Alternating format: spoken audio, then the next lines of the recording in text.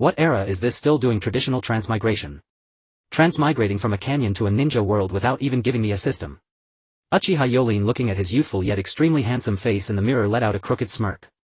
As a seasoned gamer with extensive experience, isn't it just a piece of cake to slightly innovate hundreds of ninjutsu skills in this extraordinary ninja world? Heavenly motion of all creation, wind god's poem, forbidden ultimate art. Instant shadow kill array, my style secret ultimate. Surface and inner killing, chaos void slash, and many other skills can all be replicated in this other world. How can a transmigrator's actions be called plagiarism? Today is also full of hope. No. Today is also a day to pretend to be aloof. After all, I just wanted to get a first win and then go to sleep without kicking a power strip midway. Who knows how I suddenly transmigrated into a completely unfamiliar ninja world. Since it's a completely unfamiliar ninja world, naturally one must be cautious, bit by bit collect information about this world, slowly get familiar with it like a child, and then integrate into this ninja world. As for when to end the disguise. Today. Today is the opening day of the ninja school. In Yūrin's plan. The arrogant genius of the Uchiha clan, Uchiha Yūrin, through 2.5 years of ninja training at the ninja school under the guidance of the will of fire with bonds among classmates, gradually becomes an Uchiha youth with the will of fire supporting the Hokage and loving Konoha. This is called political correctness. Even when entering the ninja school, Yūrin deliberately stepped in with his right foot first. Disguise. It's part of the plan. On this important day, the third Hokage Sarutobi Hiruzen, wearing a white haori, stood straight on the podium in the playground. The children below were the fresh leaves, the successors of the will of fire. Looking at their smiling faces, his face also couldn't help but beam with smiles, and he couldn't resist saying a few simple words. Where leaves of Konoha dance, fire burns ever brighter. Everyone in the village is family. The ninjas engraved on the memorial stele are heroes of Konoha, they burned themselves to illuminate the village. Sarutobi Hiruzen started from the founding history of Konoha, praising the selfless dedication of past Konoha ninjas, subtly instilling the ideology of village supremacy into the children below. Presumably before long these children below will be shaped by me, Sarutobi Hiruzen. Unfortunately, the Uchiha clan possesses a unique jutsu, Uchiha reflection. Uchiha Yūrin was unaffected. Indeed, no matter, the world opening ceremonies are all alike. The third Hokage's opening speech was as long and tedious as Granny Mito's foot bindings. After speaking for a little over an hour, the Hokage's opening address finally ended. The students filed out in order. As a member of the major Uchiha clan of Konoha, it was only natural that Yūrin was assigned to Class 1A. Without much thought, Uchiha Yūrin walked straight toward the last row by the window, a prized spot. The back row by the window, the king's domain. But when he walked over, he saw that on the desk, written neatly in white chalk, were the characters Aokage Sora. Yūrin's head instantly sprouted a string of question marks. What the heck? Has the seat I had my eye on already been reserved? Yūrin quickly glanced at other seats out of the corner of his eye and found that every seat had a name written on it. Why are our seats arranged in advance instead of choosing ourselves? This is not the will of fire at all. After checking around, he quickly found that the seat in the second row directly facing the lectern had the name Uchiha Yūrin written on. This seat might as well be left for someone who loves to study. Teacher, Yūrin quickly raised his hand. The homeroom teacher Itsuka Rika looked up and smiled at Yūrin. Looking at the teacher's sweet and sincere smile, Yūrin maintained an aloof expression but spoke in a tone full of concern. Teacher, the seat is too close to the outside and too far from the lectern. I'm worried that other classmates might not see the blackboard clearly, might not hear the lesson well, and might even be distracted by the scenery outside the window. So I want to give my good spot in front to another classmate. It's fine for me to sit here.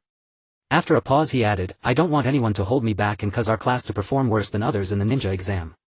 The Uchiha clan cannot afford that disgrace. Yūrin demonstrated the characteristics of the Uchiha clan vividly with his arrogant tone and aloof expression, yet also showed a side that considers others.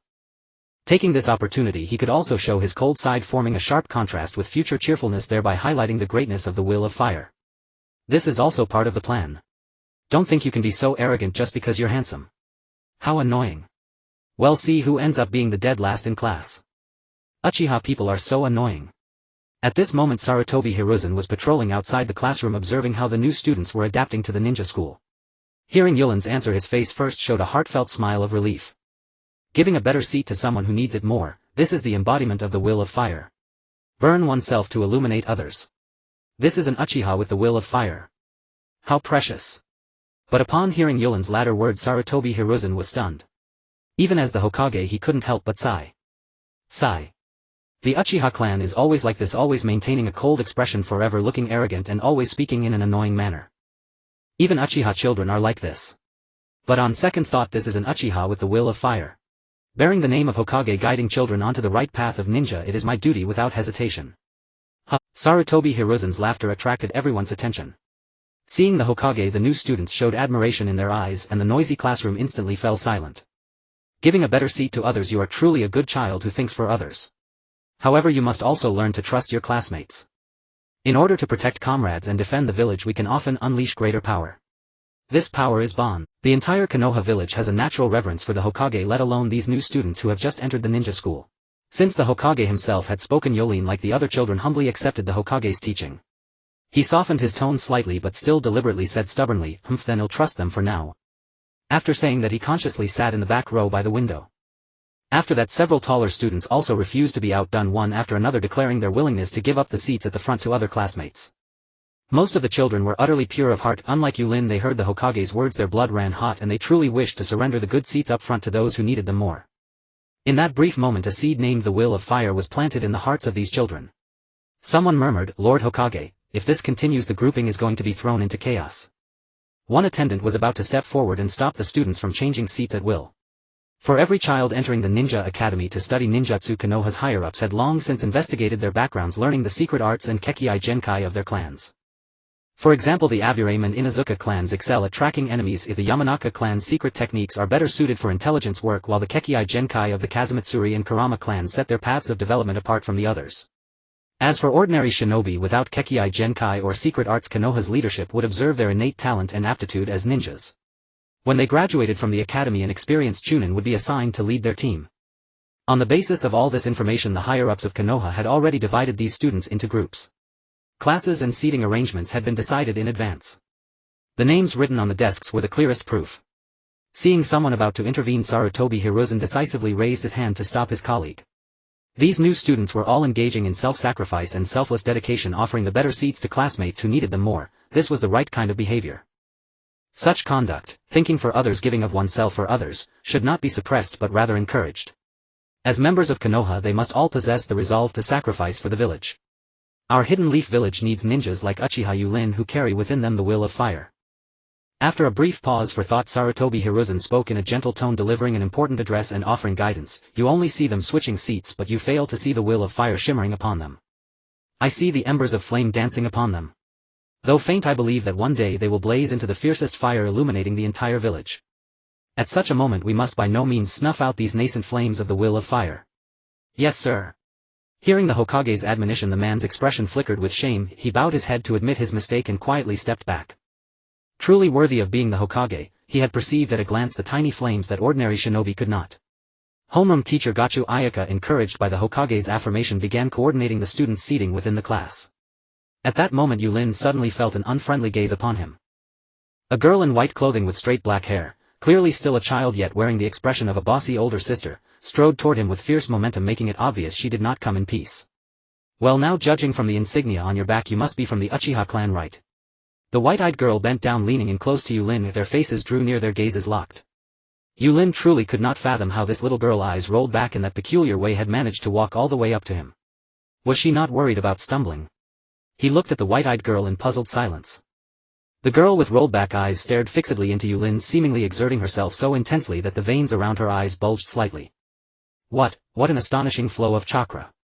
Her look of surprise flickered only for an instant before it hardened into disdain. So what if he had a lot of chakra? In the face of our Hyūga clan's gentle fist, it was utterly meaningless. With gentle fist, all one had to do was drive one's own chakra into the enemy's body to sever the flow of chakra within. Without chakra, a shinobi could no longer wield ninjutsu. A ninja incapable of using ninjutsu, could that even be called a ninja? Such a person was no threat at all. Indeed, the Hyūga clan's Byakugan was the strongest of all. Why was it that people always talked about the Uchiha clan's Sharingan? At that thought, a fierce spirit of rivalry surged up within her. Our Hyūga clan would sooner or later surpass the Uchiha and become the foremost family in the Hidden Leaf. I heard that your Uchiha clan's Sharingan only awakens after reaching a certain age, and some people never awaken it in their entire lives. So have your eyes awakened yet? Not yet, right? But I can already perceive the flow of chakra within your body now. Just you wait. The first to awaken their eyes will not be Uchiha Yūrin but me, Hyūga Yuta. Hearing the word Hyūga, Yūrin suddenly understood. So this was the Byakugan. Having lived in Konoha for 6 years, he naturally knew of the village's two famed iclans. One was the Uchiha with their Sharingan. The other was the Hyūga clan with their Byakugan. Yet where had this little girl's sudden baseless urge to compete come from? Seeing that Uchiha Yūrin still did not respond, Hyūga Yu raised her chin, thinking to herself that the Uchiha were nothing special, so arrogant just now, and yet he had clearly been frightened into silence by her. This Uchiha was simply pathetic. In our first clash I won. This was a victory that belonged to Hyūga Yu. Yet winning just once was far from enough. Hyūga Yu would not only become the finest shinobi in Konoha but would win every battle, become Hokage, and forge everlasting glory for the Hyūga clan. With a cold snort she sat down directly beside Yūrin, even though the name written on that seat was not Hyūga Yu. Wait for my challenge, Uchiha Yūrin.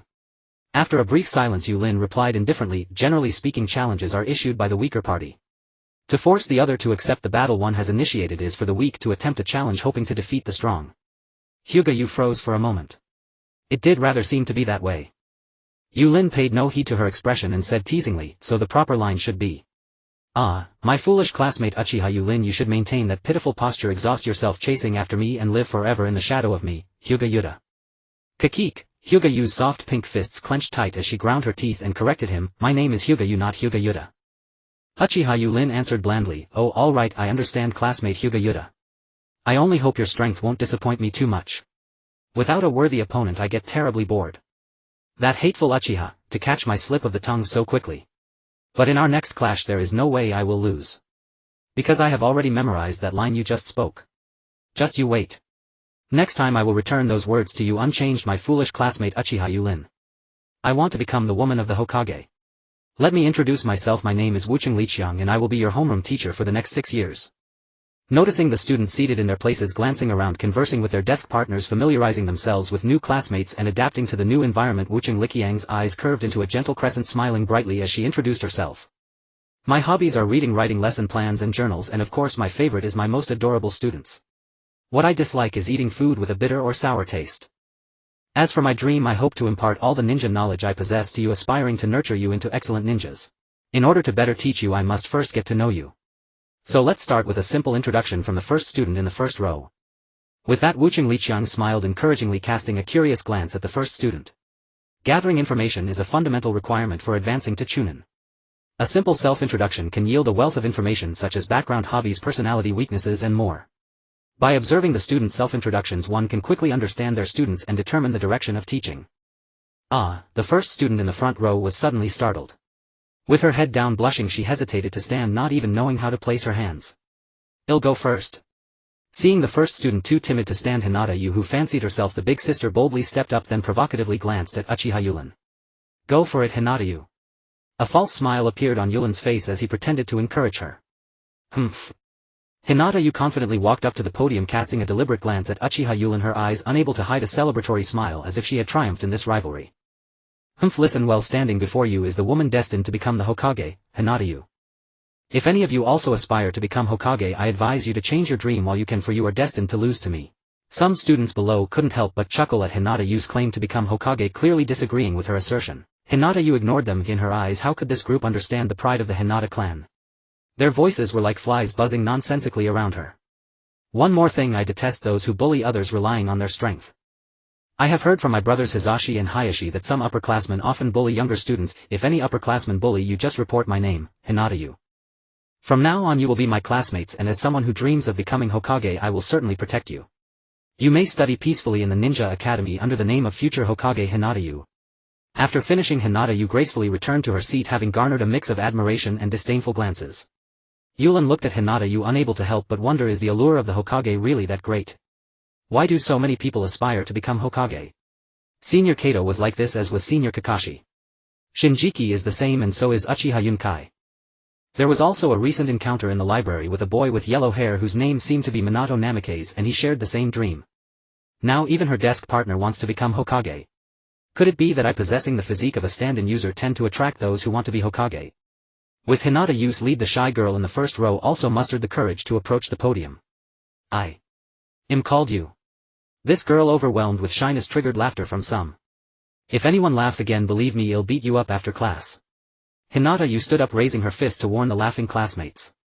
Feeling Hinata Yu's encouragement, the shy girl closed her eyes, took a deep breath and quickly said, "I'm called Yonai Chinshuan and I like inconspicuous little insects. Every insect has its own characteristics. With Hinata Yu's bold introduction, the remaining self-introductions went smoothly, and Wucheng Liqiang was diligently noting each student's traits. I'm called Arima Aozora, and I will prove who is the strongest illusionist in Konoha. Some positions can be slack off, but Hokage cannot. The work of the Hokage is very busy with various official duties every day, and as the Hokage's secretary, one needs to remind the Hokage of upcoming schedules, unfinished tasks, and so on. Hokage-sama, it's getting late. Sarutobi Hiruzen quickly raised his hand for the secretary to continue, lowering his voice to deliver an important speech once more. Work is about seizing the present. But as Hokage, we must not only seize the present but also look to the future. These children are the future of the village. We should spend more time on them, focusing on their growth until they become excellent ninjas. Moreover, it is crucial for Sarutobi Hiruzen to know what kind of dreams a Uchiha with the will of fire might hold. After all, they are of the Uchiha clan. Sarutobi Hiruzen couldn't help but pay attention. There are too few Uchihas with the will of fire, and Uchiha Kagami is one of them.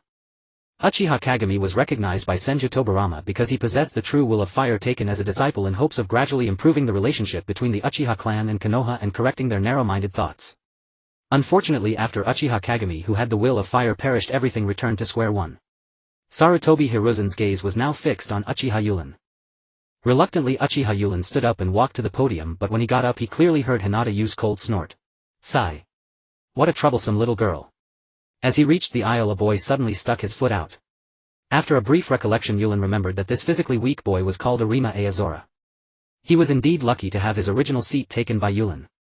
Indeed. Look at this child, physically weak, obviously unsuitable for sitting in the back row. How fortunate it is for him to sit in the front row to receive the teachings of the will of fire. A kind classmate like me is probably someone you won't encounter again in your life. Uchiha Yūrin pretended not to see Arima Aozora's outstretched leg and intentionally tripped over it while observing his reaction. Instantly some timid girls were startled, fearing Yūrin would fall, while some who disliked Uchiha were eagerly anticipating Yulin's embarrassment. And Ma Qingkong showed a look of astonishment on his face. He extended his foot, intending to make things difficult for the person not genuinely wanting to trip him. When he saw Yūrin about to fall, a look of regret and panic immediately appeared on his face. And Ma Qingkong's expression was fully captured by Yūrin. The sound of the blackboard eraser falling to the ground echoed in everyone's ears.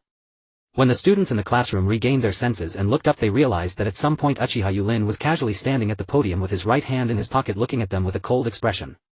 Substitution technique. Hyūga Yu looked at the wooden object on the ground and instantly understood that this was the substitution technique from the three-body technique. He just didn't expect it to be used in such a scenario. Although he felt quite displeased, Hyūga Yu had to admit that Yūrin had indeed impressed him. That Uchiha was truly infuriating. My name is Uchiha Yūrin, a first-year student at the Ninja Academy. I like what I like and I dislike what I dislike. My goal is to achieve my goals, That's about it. It seemed like he had made a self-introduction. But it also seemed like he hadn't introduced anything at all. Gojo Rika had a somewhat surprised expression. Could he be a troublesome student? Could you elaborate a bit more? Yūrin, for example, what is your dream? When you grow up, do you want to become someone like the Hokage? Uchiha Yūrin was momentarily taken aback. A dream? I can only say that boring dreams are all too similar. He only wanted to use ninjutsu in this world, replicating the skills from his previous life's game and adding lines when using skills like refuse the 6 son-in-law, slash all the cattle and miscellaneous, don't think about reincarnation and what tearing apart and other similar ear-catching phrases. Although he thought this way in his heart, he couldn't say it out loud. After pondering for a moment, he said, dreams can sometimes make one feel very sad, but they can also inspire great passion. I don't have a dream, nor do I want to become Hokage. I was right if this Uchiha also wanted to become Hokage. Sarutobi Hizashi closed his eyes, nodded in satisfaction, and couldn't help but praise him. Just as he was about to leave the classroom, he suddenly stopped. Something's not right. Sarutobi Hizashi suddenly opened his eyes, scratched his ear, and thought he had misheard. But soon Yūrin changed the subject. However, I can protect your dreams. I never expected someone to be willing to protect my dreams. Yūrin is really so gentle. Looking back at how Yūrin appeared on stage, he was truly handsome. As for the earlier unpleasantness, it was selectively forgotten. Watching Yulin's handsome appearance on stage, some girls in the class were infatuated. Sarutobi Hizashi stood there in a daze, his hands trembling uncontrollably, but his eyes were filled with excitement. This. What a fervent will of fire. I never expected that the young Uchiha could possess such a grand dream. Gojo Rika couldn't help but nod, comparing Hyūga Yu with Uchiha Yūrin in her mind. Although Hyūga Yu was very responsible, he only thought of solving problems with force. Such a personality was not suitable for being class president. Uchiha Yūrin was different. Observing the students' reactions in the class, Gojo Rika had already decided on a candidate for class president. However, before everyone could celebrate, Yūrin deliberately glanced at Hyūga Yu and Enma, then said in a cold tone, "Enma, you want to prove the illusion techniques of the Enma clan, right? As a member of the Uchiha, I do have some understanding of illusion techniques. If your illusion is too weak and tarnishes the reputation of illusion techniques, I would be very troubled. Hyūga Yu, if you want to open your Byakugan, you must practice diligently. I have learned physical techniques from a ninja named Might Guy and have been training every day. In addition to ninjutsu and illusion techniques, my physical skills are also quite good. If you need, I can be your sparring partner. I wouldn't want the future Hokage to be too weak and need my protection. Rika-sensei, I will work hard to study so that all the classmates can graduate smoothly from the ninja academy and grow into excellent ninjas. If any classmate cannot graduate smoothly from the ninja academy, I would also be very troubled."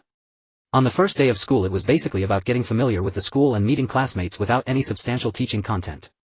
The day at the ninja academy quickly came to an end. A large group of students' parents waited early at the school gate ready to pick up their children as soon as they finished school. Except for a few individuals, every classmate in the class waved goodbye with a smile to their class president, Uchiha Yūrin, before leaving. How ridiculous. Why did I suddenly become the class president? The key point is, why did everyone support Rika-sensei's proposal by raising their hands? Clearly my tone was so cold and aggressive, didn't they feel angry? As the class president, I can't just run away after school. I should care about my classmates. I now have a reason to come to school. Class President Yūrin, see you tomorrow. A girl with twin ponytails and blonde hair turned back, smiled lightly and waved at Yūrin. Yūrin quickly thought about this classmate's name. Oh, Kazumitsuri Mana, see you tomorrow. Yūrin pretended to smile awkwardly in response. Humph. Onizen, you're too late. Hinata Yu saw her older brother coming to pick her up while Yūrin was still alone. She lifted her little face, let out a disdainful snort and deliberately complained. But then she noticed only Hyūga Hizashi was there and asked instinctively, That's strange, why didn't Hayashini come? Hayashi still has a mission to attend to, so I'm here to pick you up. Hyūga Hizashi crouched down, gazing affectionately at his adorable little sister, a harmonious smile on his face, and immediately asked about her first day at school. So how did you get along with your classmates today? Don't bully others just because of your status as a member of the Hyūga clan. Remembering her performance today, Hinata Yu got angry instantly. She puffed out her cheeks like a steamed bun and glared at Hyūga Hizashi in displeasure. Yūrin stole all the spotlight today, how infuriating. He even snatched the class monitor position, even more infuriating. I'll remember this grudge. But soon Hinata Yu was captivated by the forehead protector on Hizashi's head. Yūrin, you haven't worn a ninja forehead protector yet, have you? This time I'm ahead of you. Hizashini, could you give me your Konoha forehead protector? Hinata Yu's eyes widened as she looked at Hyūga Hizashi's ninja headband with hope. Ah, this. Hyūga Hizashi pointed to the forehead protector on his head and without much thought prepared to take it off so his little sister could see. However, just as he was about to untie the forehead protector, he suddenly froze, looking extremely pained yet forcing a smile on his face to conceal it. Ninja forehead protector. This is a symbol of being a ninja. Wait until you graduate from the Ninja Academy and become a capable ninja, then you can have one. Not yet. Hinata Yu seemed not to notice Hizashi's distress. She pouted in dissatisfaction, clenched her little fists in anger and walked ahead without looking back. How boring. If it were Hayashini, he would definitely give it to me. Indeed. Hinata Hayashi would unhesitatingly remove the ninja forehead protector. After all, he doesn't have the caged bird mark on his forehead. Why? Why is this? Why? Simply because I was born moments after Hinata Hayashi am I branded with the caged bird seal. Hinata Hizashi couldn't understand, but seeing his lively little sister Hinata Yu, he could only force himself to cheer up and quickly follow behind her. After standing there for a while, all the classmates had been picked up by their parents. Yūrin turned his gaze to the tree nearby, rubbed his empty stomach, curved his lips downward and sighed. All the classmates are gone. Is Uchiha Yunoki the Jonin not planning to come down from the tree? Sure. A few leaves drifted down and a figure flashed out. Not bad, not bad, you actually sensed me. Uchiha Yunoki nodded in approval, then crouched down and looked at Yūrin with a smile. Oh, no trouble. The moment Yūrin saw that smile, he sensed something was off and quickly covered his forehead with his hand. Too slow. Uchiha Yunoki immediately raised his right hand index and middle finger together and slightly bent, quickly flicking Yulin's forehead while smiling and reminding him, remember, call me Yunokini, I got it. Ouch, ouch, ouch. Yūrin gently rubbed his forehead and replied begrudgingly, yes Yunokijinin, no problem Yunokijin. Like other transmigrators, Yūrin was also an orphan. The one who raised him was Yunoki. Because of the transmigration, even though Yunoki was a few years older than Yūrin found it hard to call him Onaikan, those words simply couldn't come out. At most he admitted in his heart that Yunoki's actions were indeed like an older brother, devoted and responsible. Calling him Onaikan was impossible, it would never happen. Yunoki didn't mind it, he just liked using this excuse to flick Yulin's forehead. Walking back to the Uchiha clan compound, recalling Hyūga Hizashi's strange behavior earlier, Yūrin asked curiously, "Yunoki, you were observing from the tree for so long, you must have seen it too, right?" Just now that man from the Hyūga clan suddenly stopped when he was about to remove his forehead protector. He looked very strange. "Do you know the reason?" "Ha ha ha." Yunoki laughed heartily and praised him sincerely. "Oh, as expected of a genius from the Uchiha clan, you caught such a small detail. Impressive. Such meticulous observation, not to mention Genin, even many Chunin might not possess it." Yulin's observation skills, if not top tier, were certainly outstanding. As for Hyūga Hizashi's reaction just now and the Hyūga clan system, of course he knew. In fact, most clans in Konoha were aware of the relationship between the main family and branch family of the Hyūga clan. The branch family must serve the main family for life. This was a matter of the Hyūga clan, and outsiders had no way to interfere. To be precise, aside from the Senju clan, which had fully integrated into Konoha, most other clans were similar. Someone had to sacrifice for the clan. And someone needed to sacrifice. To protect those precious eyes and safeguard the clan, the Hyūga implemented the branch family system, the caged bird. With the caged bird mark, the main family could control the life and death of the branch family with a single thought. From the moment the caged bird was implanted, the branch family's life no longer belonged to them but lay in the hands of the main family. In a sense, the caged bird also protected the branch family of the Hyūga. Not every ninja possessed the talent and ability of a ninja. Most ninja would only ever become Chunin after a lifetime of effort. Because of the caged bird on their foreheads, the Hyūga branch family avoided the covetous eyes of ninja from other nations, while the main family became the primary target. Right? Wrong? Who knows? Judging by Hyūga Hizashi's reaction, he must have already been branded with the caged bird curse mark. As for that girl named Hinata, she would likely also. When she became a ninja at the latest. Such matters, it's better not to tell Yūrin for now.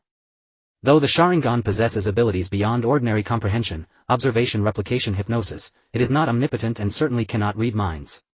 Given your meticulous observation, I'll gladly celebrate your appointment as class leader. Today we'll dine on your favorite Ichiraka ramen. This time you're allowed an extra topping. Yūrin immediately responded, "Awesome. After a whole day of classes, my stomach's been growling." The Uchiha clan was known for being cold on the outside but warm within. Yūrin's expression management and tone were impeccable. "Then call me big bro for a listen." Uchiha Yunmu joked. "Alright Yunmu," Yūrin replied. Yunmu, unwilling to discuss the Hyūga clan, deftly changed the subject. Yūrin understood and refrained from pressing further. He was not the type to be unreasonably obstinate. Yet deep down Yunmu wished Yūrin could be like other children, occasionally throwing tantrums or showing a playful, willful side, instead of remaining taciturn, silently slipping off to the library to read or training in solitude. Perhaps children who lost their parents young were destined to mature earlier. From another perspective, children who lost their parents early had no right to play or misbehave. They didn't even have parents to vent their anger or act spoiled to. "Welcome. Oh, it's Yūrin and Yunmu. What would you two like today?" an apprentice-like young man called out. Hearing Tuchi's voice, Uchiha Yunmu snapped out of his thoughts, glanced at the daily special and said with a smile, "A bowl of miso chashu ramen please." "The usual for Yūrin?" Tuchi asked kindly. Yūrin nodded, then extended 2 fingers. "I'll also add narutomaki and menma." Just then a voice filled with concern rang out. "I told you, if we waited here for Yunmu and Yūrin, we'd catch them for sure." Yunmu, Yūrin, long time no see. Having been lost in memories, Yunmu hadn't noticed his surroundings. That voice. Sakumo-senpai. And Dan-sensei. What a surprise to find you here too. Yunmu turned around, scratching his head sheepishly, a delighted expression lighting up his face. "You've grown quite a bit in just half a month, Yunmu." Kato Dan picked out the meat from the ramen he had just set down, placing it on the edge of the bowl, then turned back with a cheerful smile. "Things have been unsettled around the village lately. Missions took quite a bit of extra time." "Dan, let's not talk about that now that we're back. We only learned after returning from our mission that you became a jonin a few days ago. Congratulations.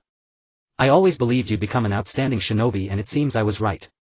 Hearing the praise from his teacher and senior, Yunma's face showed no joy, instead it turned somewhat serious. He touched the forehead protector on his brow and said with a hint of self-doubt, "Compared to Sakumo-senpai, Dan-sensei. And my father, I still have a long way to go." A flicker of nostalgia passed across Hatake Tsukumo's face, but seeing Yunmu he recalled the figure of his teacher Uchiha Kagami and smiled reassuringly. After a pause he said, I imagine Kagami-sensei would be proud knowing you became a jonin by special promotion at 15. A trace of reminiscence also glinted in Yunmu's eyes. His father, Uchiha Kagami, had fallen while leading a mission ambushed by enemy shinobi, sacrificing himself for the village. One of the squad members was Uchiha Yūrin's father. When news reached the village, Yūrin's mother, consumed by grief, passed away not long after. From then on Yunmu became Yūrin's older brother. Shink. A short finely crafted knife suddenly appeared before Yunmu, startling him from his reverie.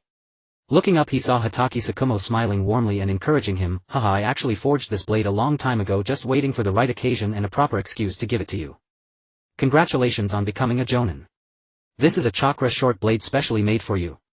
Kato-dan also produced his prepared gift and handed it to Uchiha Yunmu. Here, these are some jutsu insights I've compiled along with my thoughts and training methods for manipulating other spiritual worlds when developing the spirit transformation technique. I hope these notes help with your genjutsu.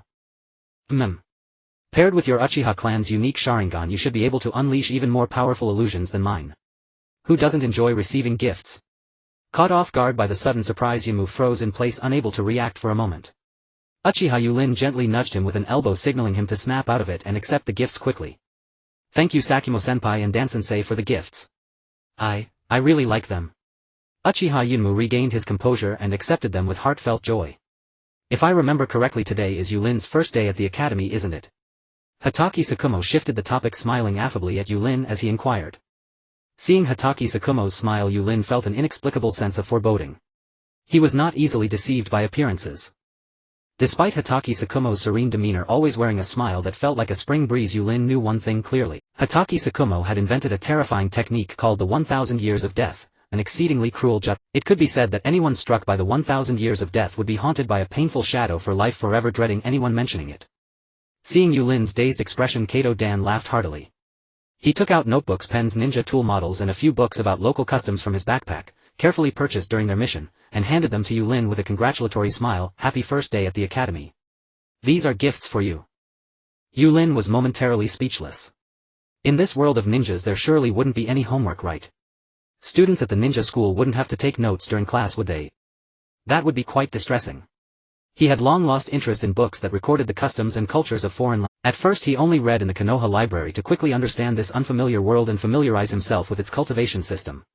However, in their eyes he had become a diligent student who loved to learn. Although this world is known as a world of ninjas, there are also samurai present. Based on classifications from his past life's games, ninjas cultivating chakra belong to the category of magic cultivators, while samurai who practice body techniques and swordsmanship fall under physical and sword cultivators. In addition, there are also special cultivation methods like shienfa, but they are quite rare. As for the historical reasons behind the decline of the samurai, Yūrin couldn't analyze that. It's not that he didn't pay attention in class during his past life. He only knew that the last part mentioned how samurai adhered to the Bushido code and gradually formed independent villages. Another group of samurai became ninjas, bringing martial arts and techniques to the ninja community. The daimyo is the nominal leader of the country, possessing nominal rights and status, but in reality they also have limited power and status. Through their cultivation, ninjas gained extraordinary power and they formed into villages. Especially when the first Hokage captured the tailed beasts, and then the distribution of tailed beasts among the nations balanced their strengths, persuading them with reason and winning them over with virtue, which brought nuclear peace to the ninja world, forming the current system of one village per country. It's a strange and distorted political system. Yūrin could hardly comprehend this peculiar political system and political structure. It's not like he didn't listen in class during his past life. What is this? Feudal division. Leveraging the daimyo to command the shogunate. Or is it that my vassal's vassal is not my vassal? Konoha belongs to the land of fire, but not all ninjas of Konoha necessarily belong to the land of fire. There is only the term Konoha ninja, not land of fire ninja. Konoha ninjas have the duty and obligation to protect the Hokage, but they do not have the duty and obligation to protect the daimyo. Of course, if the daimyo is willing to pay more, ninjas can also follow the daimyo's arrangements. In any case, it's just a task assigned by the daimyo. Tasks are not something to be ashamed of. Although the position of Hokage is appointed by the daimyo. Yet anyone with discerning eyes can see that it's merely a formality. Looking back at the history of the Land of Fire, the first Hokage was not decided by the daimyo, nor was the second Hokage determined by the daimyo, and for the third Hokage he was directly designated by the second Hokage. He had only heard of the Five Kage Summit, but no one had ever mentioned a meeting of the five daimyo. The politics of this world are truly bizarre. The technological tree is also absurdly skewed.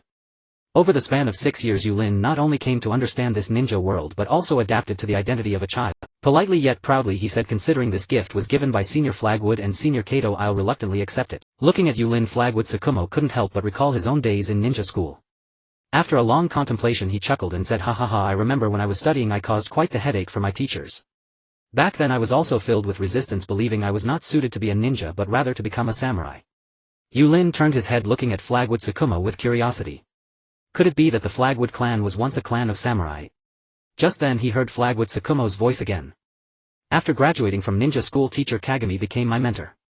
Under Teacher Kagami's guidance I gradually understood why the first Hokage established the Konoha ninja village. I also understood the difference between the jewel that ninjas protect and the bushido that samurai uphold. Flagwood Tsukumo turned around proudly, adjusting his ninja headband on his forehead, his face once again illuminated with his signature smile, warm and gentle, as he said, Yunmu, now that you have become a jonin you must surely know the answer to this question.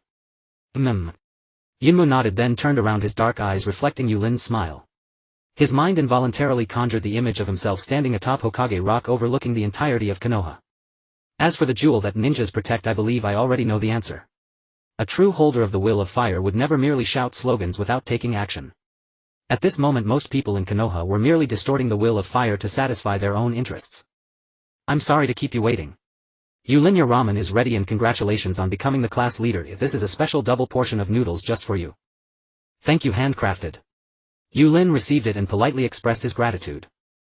For a chef who loves making delicious food, seeing a guest enjoy the ramen he painstakingly prepared is an unparalleled joy. Turning around, handcrafted noticed that Flagwood Tsukumo and Kato Dan hadn't touched their ramen at all, merely picking out the meat. His smile instantly faded and slightly displeased he inquired, excuse me, is there something wrong with the ramen I made today? The two looked awkwardly at each other and quickly shook their heads. No, we'll start right away. Yūrin had no intention of bothering with that. Picking up his chopsticks he prepared to eat. Itadakimasu. As he looked at the double portion of toppings floating in the bowl he suddenly paused, his heart tangled with indecision. Should he eat the dried bamboo shoots first or the fish cake?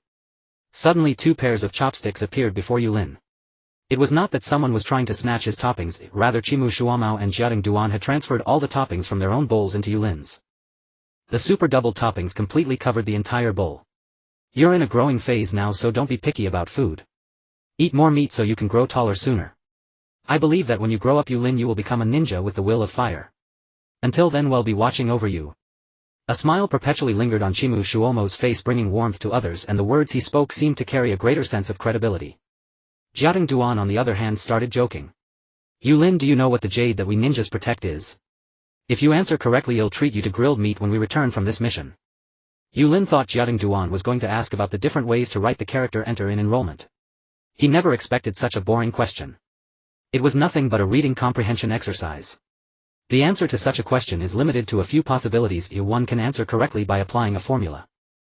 The jade certainly wasn't the literal jade, otherwise such a question wouldn't be asked. So this jade either referred to the Huiying the village or the children of the village.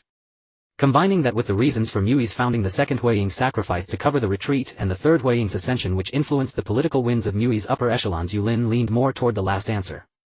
After all, children are the future of the village. If his name were Yuzhibo Weilai, that would be impressive. Although he could guess the answer to the question, he didn't necessarily have to answer it. Moreover, such a question might involve politics, so it was better not to answer it for now. So he deliberately furrowed his brow and shifted the topic. Senior Duan, did you just say when we return from this mission? Does that mean you have a new mission? Watching Yūrin deduce calmly, quickly pinpointing key points from a sentence and inferring correct information from just a couple of words, Jiating Duan and Chimu Shuamao were inwardly astonished, truly worthy of a genius of the Yuzhibo clan. This ability for deduction and intelligence analysis was truly terrifying. By the way, Senior Duan, what is your mission this time? Is it escorting a princess from some country again? Yūrin asked curiously, then smirked mischievously. Senior Duan, you should hurry up. You're almost 30 and you don't even have a girlfriend. I'm worried just watching you. If it's a princess from some country, Senior Duan, you should seize the opportunity. If you miss it you might never meet again. After all, she's a princess, she must be very wealthy. Then you won't have to worry about money and won't have to work hard on missions anymore. Jiating Duan rubbed his brow with his hand in exasperation while Chimu Shuamao laughed heartily beside him. Here we go again, here we go again. Whenever Yūrin encountered a question he didn't want to answer or found difficult, it was fine if he remained silent. But the most terrifying thing was when he suddenly countered with a fatal question. So this is the pain of facing a difficult question. Confronting the century-old problem of being urged to get married, even an excellent jonin like Jiading Duan could only raise his hands in surrender and explained, actually when I first returned to the village I wanted to treat you to grilled meat to celebrate. But right after we submitted the mission report we were suddenly assigned a new mission. I'm really sorry it'll have to be next time. Yulin asked gossipily, is the mission to escort a princess from another country? Seeing Yulin's expression of wanting to press further, Chimu Shuamao noticing no one around whispered, actually this mission is just to pick up a person. It's not escorting a princess from some country. Don't overthink it. We'll be back soon. Hearing this, Yulin quickly interrupted Chimu Shuamao to stop him from setting up a flag. After all, he had transmigrated and some things should be respected. He still wanted to eat grilled meat. Alright, I understand. After that he ate the toppings in his bowl with boredom but soon noticed something odd and asked curiously, is this mission to be carried out only by Senior Duan and Senior Shuamao? Considering the style of the Umbu, Chimu Shuamao and Jiading Duan did not say much. This mission is a bit special, it's just me and Jiading Duan. Yulin furrowed his brow and analyzed with confusion based on the current situation, 2 jonin and elite jonin at that, at least in a rank mission, possibly even an S-rank mission. And A-rank missions involve the village and the nation, let alone missions above a rank. Such high-level missions are usually handled by Lord Huiying, but today Lord Huiying has been at the academy all day. The person with the ability and authority to issue missions above a rank in the entire village. Just as Yulin was about to deduce the truth, a flick to the head came. Bang! It hurts. Yulin exclaimed, opening his mouth wide, tears brimming in his eyes as he glared at Yunmu with displeasure. Yunmu stared back at Yulin, striving to maintain a serious demeanor, and said with an annoyed expression, just eat your noodles without all the extra chatter. In the entire village there were only a few who could issue A-level missions, and above the Elder Council the root of the Umbu and the Daimyo. Regardless of whether it was the Elder Council or the root, Yunmu did not have much fondness for them. He felt that this group of people claimed to uphold the will of fire while doing the exact opposite. Although his father could barely be considered a comrade in arms with them, he couldn't understand why they held such deep prejudice against the Uchiha clan, especially that guy Shimura Danzo, who was like a venomous snake lurking in the shadows ready to strike without warning. Yunmu did not wish for his brother Yulin to attract Danzo's attention. Therefore he directly interrupted Yulin's line of thought, fearing that this mission might be related to Danzo. In theory and procedure all missions had to be reported to the Hokage for a decision. But in reality the actions taken by the root of the Umbu were often unknown even to the Hokage. Kakashi and Shikamaru instantly understood Yunmu's concerns and explained, this matter has already been brought to the Hokage's attention, it is Lord Mito's commission. Yulin asked with a puzzled expression, curious as he inquired, what kind of mission could Lady Mito possibly have at her age? It might just be that Lady Mito is getting older. Just as he started to speak, Kakashi realized he had misspoken and quickly changed the subject, saying, actually our ability to take on Lady Mito's commission is partly due to you. How does that involve me? Yulin was quite perplexed. The relationship between the wife of the first Hokage Uzumaki Mito and the Uchiha clan was very delicate. In theory the Uchiha clan found it quite difficult to establish any connection with Uzumaki Mito. However, Yulin was a bit different from other Uchiha clan members. Although he appeared aloof, he was very polite to others. Coupled with his youthful curiosity about the history of the shinobi world and that of Konoha and the rich historical resources held by the Senju clan, Mito gradually grew fond of this Uchiha who embodied the will of fire. Facing such a kind-hearted elder, Yulin sincerely called her Lady Mito.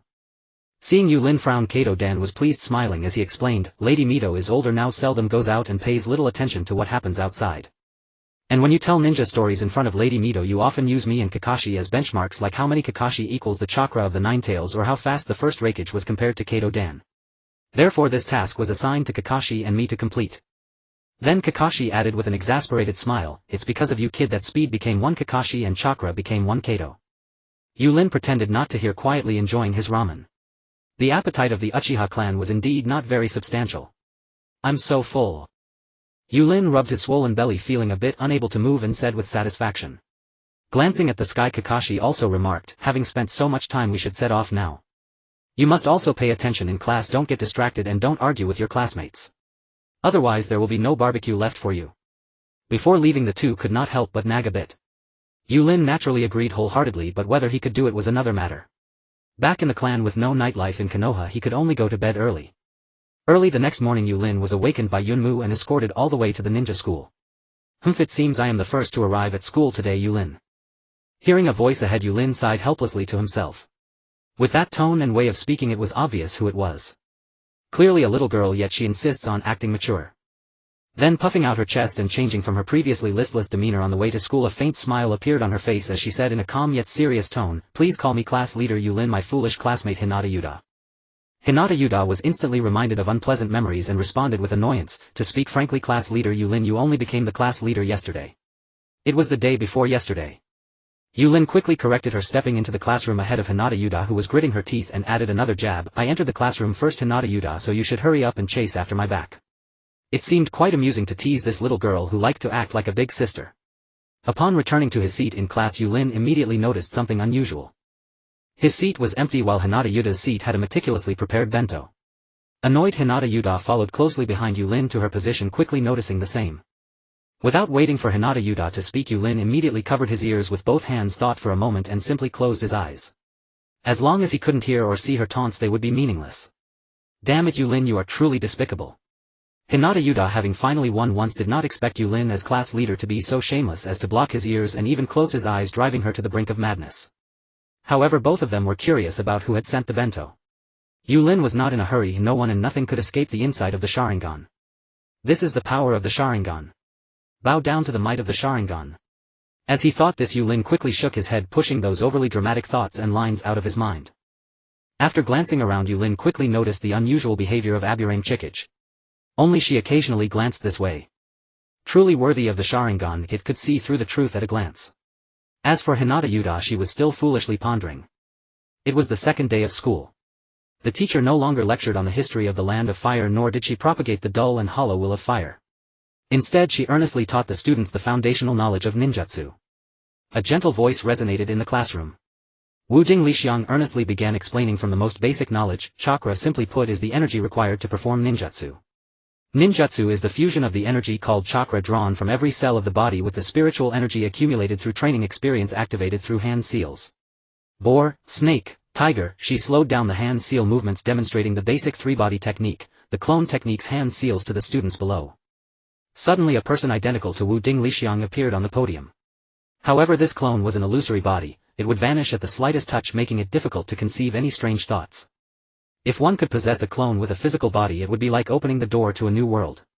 But then it would no longer be a mere clone technique, it would be a true doppelganger. The hand seals I just performed were boar, snake, tiger. These are the seals for the clone technique.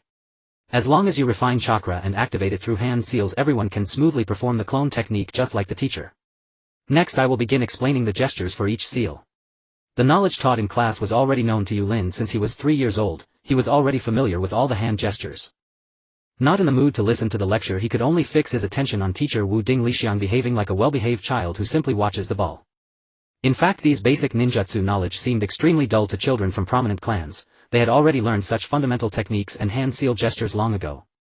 But the children from commoner families had no one to teach them, and most of them lacked the potential to become ninja. The knowledge that Wu Dinglixiang explained was immensely precious to the commoner children. Only in the ninja academy could they systematically learn it. It was said that everyone in the village was one family. Others could not learn bloodline limit techniques, but they could learn secret techniques. Yet every clan tightly guarded their secret techniques for fear of others knowing, and even the most basic ninjutsu knowledge could not be shared with the entire village. Were they afraid that even basic ninjutsu knowledge would be stolen by spies from other nations? This was not the will of fire at all.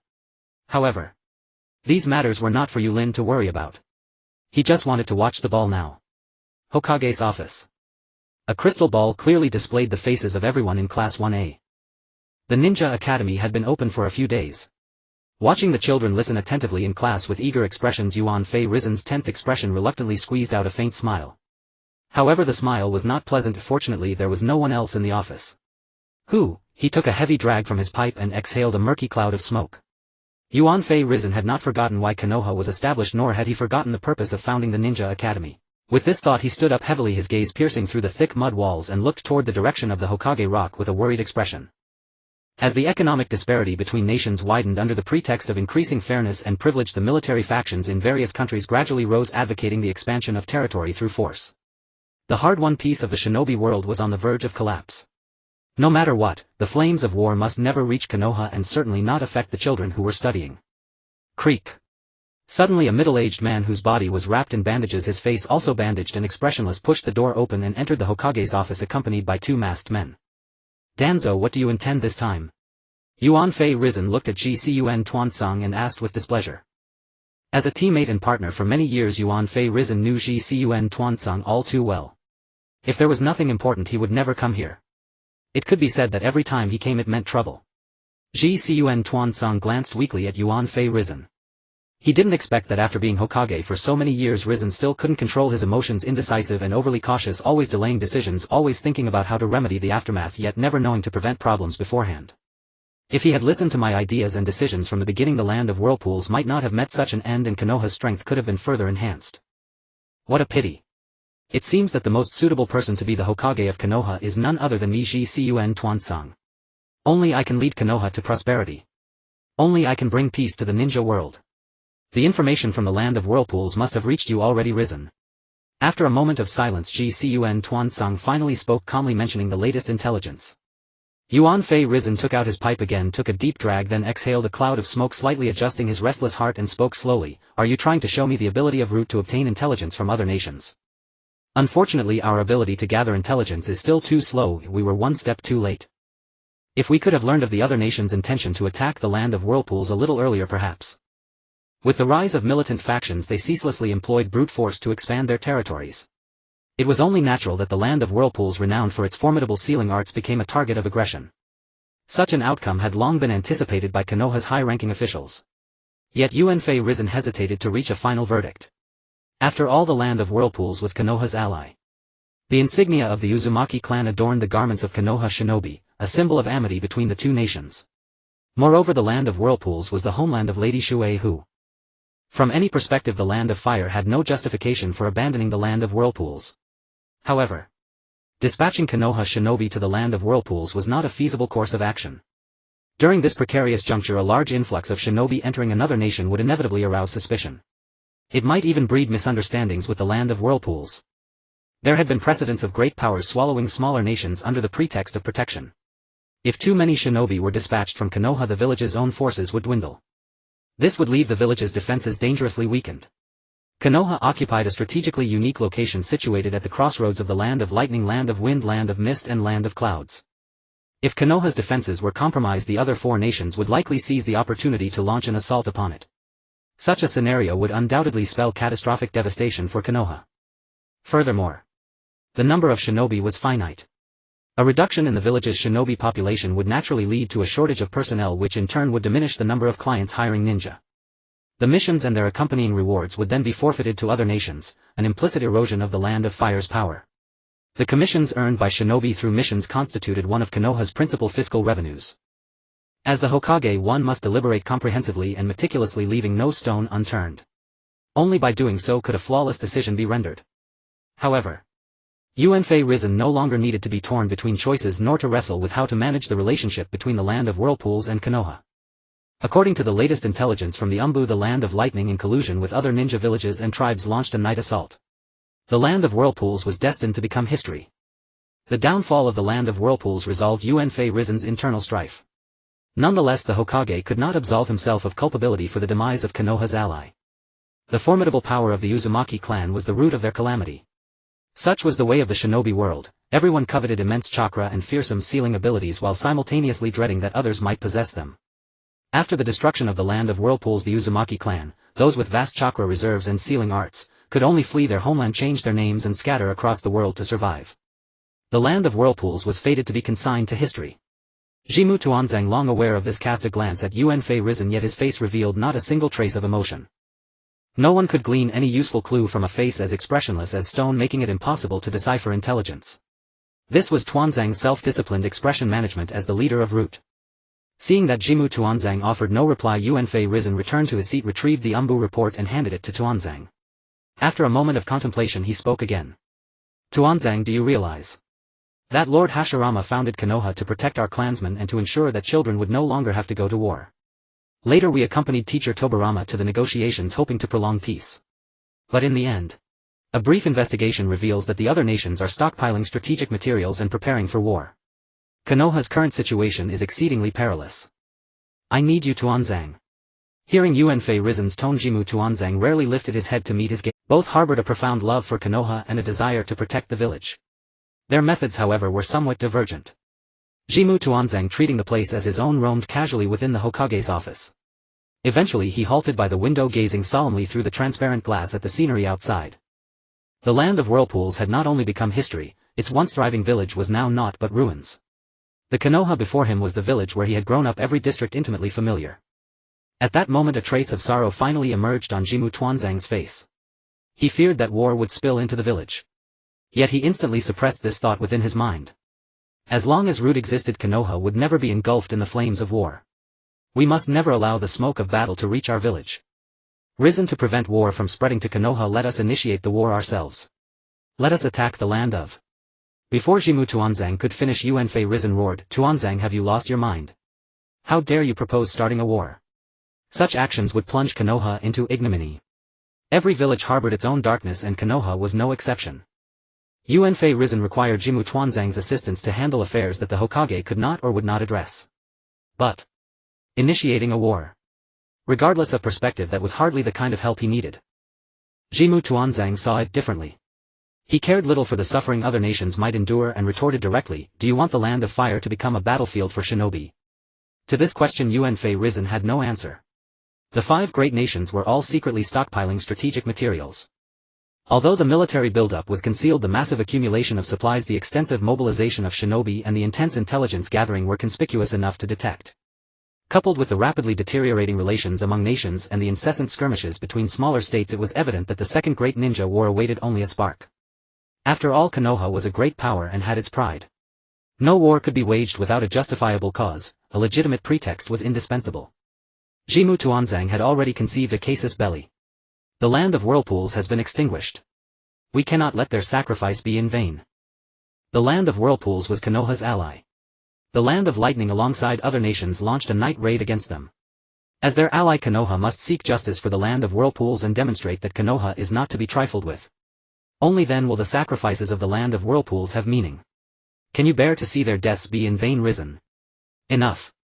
Yuanfei Risen could not contain himself any longer and interrupted sharply, "Our teacher taught us not only ninjutsu but also what it truly means to be a shinobi.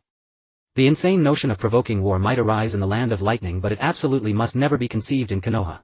Lord Hashirama founded Konoha Ninja Village not to wage war but to put an end to endless meaningless conflicts, so that children could grow up carefree and live to an age where they could drink sake. Tuanzang, you have betrayed the will of fire passed down by our predecessors. Risen, the will of fire is about protecting comrades and safeguarding the village." Jimmu Tuanzang rebutted ruthlessly, "Any threat to the village's security must be mercilessly eradicated. That is the true will of fire." Yuanfei Risen found such methods unacceptable and refused categorically, "This matter requires no further discussion. I will never consent." Gazing at Yuanfei Risen's resolute expression, the fury on Jimmu Tuanzang's face eventually dissolved into a sigh as he abandoned any attempt to persuade him. "What you Yuanfei Risen dare not do, Root will do. What you dare not initiate, Root will initiate." Root exists underground, deprived of sunlight and warmth, immersed only in darkness, boundless bone-chilling darkness. This is Konoha's Root. I am Konoha's Root. The land of lightning is a village dominated by militant factions. Coveting anything of value, they ceaselessly seek expansion and aggrandize national power. Regardless of how amiable individuals within the village may be or how much camaraderie they share, it cannot obscure the fact that the land of lightning is the nation steeped most deeply in militarism among the 5 great shinobi nations. Before leaving the Hokage's office, Shimura Danzo suddenly stopped and asked again, "I heard that a few days ago Lord Mito entrusted Kato Dan and Hataki Sakumo to go to the land of whirlpools to bring someone back. Calculating the time, they should be back soon, right?" As a ninja and the leader of Root, Shimura Danzo naturally possessed formidable intelligence analysis abilities. Who is Lord Mito? He is the first Jinchuriki of the 9 tails. What is a Jinchuriki? A Jinchuriki is one who seals a powerful tailed beast within themselves and forcibly calls upon the beast's immense chakra when needed, gaining formidable power. The existence of a Jinchuriki maximizes the utilization of the tailed beast's power. Which country does not yearn for a perfect Jinchuriki capable of harnessing the tailed beast's strength to protect the village? Why did the land of lightning attack the land of whirlpools? It covets the sealing techniques and abilities of the land of whirlpools. Lord Mito is already quite old. At this moment, Lord Mito's decision to send someone to the land of whirlpools is self-explanatory. Perhaps Shimura Danzo's previous ideas were too extreme. Sarutobi Hiruzen showed no mercy and directly stated, "Lord Mito has already made arrangements for this. We only need to respect Lord Mito's decision and the rest has nothing to do with you."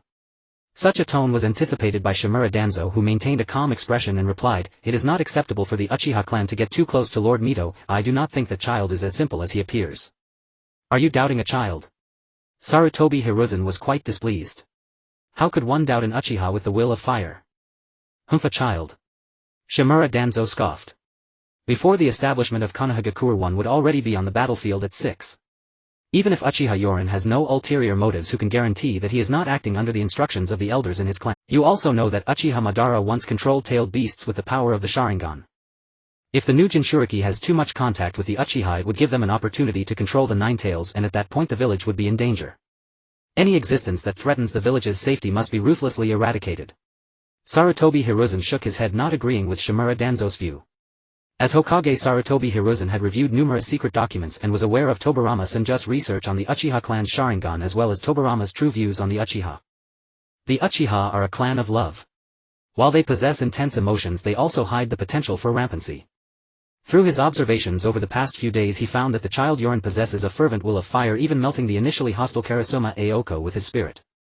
The once aloof Yūrin gradually became more cheerful due to the bonds formed among classmates. This is the power of the will of fire. At 6 years old, Yūrin can articulate his dream of protecting his classmates and take action. Although he still occasionally exhibits the Uchiha clan's bad temper, it is already a tremendous improvement. When he grows up, Yūrin will undoubtedly protect the future of Konohagakure. I believe that a ninja with the will of fire will never betray the village if they are the future of Konohagakure, the new leaves, and I will safeguard their growth. Listening to Sarutobi Hiruzen's naive remarks, Shimura Danzo shook his head in disappointment. Whether it's the new Jinchuriki or the Uchiha clan, they should be controlled to ensure the village's safety to the greatest extent. Only I can make them truly loyal to Konohagakure. What you are doing will only bring darkness to Konohagakure. Only by doing this can we protect the village. If you want them to protect the village, they must identify with the village. Only by fostering a sense of belonging and recognition towards Konohagakure will they genuinely protect it. You are getting old, Hiruzen, and now is not the time to be soft-hearted. I am the Hokage Danzo, and your thoughts have already strayed from the will of fire. You will regret this, Hiruzen. Seeing his former partner leave, Sarutobi Hiruzen returned to his position and pondered Danzo's thoughts on starting a war. Regardless, the reputation of Konohagakure cannot be tarnished. Konohagakure must not initiate the war. As the symbol of Konohagakure, the Hokage cannot be the first to issue war orders. He can only increase the reserves of strategic supplies under the pretext of protecting Konohagakure. Therefore I can only trouble you, Danzo. As for Uchiha Yūrin and the new Jinchuriki, I will teach them the true will of fire and guide them on the correct path of a ninja. After leaving the Hokage's office, Shimura Danzo soon returned to the root base and quietly arranged, prepare to head to the Land of Rain next. The Land of Rain has a unique geographical location, making it very suitable to become a battlefield. As for the suffering this will bring to the people of the Land of Rain, Shimura Danzo does not care. As long as it can reduce the losses of Konohagakure, then it is all worth it. Moreover, continuous wars can weaken enemy countries and deplete the strength of other clans in Konohagakure. Only then can Konohagakure become more peaceful and help him further control it. Shimura Danzo only wants to protect Konohagakure to safeguard the village where he has lived since childhood. What is wrong with Shimura Danzo's desire to protect the village?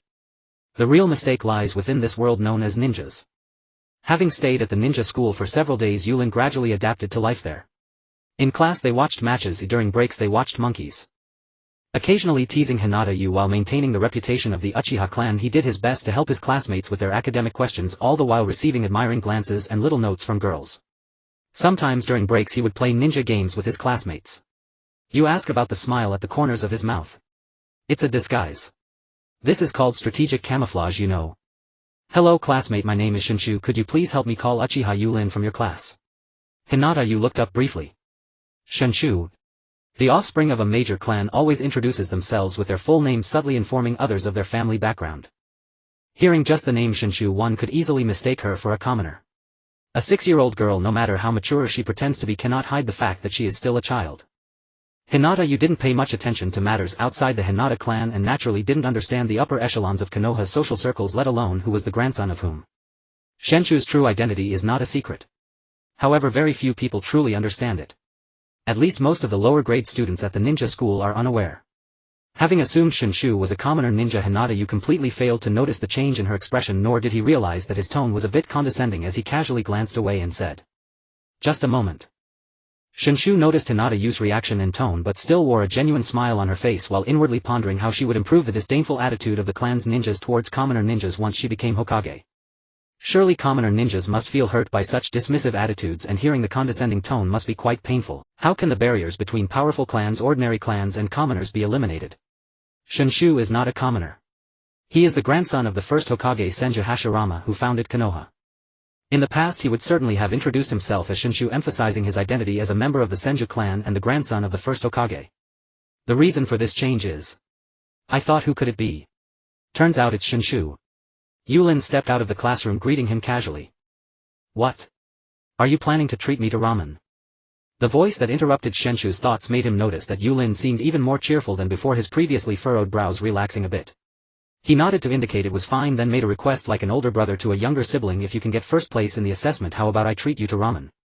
Treating to ramen is certainly within Shinshu's means. First place. Yūrin put on a troubled smile and asked, what about last place? Shinshu laughed heartily and said, of course, no problem. Not competing for first but instead aiming for last place doesn't indicate a problem in thinking. This is because Uchiha Yūrin possesses the fiery will of fire. Only those who have been at the very bottom can understand the pain of being at the bottom. To feel the pain of being at the bottom, to contemplate pain, to accept pain, and ultimately to transcend pain. Those who do not know pain, a bag of rice, cannot understand each other. Shinshu can see the flickering will of fire in Yūrin because he too has inherited the will of fire from the first Hokage. Those who possess the will of fire are drawn to each other. You don't look very happy, is there something you need my help with? After joking, Yūrin inquired about the matter. Well, let's talk as we walk. Shinshu, unsure of how to start, furrowed his brows again, speaking heavily. The two walked side by side along the streets of Konoha. Their path led towards the territory of the Senju clan. Initially Shinshu didn't quite understand his grandfather's deep intentions. Why hide the surname of the Senju clan? Why do his father and sister Tsunade not have surnames? Like commoners, they only have their first names. Until one day a little fellow who loved to learn about the history of the ninja world, Uchiha Yūrin, ran to the Senju clan to borrow books from the family collection. Later, when Shinshu was explaining the history of the Land of Fire to Yūrin asked several strange questions. It was these questions that made Shinshu instantly understand why his grandfather wanted the clan members to hide their Senju surname. It was to allow the clan members to fully integrate into Konoha, becoming a part of Konoha. Konoha has never belonged to the Senju. At the moment Konoha was established, the Senju were no longer confined to the Senju of the forest. The Senju belonged to Konoha, but Konoha does not belong to the Senju. To eliminate the barriers between clans, to dissolve the hierarchy between people, to not distinguish using family names, and to unite the entire Konoha into one true family. Since then Shinshu no longer regarded himself as the grandson of the first Hokage. When introducing himself to others, he would never again emphasize that his name is Senju Shinshu. Instead he would confidently and sincerely say his name, Shinshu. I am Shinshu. Shinshu of Konoha. I want to protect the village just like my grandfather. After pondering for a while, Shinshu slowly began to speak. The Senju clan and the Uchiha clan jointly established the Konoha ninja village, after which other clans followed suit and established their own ninja villages. And not long ago the leader of the Uzumaki clan, Uzumaki Rumina, led the Uzumaki clan to establish the Land of Waves and the Uzumaki Hidden Village, becoming an ally of Konoha. But just recently the Land of Waves was destroyed and my grandmother. Upon hearing this news, Yūrin was instantly stunned. A nation was destroyed. Yūrin had never experienced something like this and didn't know what expression should appear on his face. All he knew was that having traveled to this strange ninja world, his first task was to quickly integrate into it by continuously reading books to understand its history and development. This led many people to have the first impression of Yūrin as a studious child who simply didn't like to talk. While browsing through the history of the ninja world, Yūrin was well aware. The ninja world has always been at war, never stopping. It was just his good fortune to have traveled to a relatively peaceful land of fire. The Land of Waves has been destroyed. Perhaps it was today, perhaps yesterday. Yūrin was not clear. He didn't even know how he ended up in front of the Uzumaki family's bed. A little girl stands beside, nestled in the embrace of Uzumaki Mizuho. Her red hair is so striking that even in a daze Yūrin cannot help but notice the long vivid red locks. Come a bit closer. Mizuho beckoned as she noticed Yūrin's absent-mindedness. She knew that the Uchiha clan possessed a strong sense of empathy. Perhaps Yūrin was worried about the downfall of the Land of Waves. What a caring child. Having lived for many years, Mizuho had long since come to terms with many things. Yūrin walked over to Mizuho wanting to say something, but unsure of what to express, he stood there dazed. Let's start with some self-introductions. Mizuho broke the silence and spoke. The girl with the long red hair raised her head, revealing her round face, her vacant eyes looking at Yūrin. She recalled the care of those two ninjas on the way back to Konoha, along with the words of the two ninjas before leaving. Once you arrive in Konoha, you must live happily here. Yes, Konoha will be your home now. If anything makes you unhappy, you can come to me and Kakashi. Suppressing the sorrow within, she forced a smile and said in a hoarse voice, Hi. I am Uzumaki Kushina. A very stiff smile. Yūrin could immediately tell that this girl named Uzumaki Kushina was faking her smile. Her eyes held no color, like a bottomless black hole that refracted no light, as if wandering in an abyss. Yūrin suddenly remembered that this girl also bore the surname Uzumaki, belonging to the same clan as Mizuho. A strange yet familiar term appeared in Yulin's mind. The remnants. The person before him was indeed a citizen of a fallen nation. Yūrin had always believed that war was far removed from him. However, after hearing from Shoju about the downfall of the land of waves, deep down he was reluctant to believe it. Could a nation truly perish just like that? This was clearly a term from textbooks. Why had it quietly appeared before his eyes? With the sudden presence of Uzumaki Kushina, Yūrin finally grasped that the war of ninjas was not without reason. Mizuho looked at Uchiha Yūrin, noticing the tomo appearing in his eyes. She affectionately ruffled Yulin's hair, recalling Tobarama's research on the Uchiha clan. It was initially believed that the Senju clan valued love over ninjutsu as their strength. In contrast, the Uchiha clan prioritized the power of ninjutsu above all. But the truth was otherwise. No clan's love was more profound than that of the Uchiha. Therefore they sealed it away. Once the Uchiha understood what love was, the power of love that surpassed the Senju would awaken. On the surface this seemed like a good thing. However, the reality was different. Excessively intense love could easily lead to a breakdown. The Sharingan synchronized with emotional power, enabling rapid enhancement.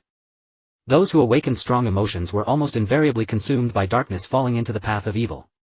As Mizuho, the wife of Hashirama, was the closest person, she often found Hashirama alone after Uchiha Obito left the village, blaming herself for not saving her old friend, allowing him to go astray, and ultimately. Though Mizuho had kept a low profile over the years, she still understood the situation in Konoha very well. Those who followed Uchiha Obito had not settled down, only Uchiha Yūrin was different. He was a true Uchiha with the will of fire. As Mizuho's life approached its end, she wished to place some hope in Uchiha Yūrin.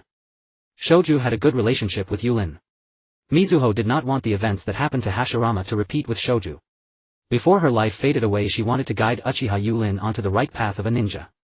To say it in detail, it was Yūrin who helped her grandson Shoju understand the will of fire that Hashirama left behind. Shoju often praised Yūrin in front of her, saying that Yulin's thoughts on war were different from others and that perhaps he could find a way to truly end the endless wars of the ninja world. Seeing the changes in Yūrin further solidified Mizuho's resolve. She could not allow those who followed Uchiha Obito to lead Yūrin to the opposite side of Konoha. She could not let him become the next Uchiha Obito. In addition, Mizuho also wanted to teach Uzumaki Kushina the way to attain happiness. Only by filling the vessel with love could one avoid being consumed by sorrow, pain, and darkness. Only by understanding what love was could one resist the influence of the Nine-Tails malevolent chakra. The Uchiha clan's Sharingan possesses the power to control tailed beasts. Mizuho called for Uchiha Yūrin to come over for an extra layer of assurance. Having spent her childhood in war, Uzumaki Kushina had witnessed the devastation of her village, the land of waves. She was now most sensitive to the emotions of others. She watched as Yūrin remained silent, instinctively taking a small step back. "I am Uchiha Yūrin." Observant Yūrin instantly noticed Kushina's unease and quickly responded. However, such a simple response was not enough. He needed to find a way to help her quickly emerge from her sorrow. This is your first time in Konoha, right?" Kushina did not refute, unsure of what Yūrin was trying to convey. "That means I am the first friend you've made in Konoha." Yūrin then raised his hand to compare their heights, realizing that Kushina was indeed a head taller than him. What could he do about that? Boys naturally develop later than girls, and he was only 6 years old this year. "Even though you are taller than me as a boy, I have to look out for you as your first friend in Konoha." How about this? As your first friend, as a welcoming gesture, I know a ramen shop that serves delicious noodles. How about you treat me to ramen? Looking at Yulin's sincere smile, Kushina felt an inexplicable sensation in her heart, yet she couldn't articulate it. After a while she finally reacted. "Why should I treat you to ramen? That's not fair." Kushina's fiery temperament and boyishness came out unexpectedly. Negative emotions needed an outlet. Seeing this, Yūrin invited back, "Then let me treat you to ramen. You just rejected treating your first friend in Konoha, and now that I'm offering you can't refuse." At that moment a loud crash sounded from outside the door. It seemed that the door had been violently damaged. Hearing this sound, Uzumaki Mizuho immediately understood who had returned and shook her head helplessly. This commotion clearly indicated that Tsunade had completed her mission and returned in a whirlwind to the Senju clan's territory. When Shoju saw his sister return successfully, he was overjoyed. The Uchiha clan possesses the power of love, and the Senju clan is no exception. The Senju clan also has a younger sibling's protective instinct. Seeing Shoju, Tsunade's worried expression immediately changed, and she bent down to perform the ninja art of head pat. Shoju wanted to refuse. In a little while he would graduate from the ninja academy and become a genin of Konohagakure. He was no longer a child. Although his sister Tsunade had become a jonin of Konohagakure, one should not underestimate the genin of Konohagakure. Shoju knew well about the incredible strength his sister possessed, he had neither the ability nor the qualification to refuse. He could only obediently stand still silently enduring his sister's head pat technique. "Grandmother, are you alright?" Tsunade asked Shoju with concern. Ninjas are required to complete missions even if they are the granddaughter of the Senju clan. The moment she returned to the village she immediately ran back to the Senju clan's territory. As for reporting the completion of the mission and the information gathered during it, that task was left to Orochimaru and Jiraiya. Grandmother has not been significantly affected. Shoju briefly explained the situation and Tsunade felt relieved after hearing this. Once Shoju finished speaking, Tsunade directly pushed open the bedroom door. Inside, a little girl with red hair was happily chatting with a young Uchiha. Their grandmother looked at the two little ones with a peaceful expression. Tsunade, being carefree, did not harbor any obvious bias against the Uchiha clan. Tsunade had her own words to say, just look at the teammates beside her. One was Orochimaru, who made her shiver just by standing next to him, constantly pondering strange questions completely unlike a Konohagakure ninja. The other was Jiraiya, who seemed unreliable just by standing nearby, always thinking about peeping into the women's bathhouse with his mind filled with inappropriate thoughts. Having one such teammate was already difficult, and she had two like that. Compared to them, the Uchiha clan seemed just average. Moreover, since Shoju treated Yūrin like a younger brother, Tsunade naturally extended her affection to Yūrin, treating him as a neighborly little brother and often looking out for him. Whether it was Tsunade, Shoju, or Uzumaki Mizuho, they all loved Konohagakure from the bottom of their hearts and never thought of gaining any benefits from the village. They simply wanted to protect the peace of Konohagakure and safeguard the village. They truly regarded Konohagakure as their home. "Tsunade, it's perfect timing, come over and meet her." Uzumaki Mizuho lifted her head satisfied as she glanced at her granddaughter, inviting Tsunade to come over. "I am Uzumaki Kushina. The damage caused by war cannot be easily erased," but at this moment Uzumaki Kushina was much brighter than when she first arrived. Then Uzumaki Mizuho instructed, "Tsunade, could you please run another errand to help Uzumaki Kushina with her enrollment procedures? She will be living in Konohagakure from now on." Bang! Don't ask why Tsunade kicked open the Hokage office door instead of using her hand. The reason is that she was carrying Uzumaki Kushina's documents in her hands. On the other hand, Tsunade felt a bit displeased with the Third Hokage. If the Third Hokage had been a bit more assertive and prepared in advance, perhaps the Land of Waves would have had a different outcome. Yet Tsunade also understood that she could not place all the blame on the Third Hokage. She could only vent her inner dissatisfaction this way. "Old man," Tsunade called out unceremoniously. She was not in the habit of calling Sarutobi Hiruzen teacher, nor did she like referring to the Third Hokage that way. She was more accustomed to addressing him as old man. "I am here to help Uzumaki Kushina with her enrollment procedures." Sarutobi Hiruzen was already aware of Mizuho's arrangements, but the necessary enrollment procedures still had to go through the process considering Uzumaki Kushina's age and background. Uzumaki Kushina is 9 years old and will be placed in the 3rd grade. Not waiting for Sarutobi Hiruzen to speak, Tsunade immediately asked, "By the way, where is a ninja student named Namikaze Minato? Which class is he in?" "Namikaze Minato? Who is that?" Sarutobi Hiruzen couldn't recall at that moment. Although he had been keeping an eye on the students in the ninja academy, his limited energy meant he could not monitor every single student, let alone a ninja student from a small clan, unless it was a super genius like Orochimaru. After a while he finally found the file in the documents. "Namikaze Minato is in class 3B. Are you planning to place Uzumaki Kushina in class 3B? This was not Tsunade's idea but a suggestion given by Yūrin before heading to the Hokage office. During their encounters in the library, Yūrin had crossed paths with Namikaze Minato several times. With Namikaze Minato's sunny and extroverted personality, it was naturally easy to make friends. Although this blonde kid appeared slightly effeminate, he was still very trustworthy. A person who genuinely wanted to become Hokage and worked hard for it was generally worthy of trust. Uzumaki Kushina being in the same class as Namikaze Minato would likely make it easier for her not to be bullied. Do not dismantle the original CP. At Ichiraku Ramen. "I'm full," Kushina said, placing her chopsticks down and patting her slightly swollen belly with a satisfied expression. "How was it?" Yūrin asked proudly. "Delicious, right?" Kushina replied, still savoring the moment, "It was really good. I haven't eaten this well in a long time." This was the first time in days she felt truly full. Yūrin then looked at Shinshu and his gaze conveyed an unspoken message. Although Yūrin was treating them, there was no rule that the one treating had to pay. After all, Yūrin had kindly invited them, how could Shinshu be so shameless as to not contribute? Shinshu sighed helplessly and reluctantly pulled out his stash of savings from his pocket to settle the bill. As they stepped out of Ichiraku Ramen, Shinshu said, "Yūrin, it's up to you to take Kushina around Konoha and help her get familiar with the village. It's not easy to wait for Orochimaru Sensei to return from a mission, and I want to take this opportunity to learn more about ninjutsu from him. Although conflicts exist in the ninja world, Konoha values human relationships. Not all students are assigned mentors right after graduating from the Ninja Academy. People like Shinshu and Tsunade were born here. Additionally, since Tsunade and Orochimaru were teammates, Shinshu had begun learning ninjutsu from Orochimaru at a young age. Most people in Konoha, however, are born as fodder. After graduation they are assigned to a random Chunin teacher only to become cannon fodder on the battlefield. No problem, Yūrin replied. Shinshu knew he was too weak and desperately wanted to grow stronger. Only with great power could he protect Konoha. Yūrin also had thoughts of enhancing his own strength. After bidding farewell to Shinshu, he strolled through the streets of Konoha with Kushina. The Land of Fire is the strongest among the 5 great countries, rich in resources, and with its unique geographical position Konoha is naturally more prosperous than other ninja villages. In the bustling streets Yūrin noticed many ninjas disguised as merchants or commoners. Sigh. It seems like the peaceful life is about to end. Ultimately the two arrived at the Ninja Academy. Hey, this is the Ninja Academy where you'll be attending school tomorrow. Yūrin casually introduced, placing his hands behind his head. Meanwhile school had already been dismissed. Kushina watched the children being picked up by their parents, a hint of sadness crossing her gaze. At the same time she had a slight expectation for her classmates, but her face also showed a trace of timidity. This is Konoha, not the Whirlpool village. She wondered if they would be dismissive of outsiders from other villages. She was also worried about whether she could fit in this village called Konoha. Yūrin noticed the expression on Kushina's face, gently patted her forehead and chided himself for forgetting such an important matter. Don't worry. If anyone bullies you in class, just mention Hinata's name. Huh?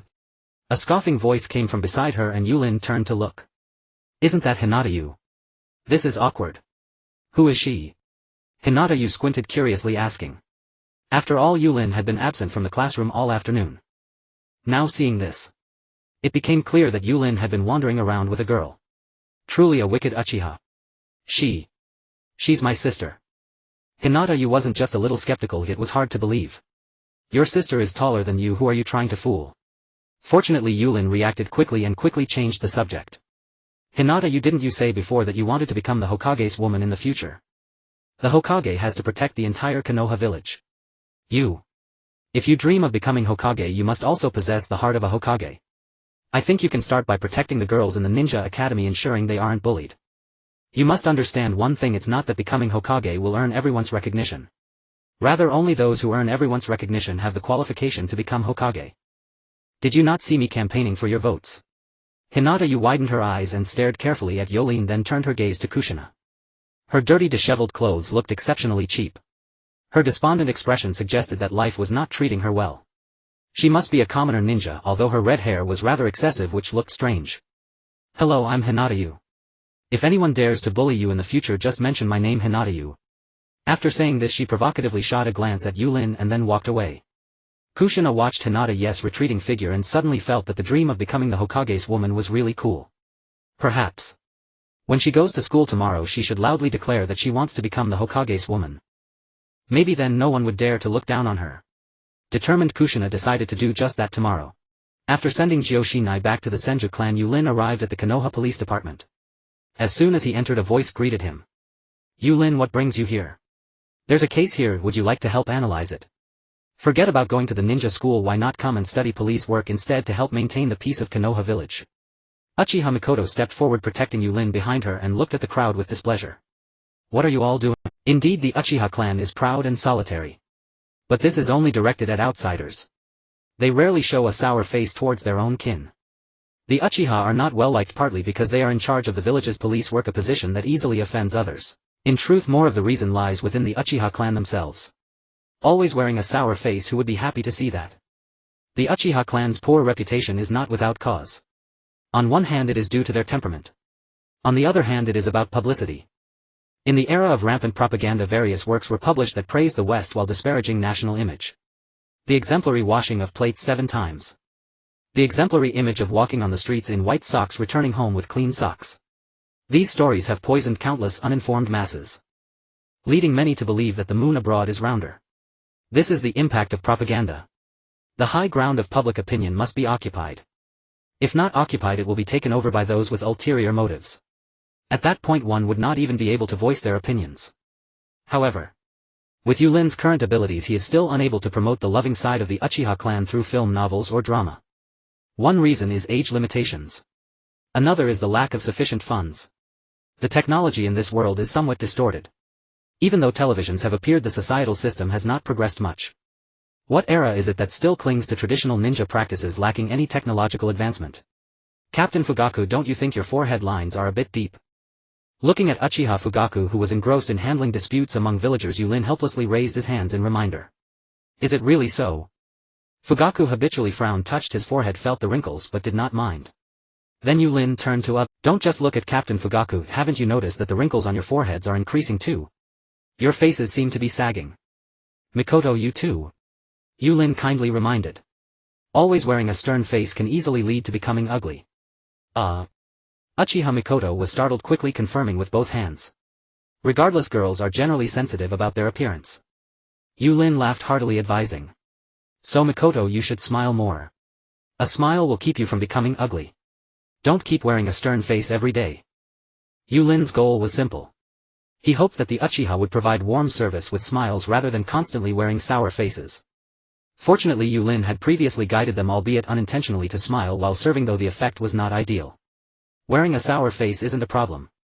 But a sour face is for the enemies to see, while smiles are for the residents of Konoha.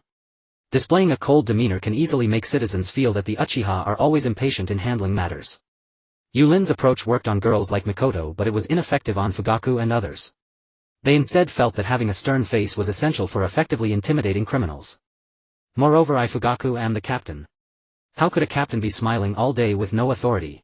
This clearly does not align with the image of a police captain. Seeing that other Uchiha had no reaction, Yūrin further inquired. Captain Fugaku, Elder Hanzong. Don't you want your children to face scorn from others when you get married in the future? Fugaku's expression flashed with embarrassment, somewhat confused. Yūrin, why? Do you say that? The others also appeared puzzled. How could anyone scorn a child? But the Uchiha clan should also consider, how could anyone show a sour face to a person from the same village? Some members of the Uchiha clan even showed hostility towards people in the village. Sigh. Yūrin sighed and climbed onto the table. Yūrin analyzed through the history of Konoha. He roughly understood why the second Hokage established the police department and entrusted it to the Uchiha clan. Probably because the Uchiha clan is meticulous and possesses detailed observation skills, the security of Konoha was entrusted to them.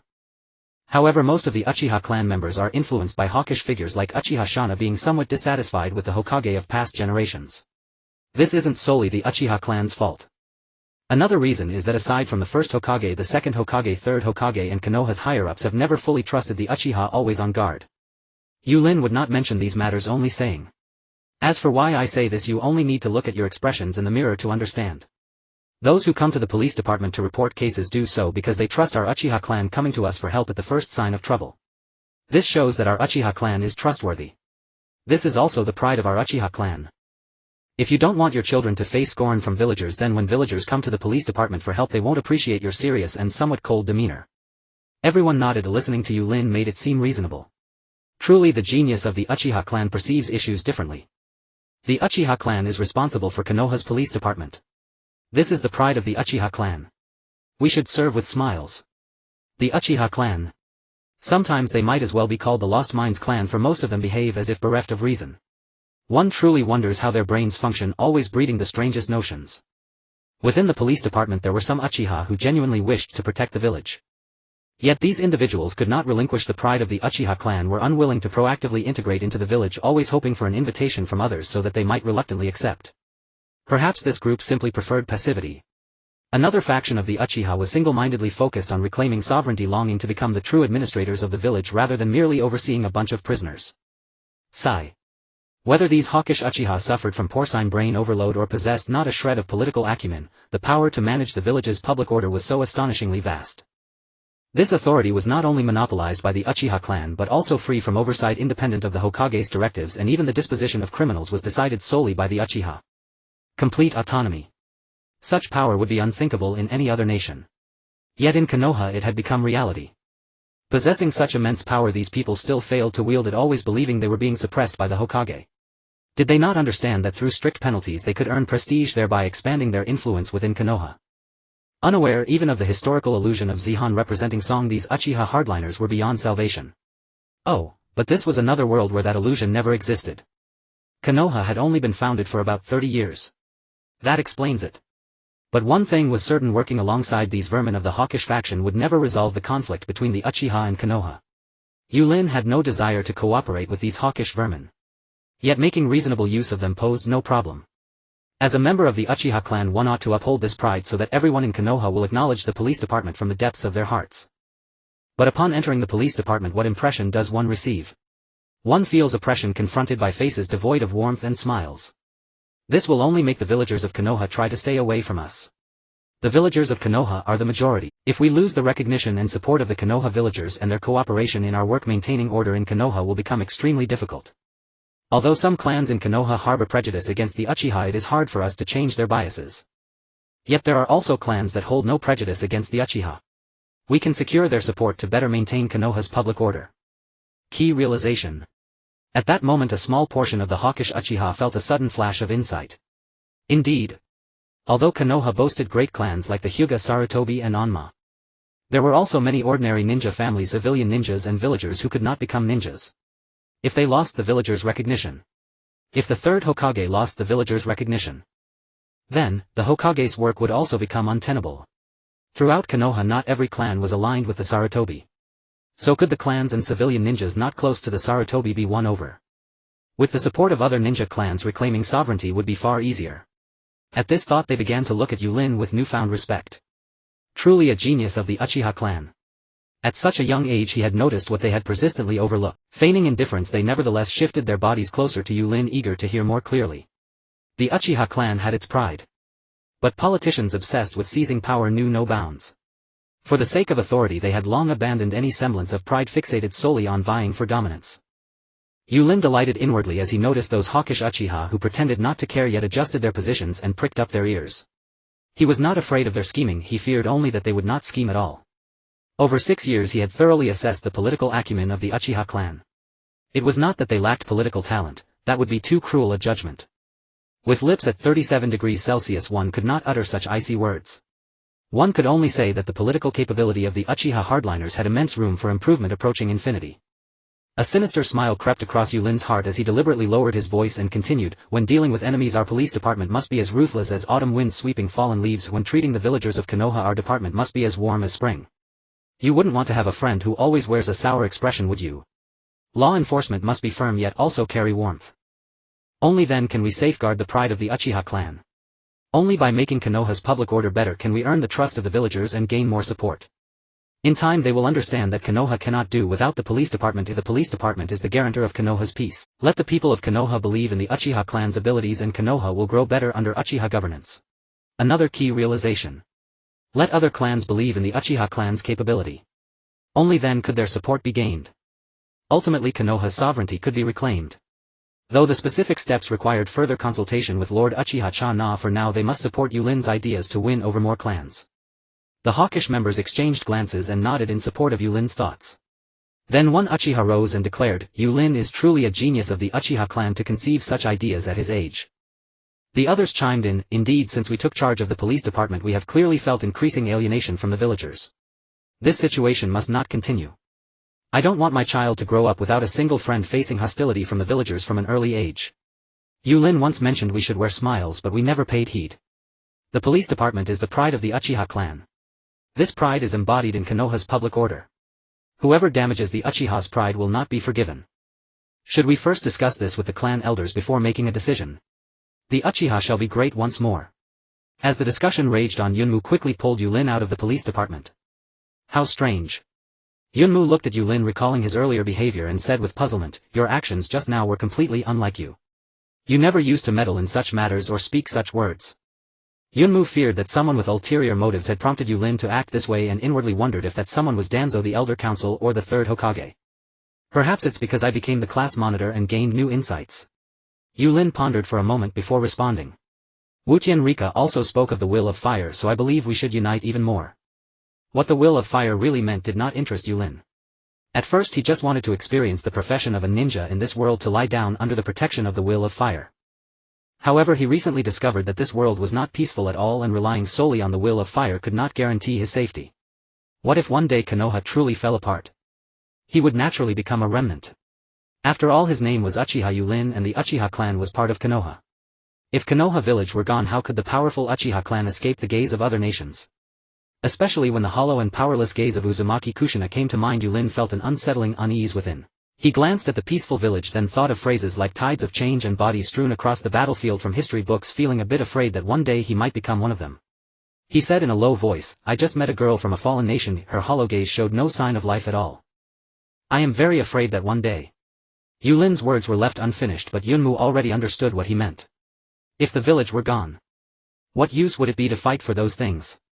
The police department existed to serve Konoha, maintaining its peace and security. This was the pride of the Uchiha clan. Using this method to have the Uchiha clan members work towards a common goal seemed quite reasonable. Yunmu ruffled Yulin's hair and assured him, "Don't worry, I promise Konoha will never become like the land of waves, and such a thing will never happen. Besides, many people think like I do and will protect Konoha. You don't need to worry about these impossible scenarios." After saying that, seeing Yulin's dispirited expression, Yunmu quickly added, "To prevent you from overthinking, how about we go find Teacher Duan and Senior Shoamo and invite them for some barbecue?" Yulin immediately shook off his previous gloom at the mention of barbecue. Let's go, it's barbecue time." As a time traveler, managing one's expression was very important. And right now he was just a 6-year-old child, not even 20 yet. Maturity is fine, but it shouldn't be overdone. Sometimes showing a childlike side is necessary to better camouflage in Konoha. Walking through the streets of Konoha, the sounds of laughter filled the air. Watching the Konoha ninjas coming and going, talking and laughing with companions while discussing recent missions and the studies of their clan's children, occasionally complaining about recent misfortunes. Overall, Konoha was filled with joyous sounds. News from the ninja world did not spread quickly. Most villagers were unaware of the changes outside and had no mood to pay attention to them. Regardless, Konoha has always been a relatively peaceful village and most people were immersed in its prosperity. Whether the will of fire was correct or not. And regardless of whether the upper echelons of Konoha still believed in the will of fire, it indeed protected the village from the ravages of war. Before the establishment of Konoha village, many children entered the war before reaching adulthood, ultimately becoming victims of the conflict. However, since the founding of Konoha, children could study at ninja schools and grow up to the age when they could enjoy fine wine. What will Konoha be like in the future? Yulin was uncertain. But he clearly knew one thing: at present the ninja school in Konoha had not been significantly affected, and the ninjas of Konoha formed walls that kept the smoke of war at bay. At this time, Konoha had not sent students who had not yet graduated from ninja school to the battlefield. However, there was no guarantee that this world wouldn't change one day. As the war escalated, perhaps Konoha's upper echelons would send students who hadn't graduated from ninja school into the conflict, turning them into pawns for ambitious individuals to fight on the battlefield. A strong sense of crisis surged towards Yulin. He had to consider the worst outcomes and prepare for the wars that might come in the future. Thus he needed to further enhance his own strength. Both Hatake Shoamo and Kato Duan were powerful. If he could gain their guidance, perhaps he could quickly strengthen himself. Yunmu, Yulin. Hatake Shoamo greeted them with a smile. "I intended to find you, but I didn't expect to run into you here. I heard from a companion that there's a new barbecue restaurant nearby with great flavors. Let's go try it out," Kato Duan suggested with a grin. "Ah. So delicious." As he ate, Yulin couldn't help but indulge. Indeed. Lying down was the most comfortable. If he could lie down, Yulin absolutely wouldn't want to stand up. Standing was so tiring. But it couldn't be helped. Without standing, there was no sense of security. By the way, this afternoon I discovered some foreign ninjas. Although some of them had disguised themselves as civilians and merchants, their disguises were too poor, making the differences easy to spot. Yulin, while eating grilled meat, recalled his afternoon discovery and added this remark. He had been deliberately demonstrating his keen observation, analytical ability and learning capacity, aiming to establish a prodigy persona in everyone's mind. Fortunately, his consistent performance had gradually earned him the reputation of a genius. And geniuses enjoy privileges. Some things that seemed inconsistent with common sense would be overlooked when ascribed to a genius, allowing people to ignore Yulin's actual age. After all, he was a genius. Apart from the initial astonishment at his performance, once accustomed, everyone no longer found it strange, no matter what bold ideas or peculiar innovations he proposed. Because that's what a genius is like. So his discovery of foreign ninjas in Konohagakure seemed perfectly normal to them. Every ninja village has infiltrators from other nations. But the sudden surge in foreign ninjas clearly indicated something was about to happen. Foreign ninjas. Could you have made a mistake? And how did you recognize them? Yunmu trusted Yulin's judgment but still wanted to hear his analysis. I definitely didn't misjudge. Yulin confidently laid out his reasoning. There are many differences between ordinary civilians and ninjas. First, the details on their hands. Regardless of which country they belong to, ninjas use shuriken and other ninja tools, and most wear hand guards. This creates distinct differences between a civilian's hands and a ninja's hands. Samurai use swords which require different handling than shuriken. The calluses on a samurai's hands, a ninja's hands and a civilian's hands are all different. Except for some traveling merchants, most merchants are more pampered than others with softer and less forceful hands. Upon this remark, Hatake Tsukumo and Kato Dan both extended their hands. Hatake Tsukumo seldom used shuriken, favoring a chakra short sword, while Kato Dan was accustomed to shuriken and other ninja tools. The calluses on their hands differed. Our calluses are different, so how can you determine they are ninjas? Some analysis seemed straightforward, as if any ninja could spot the difference. Yet Yūrin was only 6 years old. A 6-year-old knowing trigonometry versus a 16-year-old knowing it are two entirely different concepts. Even more remarkable, with no one teaching him, a 6-year-old could detect details that many ninjas overlooked. If that wasn't genius, what was? Footwork. Yūrin analyzed further. Due to missions, ninjas constantly travel to various places, honing their gait and stamina over time. Especially infiltrators from other nations who rely on swift footwork for quick entry and escape. The speed and force of a ninja's walk as well as their breathing rhythm differ from those of civilians and merchants. Moreover, ninjas must be ready to fight, so they remain vigilant about their surroundings. For instance, when the wind kicks up dust, civilians and merchants instinctively shield their eyes and close them, an involuntary reaction. But ninjas do not; on the contrary, they become especially cautious in such situations. Based on these points alone, it is sufficient to infer their identities as ninjas. Both Hatake Tsukumo and Kato Dan found it hard to believe that Yūrin had discovered all this on his own. Yet they had already grown accustomed to his brilliance. These meats are also roasted well, consider it a reward. You must be tired from analyzing, so eat more or your nutrition might not keep up. After all, he had the body of a 6-year-old, even if he ate freely he couldn't consume much. Soon Yūrin was full.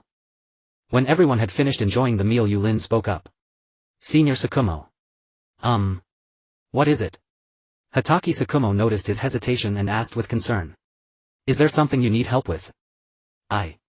After a long silence, Yūrin continued, Senior Tsukumo, could you teach me swordsmanship? Yūrin, that's discourteous. Before he could finish, Yunmu immediately interrupted and said, Senior Tsukumo, just now. Yūrin had anticipated this reaction from Yunmu. Being assigned a teacher at the Ninja Academy and privately apprenticing oneself to another held different significances. In this world, the tradition of apprenticeship was highly respected. To directly ask someone to teach you swordsmanship without any formalities was not only offensive but also appeared ill-mannered. Yunmu himself had studied swordsmanship under Hatake Tsukumo and genjutsu under Kato Dan, yet he had never taught them to others privately. Hence he hurriedly cut off Yūrin's request. Moreover, the Hatake clan was a samurai clan with swordsmanship as their heritage. How could they pass down their clan's techniques for no reason? It would be like a ninja going to the Uzumaki clan to learn sealing techniques or to the Yamanaka or Nara clans to learn their secret arts. Would they ever teach their clan's secrets to outsiders? Yunmu, don't worry. Yūrin is still a child. Hatake Tsukumo waved his hand dismissively, cutting off Yunmu's protest. He looked at Yūrin gently and asked, Yūrin, can you tell me why you want to learn swordsmanship?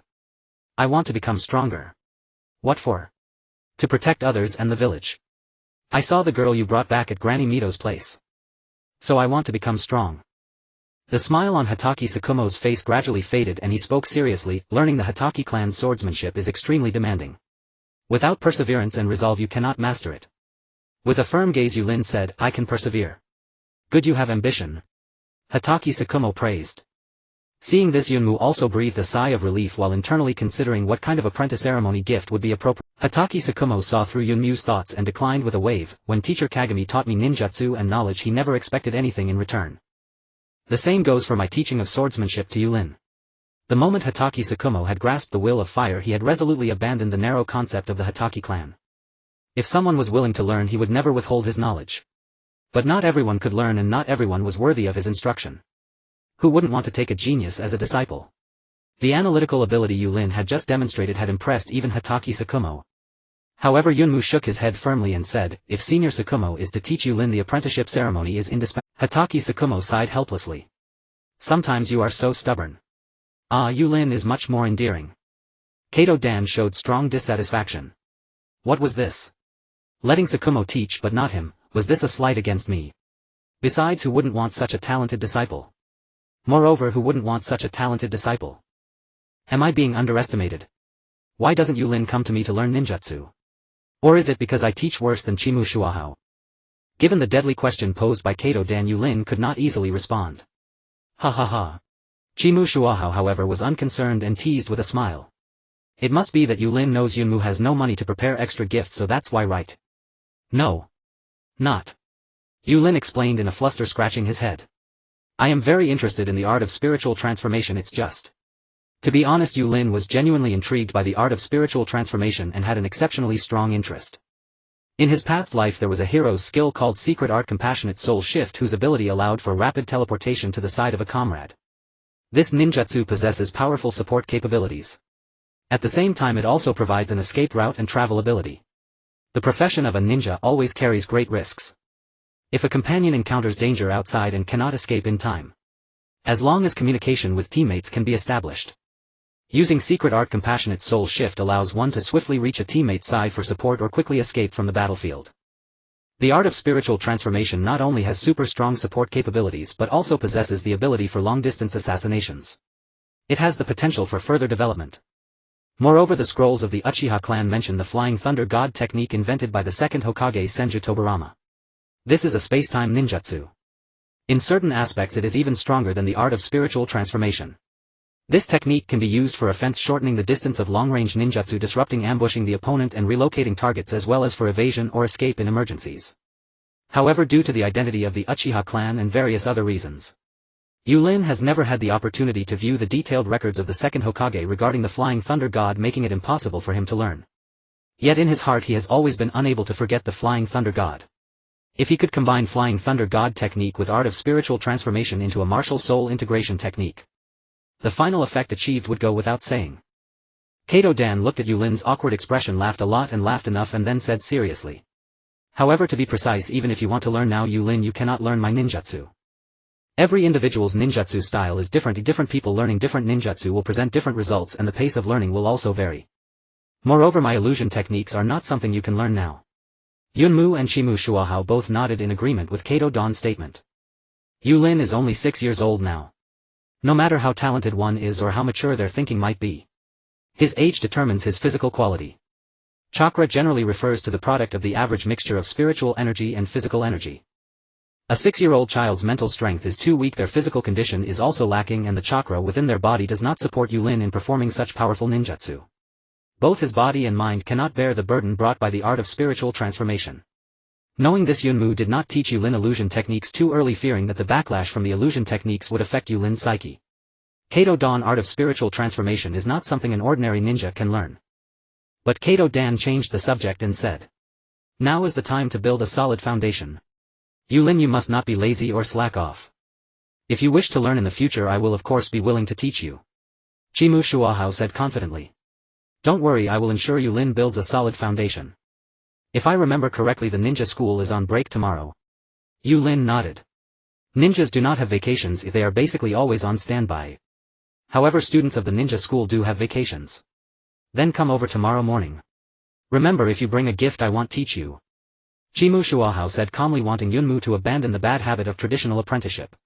He is not teaching Yūrin for the sake of receiving gifts. The next morning, Yūrin arrived early at the residence of the Chimu clan. You must be Yūrin. Hurry, come in. The door was opened by a woman, her smile radiant as she looked at Yulin's adorable appearance, inquiring with concern. Have you had breakfast? I just made porridge, how about we eat some together? The upcoming training will be very tough. Yūrin shook his head, politely declining. I've already eaten on the way here, thank you. If you are learning swordsmanship from Shuahao, you can just call me Shiji if you don't mind. The woman said gently. Learning the swordsmanship of the Chimu clan is very arduous, if you get tired please let me know. Yūrin nodded, indicating that he remembered. At this time Chimu Shuoha's wife was already pregnant, her belly slightly swollen. Yūrin fell silent for a moment, driven by curiosity about life, and opened his eyes wide to ask.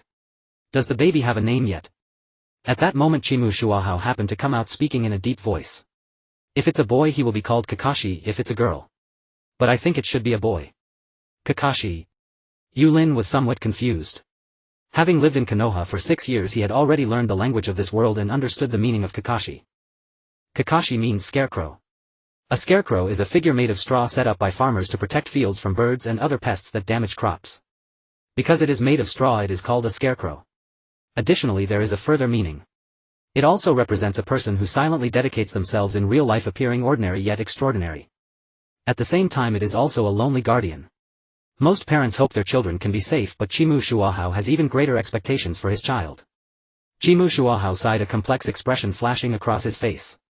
At this moment the sun had risen, crossing over the walls, and the brilliant sunlight poured into the yard, illuminating the entire area significantly. Chimushuahao looked at the rising sun as if explaining to Yulin while also explaining to himself.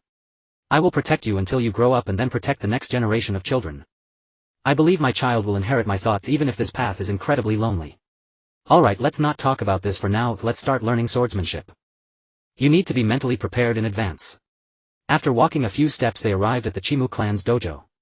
Yulin quickly glanced at the dojo, rapidly imprinting the scene into his mind. The dojo had already fallen into disrepair. Alright Yulin, now use all your strength. Chimushuahao, fearing that he wasn't clear, thought for a moment and then said seriously. No matter how you choose to attack, you need not worry about my safety.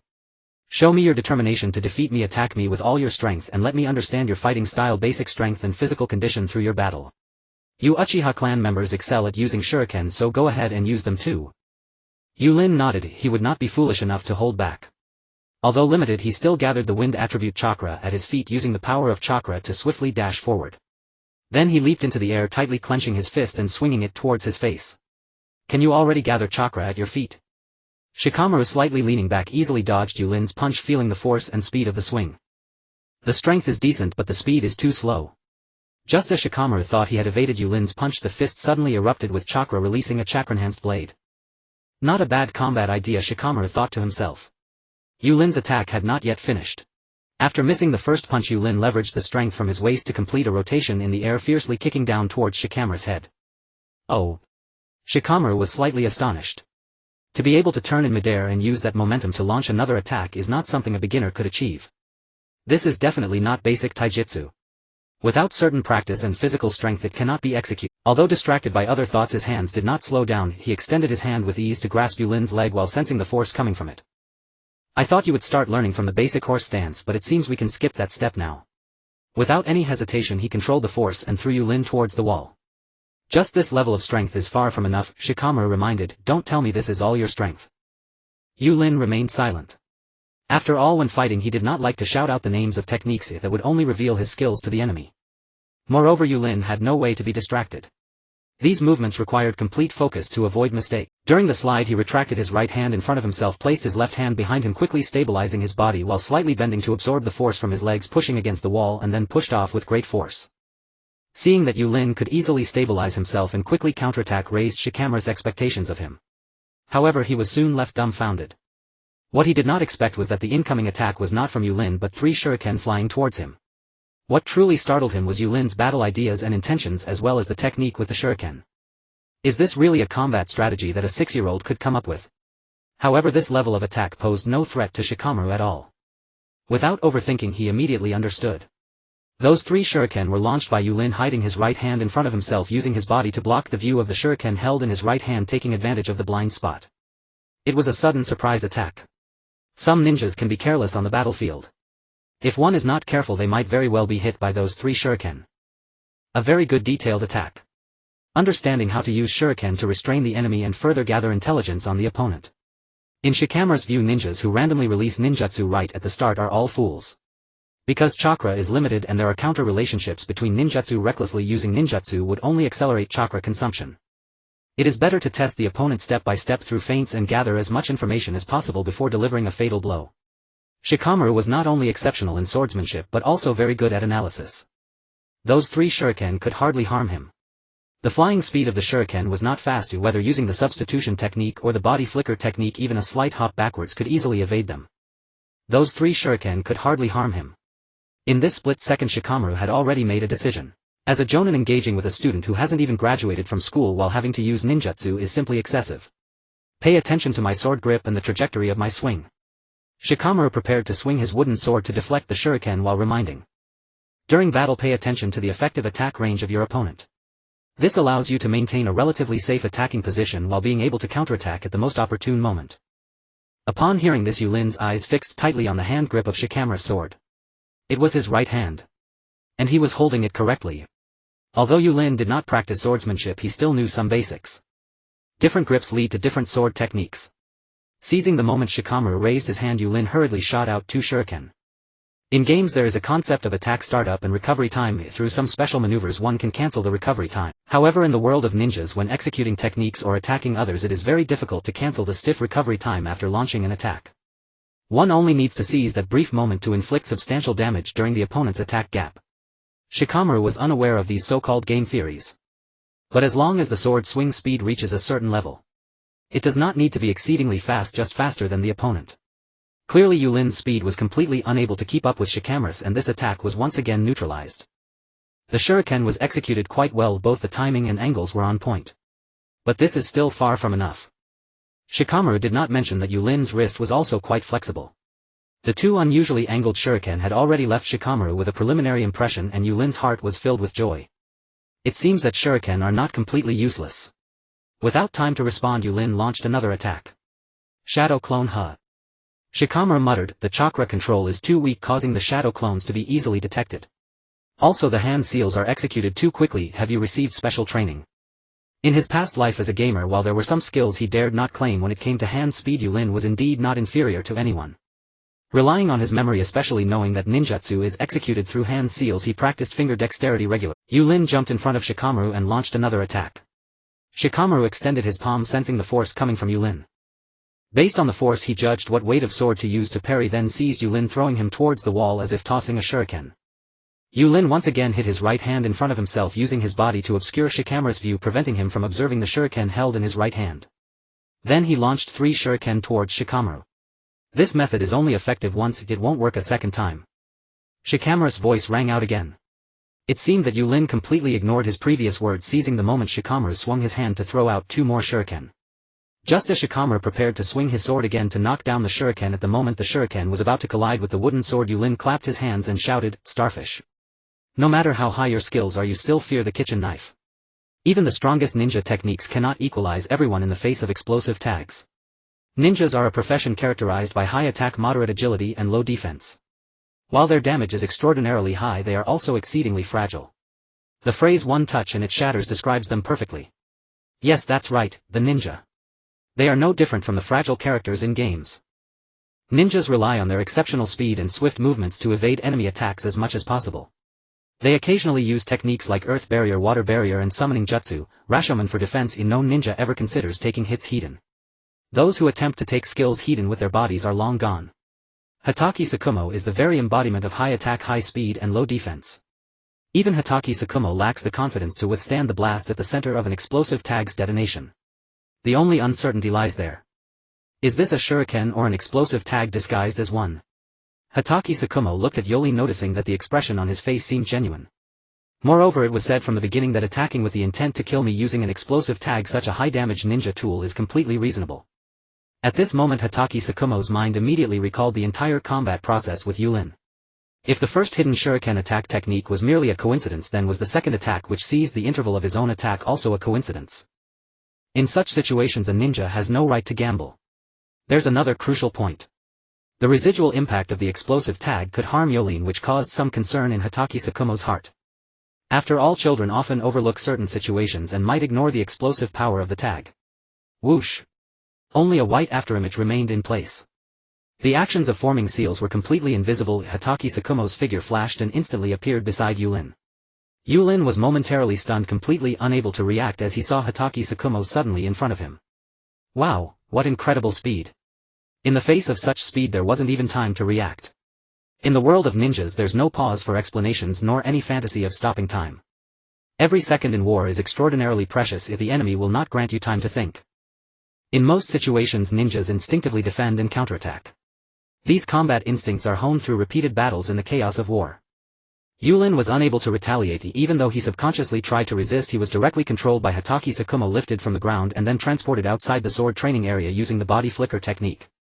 At first Yūrin's head was still buzzing, but upon seeing the sky outside he suddenly realized that the famous Jonin of Konoha, Hatake Tsukumo, had been skillfully deceived by his clever scheme.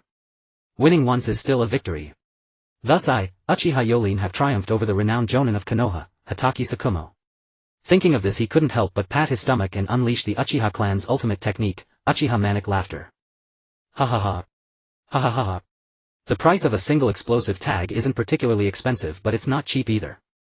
Shurikens, kunai and senbon, the tools that Narashikamaru had in his mouth. All these ninja tools can be reused after a bit of repair. However, explosive tags are one-time use tools. Once used they are spent. If they fail to kill the enemy, you're left only with a bang.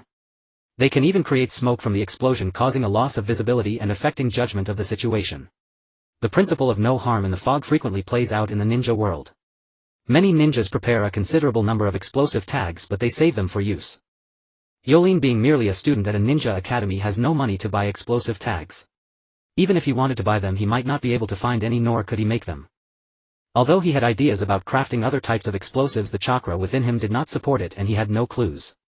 All he could do was scare Hatake Tsukumo. To his surprise, he succeeded. There was no sound of an explosion from the sword training area, and seeing Yūrin laughing heartily in his arms, Hatake Tsukumo immediately understood. It was merely a regular shuriken, not an explosive tag disguised as one. Just now Yūrin had clapped his hands and loudly declared that the explosion was just for show. Ah! I truly didn't expect to be deceived by my own disciple. There was an element of carelessness as well as concern for Yūrin's safety. But being deceived is still being deceived. Ha ha ha. Yūrin laughed and Hatake Tsukumo couldn't help but laugh as well, subsequently loosening his grip. Yūrin had no idea how fast the cherry blossoms fell. But he could feel the sensation of free fall due to the sudden loss of weight. Having been overly proud and laughing too boisterously, he found himself unable to exert strength in the moment of weightlessness, let alone control his body immediately. Ouch! Struggling to stand up, frowning and rubbing his behind, he looked at Hatake Tsukumo with displeasure. Master Tsukumo, you've gone too far. Is this how you treat your disciple? Yūrin understood Hatake Tsukumo's character. He doesn't like to put on airs and is very easygoing, always wearing a gentle smile, so there was no need to be restrained in how he spoke. Hatake Tsukumo looked down at Yūrin's complaining expression. He couldn't help but acknowledge that Uchiha Yūrin truly lived up to his reputation as a genius. He was indeed exceptional. Such a genius is the ideal disciple in the hearts of many. To have such a genius as a disciple is indeed a stroke of good fortune. Finally a smile of praise appeared on his face and he sincerely exclaimed, "This time, you won. Your performance just now was outstanding. You have great combat ideas and techniques. Both your methods of attack and the timing of your attacks were executed perfectly. You don't seem like a novice, instead you resemble a veteran with rich combat experience. However, was the combat idea you just had your own creation, or was it a result of Yunmu's training?" Yūrin quickly shook his head, unceremoniously rebutting, "Yunmu wouldn't teach me such combat methods. Master Tsukumo, you might not know, but Yunmu always thinks of me as a child, fearing that sharp ninja tools might hurt me. If it weren't for today's lesson, I wouldn't have been able to borrow these tools from him. All these combat methods were gradually developed by me myself. How about it? The results are not too shabby, right?" Yūrin was not shy at all. He was not at all modest in praising himself. In his past life as a gamer, he had experienced countless battles in gaming competitions. No, more accurately, tens of thousands of battles. He had also watched various professional competitions, becoming familiar with various fighting styles and strategies. Seize the moment when the opponent raises their hand for a basic attack on a minion to exchange damage without taking any. Observe the opponent's hand movements and the trajectory of their skills, maneuver to avoid their attacks and intersperse normal attacks and skills while repositioning to wear them down. Utilize the accumulated advantages and seize the moment of the opponent's mistake to secure a solo kill. These are the fundamental skills of playing the game. Upon realizing that he has crossed into a world of ninjas where he can utilize various powerful ninjutsu, his mind involuntarily begins to meditate on battle techniques and analyze the pros and cons of different ninjutsu. Though it feels clumsy and lacks any real combat experience, existing only in his imagination, it still seems to have some effect based on his battle with Hatake Kakashi. At the very least, he successfully tricked Hatake Kakashi. Not bad. Kakashi does not hesitate to praise his disciple. Appropriate praise can boost Yūrin's confidence and build trust, but mere compliments are insufficient. Constructive feedback is equally necessary. Hatake Kakashi immediately reminded him these battle ideas are quite good and can have unexpected effects. They can even deliberately mislead opponents, allowing for underappreciated attacks that can inflict substantial damage on enemies. However, relying solely on techniques isn't enough. You must not focus too much on this, as enhancing your own strength is the true way forward. In the face of absolute strength, any battle experience ideas or techniques are meaningless. Yūrin nodded in agreement with these words. No matter how many ideas he has, if he truly faces an opponent like Hatake Kakashi, he would have no means to contend. Yūrin immediately adjusted his attitude and nodded, saying, "I understand, master. In the face of absolute strength, schemes hold no significance. This is a very simple truth. Even a champion player equipped with the best gear at level 6 finds their operations and details meaningless against a novice. This is the crushing power of absolute strength. No matter how much players train, their operations ultimately have limits. If both sides' operations are comparable, Then in such cases it becomes a contest of details, tactics and techniques. Yūrin believes this world operates similarly. The strength of ninjas ultimately has its limits, and as they age their power may decline. However, under equal strength or when facing stronger opponents, one might still overcome enemies through greater battle experience. Losing in a game is merely a soak in the spring. In the world of ninjas, losing a battle isn't just a return to the spring for relaxation, but rather it leads to death. More often than not, one might not even qualify for burial. Yūrin follows Hitaki Kakashi back to the sword training grounds. Let's continue. Kakashi hands Yūrin a prepared short sword, interrupting his thoughts. Try it out and see if it suits you. Yūrin picks up the short sword and plays with it for a moment, nodding in satisfaction. Hitaki Kakashi suddenly remembers that Yūrin's physical foundation is solid, which is somewhat unexpected, and can't help but ask, your taijutsu is good, but I have also experienced the techniques of the Uchiha clan which differ somewhat from what you have previously used. Taijutsu requires prolonged practice to master and also needs a certain physical foundation. Who did you learn taijutsu from? This is the strength of Hitaki Kakashi. Through a simple battle he can gather a wealth of information. Even the taijutsu that Yūrin used is distinguishable to him. Yūrin does not hide anything and recalls, once when I was playing alone at the sports field I saw an uncle exercising. His methods were somewhat different and out of curiosity I began to mimic his movements. However, due to improper form I accidentally injured myself. Fortunately that uncle noticed me and corrected my mistakes, and later I trained with him. Oh, by the way, that uncle's name is Might Guy. Children have their own advantages. In moments like this the advantages of being a child become evident. Initially Might Guy only saw Yūrin as a child. Children often show interest today but lose it in a few days. Moreover, Might Guy is merely a genin, and the villagers do not hold genin in high regard, especially not a 20-year-old genin. They are not targeting Might Guy, but he is included among the genin. Why is he just a genin? Genin cannot undertake advanced missions, and without advanced tasks they rarely leave the Hidden Leaf village. Encountering strong ninjas is unlikely, leaving them without opponents to test their strength. Might Guy is unaware of his true strength. He doesn't even know what level he stands among the ninjas in the Hidden Leaf. He only knows he is a genin and one who only practices taijutsu at that. Taijutsu is important, every ninja knows this. However, it is often undervalued. Taijutsu is akin to the nose in one's eyes. Clearly one can see the nose, yet they choose to ignore it. For Yūrin, Might Guy has no defenses, sharing all the training methods he has discovered. Yūrin even offers some odd suggestions, providing Might Guy with new ideas. Hitaki Kakashi thinks a lot but cannot recall the name Might Guy, nor does he know who this person is. It seems he has not heard this name before, yet it feels somewhat familiar. After all, one is a jonin of the Hidden Leaf and the other is a genin, making it hard for the two to intersect. However, based on Yūrin's battles, Hitaki Kakashi can deduce the value of this taijutsu, which possesses good combat capabilities. Kakashi-sensei, is there any problem with the techniques I've been practicing? No problem. Kakashi snaps back to reality and replies carefully, this taijutsu provides a good enhancement for your body and can continue to be practiced. Your physical foundation is solid, but do not become complacent, you must continue to maintain it. Let's start learning sword drawing today. There are many ways to draw a sword, each with its advantages. 1, 2, 3. 121 909 1000. Drawing a deep breath, Yūrin set down the short sword and flexed his right hand. According to the training regimen set by Chimu Shuamao, each set consisted of 1000 forehand draws and 1000 backhand draws, a total of 10 sets. Yūrin had completed 9 sets with only the last set remaining, and today's training would come to an end. For an ordinary person, such a demanding training routine would be nearly impossible to complete. Although Yūrin was only 6 years old, his physical condition was not poor. Chimu Shuamao had calculated Yulin's limits. As long as he could endure this hardship, the 20,000 draws were entirely within his capacity. After training he needed to bathe in medicinal herbs. As a samurai clan, all family members trained in swordsmanship and naturally knew how to repair the strain training placed on the body. After completing the training it was already dark outside. Yūrin said politely, Master Shuamao, see you tomorrow. Chimu Shuamao replied with a smile, remember to bathe in the medicinal herbs and rest well when you get back. I understand. Yūrin bid farewell to Chimu Shuamao and returned to the clan grounds, where Yunmu had already prepared the bathing medicine. Stripping off all his clothes he ran to the tub. Ah, how comfortable. Yūrin closed his eyes, enjoying this leisure. Then he glanced at the green medicinal liquid and suddenly recalled the fantasy cultivation novels he had read in his previous life. He couldn't help but wonder curiously. Could one practice cultivation in this world of extraordinary martial power? Soon he thought of the records about the first Hokage's Sage Mode in the books. According to the records in the book, Sage Mode utilizes natural energy, combining it with one's own chakra to produce a special, Sage Art Chakra. However, many people cannot even perceive natural energy, let alone absorb it. Yūrin naturally understood the principle of not biting off more than one can chew.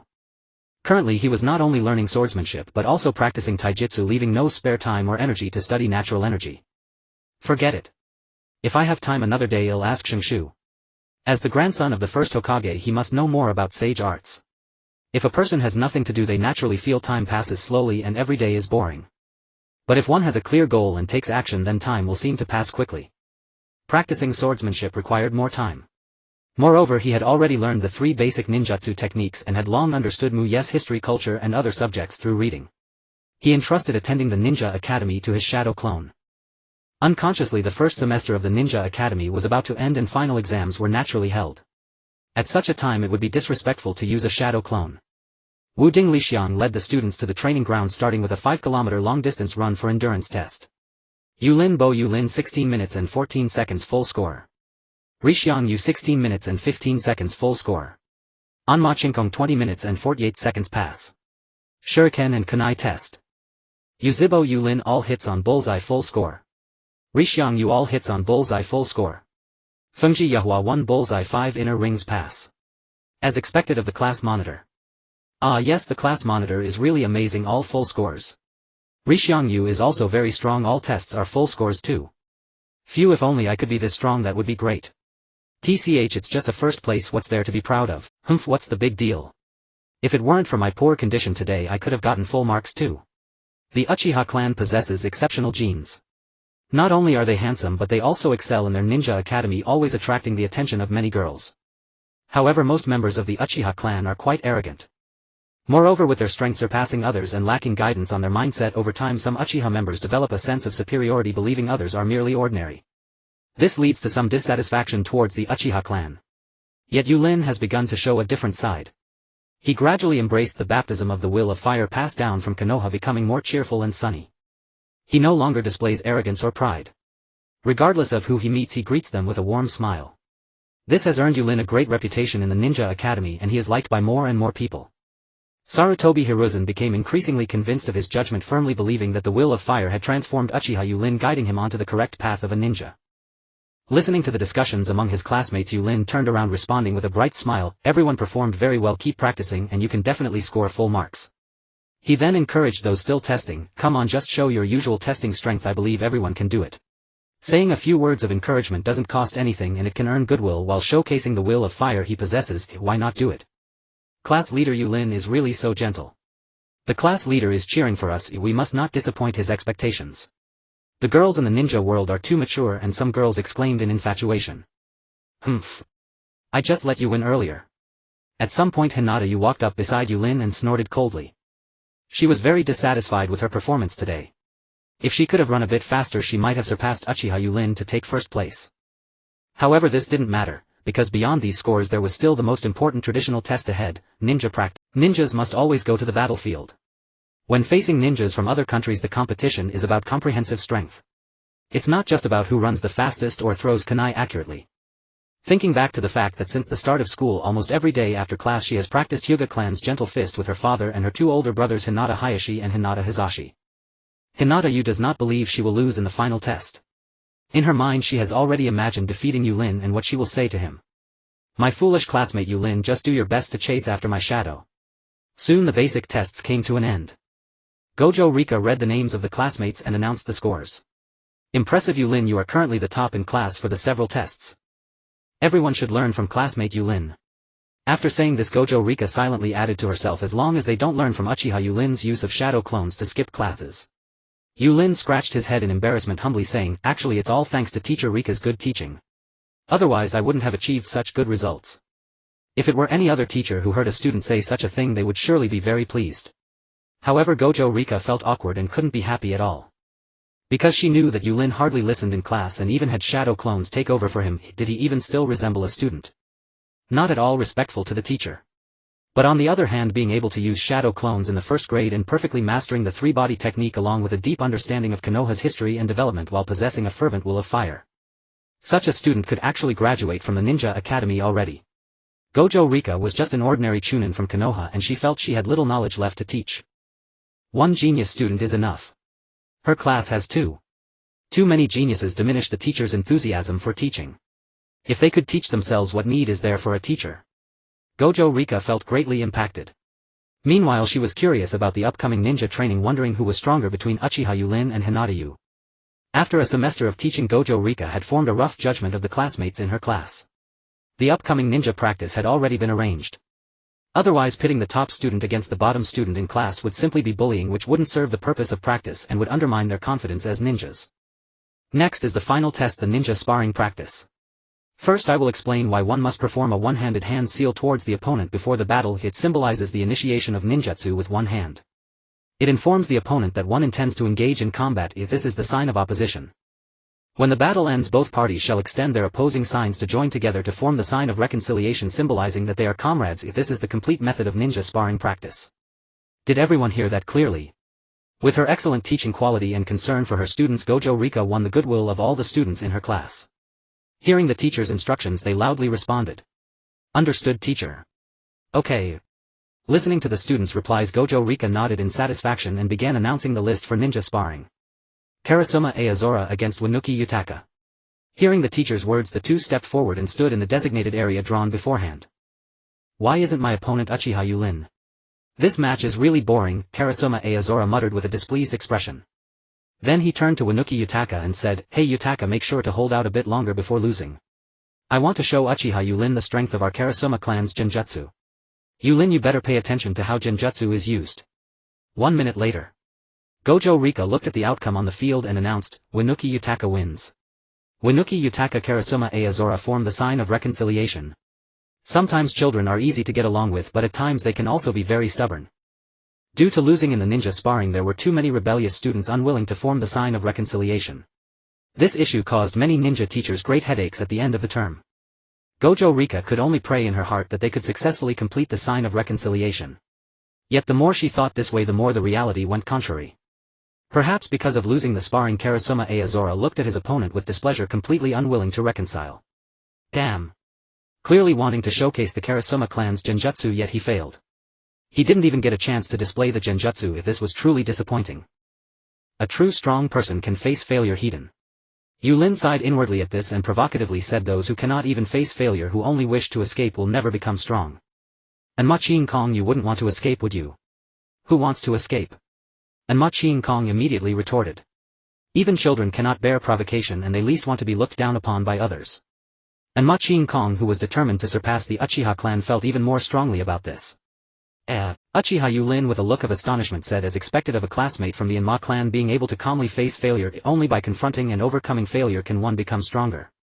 I look forward to our future battles in illusion techniques. But for now, let's form the reconciliation seal. The other students still need to practice their ninja techniques. At this moment, Wucheng Lixiang glanced gratefully at Uchiha Yūrin.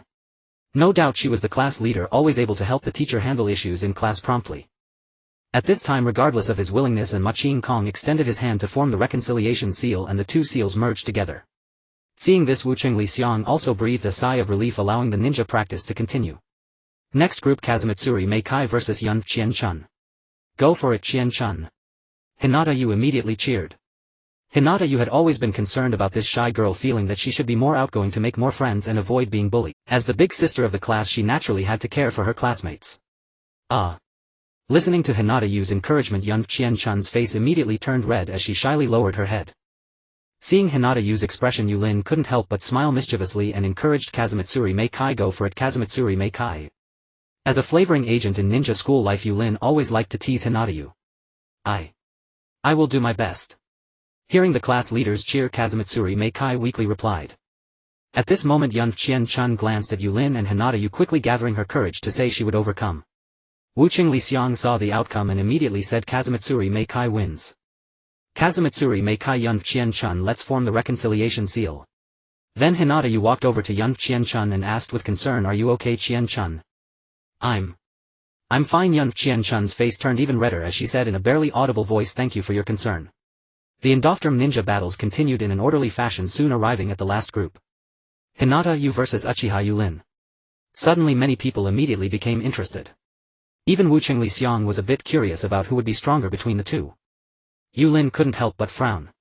From the Uchiha clan to the Hitaki clan, I have learned many sword techniques. But what era is this? The ninja school is still practicing traditional ninja techniques. The Hitaki clan's sword techniques are aimed at killing enemies. Meanwhile, the Uchiha clan's inherited fire release is also a highly destructive ninjutsu. The Hinata clan has its family tradition of gentle fist, but during ninja practice one cannot use weapons like swords or shuriken and cannot employ such high destructive ninjutsu or attack methods. Yūrin was already contemplating how to win in his mind. Go class leader Yūrin. Go Hinata Yu. With the cheers of their classmates, Wuching Lixiang saw that the two were ready and said begin. Just as the words, Hinata Yu could hardly wait, quickly gathering chakra in her hands and rushing forward. So many openings, Yūrin couldn't help but sigh inwardly. Although he couldn't use shuriken or kunai to test rushing in like this was too reckless. Moreover, there wasn't even a feint. Judging from the point of force application, it was evident she was attacking with her right hand, aiming for my left shoulder. At the moment when Hinata Yu was about to strike, Yūrin raised his right foot, gently stepping back to evade the gentle fist, preventing the chakra flow from being blocked. Yūrin seized the opportunity well. Many felt that Yūrin had been struck by Hinata Yu's gentle fist, but in reality it did not hit. Hinata Yu was a bit unsure. After all, during training, whether it was the sun foot or sun difference, she had been holding back. Perhaps holding back too much had given Hinata Yu a confidence she should not have at this age. Yūrin's training was quite different from Hinata Yu's. Although Hatake Sakumo also held back, if Yūrin showed an obvious opening during an attack he would not hold back, often ending up covered in bruises after battles. Hinata Yu quickly controlled her body and hastily reduced her strength, launching an attack with her left hand from below. Yūrin had already calculated the timing in his mind, and just as Hinata Yu was about to strike he quickly stepped back. Hinata Yu seized the opportunity and attacked once more. If one did not observe carefully, it would be easy to think that Yūrin was being pushed back by Hinata Yu. As class leader, I must consider the confidence of my classmates. If I win too easily, it would greatly damage Hinata Yu's competitive spirit. Therefore, I must win, but it should be a tougher victory. A thought quickly surfaced in Yūrin's mind. Yūrin did not counterattack, appearing to be because Hinata Yu's attacks were too tight, leaving no opportunity for him to retaliate.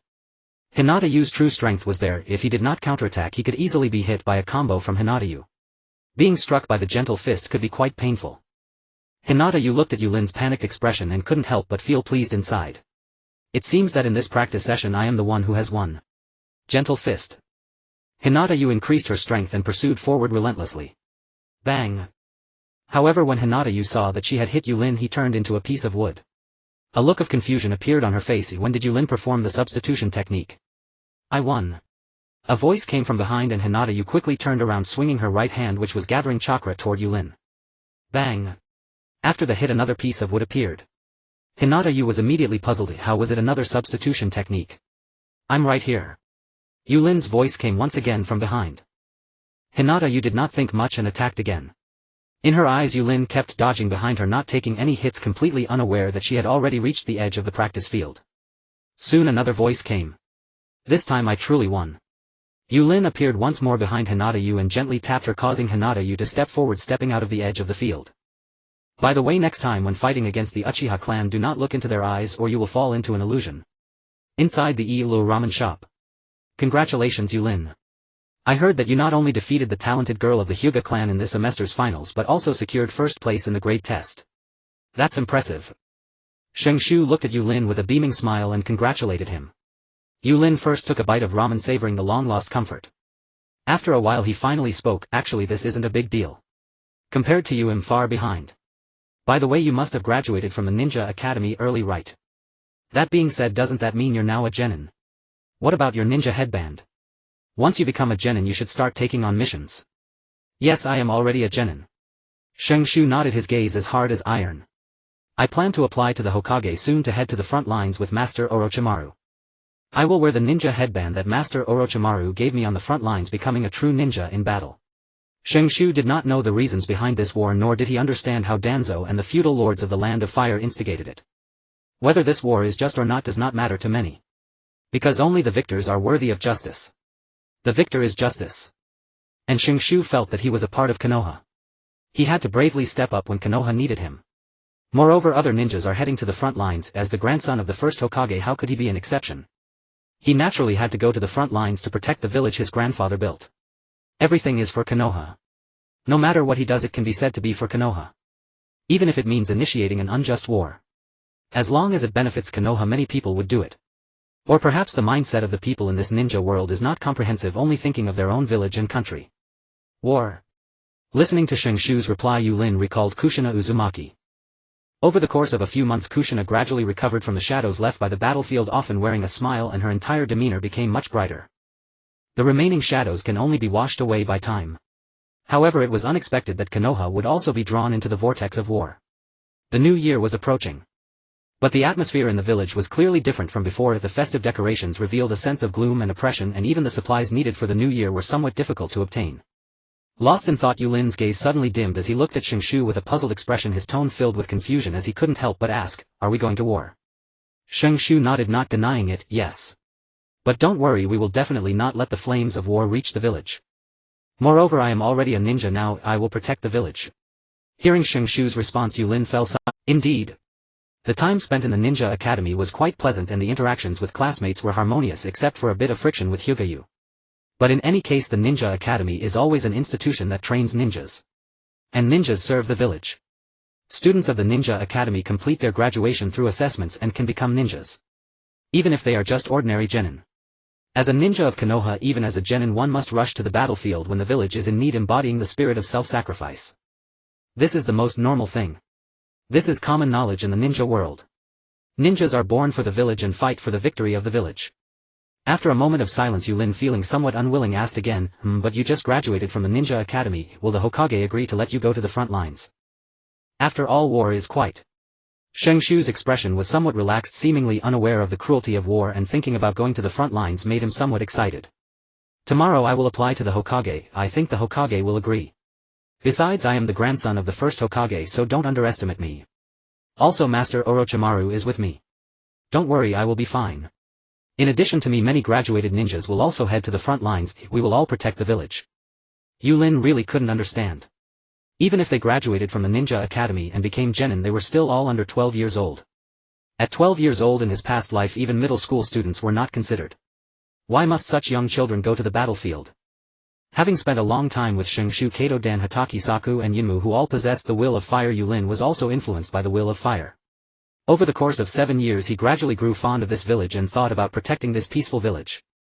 In any case, the will of fire has to some extent protected the village. It allowed Konoha to achieve temporary peace amidst the unending wars of the ninja world. Yulin raised his head, trying hard to recall the meaning of the will of fire. The will of fire was established to protect the children and families within the village. How could they initiate a war under the grandiose pretext of increasing fairness and privileges due to the widening economic gap? The slogan of the will of fire is, "Where the leaves dance the fire continues to thrive," which clearly means the older generation should dare to sacrifice and illuminate the younger generation, allowing them to become the pillars of the village. Why is it like this? Some people have not yet grown to the age to taste fine wine, yet they step onto the battlefield, and it is a war instigated by Konoha.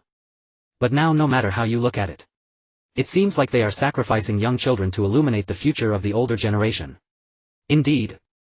Those war fanatics who instigate wars can comfortably remain in the rear, shouting slogans for Konoha, constantly brainwashing the younger generation and continuously sending the living forces from the village to the front line, serving as cannon fodder.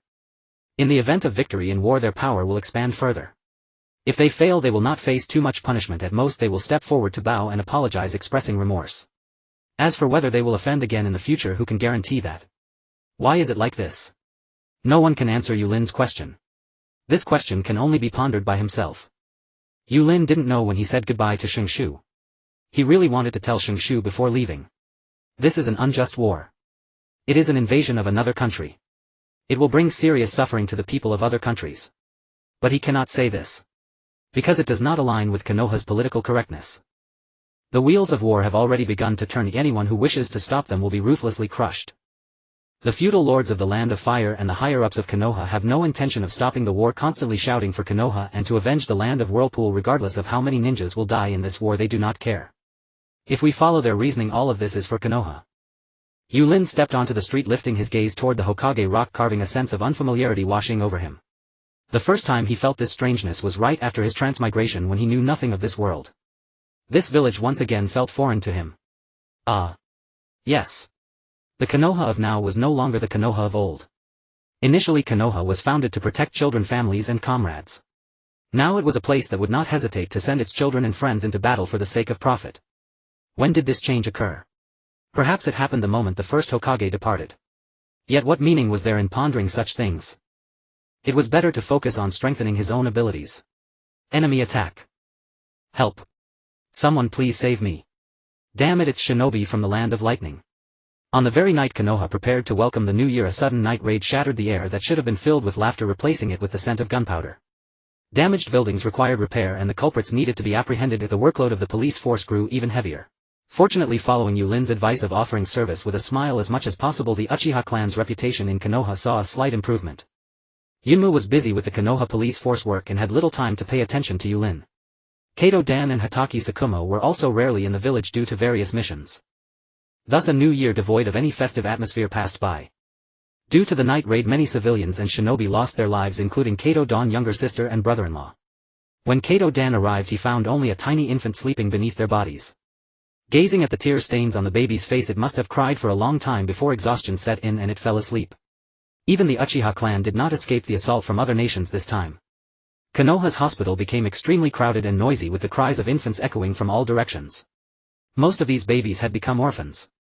Their parents had lost their lives in that night raid. Hatred clouded the eyes of many. Numerous shinobi clamored for blood debts to be repaid in blood, and war fervor surged once more. The Konoha higher-ups were also quite pleased to see this situation, constantly fanning the flames of emotion. Nawaki also bid farewell to Yulin, saying he would soon head to the front lines with Orochimaru.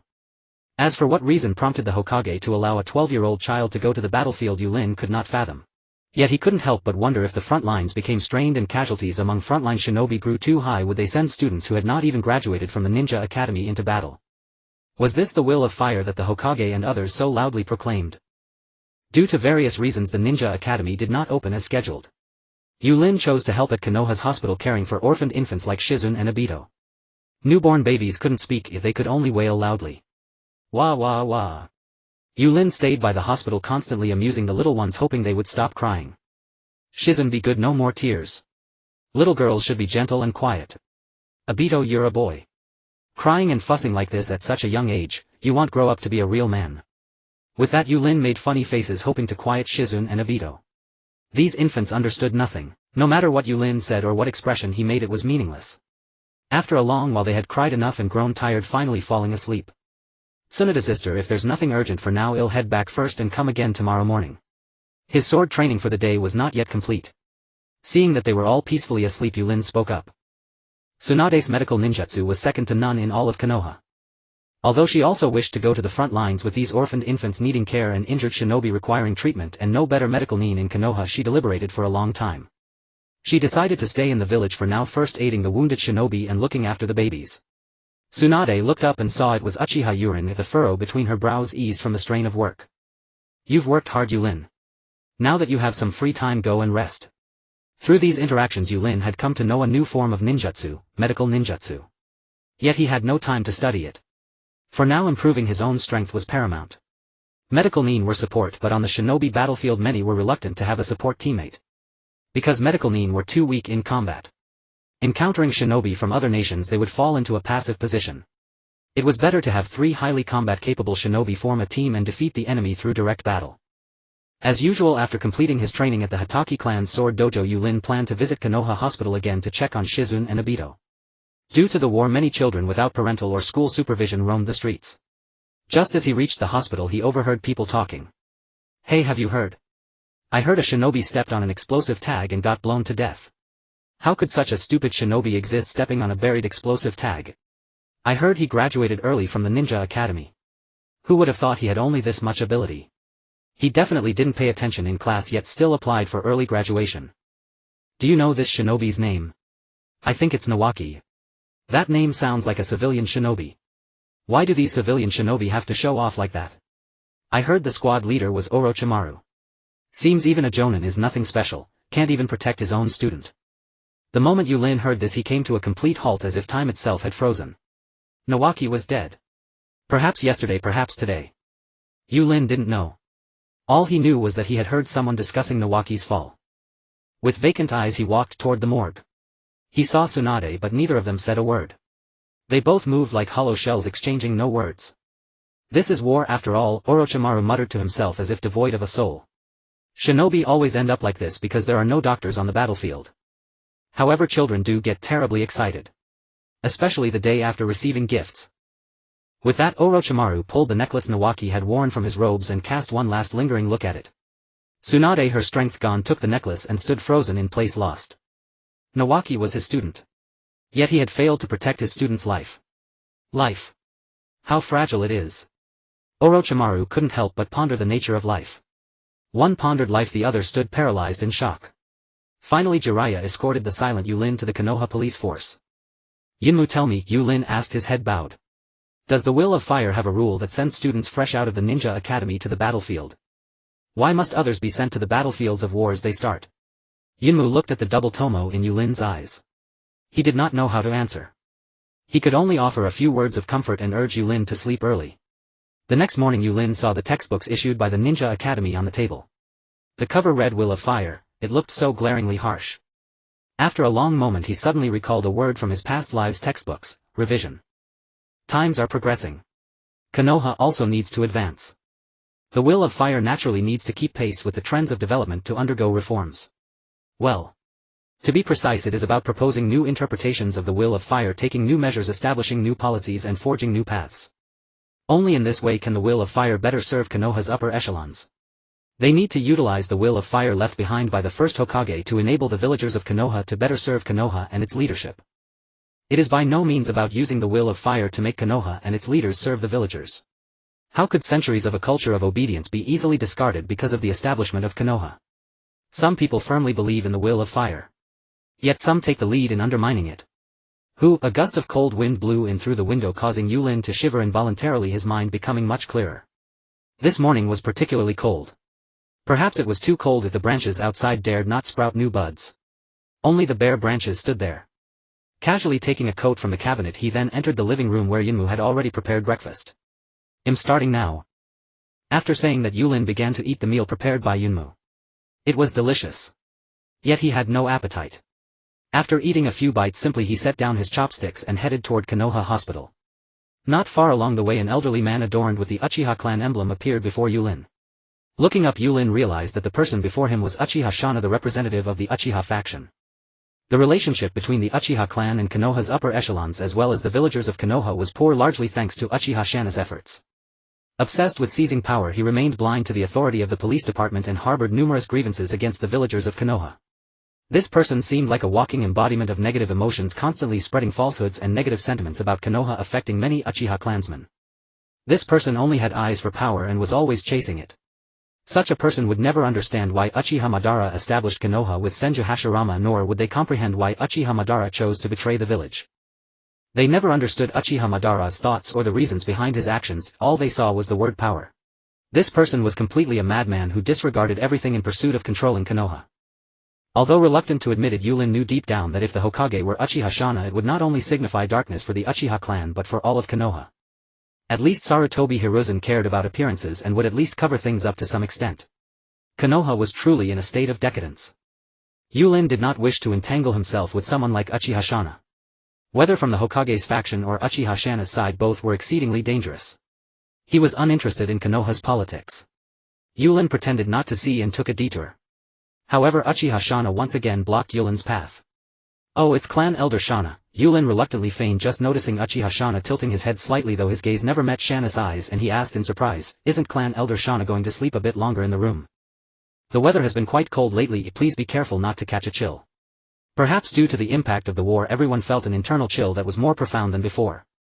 It might also be that this year's spring arrived later than usual, still blowing cold winds. But this degree of weather was nothing to Uchiha Shana. If he couldn't regain power, that would be the true cold. He completely disregarded Yulin's attitude, instead speaking in a tone filled with concern, "You must be feeling quite sad hearing about the death of an old friend on the battlefield. I've experienced such pain myself. During the last war I witnessed Uchiha clansmen die before my eyes. Sarutobi Hiruzen actually dared to send the grandson of Senju Hashirama into battle. In the future it wouldn't be surprising if he sent Uchiha children to the battlefield as well. Damn Sarutobi Hiruzen, who never sends his own family members into war, always assigning the safest, most lucrative tasks to his own clan. As long as Sarutobi Hiruzen is Hokage, the Uchiha clan will never have a good day. Shunshu is dead. This is a fact. This incident has already occurred, saying more about it is meaningless. What truly matters is how to prevent similar events from happening in the future. There is no peace in the world of ninjas. As long as the soil of evil exists, such things will continue to happen again and again. Yūrin was fully aware of all this. What disgusted him was that some people still wanted to use Shenchu's death to achieve their own political goals, openly exploiting the deceased, showing no respect for those who sacrificed themselves on the battlefield to protect Konoha. They never considered how to solve the wars among ninjas. Yūrin had thought about it. It's just that he lacked the strength to solve this problem and had no complete theory. Relying solely on one person's strength cannot resolve the problems of the ninja world. Observing only Konoha without increasing knowledge from other ninja villages and without understanding the ninjas of other countries leads to a one-sided theory. Actions without theoretical support are blind. Thus, he needs to continue lurking in Konoha and discover those who recognize the problems within the ninja world to form an alliance. And someone like Uchiha Shana, a thoroughly selfish individual, is obviously not someone to recruit. Yūrin had no desire to engage in such utterly boring conversations with Uchiha Shana, but he had to maintain his disguise to avoid arousing others' suspicions. After pondering for a moment, he feigned confusion and curiously inquired, "I wonder what Clan Elder Shana wants to say. If there's nothing else, I need to go take care of those little kids in Konoha Hospital. My current abilities are limited and I cannot yet unleash the power of the Uchiha clan, nor can I restore the glory of the Uchiha clan." It seemed that Uchiha Shana's mind was somewhat muddled. He didn't understand Uchiha Yūrin's refusal and instead asked in confusion, "What do you need to take care of those little kids for? The hospital in Konoha can naturally handle the care of infants. Your talent is quite good, but you shouldn't waste it on such trivial matters. As a member of the Uchiha clan, how can you learn the sword techniques of other families? Any power pales in comparison to the Uchiha clan's ocular power. Trivial matters. How many infants from the Uchiha clan are in Konoha Hospital?" Yūrin couldn't help but retort. Does Clan Elder Shana not know about the losses the Uchiha clan suffered from the night raid before the new year? They just lost their parents shortly after being born. Is that also a trivial matter? Indeed. Those who are solely focused on power can hardly pay attention to other matters. They are all a bunch of busy people. Uchiha Shana was taken aback, pondering for a moment before saying discontentedly, "The Uchiha have their pride. The infants of the Uchiha clan should be cared for by the Uchiha clan. When did we need outsiders to intervene? We should take those infants back to the Uchiha clan. As long as these infants are well nurtured, they can become a powerful force. Currently, support for Uchiha Shana among the Uchiha clan is dwindling. If this continues, the Uchiha clan is in peril. The matter of taking back the infants is not something Yūrin can decide, nor does he want to be involved. Clan Elder Shana makes a valid point. However, that is a matter for the future. For now, let me go check on those little kids to ensure they don't go hungry." After speaking, Yūrin passed by Uchiha Shana. Just as he passed by, it seemed he heard Shenchu's voice, and he instinctively looked up, noticing that the surroundings had suddenly changed. At some point, Shenchu had rushed out from behind him, glancing briefly at Yūrin before dashing forward without looking back. Yūrin watched Shenchu's figure, seeing him excitedly sprinting ahead. After a few steps, Shenchu's figure disappeared from Yūrin's sight. Suddenly, flames from an explosion filled his vision and the sounds of astonished gasps arose. Yūrin stood dazed in place. Seeing Yūrin's reaction, Uchiha Shana couldn't help but smile. Having once been a powerful figure of the Uchiha clan, he naturally knew many secrets of the Uchiha. Although Uchiha Shana was displeased with the second Hokage's suppression and restrictions on the Uchiha clan, he had to admit that the second Hokage's research on the Uchiha was thorough. Intense stimulation can help awaken the Sharingan in the Uchiha clan, though Uchiha Shana was not clear on the specifics of what kind of stimulation it was. He only knew that the greater the emotional fluctuations, the higher the probability of awakening, and the awakened power would be more formidable. It could even lead to the awakening of the legendary Mangekyo Sharingan. This is the Uchiha clan's supreme power. Unfortunately, he did not possess this talent. Even at his age, he still only had 3 tomos. He estimated that he would never evolve into a Mangekyo Sharingan in this lifetime. He could only focus on the younger Uchiha clansmen, seeking suitable individuals for cultivation. And Yūrin became his target. Long ago, Uchiha Shana knew that Yūrin and Shenchu had a good relationship. Although he was dissatisfied with Yūrin's behavior, he had no way to stop it. However, last night, upon hearing the news of Shenchu's death and observing Yūrin's despondent expression on the way, he was unfortunate that Jiraiya was guarding nearby and then Yunmu was also there. He had not had the chance to act. Now Yūrin was all alone. Uchiha Shana couldn't help but want to confirm Yūrin's talent. He also wanted to know the true talent of someone hailed as a genius of the Uchiha clan. Yūrin stood there in a daze, his black pupils having faded, replaced by 2 crimson tomos. Upon seeing this, Uchiha Shana couldn't help but tremble. What a genius! He had awakened the double tomo Sharingan before the age of 7. Just as Uchiha Shana was getting excited, a white short blade reflecting the 3 crimson tomos appeared before his eyes. Is it not shameful for someone in their 50s to cast genjutsu on a child not yet 7? Uchiha Yunmu with his 3 tomos Sharingan stood protectively behind Yūrin. If you want to discuss genjutsu, I would be more than willing to accompany Clan Elder Shana in learning how to use the Sharingan's genjutsu. Uchiha Shana glanced lightly at Yunmu. It seemed that this person appeared at a most inopportune time, coming to stir up trouble. Uchiha Shana knew that Uchiha Yunmu had already been brainwashed by the will of fire, just like his father Uchiha Kagami. He had forgotten his surname and the pride of the Uchiha clan, becoming a traitor of the Uchiha. Yet Uchiha Yūrin was still young. As long as he received proper guidance, he might still be rescued from the clutches of the will of fire. In the current situation, it was best not to create enmity to avoid arousing Yulin's aversion. Without speaking, Uchiha Shana merely glanced at Yunmu and then left. Yunmu let out a sigh of relief and turned around. Release. With the disruption of chakra, the genjutsu cast by Uchiha Shana lost its maintenance, and soon Yulin recovered the crimson Sharingan, rapidly dissipating, returning to normal black pupils. Yulin pondered for a moment before raising his voice to ensure Uchiha Shana could barely hear him. Ah. Oh Yunmu, what are you doing here? Strange, I clearly just saw. What did you see? Yunmu asked with concern. Nothing. Yulin shook his head, unwilling to say more, then looked up, gazing at Uchiha Shana's back curiously, asking, by the way, I clearly remember passing by Clan Elder Shana. How? Did I remember wrong? Hearing the voice from behind, Uchiha Shana had a new judgment in his heart. Although he was hailed as a genius of the Uchiha clan, he was still too young and knew nothing about the power of the Sharingan. As expected, the genius of the Uchiha clan still needed me to cultivate. Only in this way can the glory of the Uchiha clan be restored and those people bow before the genjutsu of the Sharingan. In fact, when Yulin heard Shenshu's voice, he realized he had fallen into a genjutsu. There are many methods to break genjutsu. It is not just about injecting chakra. Even genjutsu cast using the Sharingan can be dispelled by Yulin. But he knew one thing more clearly. If he easily dispels the genjutsu cast by Uchiha Shana, it would bring about greater trouble.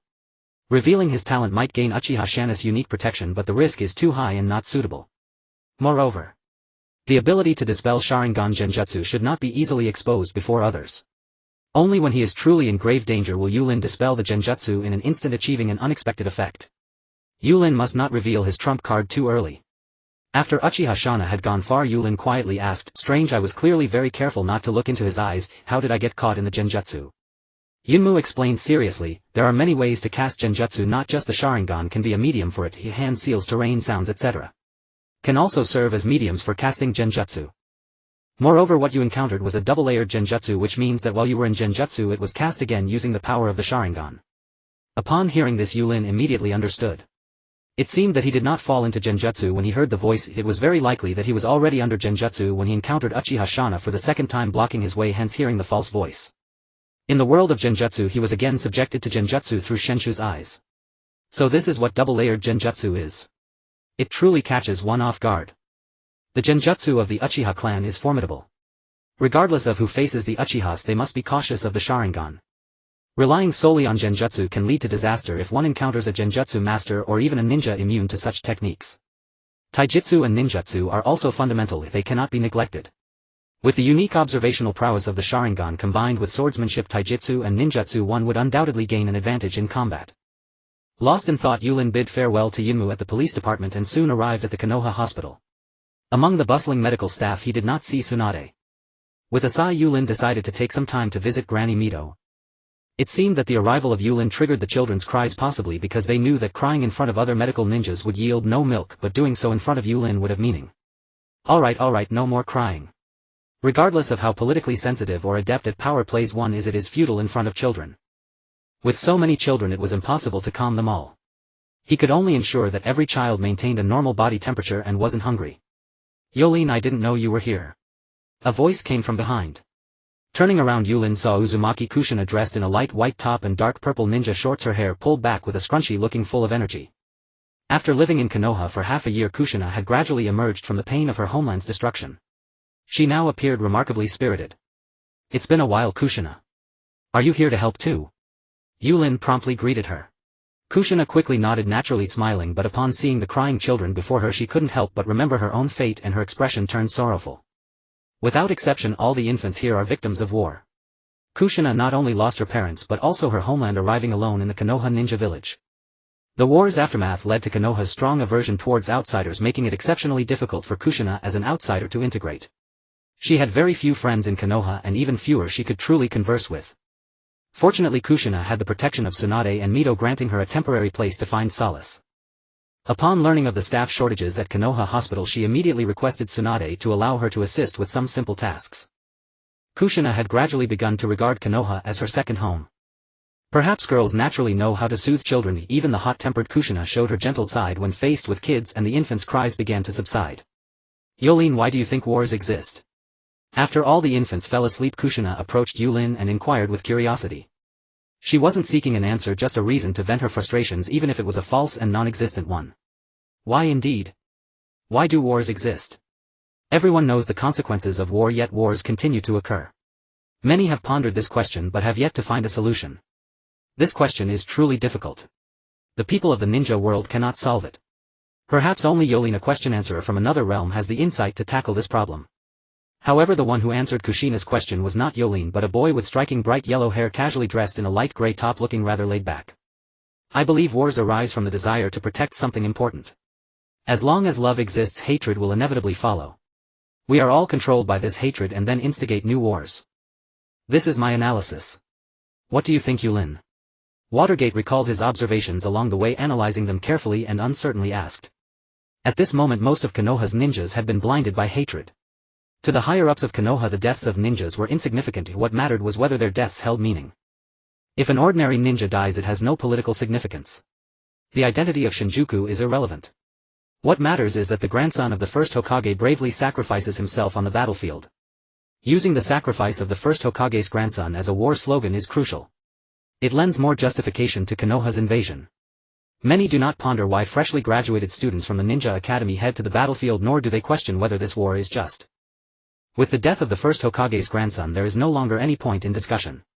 If circumstances allowed, those intent on waging war would likely be unable to resist sending a letter of thanks to Orochimaru. Konoha was now prepared for full-scale war, and the next step would be the outbreak of total conflict. Even if one understood this, it was best to feign ignorance and avoid discussion. This is a hospital, let's refrain from discussing village matters. Yūrin said calmly. Watergate thought for a moment and understood. In such a special time it was better not to discuss such a controversial topic. Then he greeted, "Good morning, Kushina." Kushina turned around, glanced at Watergate and politely responded, "Good morning, Watergate. By the way, did you come to Konoha Hospital to help as well?" Bufeng Shuemen wore a warm smile, gazing at the sleeping child, and said softly, "Yes, I didn't expect you to be here. Actually, I've been reading at the library recently and never noticed Yūrin's presence. Later I found out that Yūrin was helping at my hospital, so I thought I'd contribute my own strength." Juxinai glanced at Bufeng Shuemen, then at Yuzhibo Yūrin. No matter how she looked at him, she felt Bufeng Shuemen was a boy who was like a girl and rather unreliable. How could such a person ever become Hokage? However, Yūrin was different. Although he was not old, only turning 7 this year, his words and actions always inadvertently revealed an air of maturity.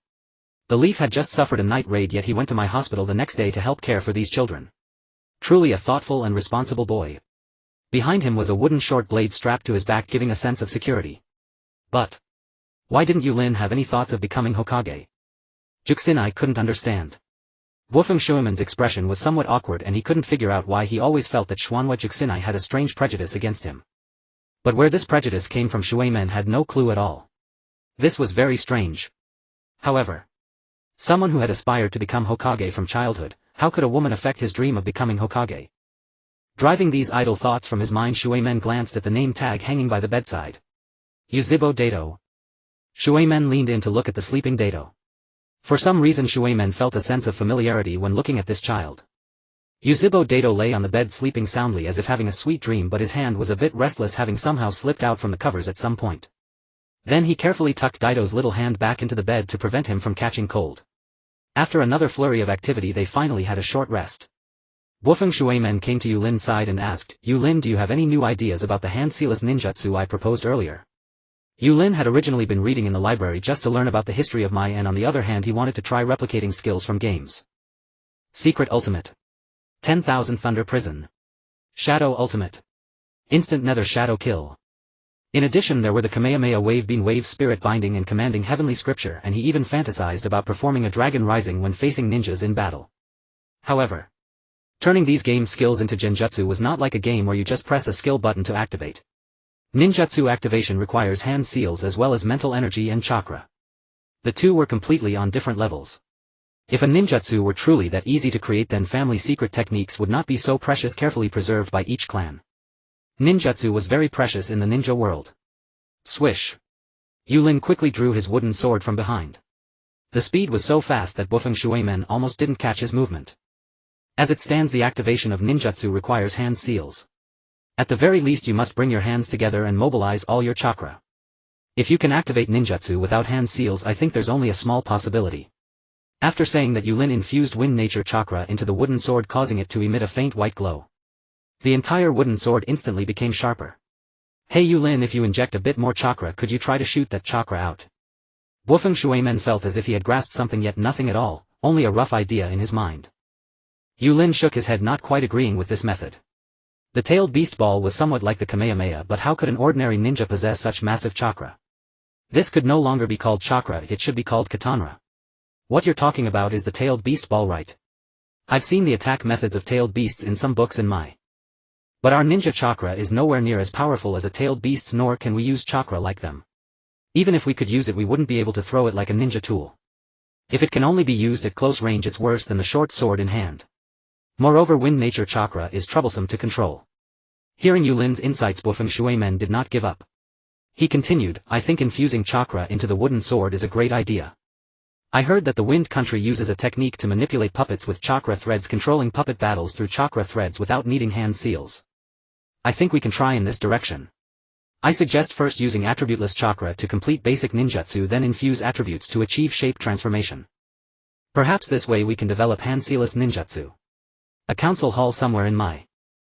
Because of Shengshi's death, Gangzhou became even more convinced of the role of medical ninja. After all, in that night raid before the new year, except for some villagers who were not affected, the injuries were not severe, but some villagers and infants died due to lack of timely treatment. Such casualties could be avoided as much as possible. After the Hokage finished his opening remarks, Gangzhou stood up directly and said loudly, first, regarding the missions where foreman teams must operate long-term alone in enemy territory. Therefore, training medical ninja with advanced medical techniques and developing medical institutions, I think establishing such a system is the urgent issue. Gangzhou's words were to some ninja nothing but sensible nonsense. Who didn't know that medical ninja could help injured ninja quickly escape danger and even survive? But now was a time of war and most medical ninja lacked combat ability. Not every medical ninja had Gangzhou's strength to assist in battle, nor did every medical ninja have teammates as powerful as Dashyuan and Zilai. Therefore, pairing with a medical ninja was truly not as good as pairing with an extremely powerful ninja. At least they wouldn't hold the team back in battle. Many ninja present were not optimistic about Gangzhou's opinion. Konoha's mood was something Sarutobi Hiruzen as her teacher could naturally comprehend. He wished to express his support for Tsunade's suggestion. However, as Hokage he had to consider things more comprehensively and meticulously, taking into account every ninja on the battlefield. Thus he could only regretfully respond to Tsunade's suggestion, indeed, as you said, we need to propose a medical system and cultivate medical ninjas. But we are currently in a state of war. Establishing a medical system would require a significant amount of time, and what we lack most right now is time. The enemy will not wait for us. The war has already begun, and starting to train medical ninjas at this point would be completely insufficient and would not help Konoha win this war. Moreover, training medical ninjas would incur a substantial expense. These ninjas would only use their own strength to fight and would not engage in commerce. Most of the ninjas' income comes from missions, and due to the impact of war the number of missions is decreasing, leading to a further decline in trade volume, which tightens Konoha's finances. At this moment Konoha does not have the extra funds to train a large number of medical ninjas. Hearing Sarutobi Hiruzen's refusal, Tsunade's face immediately showed an expression of anger. Without sufficient medical ninjutsu support, more ninjas would die due to the inability to receive timely treatment. Tsunade did not want to see such scenes again, nor did she want others to experience the pain of losing comrades. What are you talking about, you old man? If this continues, no matter how long it takes.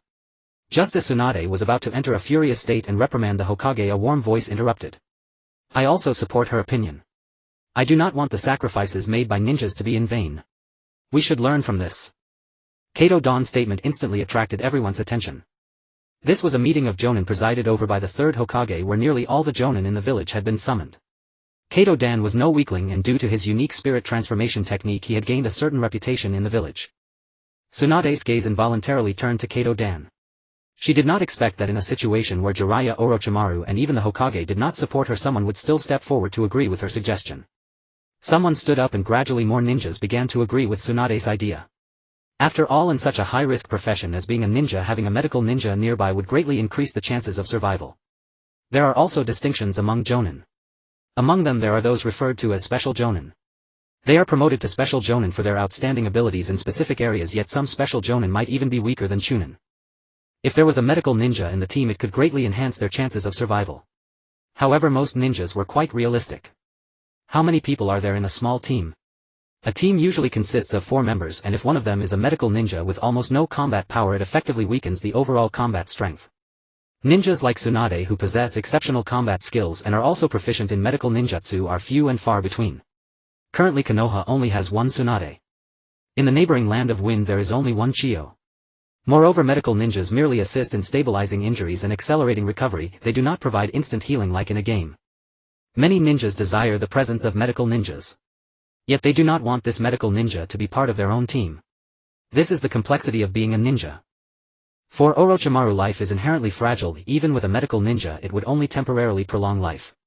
Many understand Tsunade's feelings of losing her brother but do not agree with her suggestion. This proposal was quickly set aside without much discussion. Konoha cannot afford to focus its energy on this. After the meeting concluded, Kato Dan left the conference room and was preparing to visit Konoha Hospital to see his niece Shizune, since it had already been several days and he was unsure how she was doing in the hospital. Just as he stepped out of the conference room, a voice called from behind. Please wait. Kato Dan turned around and it was Tsunade, who had just proposed the establishment of a medical ninja system. Thank you for what you said earlier, Tsunade said sincerely. Despite Orochimaru's indifference, she had not expected that even Jiraiya would not support her this time. The only one to stand up for her was a stranger. The one who should be thanking is me. Kato Dan replied with a smile. Moreover, what you said is correct. Tsunade lowered her head, remaining silent. By the way, Kato Dan continued, are you heading to Konoha Hospital? I think I saw you there when I was at the hospital. Tsunade raised her head, a strong look of confusion appearing on her face. At this moment Kato Dan's steps had already begun to head toward Konoha Hospital. After hesitating for a moment, Tsunade chased after him. To be honest, she had not been in the hospital all day and was unaware of the situation there. With so many infants, especially with only Yūrin and Kushina, she was terrified that they wouldn't be able to manage. Some people are simply not good at flirting. Others are naturally skilled at it. Kato Dan clearly belonged to the latter.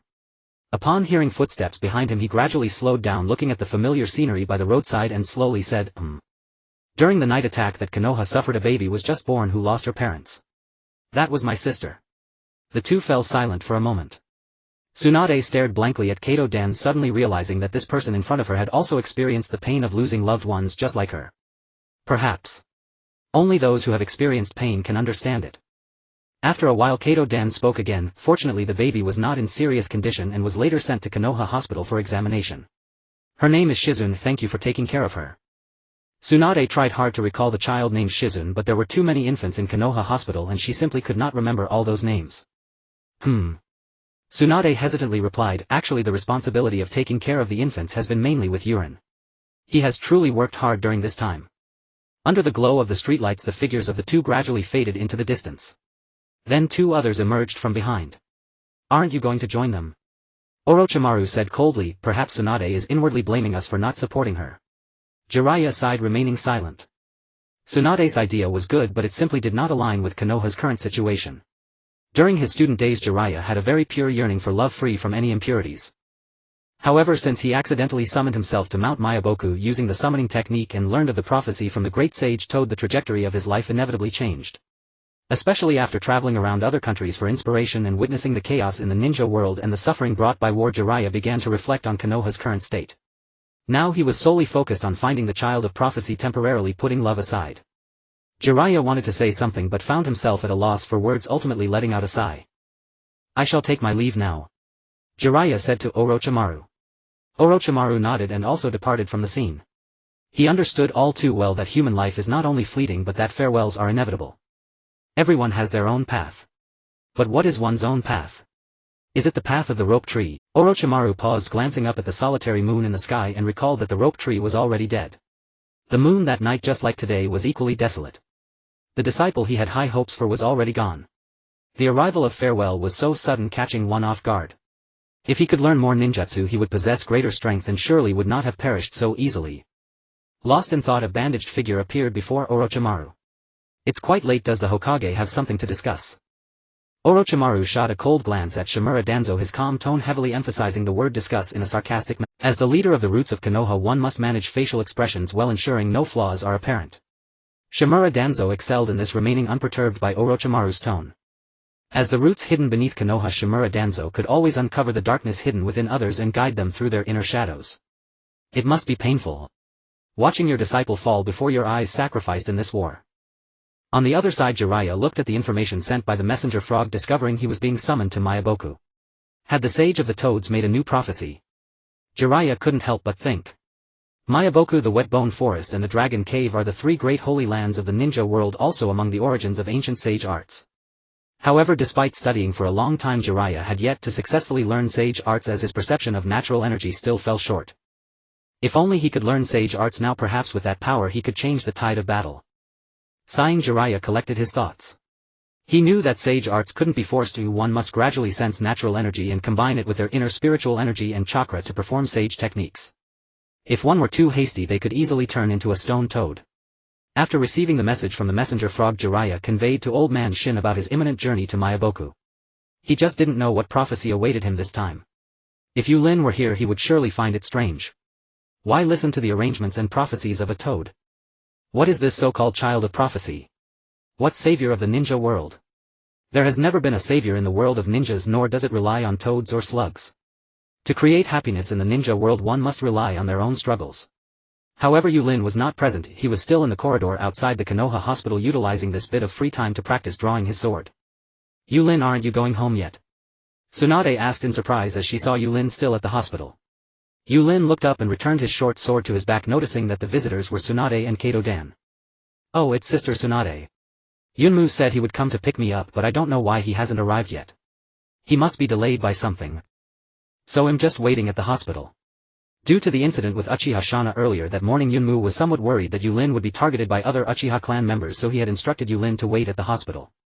Is Dansenpai here to see Shizun? Yūrin asked further. Kato-dan nodded. Thank you for taking care of Shizun during this time, Yūrin. Yūrin smiled and then led Kato-dan to Shizun's bedside, praising her. Shizun is very well behaved, hardly cries at all. She should grow up to be a very quiet girl. Tsunade followed Kato-dan's footsteps to take a look and found that Shizun had already fallen asleep, sleeping soundly with a smile at the corner of her mouth. Seeing Shizun's peaceful slumber, Kato-dan couldn't help but think of his sister and then glanced at the other infants, further solidifying his resolve to protect Konoha. Yūrin quietly sat aside, looking at the basic medical ninjutsu books. Yūrin, are you interested in learning medical ninjutsu? Tsunade asked curiously and eagerly. Kato-dan also gave Yūrin a knowing glance, but Yūrin thought for a moment and shook his head in refusal. Learning medical ninjutsu is too time-consuming. It requires a lot of experience and knowledge accumulation. I'm currently learning swordsmanship from Senior Zayun and I don't have extra time. I can only learn some basic bandaging knowledge and understand some basic physiological knowledge. Hearing such a response, Tsunade's expression fell somewhat. Indeed. The time required to learn medical ninjutsu is excessive. But soon Tsunade's eyes brightened again as Yulin's voice came once more. In the afternoon, while discussing the non-hand-seal ninjutsu with Namikaze Minato, I discovered that the palm sage technique and chakra scalpel do not require hand seals, they simply channel chakra into the palm and scalpel. And the gentle fist technique of the Hyūga clan injects chakra into the opponent's body to disrupt their chakra flow. I feel there are some similarities between the two techniques. Therefore I want to apply the palm sage technique and chakra scalpel in battle. If I want to learn medical ninjutsu, I think it's best to lay a foundation in advance, understanding more theoretical knowledge so that I might grasp medical ninjutsu more quickly in the future. Why not establish a medical ninjutsu course in the ninja school? Perhaps some students would enjoy this subject. Not everyone likes combat. For them, being a medical ninja is also a good choice. Moreover, the palm sage technique and chakra scalpel can also be used in battle. Tsunade's gloomy mood was instantly lifted. Yes. It's unrealistic to have the ninjas currently in battle learn medical ninjutsu, but students in the ninja school can start learning the foundational theories to gradually cultivate their skills. Actually, even if Yūrin hadn't mentioned it, Tsunade would have thought of it later. It was just that in her eagerness she hadn't considered it at that moment. I'm sorry Yūrin, I'm late. Yunmu's voice suddenly echoed in the hospital, but upon noticing the gazes directed at him, Yunmu instinctively lowered his voice, showing an apologetic expression. After bidding farewell to Tsunade and the others, Yunmu walked alongside Yūrin. Yūrin, do you know about summoning beasts? Yunmu asked with a smile. I've read about them in books, but using summoning jutsu requires signing a contract, Yūrin replied immediately. So do you want to have your own summoning beast?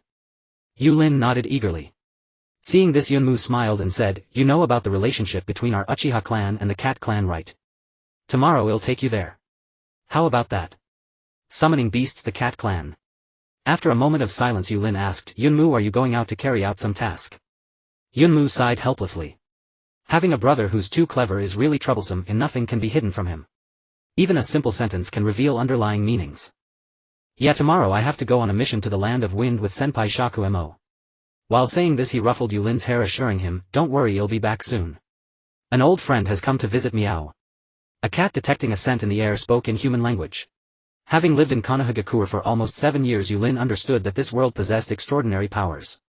Therefore the appearance of a talking cat was not surprising. He also knew that the Kiki clan's summoning beast was a ninja dog that could also speak human language, though he wasn't quite sure why the Inuzuka clan's dogs couldn't talk. The door swung open and Yunmu entered, chatting and laughing with Yulin, sporting strange cat ears on their heads. Grandma Cat, it's been a long time. Grandma Cat sized up Yunmu and then glanced at Yulin. Both of you have grown quite a bit. Little Yulin has grown a lot too. Meow, I remember Yulin was just a little kid before and now he's taller than me. A ninja cat stood beside Yulin, gesturing to compare their height, speaking in cat language. It's only natural to be taller than you, Meow. Another ninja cat jumped onto Yunmu's head and said in cat language, by the way Yunmu, did you bring any gifts? Yunmu picked up the cat from his head and took out a small piece of wood mint, adding, I left the rest on Yulin, I was afraid you'd finish it all at once. Yulin looked at the several cats in front of him. These ninja cats had also signed contracts with the Uchiha clan and were their summoning beasts. This was a weapons shop frequently visited by the Uchiha clan, where many weapons for the Uchiha were provided by Grandma Cat. Besides supplying weapons, Grandma Cat also provided intelligence for the Uchiha clan. In the world of ninjas, the most valuable resource was intelligence. Intelligence about missions. Intelligence about other countries. Intelligence about foreign ninjas. Such intelligence was exceptionally important concerning the life and death of ninjas. Grandma Cat's intelligence sources were obtained from inconspicuous ninja cats. Most people wouldn't pay attention to the small cats by the roadside. Many never realized that important information could sometimes be leaked in this way. At this moment a bold idea formed in Yulin's mind. Could he find a way to deceive the ninja cats?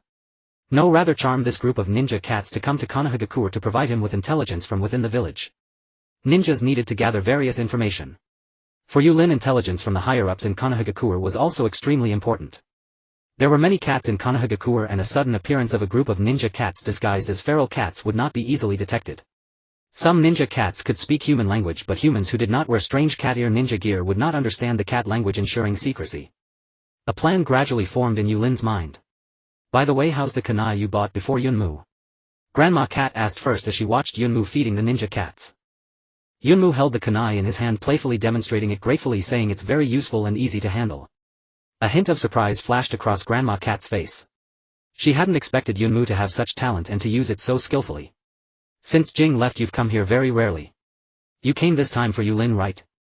Grandma Cat's face showed worry as she curiously inquired.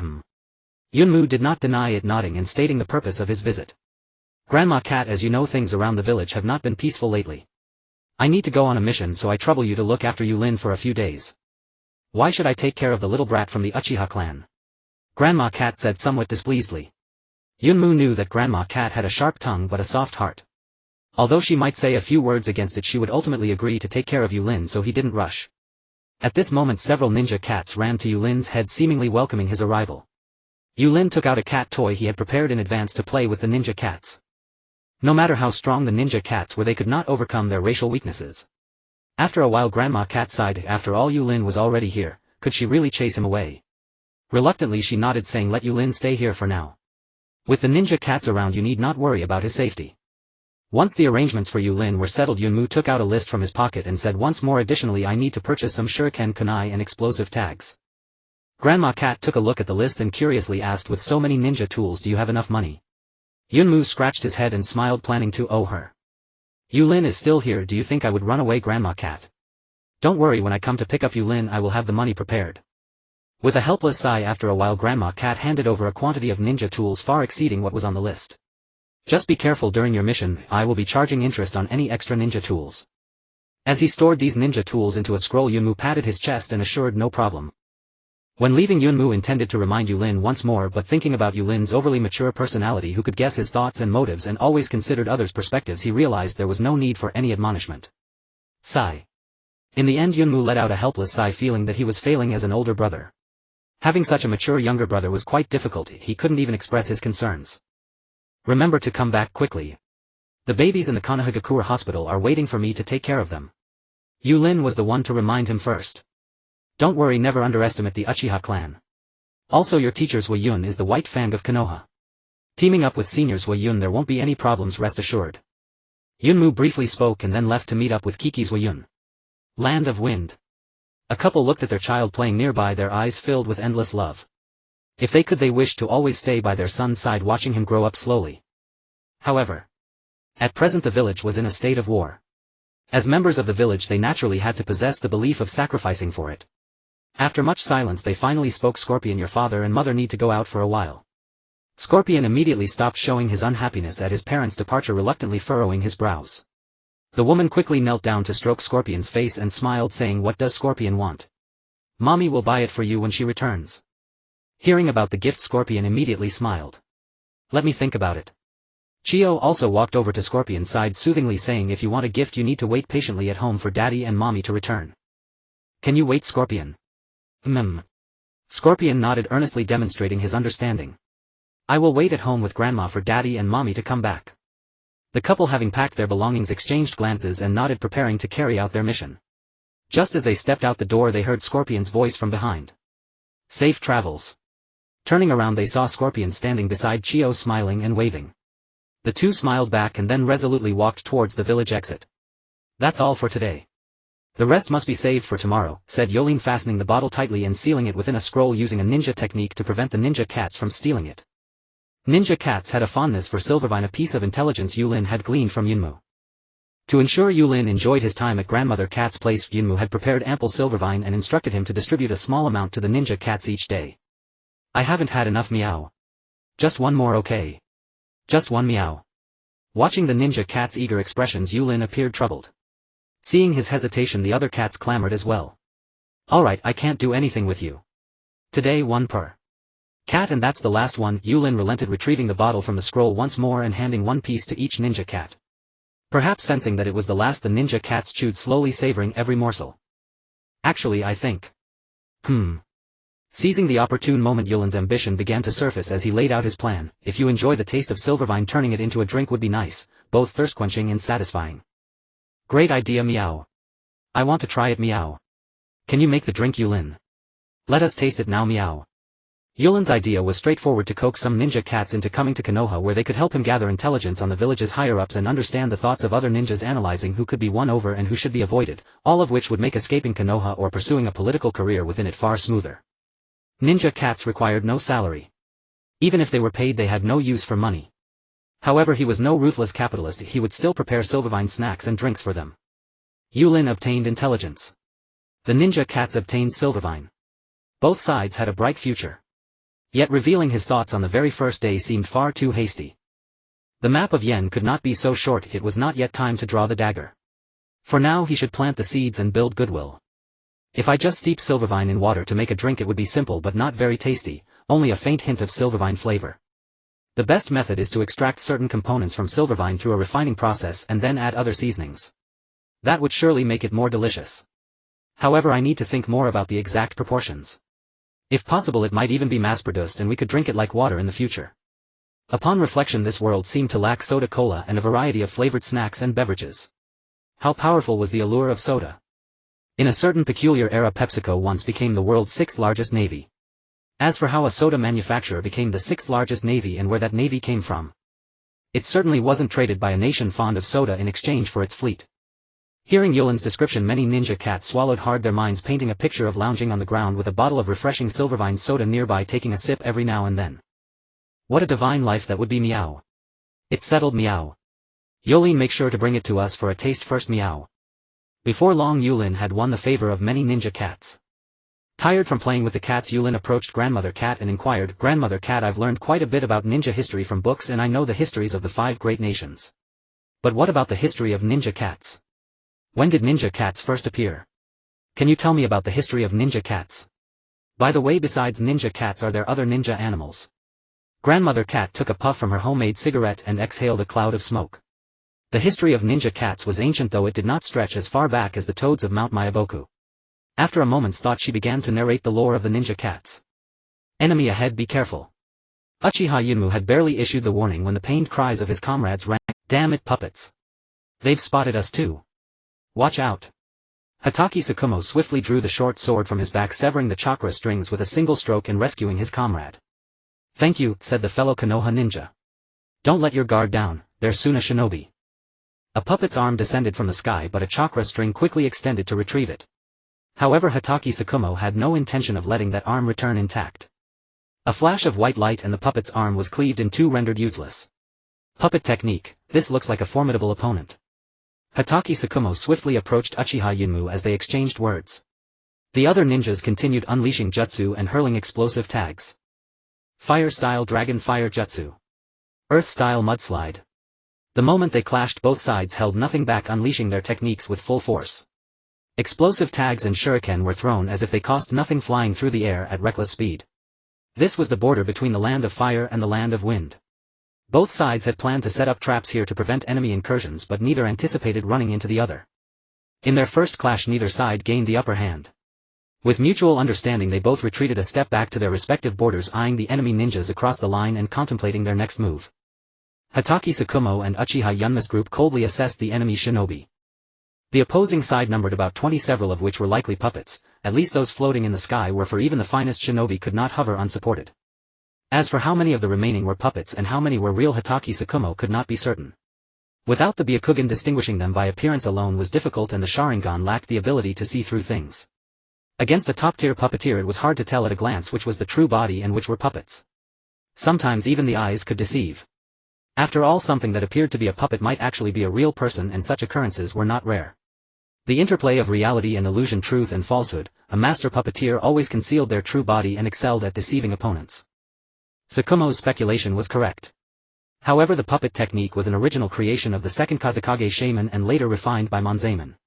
Here it was a novel art that involved creating special chakra strings through unique methods and manipulating puppets with them.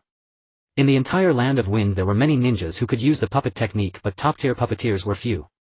And facing an opponent who could manipulate at least 3 puppets simultaneously was no easy task. How unexpected. A ninja wearing the Sunagakure headband slowly stepped forward. To encounter Konoha's white fang during this mission. That one beside you is from the Uchiha clan. Facing the Sharingan always feels troublesome. Hatake Tsukumo rose to his feet, sizing up the two before him. According to Konoha's intelligence, these two were Kyo's son and daughter-in-law among the foremost ninjas of the land of wind. So this is Sunagakure's puppet technique. I would like to see it for myself. The land of wind had long suffered from chronic poverty. The land of fire, by contrast, overflowed with abundance. Coincidence, or perhaps cruel irony, had placed the affluent land of fire directly adjacent to its impoverished neighbor. To claim the land of wind felt no envy toward that fertile soil and boundless resources would be nothing short of a lie. Even the land of wind itself would scarcely believe such a claim. Fertile land's abundant resources, a strategically unique geography, combined with myriad other factors, naturally fostered the cultivation of exceptional shinobi far more readily than in the land of wind. Though the legendary shinobi god Hashirama Senju had passed away many years ago, Konoha remained, by far, the most powerful shinobi village among the 5 great nations, and perhaps would remain so for generations to come. A nation's strength was synonymous with its village's strength. A village's strength in turn rested upon the prowess of its shinobi. Should the white fang of Konoha fall here today, Konoha's might would inevitably wane. Such a victory would yield immense advantage to the land of wind, and further empower its own shinobi village. Having grasped this truth, the Suna shinobi surged forward, resolved to leave every Konoha shinobi lying lifeless upon this very ground. The Suna shinobi leading the assault unsealed a scroll and swiftly summoned several puppets. Secret technique: 10 fingers of Kinkaku. As the name implied, this technique allowed one finger to control one puppet, 10 in total, each moving in flawless coordination as though fused into a single sentient entity. Mikoto Tsukumo narrowed his eyes, swiftly assessing the 10 puppets before him. 4 hovered aloft in midair. Of the remaining 6, one resembled a lizard, another a striking post, while the final 4 bore crude humanoid forms, not dignified nor even particularly imposing, yet radiating an unmistakable aura of menace. All the while his mind raced through every scrap of intelligence he possessed. The mere fact that this puppeteer was the son of the first Kazekage commanded profound respect, and the second Kazekage's revolutionary puppetry techniques compounded the threat. Tsukumo knew far too little about puppetry tactics, if their combat patterns remained utterly unknown to him. This battle promised to be exceedingly difficult. Unmute, I will engage the puppet master Akasuna no Cho while you restrain the black-haired Kunoichi Hyaku. According to our intelligence, she is a master of medical ninjutsu and possesses unparalleled expertise in poisons. Exercise utmost caution. His obsidian irises dissolved, revealing 3 crimson tomo, his Sharingan activated. Unmute drew the chakra short sword gifted to him by Mikoto Tsukumo. He possessed absolute clarity regarding his own capabilities, and in this moment he refused to recklessly pursue an enemy beyond immediate reach at the expense of strategic coherence. Glancing once at the black-haired woman he replied with quiet resolve. Understood. I will hold her at bay. Secret technique 10 Fingers of Kinkaku wielded the power of an entire army concentrated within a single individual. One man was an army. Moreover, the slender chakra threads extended their reach across vast distances, rendering direct assault perilous. Any misstep could leave one vulnerable to unseen strikes from peripheral puppets. Recognizing this danger, Tsukumo issued another command. Follow my lead, disperse and engage individually. Lock onto a single target, and above all avoid entering the puppet's attack radius. The other Konoha shinobi were well aware of the fearsome reputation of 10 Fingers of Kinkaku, a single practitioner capable of laying siege to an entire fortress. None questioned Tsukumo's orders. They nodded in silent unanimous assent. Scatter. The moment the word left his lips, rows of shuriken and kunai arced toward the Suna shinobi. Then, with the exception of Mikoto Tsukumo and Uchiha Unmyu, the rest broke formation, fanning outward to expand the battlefield. Clang. Clang. Clang. Clang.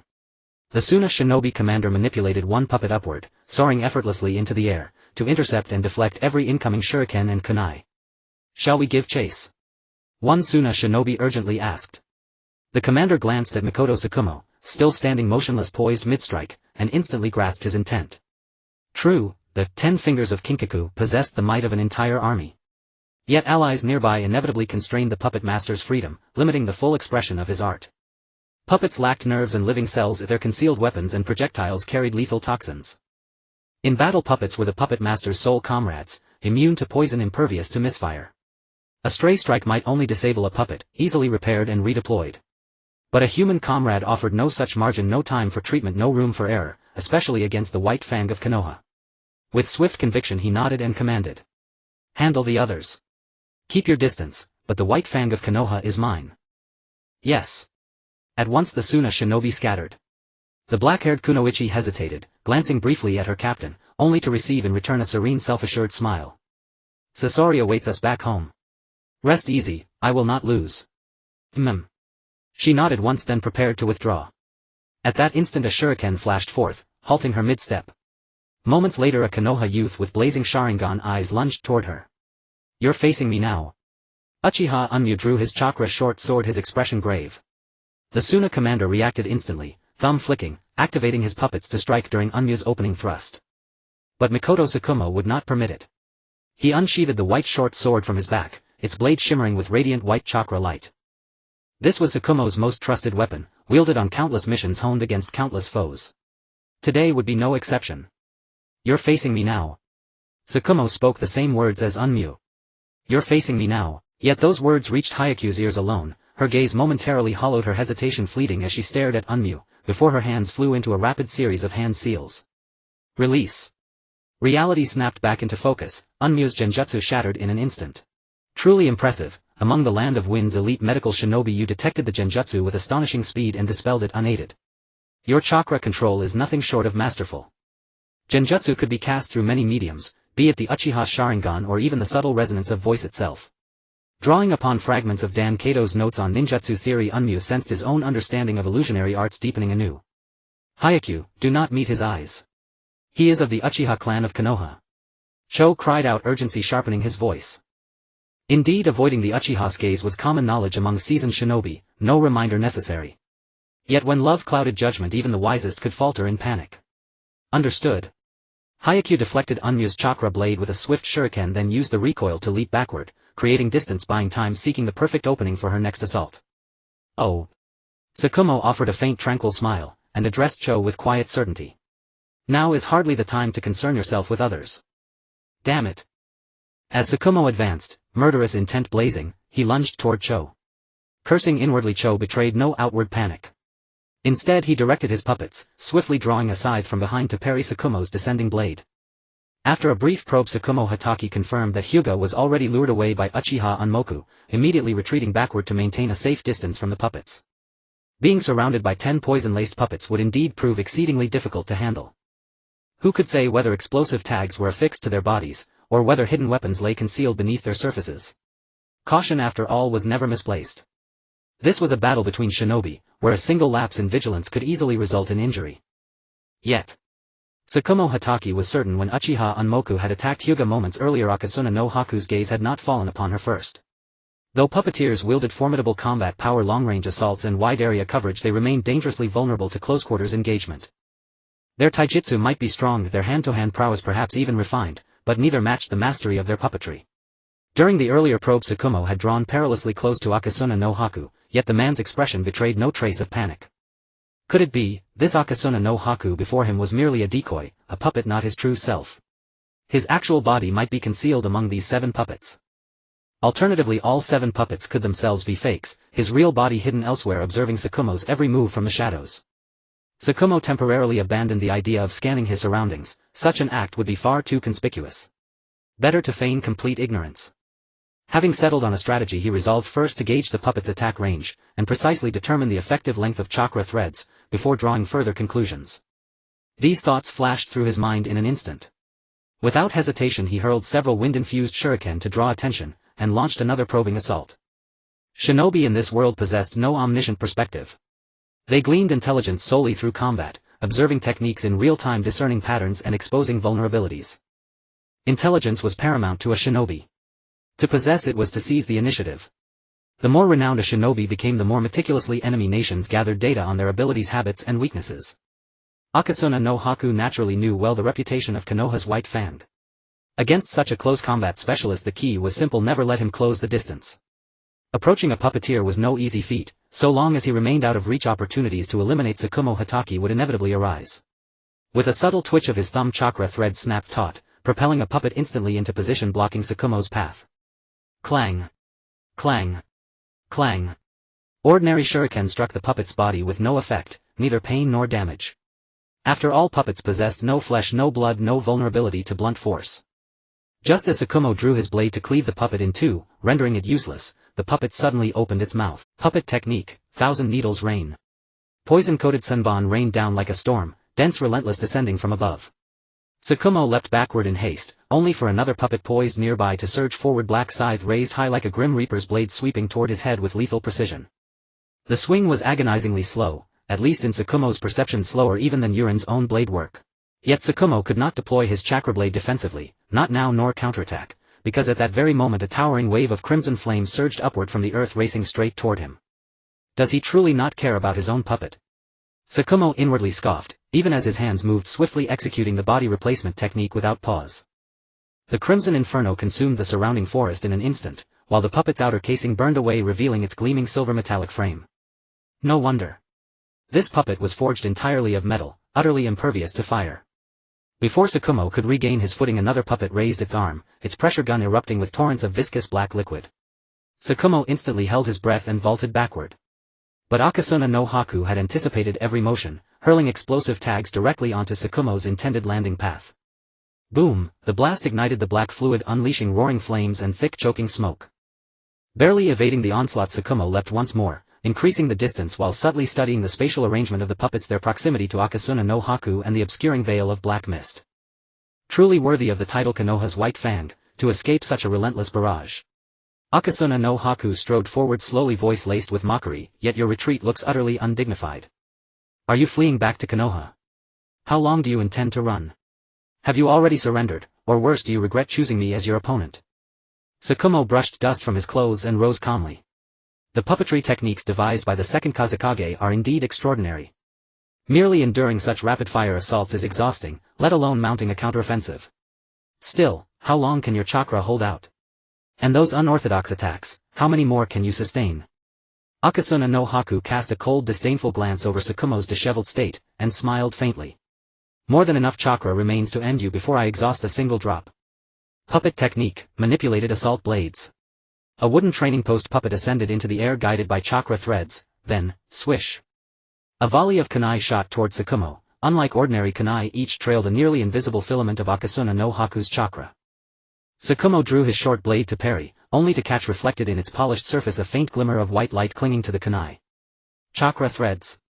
Danger. He abandoned the chakra blade defense entirely and threw himself sideways. This assault was denser, deadlier than the last. One airborne puppet knocked an arrow, others raised weapons and closed in rapidly. Several more puppets opened their mouths, revealing scrolls bearing written seals. Wind release, great breakthrough. An opening. Watching Akasuna no Haku unleash the technique, Tsukumo noticed, crucially, that the puppet guarding him had drifted slightly farther away. This was the perfect moment to close the gap. His white short sword flashed, shattering the puppet wielding the black scythe. In the same breath he executed a body flicker, held his breath and materialized within the black mist, deliberately slowing his movements to observe Akasuna no Haku's reaction. Then, Akasuna no Haku recoiled sharply, commanding his puppets to converge around him. Yet something felt deeply off. Tsukumo abandoned pursuit, instead turning to shatter the nearest puppet, disabling it utterly. 8 puppets remain. He glanced almost imperceptibly at the remaining puppets' positions. Both the lizard puppet and the post-shaped puppet had shifted, slightly but unmistakably. When he'd lunged toward Akasuna no Haku earlier, these puppets had merely approached him, not launched coordinated precise assaults. Their timing accuracy and lethality paled in comparison to prior attacks. Was the black mist obstructing Akasuna no Haku's vision, blinding him if only momentarily to Tsukumo's exact location? Or was it deliberate? No, unlikely. He'd just squandered a golden opportunity to strike. Within the mist only the airborne puppet could see him clearly. Clearly Akasuna no Haku's true body was not among these floating constructs, meaning his real form must reside among the 5 humanoid puppets, or be concealed elsewhere entirely. Regardless, once the puppeteer's true body was identified, victory would follow swiftly. Unaware of Tsukumo's deductions, Akasuna no Haku watched his puppet shatter, and murmured, voice tight with grief, even 8 puppets are more than sufficient. One of the puppets was disguised as the real body while the true self was hidden among the puppets. To be honest, those who can conceive such puppet techniques are geniuses. And Chi-Sheikh considered himself a genius, having elevated the puppet technique to an art form worthy of the reputation as the son of the first Kazekage. Chi-Sheikh recalled the previous battles, thinking of how many ninjas had exhausted their wits trying to get close to what they believed was the real body, only to find that the final all-out attack had merely shattered a puppet. Not even knowing where the true body was hidden. To die in such despair. Indeed. How could it be that someone would use a powerful sealing technique only to end up sealing half a bridge? I believe that when these people died, the expressions on their faces must have been extremely colorful. The expressions must be rich. Chi-Sheikh, who had lived in the wind country since birth, saw nothing but a sky full of yellow sand every day, only yellow sand and no other colors besides. Chi-Sheikh detested monotony. Therefore the expressions of the dead must be rich and also colorful, just like his puppets, which were all painted in multicolored hues. Chi-Sheikh could hardly wait to see the rich expression on the face of the Konoha White Fang, who had killed countless Suna ninjas just before his death. That expression would surely be magnificent. Every time a Konoha ninja is killed, it can in a sense strengthen the wind country's power. Chi-Sheikh felt his disguise was very effective. Hatake Tsukumo would find it difficult to detect anything unusual and would never suspect that the apparent real body was actually a puppet. He slightly moved his thumb, hidden in the long sleeve, instantly controlling the real body puppet. The Chi-Sheikh puppet raised its arm and pulled back forcefully, causing all the puppets to return to his side once more. In fact, to make his enemies misjudge, Chi-Sheikh had already begun scheming even before the battle started. Before the battle, the real body first appeared before the Konoha ninjas engaged in a simple skirmish as a test, and then stepped forward to communicate all to leave the impression that this person was Chi-Sheikh. Then at the moment of summoning the puppet technique through the scroll, he summoned a puppet identical to himself, pretending to be Chi-Sheikh. Meanwhile, the real Chi-Sheikh had already put on a mask and disguised himself as a puppet. During the engagement, through repeated guidance, he led his opponent to make erroneous judgments, making Hatake Tsukumo believe that Chi-Sheikh feared close combat. When Tsukumo finally managed to get close to Chi-Sheikh and was about to deliver a fatal blow. At that moment Tsukumo's full attention would be on the Chi-Sheikh puppet, making him unable to guard his rear.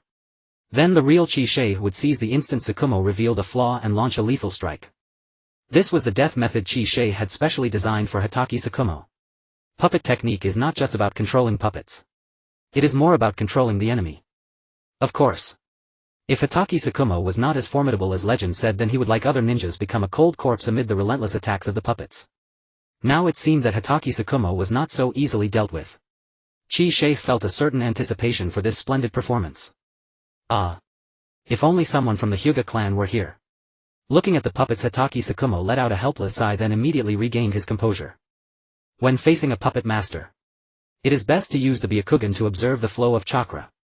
Under the Byakugan's penetrating sight, one could easily discern the real body hidden among the puppets. One could even detect the enemy's attack intentions through the flowing chakra threads. The Byakugan of the Hyūga clan indeed had a certain counter-relationship when facing certain ninjas. Unfortunately, Hatake Tsukumo did not have the Byakugan. What he possessed was a short sword called the White Fang, and he had to rely on his outstanding combat talent and experience. From the previous battle, he clearly noticed that at the moment he attacked Chi-Sheikh, a puppet was instantly manipulated by Chi-Sheikh to quickly block in front of him instead of launching an effective attack at himself. Not launching an attack despite such an obvious opening. This was very different from Uchiha's previous fierce offensive. Was it because the black mist obscured the real Uchiha's vision, preventing him from determining my position, so he only had time to protect the puppet that looked exactly like Uchiha, all to further deceive me and lead me to a wrong judgment? Or was it because he was surprised by my close approach and didn't react in time? Hatake Tsukumo still couldn't be 100% certain. He only had a rough idea. But regardless, Uchiha's real body was among the remaining few puppets. As he was thinking, the puppet's assault came again. Hatake Tsukumo had no choice but to give up pondering and quickly used his chakra short sword to parry. Secret technique manipulation, one body one heart. In the sky, two puppets joined their palms, then pulled out 5 steel wires to net toward Hatake Tsukumo, while nearby another puppet raised its palm and spewed scorching heat, and outside other puppets were already prepared. Substitution technique. Just as he was about to be hit, Hatake Tsukumo turned into a stone that fell to the ground. Where is he? Uchiha quickly searched for Hatake Tsukumo's figure. Phew. What a relentless assault. Having escaped the puppet attacks once again, Hatake Tsukumo spoke. I wonder how much longer your puppets can hold out. While speaking, he was also pondering the previous attacks. That attack just now. Uchiha was standing at a certain distance from these puppets. If Uchiha were attacked at this moment, he would not be able to have the puppets return to defend in time. On the contrary, that puppet painted with rich colors seemed to be protected by the surrounding puppets, as if not worried about sneak attacks. As the two sides tested each other step by step, Hatake Tsukumo gradually confirmed that the puppet painted with rich colors was neither too far nor too close to Uchiha, maintaining an optimal distance. Although he was increasingly sure of his judgment, his gaze did not fix on the puppet painted with rich colors. Instead, he only used his peripheral vision for a quick confirmation while dodging puppet attacks. It seems the second Kazekage's puppet technique is still lacking in real combat. Another puppet has been scrapped in no time, Hatake Tsukumo deliberately taunted. Uchiha opened his mouth and said, "At least it's more than enough before I eliminate you." Seeing that Uchiha did not launch another fierce attack, Hatake Tsukumo also breathed a sigh of relief, using this brief moment to recover a bit of stamina for the final assault. Meanwhile, Uchiha took the opportunity to replenish some ninja tools for the puppets. In addition, he quietly inserted the lizard's long needle into the ground, preparing for a sneak attack. Soon, Hatake Tsukumo sensed something unusual and quickly jumped upward. Without any pause, Uchiha had the remaining puppets attack Tsukumo again. After previous probing, Tsukumo had already discerned the attack patterns of the puppet and gradually mastered the offensive rhythm of Uchiha. Using his high-speed movement, he swiftly shook off the puppet and arrived in front of Uchiha, carefully observing the expression on his face. A puppet master would instinctively place their puppet in front of themselves. This one before me seems to be a fake. With a judgment in his heart, he nevertheless said, "I have won." Tsukumo extended his right hand and instantly drew his chakra short knife. The white chakra light emanating from the blade was extraordinarily sharp. Indeed. I have won. Seeing Tsukumo launching an attack on the realistic puppet of Uchiha, the hidden Uchiha, he couldn't help but chuckle inwardly. It is Uchiha who has won. It seems the legendary Konoha White Fang is nothing special after all. He had already deactivated the explosive protection of the puppet. As long as Tsukumo attacked, the puppet would explode violently the moment it was struck. He had already anticipated what would happen next. After the recent battle, Uchiha understood Tsukumo's skills. That ultra-fast speed made him hesitant to approach, reluctantly allowing the puppet to kill Tsukumo instead. Fortunately, the explosive power of the puppet was sufficient and the poison-laden ninja tools would spread everywhere. In such a situation, even Tsukumo would be unable to escape. If it were not absolutely necessary, Uchiha would never want to give up this excellent puppet. A puppet that looked exactly like him was not easily made. This puppet had cost him a great deal of effort and money. However, if he could kill Tsukumo, it would all be worth it. If the other puppets would be dyed with a layer of red blood paint, surely appearing magnificent. Boom! The explosion of the puppet was deafening and the poison ninja tools shattered into pieces, scattering everywhere amidst the blast. And in that instant of the explosion, a white light flashed. Dark red blood gushed forth like a flood, and due to the speed of the blade swing, Tsukumo's short knife still emanated white chakra light, not a trace of blood to be seen. Uchiha tried to control the puppet to defend, but found he couldn't muster any strength in his hands, revealing an incredulous expression as he strained to ask when. When did this happen? Tsukumo did not answer, his expression still tense, carefully observing the actions of the puppet and Uchiha. Bang! Without chakra support, one puppet after another fell to the ground. Seeing this, Tsukumo let out a slight sigh of relief but remained vigilant, explaining, "If I remember correctly, the puppet technique was invented by the second Kazekage, right? It seems that the new jutsu developed independently by Konoha's second Hokage, the multi-shadow clone technique, is superior, isn't it? Is this the technique invented by the second Hokage? It seems that this time my puppet technique has lost." Listening to Tsukumo's explanation, Uchiha could no longer support his body and fell to the ground in an instant. Lying on the ground he noticed that the stones that had fallen were gone, and recalling the previous explosion he suddenly understood. So that's how it was. First he used the transformation technique to pretend to be a rock, making me let my guard down. At the same time he used the multi-shadow clone technique to pretend to be a substitute, diverting my attention. As expected of Konoha's white fang, he had seen through my attack long ago while I was completely oblivious. Unfortunately, a ninja's life has no second chances. Information is extremely important among ninjas. A wrong mistake will naturally lead to a wrong judgment, which is undoubtedly fatal on the battlefield. Before closing his eyes, Chisha, he seemed to see the smile of Scorpion. I want to see Scorpion one more time. Sigh. Seeing the expression that appeared on Chisha's face before he died, Kiki Shikumo sighed helplessly, and after a moment of lament he quickly collected himself. There was no time for sorrow on the battlefield. I wonder how Yunmu is doing now.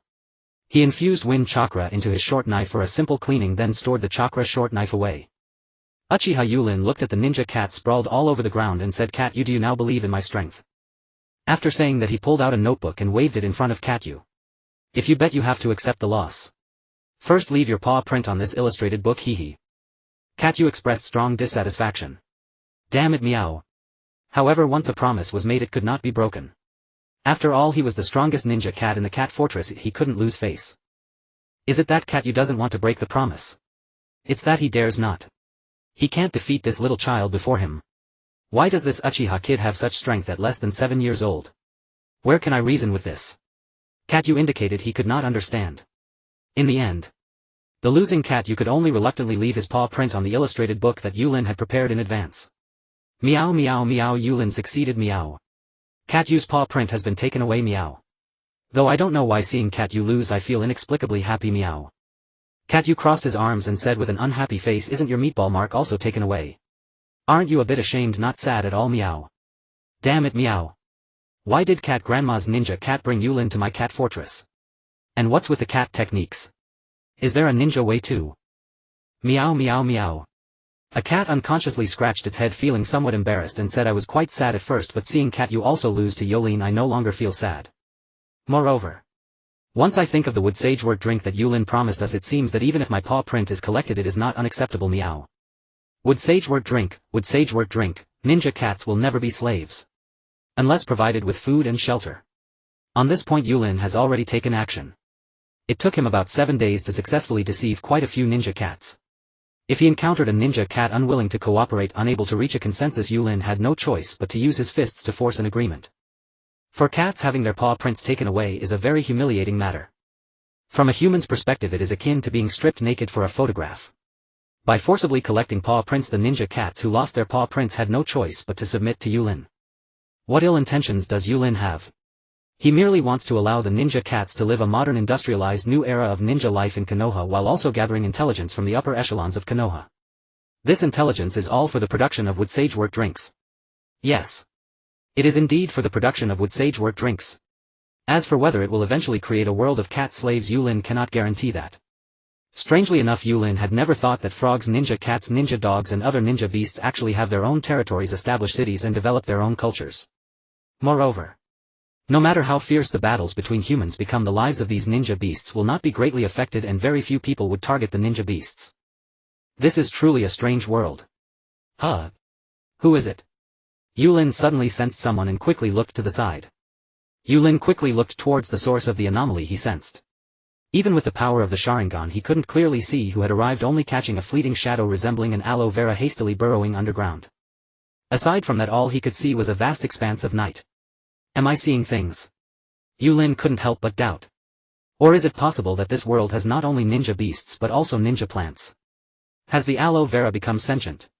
But how could a plant capable of running around and thinking even exist? It seems impossible for a plant to gain sentience. After witnessing the ninja cat, Yūrin also couldn't be sure whether other strange creatures would appear in this world. As for why he sensed someone spying on him, Yūrin suddenly had a peculiar feeling as if someone was peering at him from the side. As for why he had this strange talent, Yūrin wasn't clear. After some thought he figured it might be a unique talent developed during his school days, playing with his phone in class and gaming while working. After all, it felt a bit unjust to coax the naive ninja cats into gathering intelligence for him without paying them. Perhaps it was in this context that he sensed someone spying. Subsequently Yūrin closed his eyes and recalled the previous battle with the ninja cat. In addition to using the swordsmanship taught by Master Showa Mao, he also learned the techniques of using shuriken and kunai from Yunmu alongside the physical techniques learned from being next to Might Dai, and finally used several basic ninjutsu. Aside from that, he hadn't revealed any other trump cards. Even if someone had indeed been watching, his true strength was still not fully exposed. Thinking of this, Yulin let out a sigh of relief. As long as he hadn't fully exposed himself, it would be fine, but he still needed to be more cautious in the future. Some trump cards should be kept hidden. Shaking off his worries, Yulin retrieved his focus and waved his hat towards the sky, cheerfully exclaiming, "Ninja cats, let's go, Konohagakure." The ninja cats followed suit, saying, "Let's go, Konohagakure, meow. For the sake of the mutant leeching, drink, meow." Not far from this place, two strange beings, one black and one white, were swiftly fleeing through the ground, preparing to escape the area. "We were actually discovered. This is unbelievable." Black Zetsu was filled with confusion. "Yes, we were almost seen." White Zetsu replied with a smile, "He, this is truly surprising. I didn't expect a little brat to notice us, but speaking of which, Black Zetsu, you can't reveal yourself yet. Otherwise it will be hard to explain later. It's strange, I really don't know how he found us. Or does he possess some special sensory ninjutsu?" Black Zetsu remained puzzled. After all, he had spied on the battle between Uchiha Madara and Senju Hashirama, and it was only at the last moment that Hashirama glanced towards his hiding spot. But who is Senju Hashirama? He is the god of the ninja world. If he were discovered by the god of the ninja world, it would make sense, but it was utterly unbelievable that a child from the Uchiha clan could sense him. I, Black Zetsu, have hidden in the ninja world for over 1,000 years, and never has a ninja been able to perceive my existence. Being noticed by a child just now made Black Zetsu feel a flicker of worry, and now it still frightened him. Black Zetsu was not without combat strength, but his combat power was relatively low, approximately 1/5 that of a wild boar, which forced him to hide in the shadows and act secretly. "Did you see clearly? That is a double Tomo Sharingan." Compared to Black Zetsu's focus, White Zetsu was more concerned about the strength. "Yes, it's truly terrifying. A child under 7 has already awakened a double Tomo Sharingan. Upon careful thought, our expectations for Uchiha Madara weren't even this talented, were they?" Upon thinking of this, Black Zetsu couldn't help but shake his head. Black Zetsu aimed to guide the future generations of the ninja world towards the right path by altering the inscriptions on the stone tablet left by Kagaya. A ninja world with a mother. That is the correct ninja world. Because children with mothers are like treasures, while those without mothers suffer too much pain. Kagaya, Uchiha village, why did you seal my mother? The legendary goddess, the progenitor of chakra, my mother. Her seal also created Black Zetsu. I must save you, my mother. However, Black Zetsu never anticipated that despite his efforts he remained stuck on the step of awakening the Rinnegan from the Sharingan. Only the Rinnegan could unveil the altered inscriptions on the stone tablet. Without awakening the Rinnegan, everything was in vain. This has led to no one being able to see the contents of the stone tablet for all these years. Pain, too much pain. It's this damn seal that prevents me from seeing my mother. Perhaps due to filial piety moving the heavens not long ago under Black Zetsu's guidance, Uchiha Madara finally awakened the Rinnegan. This made Black Zetsu see hope for the first time. Now, it's about time to guide Uchiha Madara to check the content on the stone tablet. Infinite Tsukuyomi is the only way to save the world. Black Zetsu aims to create a ninja world with a mother. Then he will guide Uchiha Madara to create his own consciousness, Black Zetsu, within White Zetsu. Only then can Black Zetsu truly appear before Uchiha Madara. For now he cannot appear before Uchiha Madara or Uchiha Yūrin. White Zetsu did not share this concern. Uchiha Madara has always believed that White Zetsu was cultivated from Hashirama's cells, unaware of White Zetsu's true identity. Except for one special White Zetsu. Fortunately, this particular White Zetsu is rather naive and somewhat foolish. This special White Zetsu genuinely believes he was created by Uchiha Madara using Hashirama's cells. How foolish. Upon reflection, this might actually be for the best. Because this special White Zetsu, along with the other White Zetsu's superb acting, did not raise any suspicions from Uchiha Madara. Though Uchiha Madara is present, Black Zetsu still feels uneasy as Uchiha Madara's body is nearing its limit, lamenting, "It's a pity this person is too vigilant and not easy to approach." Besides, that guy named Uchiha Yunmu seems to have implanted a genjutsu within him, making it difficult to contact Uchiha Yūrin. It seems guiding Uchiha Yūrin onto the correct path as a ninja is somewhat difficult. Using ocular techniques to plant an automatically triggered genjutsu in another's mind is truly a terrifying ability. White Zetsu also expressed regret, saying, "Yes, it's indeed a pity. I originally wanted to ask Uchiha Yūrin as a member of the Uchiha clan what it feels like to take a dump." Black Zetsu's expression darkened as he said, "Hey, now is not the time to ask that question." However, White Zetsu was already accustomed to Black Zetsu's dark demeanor, and a hint of helplessness appeared on his face. "That idiot keeps asking me what it feels like to take a dump. Do you know what taking a dump feels like?" Black Zetsu shook his head. He doesn't need to eat or drink, how would he know what it feels like to take a dump? White Zetsu said painfully, I don't know what taking a dump feels like either. Naturally I cannot answer that idiot. But that idiot keeps asking every day. One could only say there was a gap even among white Zetsus. Why did a special white Zetsu even appear? And he also asks what it feels like to take a dump every day. In that basement spending every day with that idiot discussing this question, it's truly unbearable. Only when going out to gather intelligence can he find a moment of relaxation. By the way, White Zetsu moved quickly through the ground and after a while would return to the basement to discuss with Black Zetsu, the war between ninjas has finally started. We should inform Uchiha Madara of this intelligence and I believe he will be even more disappointed in this ninja world once he knows. Black Zetsu smiled happily, he saw hope again. Yes. Only by making Uchiha Madara despair about this ninja world can he be convinced of the messages on the stone tablet. This way he can be controlled by us and help us achieve our goals. As for the villains who sealed his mother, Black Zetsu would never consider them as his brothers. He wouldn't even want to speak their names. It was fortunate that Uchiha Yunmu and Hatake Shoama weren't here just now. If they had discovered us it would have been troublesome. Should I tell Uchiha Madara about the process of this battle?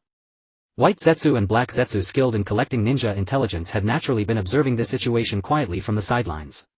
Because when Mother is resurrected these people could pose a threat to her. Black Zetsu cannot appear before Uchiha Madara for the time being. He can only let White Zetsu step forward to inform Uchiha Madara of the relevant intelligence. After some thought Black Zetsu shook his head, just briefly mention this battle and try not to mention Uchiha Yunmu to avoid attracting Uchiha Madara's attention, which could lead to the situation developing beyond our control. However, Uchiha Yūrin is still young and immature in thought. It would be beneficial to mention this child's talent to attract Uchiha Madara's attention. Such a child, as long as he witnesses the cruelty of the ninja world or sees his friends die before his eyes, will have his thoughts distorted. At that time, through our proper guidance, he will surely walk the right path as a ninja, just like how I guided Uchiha Madara. Aside from Uchiha Madara, Black Zetsu has guided countless individuals over the past few hundred years, but only Uchiha Madara succeeded. Black Zetsu was not exaggerating. Because the ninja path guided by Black Zetsu can truly bring real peace to the chaotic ninja world. Not even disputes would arise. The peace brought by Black Zetsu encompasses not only the physical realm but also the spiritual realm. White Zetsu nodded, remembering Black Zetsu's words, contemplating how to report this collected intelligence to Uchiha Madara. I believe the upcoming war in the ninja world will once again shatter Uchiha Madara's fantasies about the ninja world, making him recognize that this is a hopeless ninja world. Only the infinite Tsukuyumi can save the ninja world. You are back. Uchiha Yūrin looked at the figure of Uchiha Yunmu happily waving his hand. In the battle against the Sand Shinobi, although Konoha ultimately achieved victory and successfully completed the mission, the victory was also extremely heavy. After the battle ended, the reinforcements arrived promptly to take over the defense task. Then Hatake Shoama returned to Konoha with his teammates to report the completion of the mission to Lord Hokage and recuperate in the village for a short period. As for Uchiha Yunmu, he came to fetch Yūrin from Cat Granny to return to Konoha village. 1,000 faces. This phrase means that one must show different faces in front of different people. Yūrin excitedly took out his drawing book, eagerly bragging, Yunmu, look, I've collected cat paw prints. Naturally, Yunmu understood the significance of cat paw prints to the ninja cats and took the book, carefully flipping through each page. Huh.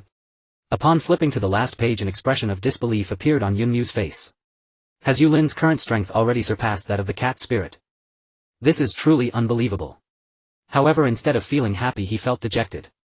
Because Yunmu discovered that the knowledge he could teach Yūrin had diminished further.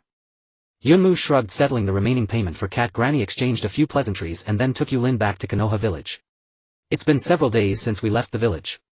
I wonder how everyone in the village is doing. I kind of miss returning to the village.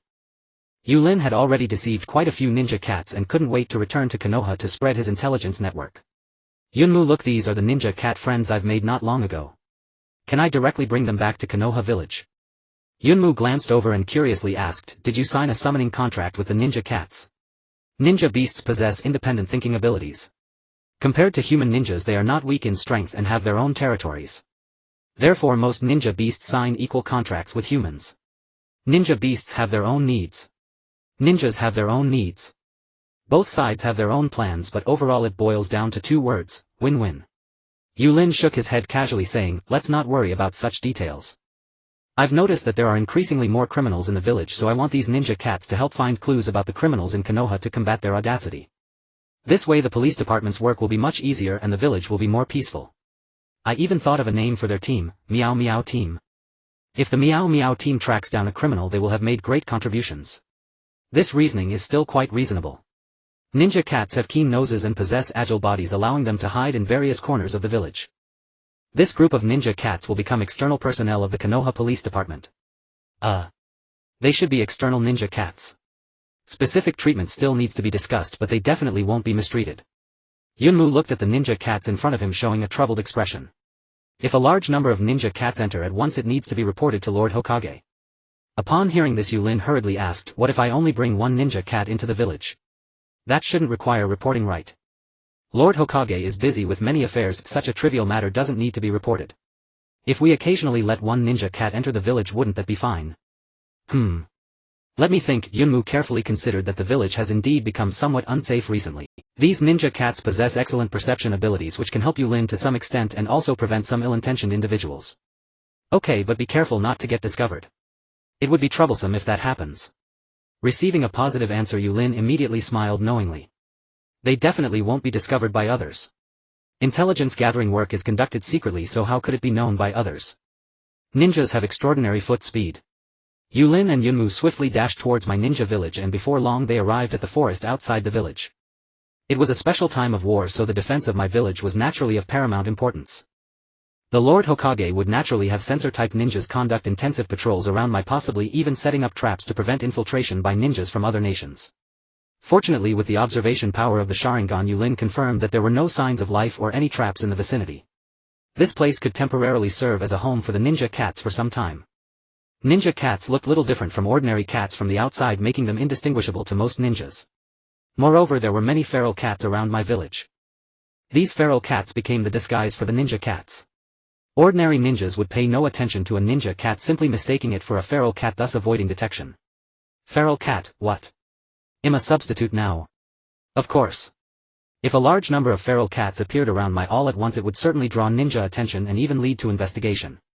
Therefore this time Yulin only brought 4 ninja cats with him to my Debeo Deodague and Deiju.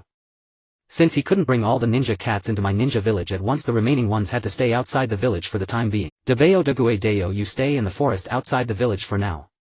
Be careful not to let anyone discover your traces. Yulin was still a bit worried and reminded them again. No problem, Meow. I'll take care of the 2 of them, said the ninja cat Deo in an experienced and steady tone. Don't worry, Meow. I'm very agile. Those traps made by my ninjas can't harm us in the slightest, echoed the ninja cat Dague. If anyone dares to attack this cat, will make them retreat in defeat, said the ninja cat Debeo, wielding a ninja tool with full confidence.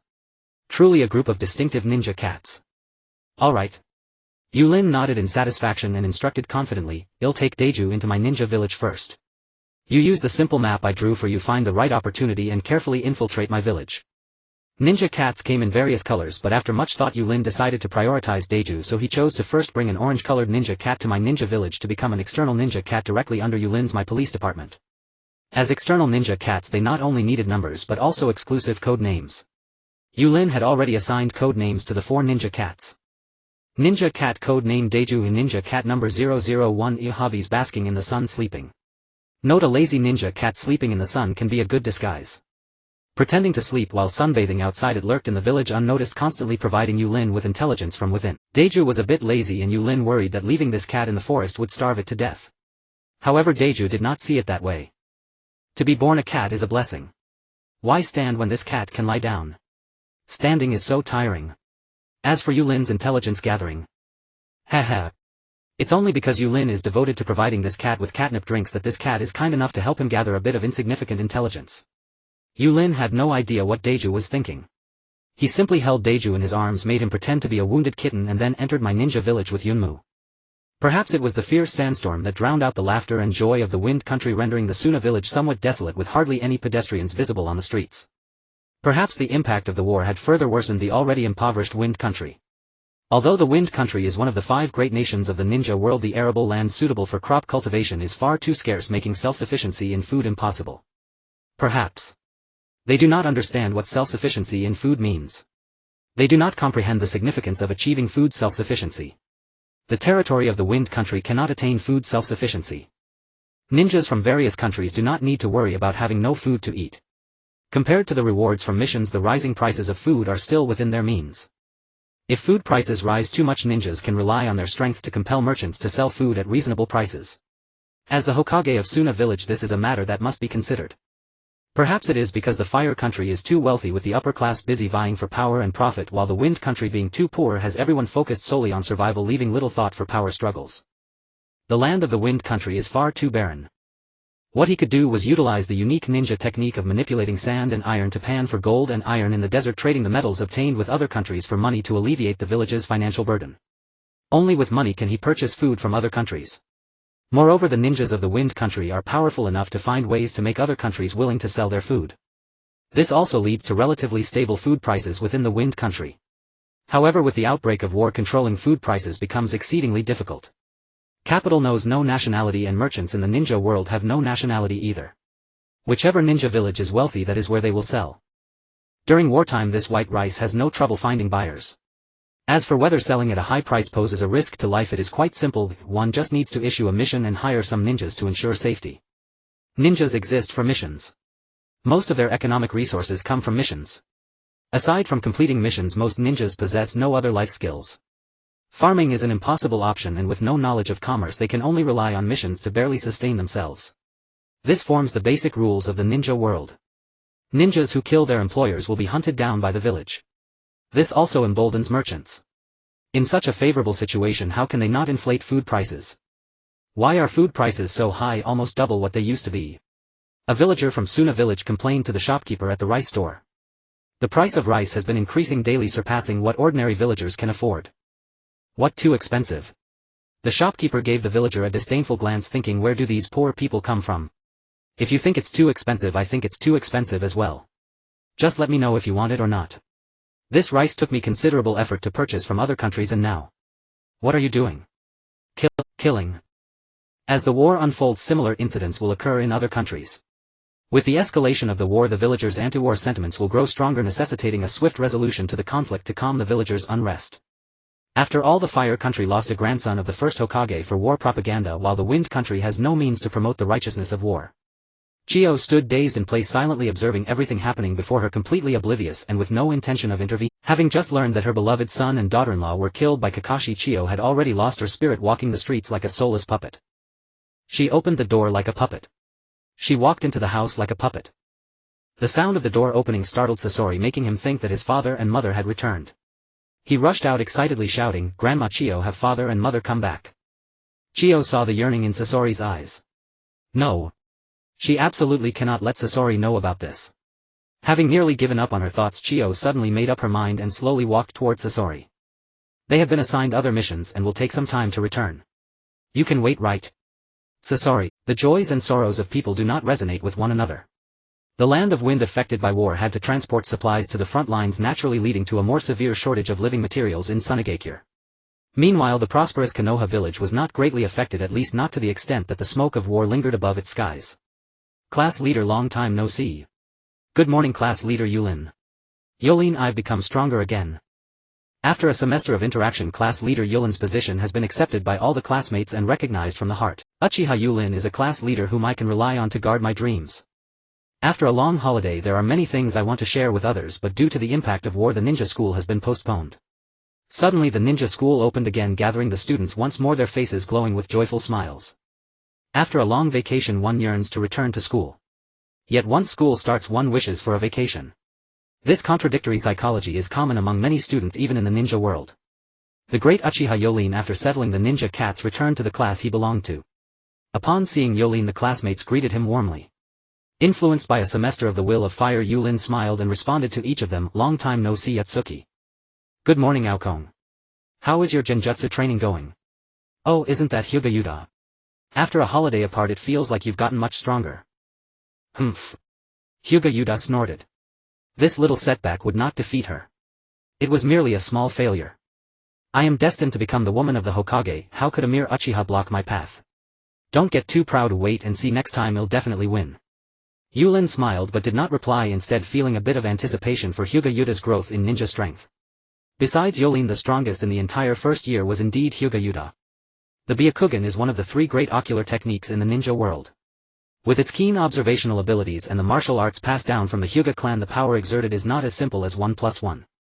As for Yūrin with his extraordinary abilities and the guidance of Kakashi Hatake and Uchiha Komoki, his true strength was completely on a different level from that of his peers. Without any references or comparisons, Yūrin did not know what kind of strength he should display.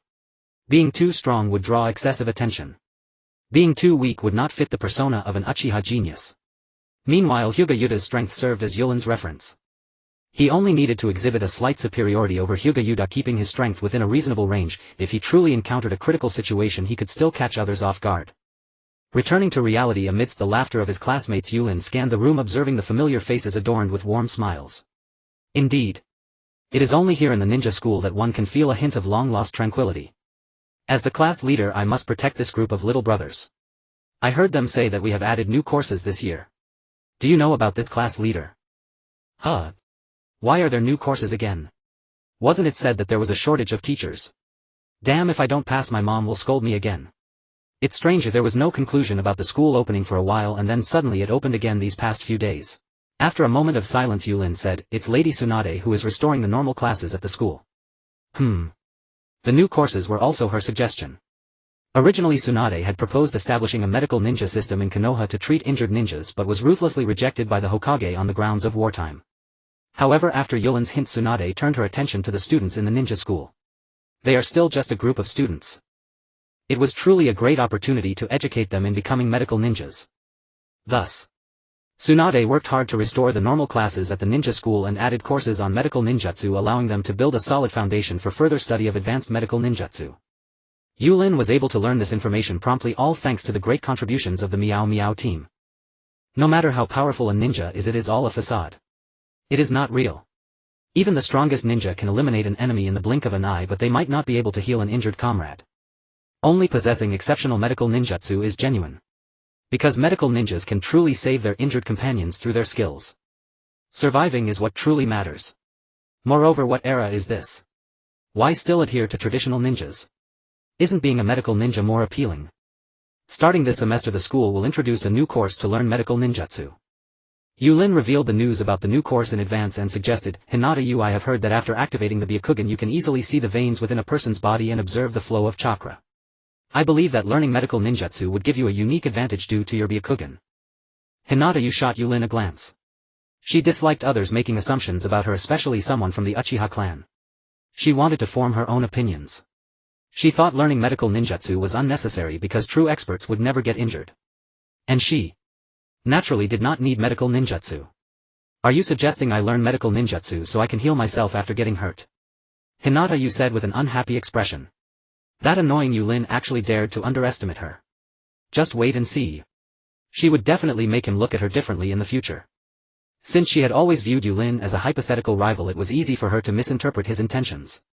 Yūrin felt quite awkward. He had merely made a simple suggestion. After all, the special ability of the Byakugan was indeed well suited for learning medical ninjutsu, and who said medical ninjas are weak? No, that's not it. Although his original intent was misinterpreted as the class leader, Yūrin still smiled and responded gently, "Learning medical ninjutsu and treating injured companions is one aspect of it. On the other hand, medical ninjutsu can save lives and it can also be used to inflict harm." Hinata displayed a dubious expression. Isn't medical ninjutsu meant for healing? Can it really be used in combat? No matter how she pretended to be mature, it couldn't hide the fact that Hinata was only 7 years old. Her thoughts on ninjutsu were inevitably limited, and while she seemed indifferent on the outside, her ears perked up and her toes unconsciously pointed towards Yūrin, wanting to hear more. To learn medical ninjutsu, one must also study the human bodhis meridians, understand their effects on the body and grasp the internal workings. Only with solid medical knowledge can one provide the best treatment when a companion is injured. Similarly, when facing combat, one can attack specific meridians to inflict damage on an enemy's body. Learning medical ninjutsu can also enhance a ninja's combat ability. Basically, most medical ninjas have a fighting spirit. It's just that their strength doesn't allow it. Who wouldn't want to dominate the battlefield single-handedly?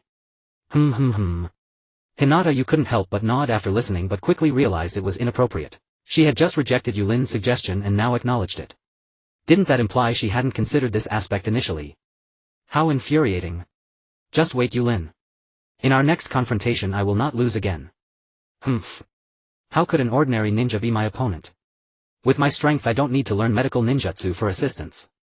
Soon Hinata found a good excuse and began to fantasize about a scenario where Yūrin would heal her. But considering the lack of strength among the younger classmates as someone who dreams of becoming Hokage, I naturally cannot stand by. I must reluctantly challenge myself to learn medical ninjutsu to heal them. Hehe, in that case Yūrin, you don't have to worry about getting hurt. After I defeat you I will definitely heal you. Yūrin paid no attention to her subsequent trash talk. Did she really think she could defeat him with her strength? It was probably impossible for her lifetime. Could Hinata Yu with her current strength challenge someone like him? She certainly wouldn't have a good outcome. While Yūrin and Hinata Yu conversed, Yunya Qianshun stood quietly nearby observing. As for the content of their conversation, she accidentally overheard it. Yes. She just accidentally overheard. Yunya Qianshun blushed and lowered her head thinking this. Members of the Yunyu clan excel at concealing themselves, usually wrapping themselves tightly, even covering their faces with sunglasses. However, due to her special physique, Yunya Qianshun did not wear sunglasses like her clan members. But her clothing still maintained the clan's style of being very covered. She resembled a small hedgehog tightly wrapped in her clothing with her black pupils showing signs of shyness. Members of the Yunyu clan have few friends. Compared to interacting with humans, their clan is more adept at communicating with insects. Yunya Qianshun is no exception. She is also not good at conversing and even blushes when talking to others. Everyone might be surprised that the Yunyu clan is better at communicating with insects. But the truth is just that, and Yūrin found it very surprising. During the last semester's opening, Yunya Qianshun was supposed to be the first to go up and introduce herself. However, she lacked the courage to do so. Fortunately, Hinata Yu stepped up first, demonstrated, and gave her the courage to finally walk onto the stage. From that moment on, Yunya Qianshun's gaze would unconsciously drift towards Hinata Yu. But she always remained in the background, silently watching. She never dared to approach and speak to her. Soon, Yunya Qianshun recalled the time during the final tests last semester when Hinata Yu got slightly injured in her battle with the class representative. A small injury is still an injury. Small injuries also need treatment. If I want to heal injuries, do I need to learn medical ninjutsu? While Yunya Qianshun was lost in thought, Yūrin was quietly observing the classmates in the classroom. As the class leader, he had already grasped the personalities of his classmates and knew how to communicate with them. They may not be geniuses in their families, but they are at least the future hope of the ninja world. First, he needed to establish his presence and build rapport within this group, whether preparing to run for Hokage, changing Konoha through policies, exposing the crimes committed by Hokage and others, or leading them to escape Konoha and propose a new ninja world. They could all become valuable allies. Being born in the village of Konoha is both fortunate and unfortunate. Regardless of whether it is fortunate or unfortunate, it does not change the fact that they may grow up to be cannon fodder on the battlefield, political victims, a machine merely completing the employer's tasks under the name of a ninja. Rather than that, why not create a new ninja world devoid of war, politicians, capitalists and opportunists together? The name of the organization. Yūrin was still contemplating. Of course, Yunya Qianshun was also part of Yūrin's plan. Bugs are far less conspicuous than ninja cats. The Yunya clan is simply born to be intelligence gatherers. Intelligence work may seem unremarkable, but it is an indispensable part of the process. Without intelligence, it's like playing Red Alert without satellites, playing Genshin Impact without anchor points for statues, or engaging in MOBA without vision, or checking the minimap, akin to being in a 3D zone. To organize future intelligence work, Yūrin decided to leave it to Yunya Qianshun. Now it is the first step of the plan. What are you thinking about? A caring voice startled Yunya Qianshun awake. She looked up to see it was the class monitor. Many people might be wary of inquiries from others. But if it is the class monitor, then there's no problem. Even someone as introverted and shy as Yunya Qianshun wouldn't seem constrained in front of Yūrin. Without some ability, how could one run for class monitor? Oh. The class monitor was appointed by teacher Wading Rika, so that's fine. However, now that she is the class monitor, not using this identity well would be a disservice to Hokage and the teacher's promotion. Class monitor, could you please elaborate on medical ninjutsu? Yunya Qianshun said weakly. I want to learn medical ninjutsu. Yūrin was momentarily taken aback. Medical ninja? What medical ninja? You are supposed to be the future intelligence chief. How can you run off to become a medical ninja? Yūrin already had candidates in mind for the class. Medical ninja Kazuki Yae, who possesses Yang attribute chakra, was the best choice. Besides her, there are several other girls suitable for learning medical ninjutsu. As for Yunya Qianshun's ninjutsu and chakra attributes, well, since the Yunya clan needs to nurture bugs, they naturally possess Yang attribute chakra. Those who possess Yang attribute chakra can utilize their bodhis energy to infuse chakra or will into inorganic materials, granting them life. Creating life is something many ninjas cannot accomplish, but healing injuries is something many ninjas can manage. Moreover, bugs can not only be used for intelligence gathering but can also be used medicinally. Perhaps they can even be used for detoxification, allowing for research on bugs after inducing poisoning to develop antibodies and so on. In the world of ninjas, bugs are quite useful. Yūrin also knew of a special medicinal maggot. The Yunf clan might have a way to cultivate such special larvae which could potentially work wonders in treating patients. However, Yūrin had no intention of voicing these thoughts for the time being. Knowledge not belonging to this ninja world should not be easily exposed before having absolute power. Even if one intends to use knowledge from outside this world, there must be sufficient prerequisites. Regardless, it is essential to ensure that the emergence of these new concepts appears reasonable to others. Yūrin could only verbally support Yunf Qianshan's ideas for now. That's quite a good idea. I will also learn the basics of medical ninjutsu. Let's work hard together. Yūrin nodded, praising Yunf Qianshan's idea. Although Yūrin really wanted Yunf Qianshan to become the future intelligence chief, some matters cannot be rushed. Even if this matter is urgent, one should not be hasty, otherwise there will be more urgency later. Reality is not a game. There are no opportunities for save points to restart. Fortunately, there is still ample time now, allowing for a long period of development and timely adjustments to future paths. As for the threatening words like, Jinshuan, you wouldn't want Hinata Yu to know that it was you who secretly prepared the bento and placed it at her spot, right? Yūrin could not bring himself to say such things, nor would he do something like that. Yūrin does not like to force others and does not engage in bullying. He prefers a passive approach. Feeling Yūrin's encouragement, Yunf Qianshan clenched her small fist and nodded vigorously. The course schedule for learning medical ninjutsu has already been arranged by Tsunade. First, basic medical knowledge will be explained across various grades to cultivate some students' interest and lay a foundation. Once the foundation is laid and some students' interest is piqued, specialized medical classes will be held. Then, based on grade levels, medical ninjutsu will be systematically taught. Training medical ninjas is not an easy task. It is destined to be a long process. Tsunade is also prepared to cultivate an excellent group of medical ninjas to reduce casualties among Konoha ninjas. At the very least, she does not want others to feel the pain of losing a brother. The teacher is here, the teacher is here, everyone sit up straight.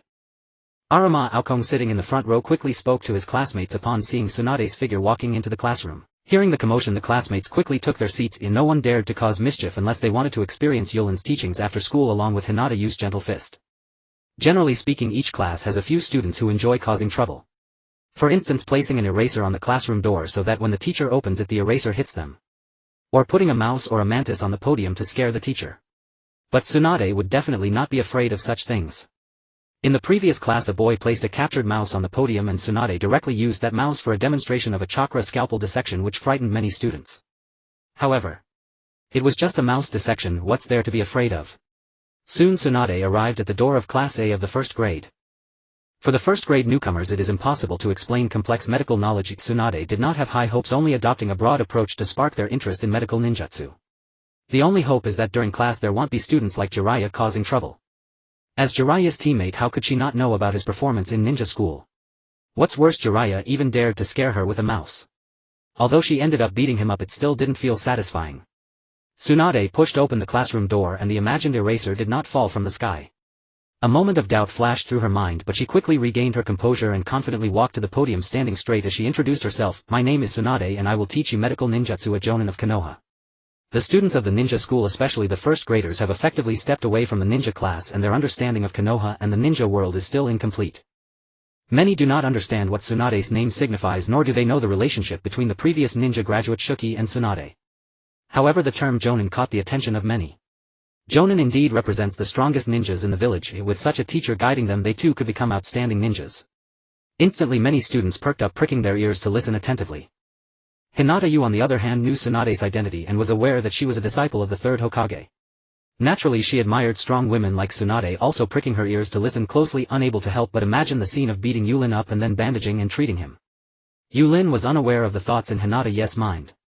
He was merely pondering how to find a reason to study medical ninjutsu without actually spending time learning it. This was neither a grammatical error nor a contradictory idea. His goal was not to learn medical ninjutsu. Medical ninjutsu was far too complex. Without investing vast amounts of time and effort, one could never grasp its essence. Incomplete mastery equates to no mastery at all, especially in medical ninjutsu. Occasionally a single minor error in treatment could lead to severe consequences. Thus Yūrin's suggestion was to not learn it. After all, learning medicine could not save the ninja world, nor even my medical ninjas likely could never become the shadow of fire. Spending vast amounts of time learning medical ninjutsu was inferior to enhancing one's own strength. Even if injured in battle, one could trouble the medical ninjas of Mai. With formidable power one might not even get injured and thus would not require a medical ninja's treatment. Yūrin merely intended to use the pretext of studying medical ninjutsu to borrow the hospital's expensive medical instruments for experiments. For instance, experiments analyzing the components of Silvervine as well as analyzing chakra and tailed beast chakra, contemplating how to fuse chakra with natural energy. After all, the ninja cats helped gather intelligence. Even if they weren't paid a salary, at least their supply of happy water should be ensured. All these tasks required instruments. But Yūrin could not afford those expensive medical instruments. He could only find a way to obtain them for free. Hence he set his sights on Mui's medical laboratory. Beyond that, there was a second issue. He had previously expressed to Gang Shou his unwillingness to study medical ninjutsu. Now that he wanted to learn it, what reason could he give to enhance his persuasiveness? Regardless, using the instruments for analysis must never be exposed. Every experiment left records, and the materials used were also recorded. If those records were discovered by someone observant, they would very likely be exposed. Yūrin pondered solutions from his seat while Gang Shou lectured on the role of medical ninjutsu from the podium. The teaching of medical ninjutsu progressed with exceptional smoothness, which even surprised Gang Shou. Were these students really first-year freshmen? No pranks before class, no whispers during class, no disruptions, no passing notes. It was simply incredible. Or was it because instructor Wading Lixiang managed them so well? As for Yūrin, Gang Shou still subconsciously overlooked him. After all, Yūrin was less than 7 years old. Even if he had become the class monitor, what could he possibly understand? In Gang Shou's eyes, Yūrin was merely a younger brother. Therefore, the students' attentive listening might be because medical ninjutsu had sparked their interest. Speaking of medical ninjutsu, one could not help but mention its role on the battlefield. Bringing up war, Gang Shou unconsciously elaborated on it. However, how could students living in the ninja academy and first-year freshmen at that possibly understand what war was?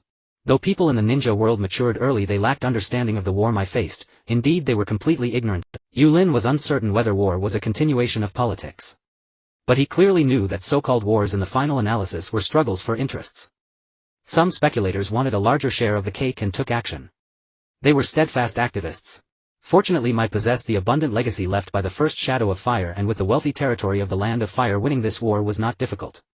However, it was the first time Yuanfei Risen and Jitsuan Tuanzang had launched a war against other nations. The first time. Inevitably, there were some nervousness and mistakes. Even the Lord Fire Shadow and the Fire Shadow Assistant had some imperfections in their planning. Yet as time passed, Jitsuan Tuanzang's war capabilities gradually manifested, and his longtime partner Yuanfei Risen fully displayed his oratory skills, incessantly brainwashing and dispatching ninjas to the battlefield. All of this was for to make great again. Meanwhile, the invaded nations were suffering from the flames of war. Jitsuan Tuanzang, fortunately, I am the invader. Life in other countries might become increasingly difficult, but within my village things had gradually stabilized. Coupled with the guidance of public opinion, no anti-war voices could be heard. Most were celebrations of victory and enjoyment of the dividends of war. The smoke of war had also dispersed from above the ninja academy and gradually vanished. By then, a stable desk could be placed in the classroom of Mui's Ninja Academy for students to study ninjutsu knowledge, allowing them to grow into a new generation of cannon fodder ninjas on the battlefield. Time flew by in the blink of an eye, and soon it was time to leave school. "Qianchuan, have you ever kept a kitten?" Yūrin approached Yunu Qianchun after class and asked in a low voice. No. I haven't." Yunu Qianchuan, unaware of Yulin's true intentions, kept her head down and answered honestly. He only had a fondness for small insects. As for cats, he couldn't say he disliked them, but he certainly didn't cherish them with the same fervor he held for bugs. Hearing this, a look of regret crossed Yulin's face. "A few days ago I found a kitten that seemed extremely weak. I thought you might know how to care for it and help it regain its vitality." This kitten was undoubtedly a ninja cat. As for its weakness, that was merely a fabricated excuse. Having spent several days in the wild and needing to evade patrolling Konoha ninja, the cat's quality of life had inevitably declined, leaving it somewhat fatigued. On one hand, he sought to use the pretext of helping the kitten to draw closer to Yunu Qianchun. On the other hand, innocent young girls like her were truly rare. Yunu Qianchun was not adept at making friends, but she had a kind heart. Seeing the dejected look on Yulin's face, she quickly racked her brain for a solution. "How about I prepare some nutritious food tomorrow and bring it to the kitten? Perhaps after eating it will recover." "Okay, I'm really troubling you." Yūrin nodded, then after a moment's hesitation continued, "Just preparing food still makes me a bit uneasy. How about you come with me tomorrow to see the kitten?" Hearing his sincere gratitude, Yunu Qianchun blushed. Unable to refuse and unwilling to deny him, she eventually nodded and accepted his invitation. Though Yūrin knew little about psychology, he understood that a small number of people feel guilty after refusing others. Exploiting this peculiar mentality, they would rarely reject a second reasonable request. He couldn't articulate the principle behind it, but he knew Yunu Qianchun belonged to this category. See you tomorrow then. After she agreed, Yūrin waved his hand and walked out of the school. It was now the second semester of the first grade. Due to the war, few parents came to pick up their children from school anymore. More importantly, Yūrin lacked the time to wait for every classmate to leave, as he had to go to Master Hitaki Tsukumo's place to learn swordsmanship. So he employed a small trick, making his classmates feel proud to walk home alone and ashamed to be picked up by their parents, easily solving the issue of parental escort. However, as soon as he stepped out of the school gate, he saw Kato-dan. Yūrin frowned, sensing that something was amiss. How is the teaching of medical ninjutsu to the Ninja Academy students progressing? Kato-dan wore a concerned smile and inquired with care. Tsunade recalled today's lessons, and many students had shown strong interest. Shedding her usual boisterous demeanor, she replied with a demure elegance, "Not bad. They are quite interested in medical ninjutsu. By the way, how did your own tasks go today?" Both were inquiring about each other's work and assignments. Yūrin halted in his tracks, watching Tsunade standing beside Kato-dan. Their distance was very close, separated by only some 20 or 30 centimeters. Having lived in an era of information explosion, knowing some peculiar trivia was normal. Naturally, he understood what such proximity signified. Perhaps Kato-dan's perception was sharp. He immediately noticed Yūrin and asked with some confusion, Yūrin, why are you? The question left Yūrin utterly bewildered. He said nothing but thought, I am a student at the Ninja Academy, where else would I be? Under the car. Yūrin didn't reply. Instead, he shot a meaningful glance at Tsunade and Kato-dan, then subtly gave Kato-dan an impressed look. Kato-dan scratched his head in embarrassment, seeming to forget how to speak. Tsunade for some reason suddenly blushed and lowered her head as if to avoid Yulin's gaze, shedding her usual strict elder sister persona. To be honest, this was the first time Yūrin had seen Tsunade blush. After a brief silence, Kato-dan broke it. Yūrin, shall we go eat some grilled meat? We. Yūrin tilted his head, looking at Tsunade, deliberately emphasizing the word we. Instantly Tsunade's face turned even redder. What a rare sight. It seems I've come at a bad time. Yūrin sighed and waved his hand. I still need to go to my master's to practice swordsmanship. I have no time for grilled meat. Rather than eating grilled meat, it would be like eating dog food. Yūrin had no desire for such fare. He would rather hone his swordsmanship. Women. Only slow down his sword-drawing speed.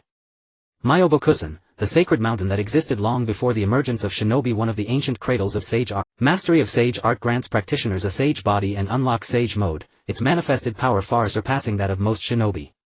Yet with the dawn of the shinobi era, people discovered that chakra extraction for ninjutsu was far more convenient than absorbing natural energy to forge a sage body, and carried none of the perilous risk of petrification into a toad statue. Thus the shinobi population surged while sage art gradually faded into obscurity. Today only the scale of toad statues offers a silent glimpse into Myobokusen's former glory. These are tales of the past. As for the future of the shinobi world, only the great toad sage through prophetic dreams that pierce time may know it, and no other being likely does. Recently the great toad sage dreamed anew, a vision foretelling both the destiny of the shinobi world and that of all summoned beasts. That a toad's dream could become reality sounds implausible, almost unbelievable. Yet Jiraiya believed the great toad sage's prophecies utterly, just as he had once foreseen a human child lost within Myobokusen destined to receive shinobi power and a sacred prophecy. That child who suddenly appeared upon Myobokusen was Jiraiya himself, drawn there by a failed spacetime ninjutsu performed without a prior summoning contract, triggering a reverse summoning that transported him directly to the sacred mountain. The first prophecy declared his arrival at Myobokusen and selection as the chosen one, to inherit the power of the toad. The second foretold that though Jiraiya would remain a lecherous fool, he would one day rise as an exceptional shinobi, take disciples, and that one among them would bring seismic change to the shinobi world. This transformation might usher in an unprecedented era of peace, or plunge the shinobi world into utter annihilation. Peace. War. Standing upon Myobokusen's tranquil soil, Jiraiya felt its serenity, yet memories of Danzo's death and the war's brutal savagery rose unbidden in his heart. He was no fool, nor merely a student of the Third Hokage. He understood precisely why this war had ignited, and who stirred its flames from the shadows. But understanding changed nothing. Jiraiya stood adrift, bewildered by the shinobi world's uncertain future and his own. Had he lacked such doubt, or such reason, he would have been the very first to champion Tsunade's proposal for a formal medical nin system, not Genma but Jiraiya himself. Sigh. I arrived first. War had matured him, he swiftly banished such fleeting thoughts. As the chosen one, how could trivial matters of love and lust sway his shinobi path? After all, other lovely elder sisters awaited him. Having steadied his emotions, he made his way to Elder Fukasaku's dwelling and greeted him respectfully. Elder Fukasaku. Ah, little Jiraiya has come. Clad in a flowing green robe, Elder Fukasaku's white eyebrows and snow-white hair lent him an air of benevolence, yet beneath that modest toad form pulsed terrifying power. So, the great toad sage has delivered another prophecy. Jiraiya scratched his head. War inevitably births orphans. It also sows fresh hatred. Could this conflict reshape the shinobi world's fate? Another war has broken out in the shinobi world, hasn't it? Though humans rarely tread Myobokusen, its denizens remain deeply informed about human affairs, and ask knowing, yes, it's erupted again. Konoha is in chaos right now. I must return soon, there may be new missions waiting. Jiraiya's reply sounded hollow. The war was spilling beyond borders, spiraling beyond control. He knew its true meaning, and even for Konoha's sake his heart recoiled. Konoha alone could not quiet his conscience if the towering image of his master within his mind began to crumble. My deepest apologies, for summoning you at such a critical hour. Elder Fukasaku offered sincere regret. After all, Jiraiya, a Konoha shinobi, should have been defending his village in battle, not standing here on Myobokusen. The great toad sage has received a new prophecy. Husband, enough dawdling. Let's walk and talk. Old man Shima should be awake by now, we must hurry. Impatient with her mate's rambling, Elder Shima interrupted sharply. Jiraiya followed closely behind the bickering pair, listening to their squabbles all the way to the great toad sage's presence. At last, you've arrived. Upon seeing the familiar figure, the great toad sage beamed and repeated joyfully, at last, you've arrived. After a pause, the great toad sage suddenly asked, now, who exactly are you? Great sage, it's Jiraiya. Fearing the great sage hadn't heard clearly, Elder Fukasaku interjected again, Jiraiya. Ah, yes, you've grown, Jiraiya. Jira, what? Age had eroded the great toad sage's memory. He asked once more. Jiraiya. With a resigned sigh, Jiraiya replied. Wohautia. Jiraiya. Jawatya. I am Jiraiya, the great toad sage. It's Jiraiya, great sage. Jiraiya and Fukasaku shouted in unison, striving to jog the great sage's memory of the chosen one of prophecy. Even toads wed. Elder Shima, his wife, added impatiently, it's Jiraiya, you senile old man. Honestly, you summoned him yet you call him senile. Husband Fukasaku quickly interceded, wife, how can you address the great sage so disrespectfully? Enough. The great toad sage, observing the marital spat, stepped in as peacemaker. No quarreling, harmony between husband and wife is essential. Then he closed his eyes, preparing to rest. Sigh. Jiraiya exhaled, utterly drained. Hearing the sigh, the great toad sage slowly opened his eyes, curious once more. By the way, who is this person? Jiraiya flushed with embarrassment, but by now he'd grown accustomed. Elder Fukasaku, unfazed, prompted gently, it's Jiraiya. Great sage, did you not say you dreamed something new? The great toad sage leaned back slightly, recalling at last what he meant to say. You recall my earlier prophecy. You are the guide for the catalyst, one whose pivotal choice will shape the catalyst's path, and thus determine the fate of the entire shinobi world. Yet this new dream seems to affect the chosen one, and yet somehow does not. Jiraiya. Are you speaking in riddles? After a moment's pause, the great toad sage gathered his breath and spoke wearily. I beheld a host of figures raising a crimson banner, its emblem forged of sickle and sheaf. An unprecedented war consuming the entire shinobi world. Jiraiya returned to Konoha from Myobokusen heavy-hearted. Even now he still found it hard to believe the prophecy spoken by the great sage toad. In a dream. The great lords of various countries and the 5 major nations were assassinated one after another, yet war did not break out as a result. Instead, a thick wall rose from the ground, dividing the entire ninja world into 2 camps, with the ninja system of one nation, one village standing in stark contrast to another system. Ultimately, the ninja system of one nation, one village would be utterly shattered, leading to an unprecedented transformation in the world of ninjas. Jiraiya doubted whether the great sage toad had muddled his sleep and misremembered the contents of the dream. Moreover, the changes in the future seemed to be happening far too quickly. As a ninja, Jiraiya naturally stood from the perspective of a ninja. Even though he traveled to other countries to further understand this chaotic ninja world for making the right decision, he naturally discovered the problems existing in the ninja world during his travels. However, he had not thought of a solution to these problems. At this moment, Jiraiya felt that if ninjas were to completely disappear from the ninja world, the entire world would suffer serious destruction. In the eyes of most ninjas, the ninja world only consisted of ninjas. As for the common people, they were automatically ignored. After all, commoners who could not even refine chakra did not belong to the noble category of human. Only ninjas counted as people. Commoners were at most regarded as half a person. In reality, the true ninja world was composed of various classes, including ninjas, lords, samurai, farmers, workers, and merchants. Jiraiya's travels had introduced him to a variety of people, but due to the war he was urgently summoned back to Konoha. In the ninja world it was to erase this sorrow. I must find the reformer. I must choose the one who can bring peace. With this determination, Jiraiya headed towards the Hokage's office. Looking at the members guarding the Hokage's office, Jiraiya stopped. Lord Danzo is inside with the Hokage, please wait a moment. A member of the stepped forward to prevent Jiraiya from entering. Jiraiya halted and waited outside the door. Inside the office, Shimura Danzo was discussing Konoha's future with Sarutobi Hiruzen. The Konoha ninjas are engaged in combat with the sand-hidden ninjas on the land of the Rain Country, while Hanzo of the Salamander has simultaneously declared war on the land of Fire, Wind and Earth. This matter is related to you, isn't it, Danzo? Sarutobi Hiruzen, smoking a cigarette, questioned his old friend. Regardless, the battlefield not being in Konoha certainly reduced many losses for the village. Similarly, it also increased the difficulty of supply. Now with Hanzo of the Salamander suddenly waging war on the three nations, the original layout was disrupted. The ninjas from the major nations were embroiled in chaos in the Rain Country. The frontline ninjas were already insufficient. With the addition of the Rain Country, the lengthy supply lines could easily be cut off by the Rain Country ninjas, leading to logistical failures and inevitable defeat on the frontline. It was hard to believe that Danzo had no involvement in these covert operations. As a ninja of Konoha and the leader of the Roots, how could Shimura Danzo, who was dedicated to Konoha, possibly collude with Hanzo of the Rain Country? The answer was certainly negative. This was merely a slight scheme by Shimura Danzo utilizing Hanzo of the Salamander. Everything I do is for Konoha. As for how to persuade Hanzo of the Salamander, it was far too simple for Shimura Danzo. All that was needed was to demonstrate Konoha's formidable strength, letting Hanzo of the Salamander know who would ultimately triumph in this war. Once he understood this, it would be clear that as long as he wasn't foolish, he would know how to choose. War inevitably brings casualties, and that is entirely normal. As a ninja of Konoha, one must possess the resolve to burn oneself for the benefit of the village, illuminating it and bringing prosperity to it.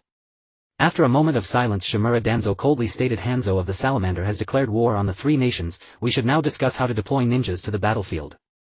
Is Hanzo of the Salamander insane? How could such a small nation as the Land of Rain declare war on three great countries at once? No.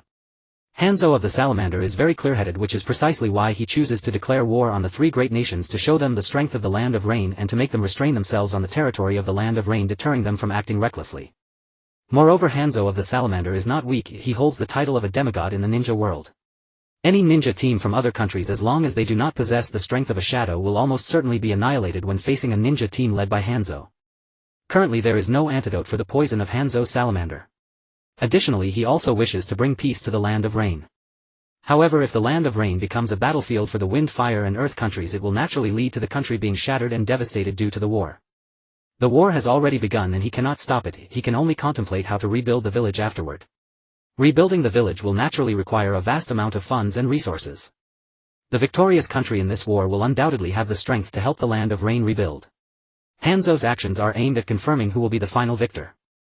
Who the winner is does not concern him. He simply wants to collaborate with the final victor, laughing together until the end. Moreover, Hanzo can also establish his prestige in this war. Once the war ends, he will naturally become the leader of the Land of Rain. However, not every ninja in the Land of Rain believes in Hanzo. There are certainly opposing voices. Hanzo loves his village and the companions within it. Even if some openly oppose him, doubting his ability to bring peace to the Land of Rain, he does not wish to resort to violence and stain his hands with the blood of his comrades. He can only rely on the Fire, Wind and Earth countries to eliminate this group of traitors. Hanzo and Danzo have thus reached a secret collaboration. Danzo has his own interests as well. Danzo, who do you think would be better to send to the Land of Rain? After all, we're dealing with Hanzo of the Salamander. At this moment, debating with Danzo has lost its meaning. Sarutobi Hiruzen furrowed his brows and instead inquired about the situation in the Land of Rain. Danzo maintained a blank expression. Who goes to the battlefield and whether they will die there does not concern him. He only wishes to become Hokage. Anyone who threatens his position as Hokage must be suppressed, even physically eliminated. Kakashi Hataki's reputation in the village has been rising ever since he defeated the first son of the Kazekage of the Wind Country. Fortunately, the Hataki clan was originally a family of samurai. Being a small family, they are not part of the Hokage lineage and have no political resources, so they do not need to be concerned for the time being. Moreover, Kato Dan has recently been active in the village, spreading his naive desire to become Hokage. If it were just that, Danzo would not care, but he eventually heard rumors of Kato Dan being in a relationship with Tsunade, which made him sense a crisis. Tsunade is the granddaughter of the first Hokage and possesses unimaginable political resources. Suppression is a must. Besides her, there are also Jiraiya and Orochimaru. As disciples of the Hokage, along with their outstanding ninja skills, the reputation of these three in Konoha is rising even further. Education and suppression are essential. To become Hokage, one must have the spirit of sacrifice for Konoha. They should head to the battlefield and fight for Konoha. As for suppressing the Uchiha, that is a tradition left by the second Hokage. I Danzo Shimura dearly love my teacher and will certainly inherit his will. The Uchiha clan has been rather restless lately. Danzo said without a hint of embarrassment, his tone natural. Sarutobi Hiruzen is somewhat thin-skinned. Upon hearing this, his expression became slightly unnatural. The Uchiha clan's police force has been too quiet lately. Some Uchiha members even show smiles to the villagers, and the reputation of the Uchiha clan has unknowingly improved. This abnormal behavior made Sarutobi Hiruzen uneasy, and he agreed with Danzo's view. As a part of Konoha, they naturally must contribute to Konoha. The Uchiha clan should also step onto the battlefield and fight for Konoha. Danzo looked at Hiruzen with some curiosity, then added, Tsunade, Jiraiya and Orochimaru should also step onto the battlefield. Hearing that it was his own disciple, Sarutobi Hiruzen opposed without thinking. Tsunade just lost her beloved Shinjuro not long ago and is currently perfecting the medical system at the ninja school. It would probably not be appropriate, and Orochimaru has also lost his disciple in the war and is currently focused on research, so it would not be suitable for him to enter the war. However, Danzo clearly does not share this view. Tsunade is an outstanding medical ninja in Konoha, and only she can likely cure the poison of Hanzo. Additionally, Orochimaru possesses a genius-like mind and is the most suitable for commanding. As for Jiraiya, he has undergone years of training in Mayaboku Mountain and possesses considerable strength. It would be most appropriate for the three of them to go to the land of rain. Hiruzen, now is not the time for compassion. Confirming the situation around him, Yulin took out the scroll and quickly formed hand seals with both hands. Summoning technique. Bang! A pile of clutter was summoned from the scroll, and Yulin immediately found the ninjutsu cat ears and put them on his head. Wearing the cat ears allows for communication with the ninjutsu cats. For safety's sake, Yulin sealed the cat ears and the pile of clutter back inside the scroll. They could be summoned from the scroll again when needed. The process is a bit troublesome but much safer. As for why Yulin could use the sealing technique, it is all thanks to Uzumaki Kushina's exemplary demonstration. The sealing techniques of the Uzumaki clan can seal not only living beings like the Nine Tails but also various inanimate tools. In a sense, sealing techniques also belong to the category of spacetime ninjutsu. Perhaps due to the reason of his reincarnation, Yulin was able to learn spacetime ninjutsu through related techniques merely by taking a glance. He could master them, and using them felt incredibly natural. This is the charm of the Sharingan. Just a glance and Yulin could claim it as his own. How could the matter of a reincarnator be called plagiarism or copying? This is called a micro-innovation. The sealing technique currently used by Yulin is merely an introductory level technique of the Uzumaki clan, but for now it is more than sufficient. Meow meow meow meow meow. Listening to the information relayed by the ninjutsu cat, Yulin knew clearly that Shimura Danzo had gone to find Sarutobi Hiruzen again. He probably was discussing some shady matters again. You've worked hard, Dabao. Yulin said with a smile, then took out a bottle of special wood elixir dried fruit to reward them. Ninjutsu cats will never be enslaved unless they are provided with food and shelter. What malicious thoughts could the ninjutsu cats have? They only want to eat wood elixir dried fruits and drink wood elixir drinks. Lurking around Konoha village is merely part of Yulin's task. Opening the bottle, Dabao began to savor the wood elixir dried fruit, unable to resist closing his eyes slightly, feeling the impact on his taste buds. Don't eat it all by yourself, remember to share with the other ninjutsu cats, okay? Yulin reminded. After sealing the bottle, Dabao nodded. By the way, do we need to eavesdrop further on their conversation? Meow. Yulin pondered for a moment and immediately rejected the idea. For now it's enough to monitor the actions of Konoha's higher-ups. I'm afraid if you get too close you'll be detected by sensory ninjas. Dabao felt underestimated. However, without Yulin's orders they would not act independently. Because all of this is for the wood elixir. Dabao responded, alright then, we will continue to monitor them and report to you if there are any movements. Alright, now that there is no one around I will take my leave. Swish. A kunai with an explosive tag slid through the air and struck the ground, causing a violent explosion. Orochimaru quickly retreated backward, taking refuge behind Tsunade. Ah! Seeing this, Tsunade shouted loudly and gathered her right hand, striking the ground fiercely, summoning a rock wall from beneath to block the attack of the kunai and the ensuing shockwave from the explosive tag. It's not over yet. Seeing that the Konoha ninjas dodged effortlessly, Hanzo prepared to form hand seals again and launch another attack. At that moment, Jiraiya's figure suddenly appeared behind Hanzo. Right here. Hanzo looked back, and at that moment a massive tail swung at Jiraiya, knocking him to the ground. Looking at the three people before him, Hanzo recalled the battle records with the three great nations during this period. Meanwhile, Tsunade and Orochimaru approached Jiraiya's side, helping him to sit up, breathing heavily while their gazes remained fixed on Hanzo. Under the orders of the Hokage, the three of them led the Konoha ninjas to the front line to engage in combat with ninjas from other countries.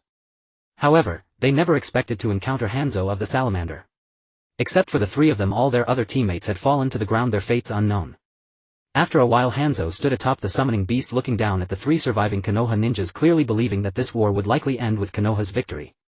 Having already guessed the outcome, Hanzo naturally did not want to stir up more trouble. The ninja world is not just about fighting and killing but also about relationships and social matters. The identities of these 3 are unusual. If he truly killed them, it would likely sever any chances of negotiation with Konoha. At this moment in this basin-like battlefield, 3 children were watching from above. Neither Hanzo the salamander nor Jiraiya and the others noticed the child hiding above observing the battle. In this critical moment all focus was on the enemy before them, leaving no room for distractions to assess the surroundings. Hanzo the salamander looked at the 3 Konoha ninjas with an arrogant expression, speaking from a position of superiority. This battle is likely a victory for the Konoha ninjas, so I will let you off this time. Letting these 3 Konoha ninjas go was Hanzo's way of showing sincerity to Konoha. This statement instantly enraged Jiraiya, who was still capable of fighting and had not yet unleashed his full strength. We don't need your pity. We can still fight. Tsunade, having already lost her brother, interrupted hastily, not wanting to lose any more comrades. Stop talking, Jiraiya.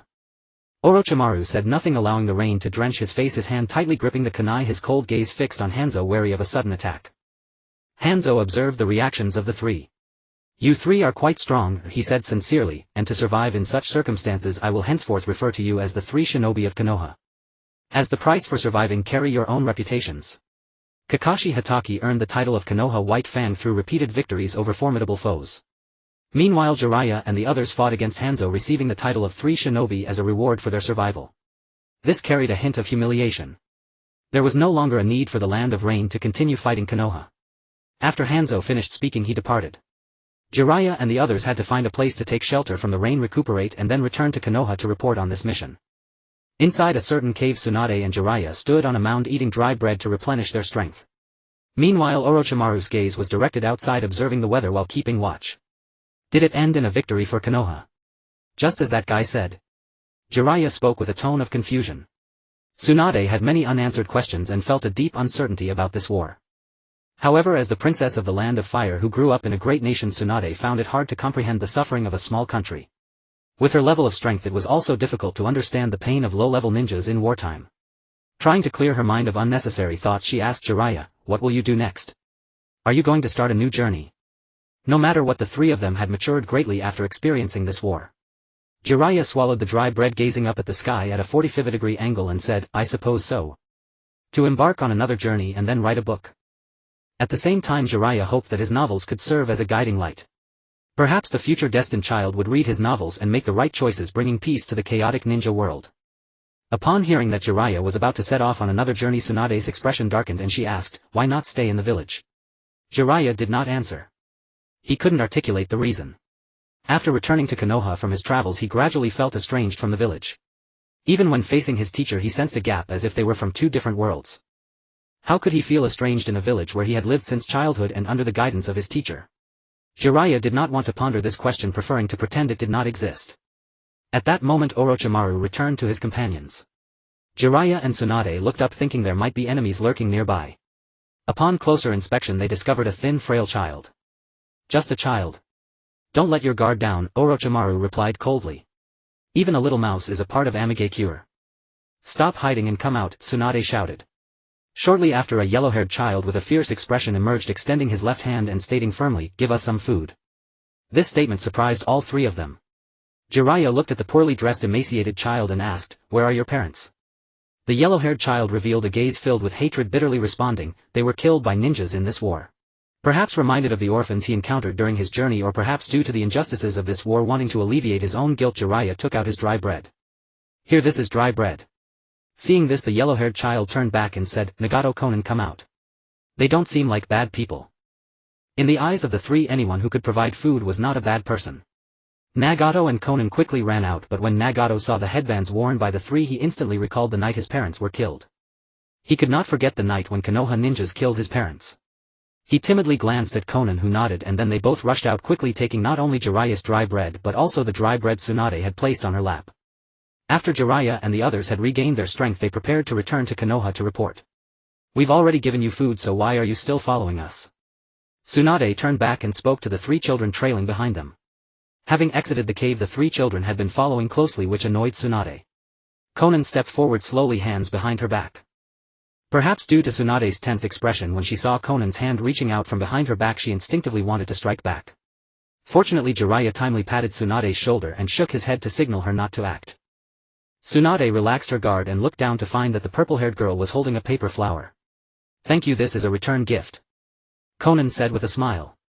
The radiance of her smile was not diminished by her tattered clothing. "It's origami, right? Made from the wrapping paper of the dry bread." Jiraiya responded. "Is this meant for us?" Tsunade's tone softened slightly. However, Orochimaru was not swayed by this, as he had already noticed the hatred in the eyes of the two boys and coldly proposed, "Should we kill these children? I've seen many war orphans and their fates are often tragic. It may be better to just kill them here, it might be less cruel for these children." "Stop it, Orochimaru."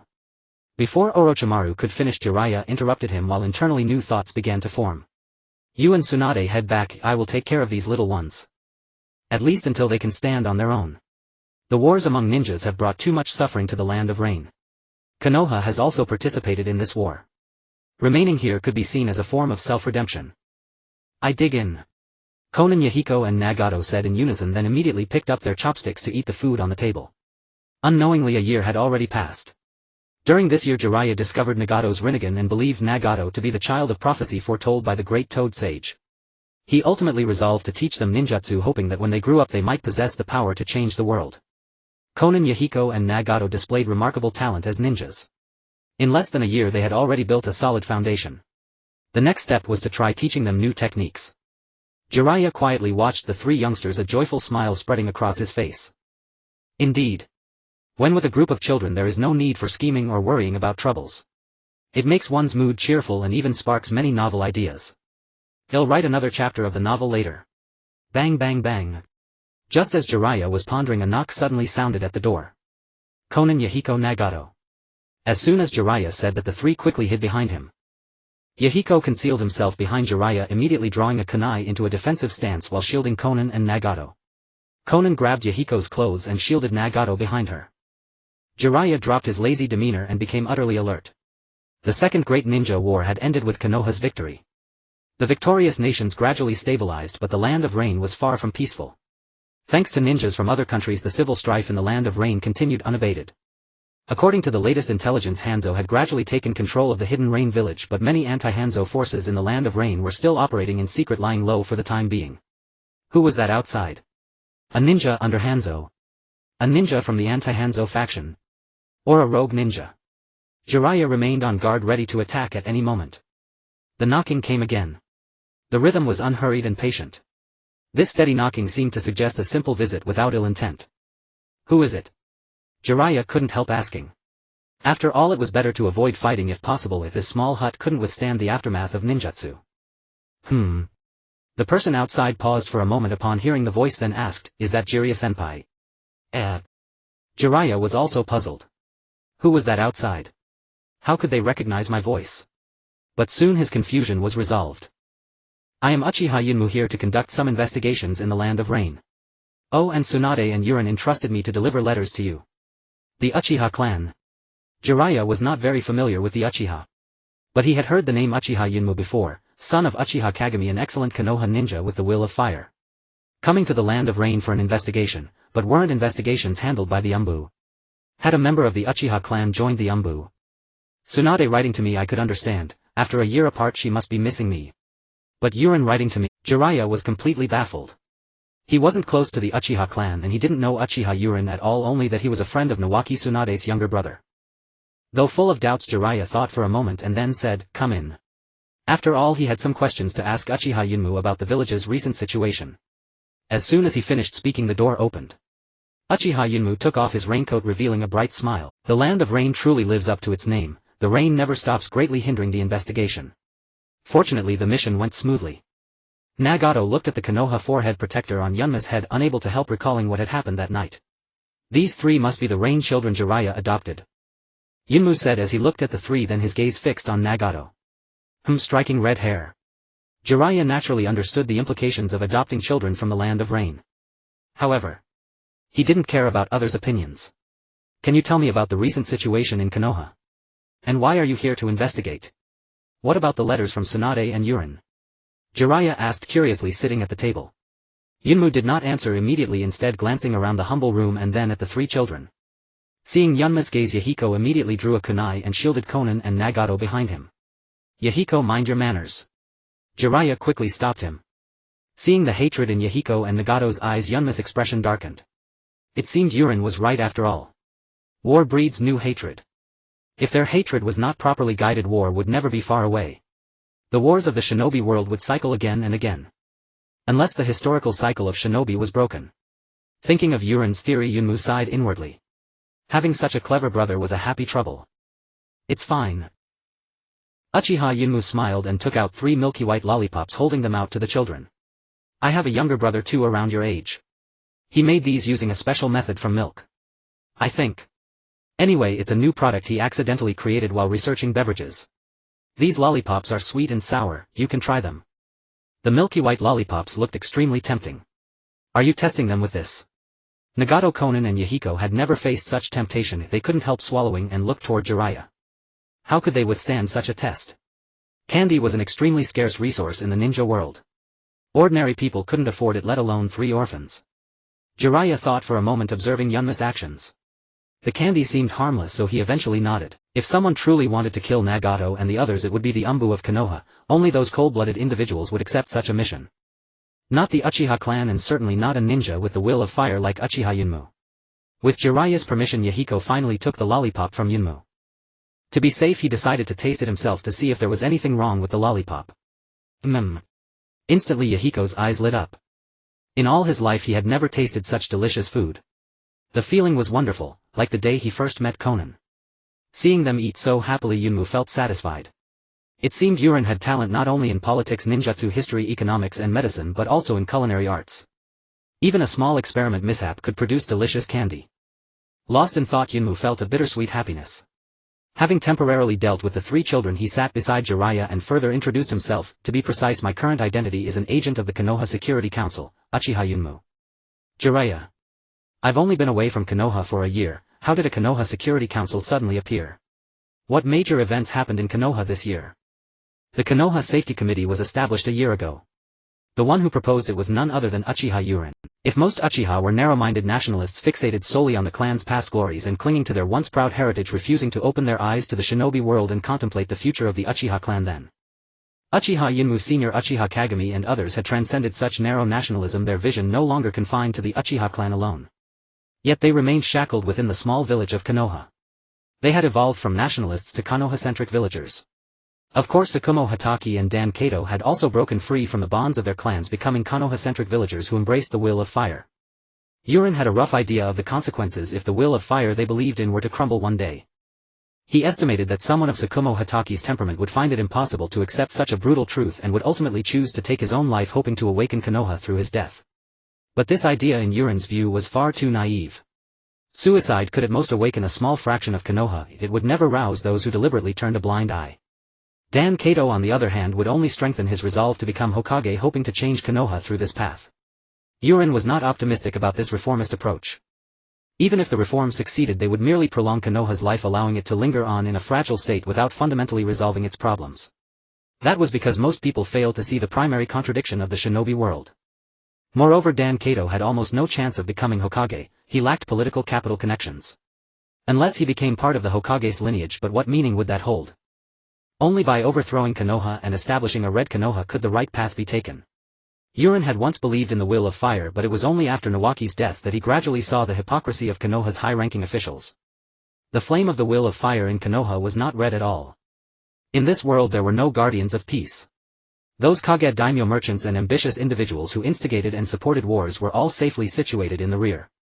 No matter how fierce the battles in the front lines, they remained unaffected. Casualties on the front lines were merely numbers to them. Those numbers could be easily replenished.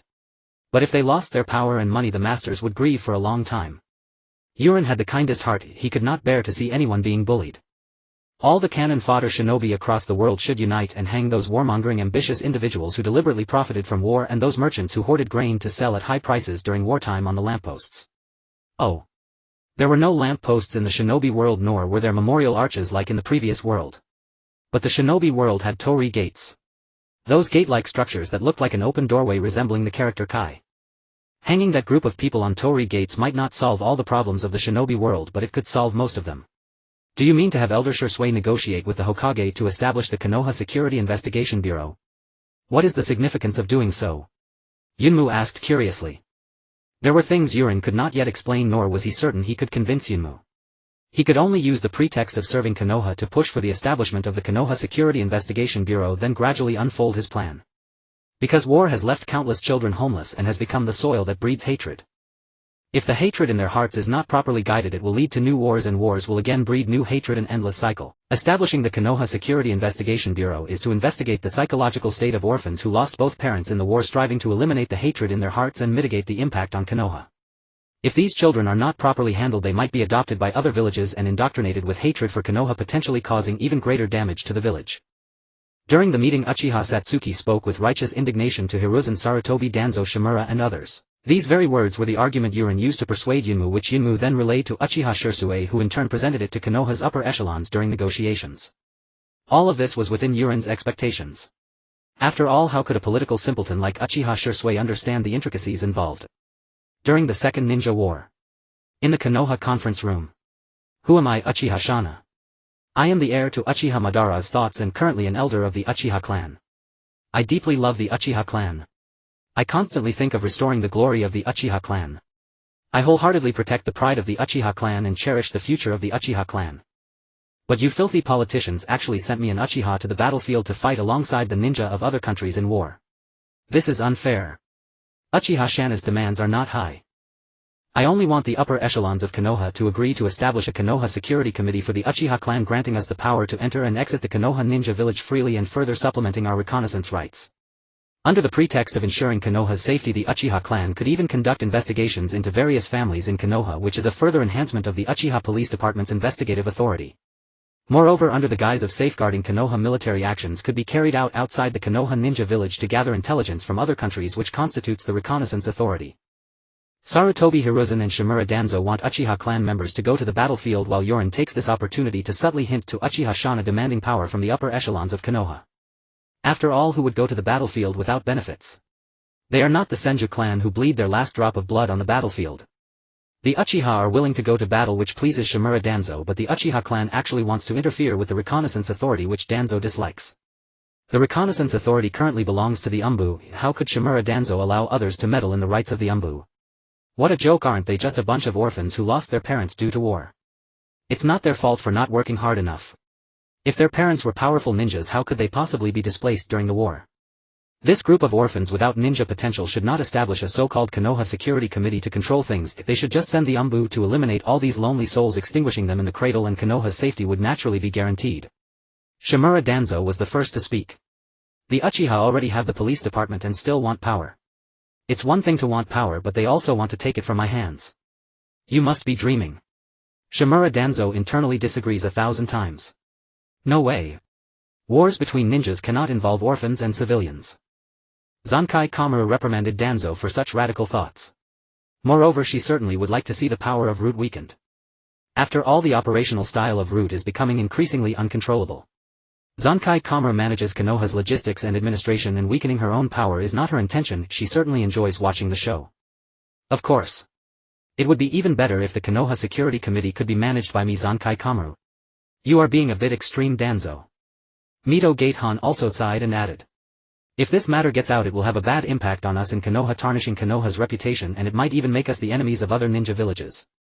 We can handle Iwagakure and Sunagakure, but if we face the other 4 countries and their surrounding small nations simultaneously, it will be very strenuous for us and Konoha's economy will collapse. And this is not about taking our rights away. What's that to me? Mito Gatehan thinks the same way. Do you think I would oppose this? No. I would only smile and enjoy the show. Besides, Danzo has indeed been getting increasingly excessive lately. Let him suffer a bit. Of course. It would be even better if this so-called Konoha Security Committee were managed by me, Mito Gatehan. Regarding this issue, some clan leaders do not have the qualifications to speak. Most of them also lack the ability to intervene. If the Uchiha clan holds a grudge, using the powers of the police department to cause trouble would be even more problematic, and if Shimura Danzo holds a grudge, that would also be troublesome. So, they all chose to remain silent. Not participating in Konoha's political affairs, they only seek to protect their own families.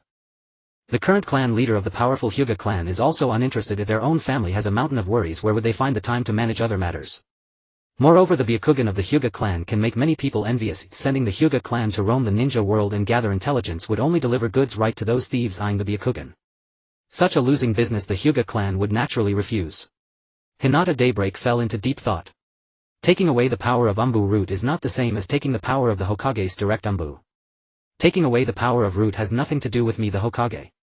Internally there is also a hint of laughter. The power of the Uchiha clan has become somewhat excessive. Seizing this opportunity to transfer some authority of the police department to the Konoha Security Committee is also not bad. After all, the Uchiha clan is not a monolithic entity.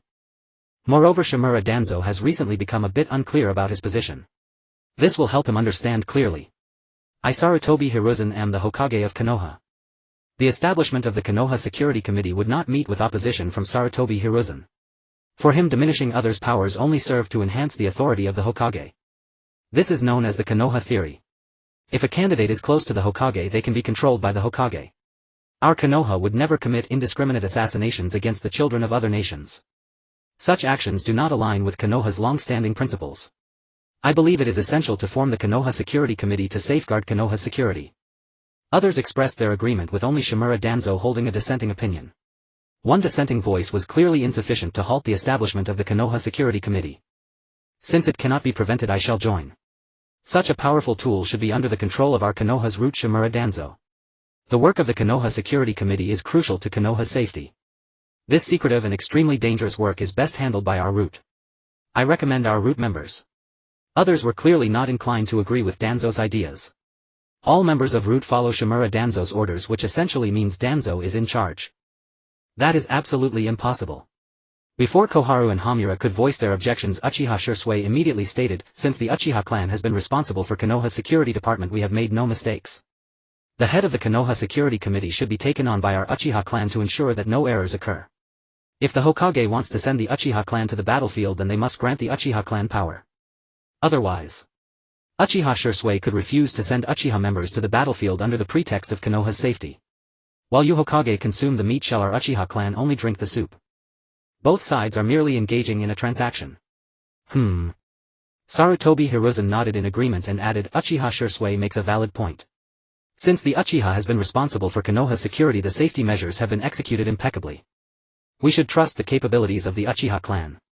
Many were taken aback.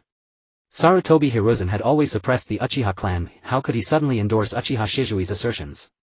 Did the two have some dirty dealings? However, Sarutobi Hiruzen quickly revealed his true intentions. Konoha's safety cannot rely solely on Uchiha Shizui's management of the police department, it also requires the Uchiha clan's dedicated responsibility. We cannot compromise Konoha's internal security for the sake of external safety. Konoha cannot function without a police department. Therefore I propose that Uchiha Kamoko be appointed as the head of the Konoha Security Committee. Sarutobi Hiruzen paused, assessing the expressions of those present before contentedly stating, everyone knows that Uchiha Kamoko is the son of Uchiha Kagami. Uchiha Kagami is a disciple of the second Hokage and has inherited the will of fire. I believe entrusting Uchiha Kamoko with the Konoha Security Committee will pose no issues. Beyond this, Sarutobi Hiruzen thought even further ahead. Uchiha Kamoko and Uchiha Shursui have differing viewpoints. The two have conflicting ideologies regarding Konoha. Perhaps this opportunity could serve to divide the Uchiha clan into two factions. As long as the Uchiha clan remains divided internally, their power will naturally be diminished. It is precisely because he discerned this that Sarutobi Hiruzen agreed to the establishment of the Konoha Security Committee. Moreover, Uchiha Kamoko is aligned with the Hokage. Sarutobi Hiruzen was confident that Uchiha Kamoko would heed the Hokage's directives. In due time, the Konoha Security Committee would become a subordinate department of the Hokage. Uchiha Shursui operates on the first level. Meanwhile, Sarutobi Hiruzen is on the 5th level.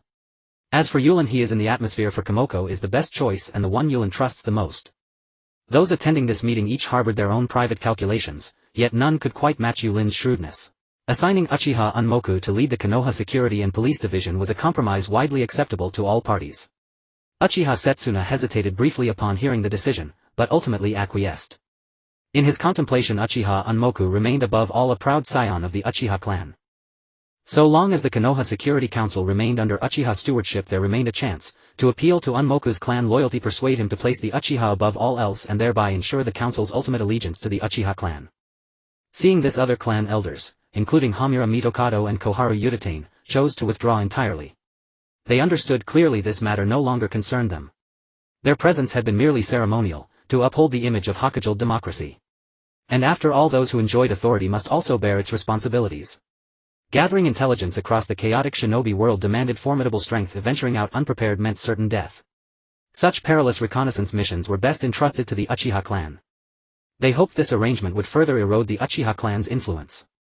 From the outset, Yūrin had guided Uchiha Setsuna in negotiating with Konoha's upper echelons, and had already foreseen that Uchiha Unmoku would inevitably assume leadership of the Konoha Security Council. Unmoku alone fulfilled everyone's expectations, yet Yūrin had gravely underestimated how deeply Danzo Shimura delighted in sowing discord. Since the Konoha Security Council exists solely for Konoha's safety, surely an additional safeguard would strengthen that security. Would it not be wiser to appoint a second leader? Just as all assumed Danzo would nominate one of his root operatives, he instead declared, "I propose the Hyūga clan Koliad the council." After all, Konoha's Hyūga possess formidable prowess, and their Byakugan rivals even the Sharingan in penetrating insight. Under the Byakugan's unblinking gaze no trace escapes detection, no threat to Konoha shall remain hidden. Not every clan coveted political power within Konoha. The Hyūga at least sought no part in the upper echelon's power struggles, yet even their deliberate withdrawal could not shield them from Danzo's calculated elevation. The Hyūga clan had immediately objected. The Byakugan is coveted by shinobi across the 5 great nations. Entrusting us with cross-border reconnaissance, scouring foreign lands for intelligence, is wholly unsuited to our nature. Foreign shinobi had long schemed to seize the Byakugan, but Konoha's protection had spared the clan from relentless assault. Moreover, the caged bird seal ensured any such ambitions were abandoned before they could take root. Without hesitation, the Hyūga clan had refused outright. Power, however alluring, was meaningless without life to wield it. Dispatching Hyūga shinobi across hostile territories to gather intelligence would be little more than delivering them, bound and blindfolded, into enemy hands. Danzo had anticipated this response, and remained unmoved. With practiced benevolence he added, "The clan head's concern is valid. The Hyūga main house is indeed unsuited for the Konoha Security Investigation Council, but the branch house faces no such constraints. Bound by the caged bird seal, even if a branch house member perishes mid-mission, their Byakugan remains forever inaccessible to foreign shinobi. I hereby nominate Hyūga Hizashi as the council's second-in-command." At these words the assembled elders' eyes gleamed with sudden clarity. What a masterstroke! It fractured the Uchiha's unity, made total Uchiha dominance of the council impossible, and left even the Hokage unable to assert direct control. Truly worthy of his title, Hokage's right hand. Even now he labored to lighten Hiruzen Sarutobi's burdens, embodying the very essence of loyal counsel. Moreover, Hayashi's appointment would inflame tensions within the Hyūga clan itself, further diminishing their influence within Konoha. If we cannot grasp this power, then we shall impose restrictions on it. The Uchiha clan will jointly oversee the Konoha Safety Committee, so there is no need to worry about the Uchiha clan monopolizing power like the police department while simultaneously weakening the authority of the police. Shinmura Danzo's recommendation is truly a stroke of genius, splendid. Hinata Hizashi is still young, probably not competent enough, and we of the Hinata clan. The clan leader of the Hinata still intends to give up this tempting power. He has already noticed the subtle relationship between Hizashi and Hayashi, and now to make Hinata Hizashi the head of an organization. That is simply unacceptable. The caged bird is meant to protect the safety of family members, not to consolidate the status of the main family, nor to allow the main family to arbitrarily decide the life and death of branch family members. However, if we allow Hinata Hizashi and others from the branch family to serve as members of the Konoha Safety Committee, it might lead to the Hinata clan's division. But the high-ranking officials of Konoha did not give the Hinata clan a chance to speak and quickly interjected. The Hinata clan must have the awareness to contribute to Konoha. Looking at the Hinata clan leader, Mito Gaiden said in frustration, "Now is the time when the village needs your Hinata clan. Since when did contributing to Konoha become leverage in negotiations?" Sarutobi Hiruzen also spoke pointedly. After all, having power divided among them was quite displeasing, but he had to appear fair. "We have all seen what your Hinata clan has done for Konoha. Is being the deputy head of the Konoha Safety Committee not enough for you? We believe in the strength of the Hinata clan. Even if Hinata Hizashi is a bit young, he is capable. We are very pleased to see the younger generation active on the political stage. Does the leader of the Hinata clan not have confidence in his own people?" Zhuanqian Xiaochun also stepped in to reinforce the point that making Hinata Hizashi the deputy head poses no problem. The Hinata clan leader was furious and was even on the verge of losing control. But he still tried hard to restrain himself. These high-ranking officials of Konoha were truly disgusting. Faced with the support of so many, he found it impossible to refuse. After all, while others can sacrifice for Konoha, does the Hinata clan by nature consider themselves too noble to do the same? This accusation was so weighty that even the Hokage would find it hard to counter. Under the moral coercion of Konoha's high ranks, the Hinata clan leader could only grit his teeth and voluntarily let Hinata Hizashi join the Konoha Safety Committee to balance the influence of the Uchiha. In the end, Uchiha Komoki became the head. Hinata Hizashi was the second in command. Skilled in internal strife, unskilled in external battles. Indeed. This refers to the high-ranking officials of Konoha. They are adept at internal strife, but unfortunately they have yet to achieve any remarkable results in external conflicts. Sarutobi Hiruzen sought to weaken Shimura Danzo's roots authority by leveraging the Uchiha clan. Shimura Danzo countered by recommending the Hinata clan balancing the power of the Konoha Safety Committee and thwarting Sarutobi Hiruzen's plan to indirectly control it. Politics is about a group of people coming together to take down one person first. It is clearly important to distinguish who is a friend and who is an enemy. Yūrin's political acumen may not be exceptional, but it is certainly far superior to the Konoha officials who don't even invest in political skills. Yūrin is well aware of who the enemies are.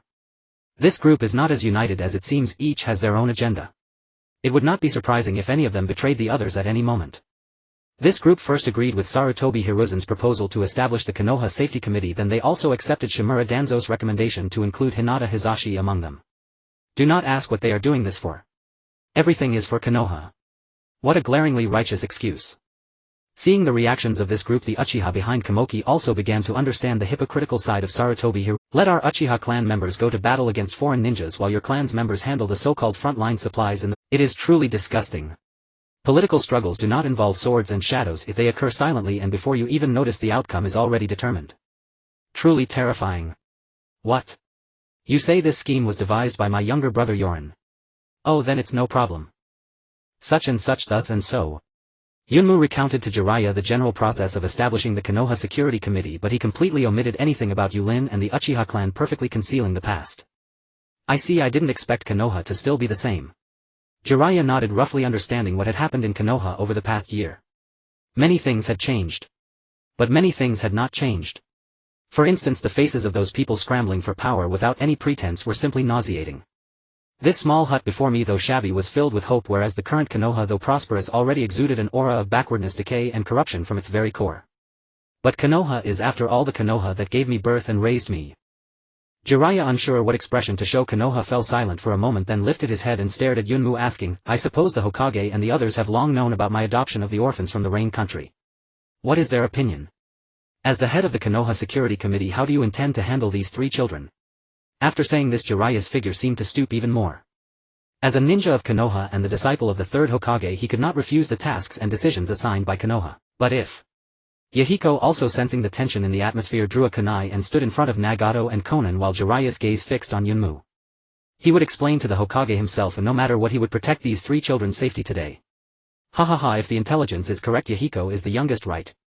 Looking at everyone's reactions, Yunmu's expression remained calm. He turned to look at Yahiko and praised with a smile, very courageous. You are a man. But courage alone won't do. Without sufficient strength you cannot protect what you want to protect. Humph. Yahiko said defiantly, don't underestimate me or you'll definitely regret it. Yunmu continued to guide Yahiko's thoughts, asking, for instance, if someone wants to start a war, do you have the strength to protect this hard-won peace? Of course. Yahiko said with utmost confidence, I certainly have the strength to protect world peace. Oh. Yunmu smiled noncommittally, asking curiously, what will you use to protect it? And what method will you use to ensure peace can continue? Yahiko. This question stumped him. How to protect the peace of the ninja world? Perhaps Yahiko was provoked by Yunmu, causing him to shout, I will become the god of this world and bring peace to the ninja world. Hearing this answer, Yunmu was somewhat disappointed. He had hoped for an interesting answer. The idea of bringing peace to the ninja world through absolute force is admirable, but the history of the ninja world has already shown us the answer. This path is unviable. To save the ninja world, one must find a completely new path to possibly bring peace. Yunmu repeated Yulin's answer, then added, instead of the unrealistic idea of becoming the god of the ninja world, it's better to think about who started the war and why they started it. I hope you can find the answer. Yahiko, feeling underestimated, said with a displeased look, I will find the answer. But the 3 were muttering inwardly. Wasn't this war started by you, Konoha? Yet remembering that their teacher Jiraiya was from Konoha, they felt somewhat conflicted. Konoha was a demon in their hearts, but teacher Jiraiya was the light in their hearts. Moreover, the Konoha ninja before them didn't look like a bad person either. The image these 2 left in their hearts clashed strongly with their perception of Konoha. From the expressions on their faces, Yunmu roughly guessed their thoughts. Hopefully they can distinguish between friend and... Then Yunmu took out 2 letters from behind and handed them to Jiraiya saying, when Tsunade and Zishiwan returned to Konoha, the Hokage already knew about your staying in the rain country to take care of these 3 children. As for the specific discussions, I'm not clear, but it's been over a year now and there have been no assignments or tasks. I suppose Konoha will no longer pursue this matter. Hearing this, Jiraiya immediately felt relieved, thinking that the Hokagesima had probably suppressed this matter. These 2 letters should bring some kind of answer. After saying this, Yunmu put on his raincoat and left. He didn't know what Yulin had written in the letters, but he believed Yulin wouldn't do anything meaningless. Could it be that I have been away from Konoha for too long and Tsunade is not accustomed to my absence from the village? Jiraiya happily opened the letter written by Tsunade, eager to see what it contained. Look at the expression on our teacher's face. Girls always have a more delicate perception. Konan gently nudged Yahiko and Nagato with her finger, and the 3 of them curiously gazed at Jiraiya. Meanwhile they were also recalling memories. Tsunade, if I remember correctly, was that fierce older sister who used to be on the same team as Jiraiya, accompanied by a very cold-blooded Konoha ninja who seemed to be named Orochimaru. Fortunately we have Master Jiraiya otherwise. The 3 of them quietly moved behind Jiraiya, wanting to see what was written in the letter. How could such a letter be shown to these youngsters? Jiraiya immediately stood up, and with the advantage of his height he was not worried about Konan and the others sneaking a peek. Soon Jiraiya's head drooped in disappointment. The letter contained very little information, perhaps due to his busy work. Not even a sentence expressing longing was included. Tsunade simply explained that after she and Orochimaru returned to Konoha, she informed the Hokage in detail about their journey through the Land of Rain and briefly mentioned the turmoil regarding Jiraiya's care for 3 orphans in the Land of Rain, which had been quelled by the Hokage. Additionally, Tsunade briefly mentioned her recent medical ninja training initiative in Konoha and the current situation in the village. She also informed Jiraiya that Konoha was in the process of reconstruction after the war and gradually returning to its former prosperity, so he need not rush back to the village. It was all official business. There was not a hint of personal sentiment. This was truly heartbreaking. Jiraiya casually used a fire jutsu to burn the letter and then checked the letter written by Yulin. How strange, why would Yulin write to me?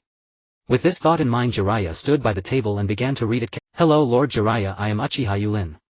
I happened to chat with Sister Tsunade and learned about your story. Later I found out that Yunmu was going to the Land of Rain for an investigation, so I entrusted Yunmu to deliver this letter to you. When I was young I loved to visit the Konoha library to read books on the history of the ninja world, which gave me a sufficient understanding of its history. Moreover, I have also read many articles written by Lord Hokage annotating the history of Konoha, which deepened my understanding of the will of fire. Later Yunmu became the head of the Konoha Security Council, responsible for investigating the opinions of various countries about Konoha.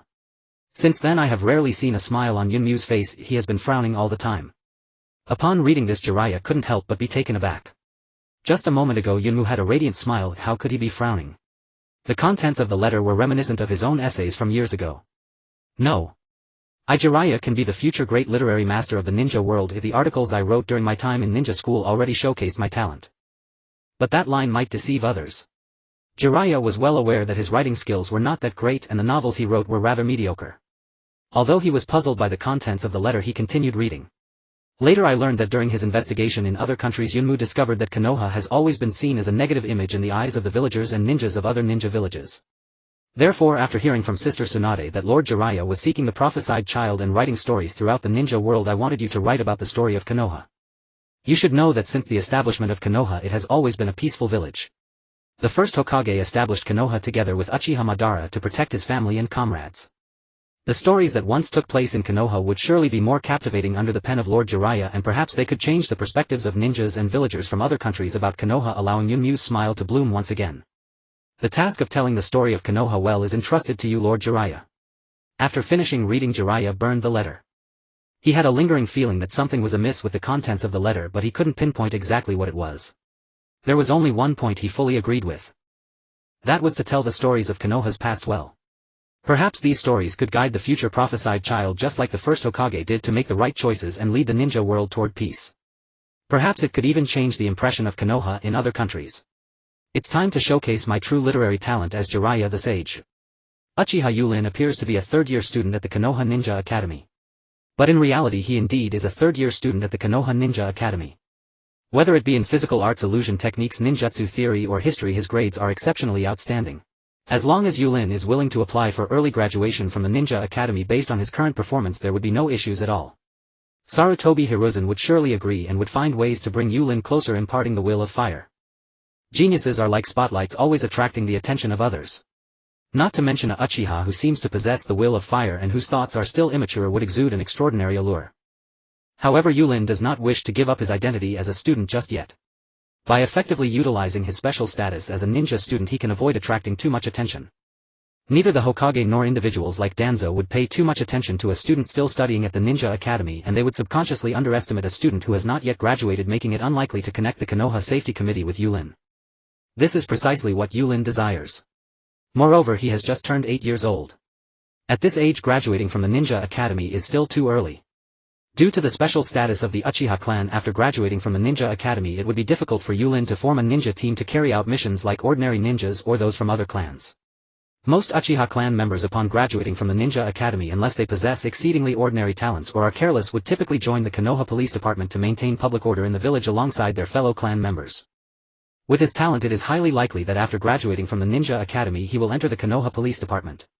Of course, it is also possible that Sarutobi Hiruzen and Shimura Danzo might use certain means to have Yūrin join the Umbu and serve them.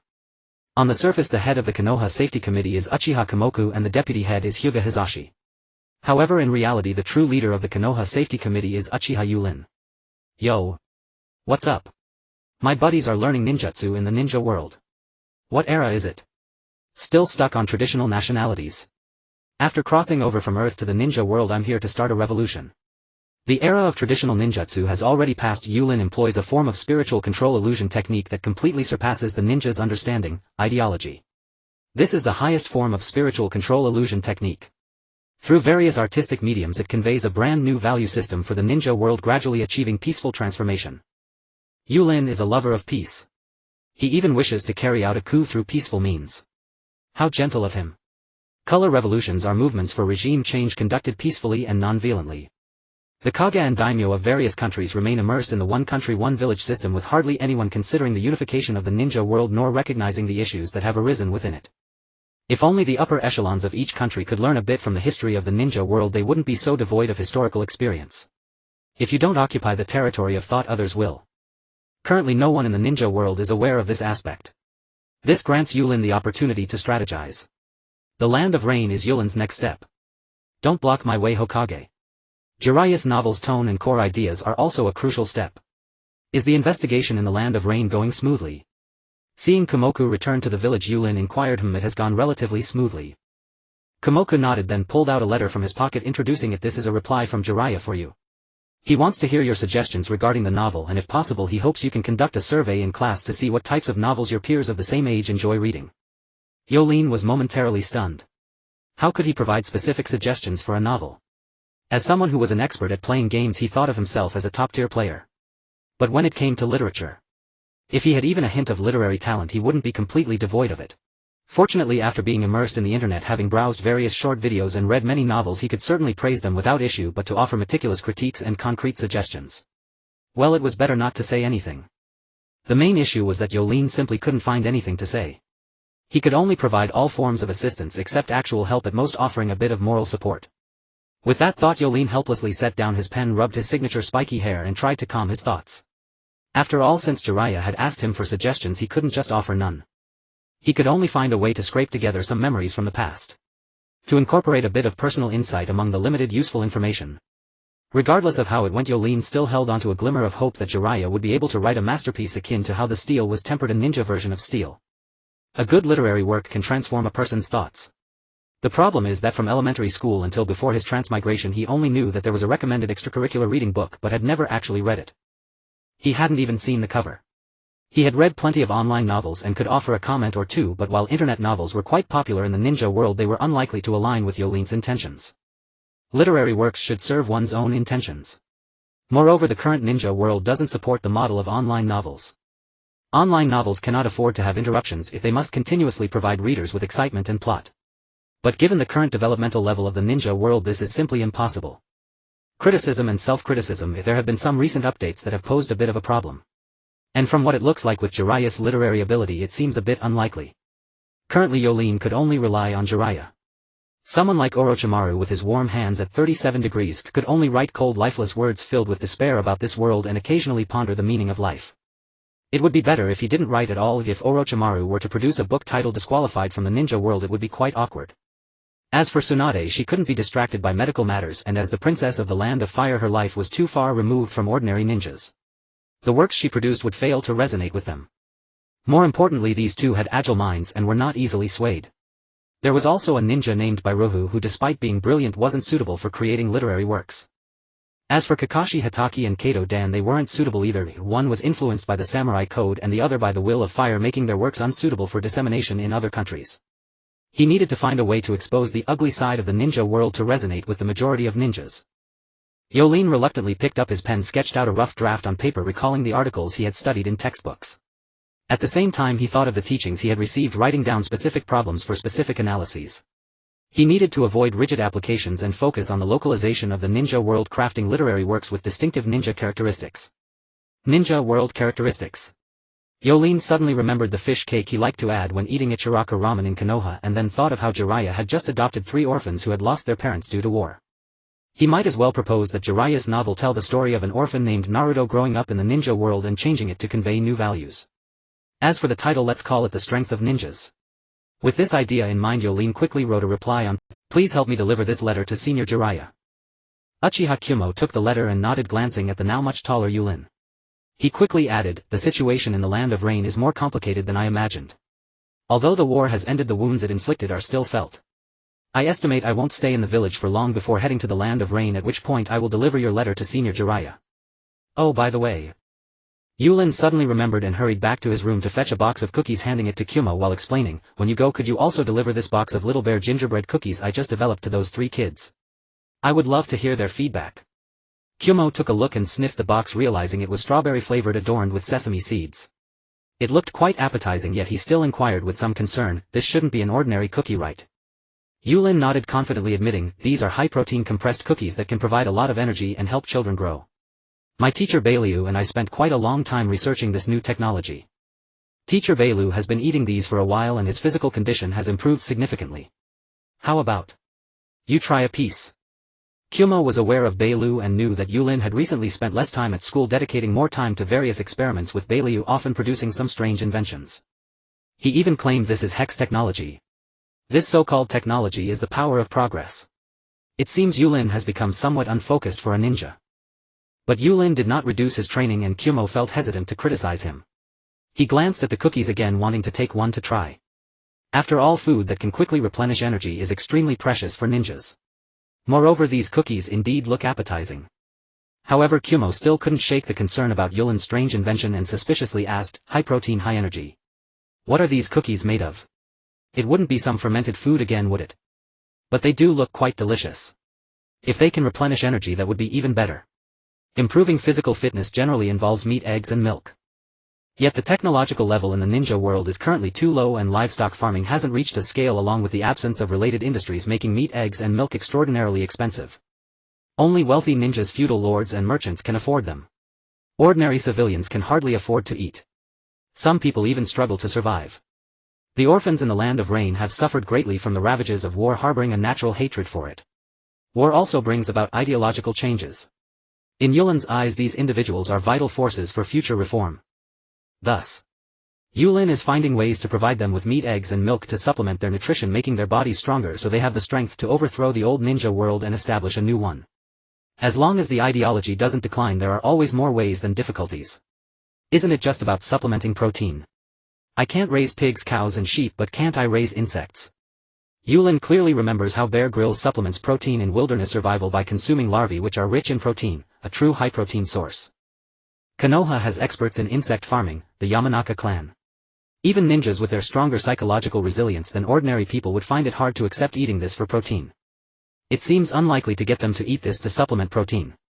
Yūrin can only seek alternative ways, processing it with Bailu to create cookies, deliberately adding a strawberry flavor, naming them Little Bear gingerbread. Indeed, it is a well-intentioned effort. Looking at Kumo's inquiring gaze, Yūrin just smiled without revealing the specific ingredient list, simply stating, "This is the hex technology that I developed recently with teacher Bailu, completely harmless." Seeing Yūrin's expression, Kumo immediately dismissed the thought of tasting them. These cookies are better left for those 3 children. Strawberry flavored, it shouldn't taste bad. Delicious. Yahiko took the biscuits from Yunmu's hand, confirmed they were safe, and then handed them to Nagato and Konan. "You two should try some too, they're quite good." Conan reached out, took one, and after a gentle bite remarked, "Strawberry flavor truly delightful." Nagato however remained silent, simply eating quietly. Seeing the three children praising the biscuits, Yunmu breathed a sigh of relief. It seemed the strange biscuits Yulin had made were actually palatable, not as awful as he had imagined. But he would not eat them himself. He felt there was something uncanny about these biscuits. "Thank you, big brother," Conan said politely after finishing. "You're welcome. If you like them, I'll bring you more next time," Yunmu replied with a smile. "Conan, Nagato, let's go outside and play ninja games," Yahiko suggested, looking at Yunmu and Jiraiya. Before Nagato could finish his sentence, Yahiko grabbed both Nagato and Conan's hands and dragged them out of the house. No, hurry up." After finishing the biscuits, Yahiko wisely led Conan and Nagato outside, knowing full well that Yunmu had come to discuss something with Jiraiya, matters beyond their involvement. "Why are you back in the rain country so soon? Judging by your appearance, is there something on your mind?" Jiraiya asked curiously, observing Yunmu's attire and expression. Yunmu nodded, not denying it. What followed might concern the peace between the rain country and the fire country.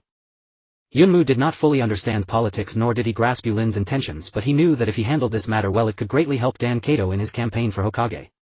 Over the past 2 years there had been growing discontent within Konoha toward the Hokage, and the Uchiha clan was also dissatisfied with the Hokage's actions.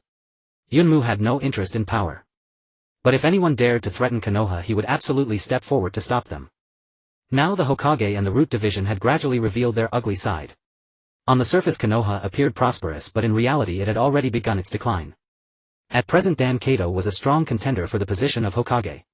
If he became Hokage, he might bring new life to Konoha and better handle the relationship between the village and the Uchiha clan. Therefore Yunmu had to handle the upcoming matters with great caution.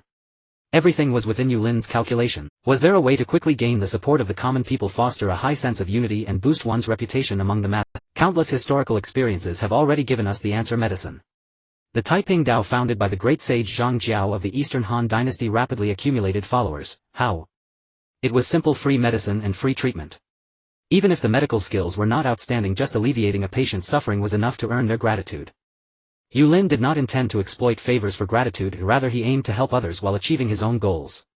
After all, the children affected by war were innocent. The true culprits were those who started the wars. They needed healing. After a moment of silence, Yunmu slowly spoke. "The second great ninja war has ended, but the pain it brought continues. Many ninjas in the Rain country suffer from injuries caused by the war. Civilians have been caught in the crossfire, and countless children have lost their parents, becoming orphans wandering the streets. In short, we want to help these people while also mending relations with the Rain country. I would trouble Jiraiya to gather relevant intelligence in the Rain country." Hanzo the salamander looked at the intelligence brought by his subordinate, unable to help but furrow his brow. With his insight, it was difficult to comprehend what scheme Konoha was plotting. They actually intend to provide free aid to the orphans of the Land of Rain, offering to treat the injuries and ailments caused by the war, whether they are ninjas or villagers. This is quite a considerable expense. How could Konoha be so generous? Such matters are thankless and arduous. Even Hanzo, a member of the Land of Rain, was reluctant to address them due to the lack of sufficient funds and medicine to aid these orphans and the sick. Even if there were medicines, there wouldn't be enough medical ninjas. Now, upon suddenly learning of Konoha's intentions, Hanzo the salamander had to think carefully. "Is the information accurate?" he inquired. The subordinate replied, explaining that Root, controlled by Danzo, had Konoha surrounded. Moreover, it seemed that Konoha had other spies, as they felt monitored the moment they entered the village. The intelligence they had was only obtained from overhearing villagers' conversations, and they could not guarantee its authenticity. The subordinate continued, mentioning Jiraiya's recent activities in the Land of Rain as well as Uchiha Kumoku's movements throughout the region, seemingly corroborating the veracity of this intelligence, and added, "Danzo wishes to meet with you, Lord Hanzo. I wonder if you would agree to the meeting." Hanzo nodded. He had some questions of his own for Danzo and wanted to probe his reactions. He felt there was something amiss, but he couldn't quite grasp the significance of Konoha's actions or their ultimate goal. Could it be that the people of Konoha think that by helping the orphans and ninjas of the Land of Rain they could win their support and allegiance? How naive. Hanzo the salamander, I assume you are already aware of Konoha's aid plan for the Land of Rain? Danzo inquired, leaning on his cane, his expression cold, wanting to ascertain whether Hanzo's intelligence network had infiltrated Konoha. As long as Hanzo was unaware of the specific details, negotiations would be easier, allowing him to retain the upper hand. Are you referring to Konoha's willingness to provide free medical aid to the injured ninjas and orphans of the Land of Rain? Hanzo the salamander was not in a hurry, probing intentionally. He wanted to determine what role Danzo played in this matter. There was collaboration between the two, but it was limited to that. Exactly. Danzo's face revealed no sign of panic as he spoke in an unruffled manner. After all, we have collaborated before and the process went smoothly. Now that the war has concluded, we should certainly look towards the future. Coincidentally, Tsunade is gradually establishing a medical system in Konoha and has trained a large number of medical personnel. Thus I advocated strongly at the meeting for Konoha's medical ninjas to enter the Land of Rain, providing free treatment to those tormented by ailments due to the war as well as orphans who lost their parents in the conflict. After all, helping your Land of Rain is also a way of helping our Land of Fire. At this point Danzo could not fathom why anyone would propose providing free assistance to a foreign nation. Wasn't that madness? Nations scheme against one another and individuals do the same. How could one possibly provide assistance to another nation without seeking something in return? Not understanding is one thing, claiming the credit for this matter is another. Under the blockade of Root, Danzo did not trust that Hanzo's intelligence organization could infiltrate Konoha.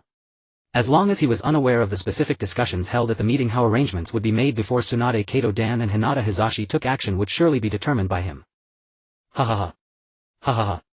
Hanzo the salamander couldn't help but laugh upon seeing Danzo's serious demeanor, lying without a hint of embarrassment. He almost wanted to remove his breathing mask to laugh freely. It's quite strange. I heard that Tsunade, Kato Dan and Hinata Hizashi proposed providing free aid to the Land of Rain in the meeting, striving to mend the relationship between the Land of Rain and the Land of Fire, while you, Lord Danzo, vehemently opposed it. You claimed we should demand compensation from the Land of Rain, stating that they possess rich mineral resources and we should request a large amount of resources from their daimyo or even ninjutsu. No matter who it was, being exposed to their face would be immensely awkward, and Danzo was no exception. His calm expression instantly turned a shade of crimson, revealing a hint of murderous intent in his eyes. His mind was racing with thoughts. Who could have leaked the information? Or could it be that Hanzo possessed some special ninjutsu that allowed him to overhear their discussions during the meeting? It seems that Danzo has not come to negotiate with sincerity. Hanzo the salamander said coldly. At the same time, the ninjas from both sides subtly moved their hands towards their ninja tool pouches, even forming hand seals as if a fierce battle was imminent. After a brief moment of anger, Danzo quickly regained his serious demeanor, gesturing to quell the agitation of the Root members and signaling them to withdraw. The Root members were somewhat puzzled by Danzo's intentions. You all step back. Danzo commanded once more. Yes. Although puzzled, they could not disobey Lord Danzo's orders, carefully keeping an eye on the ninjas from the Land of Rain as they slowly retreated. You all should withdraw too. Hanzo the salamander instructed his subordinates. Thus only Danzo and Hanzo the salamander remained in the field. Speak. What is your purpose in seeking me? Hanzo the salamander was the first to inquire. I do not believe that Konoha is truly so benevolent. Danzo showed no interest in answering and simply stated, I heard that the rebel forces in the Land of Rain have not been completely eradicated. I hope that when Kato Dan goes to the Land of Rain he does not encounter an ambush by the rebels.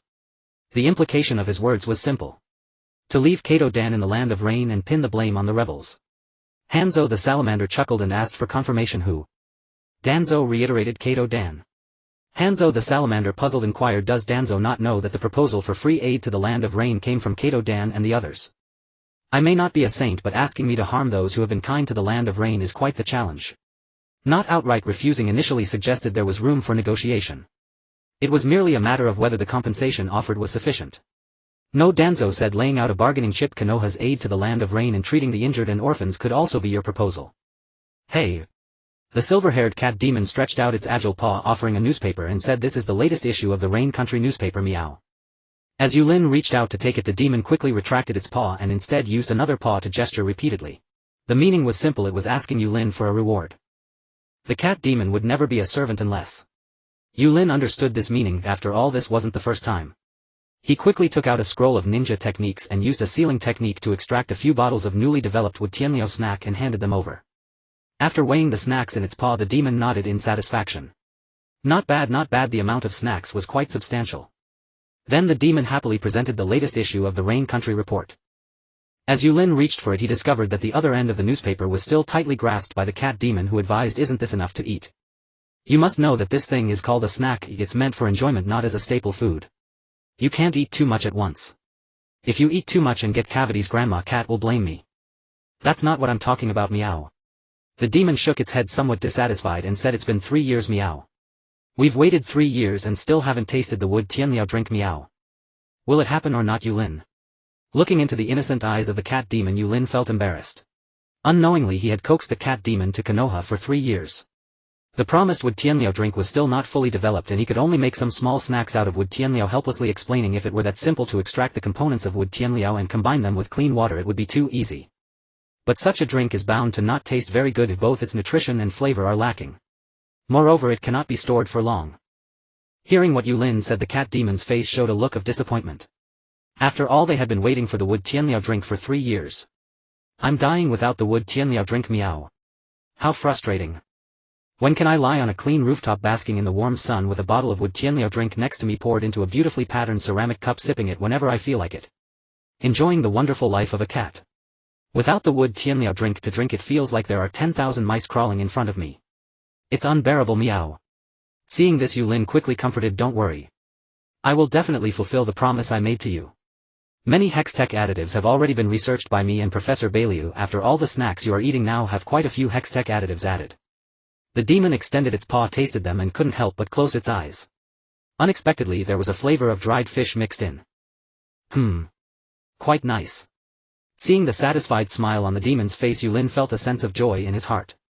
The Hextech additives created by Yūrin and Professor Bailiu are not just technology and harsh methods, nor are they meant to cover up quality defects in the food itself or during processing, let alone to mask the inherent quality defects of spoiled or altered food. The scientific and reasonable use of Hextech additives ensures food safety while extending the shelf life of food and improving its taste and texture, among other things. So far it has been going quite well. But there are still some Hextech additives that are not quite perfect, and some additives are still under research. Once these additives are developed, we should be able to create the perfect wood tianliao drink for you.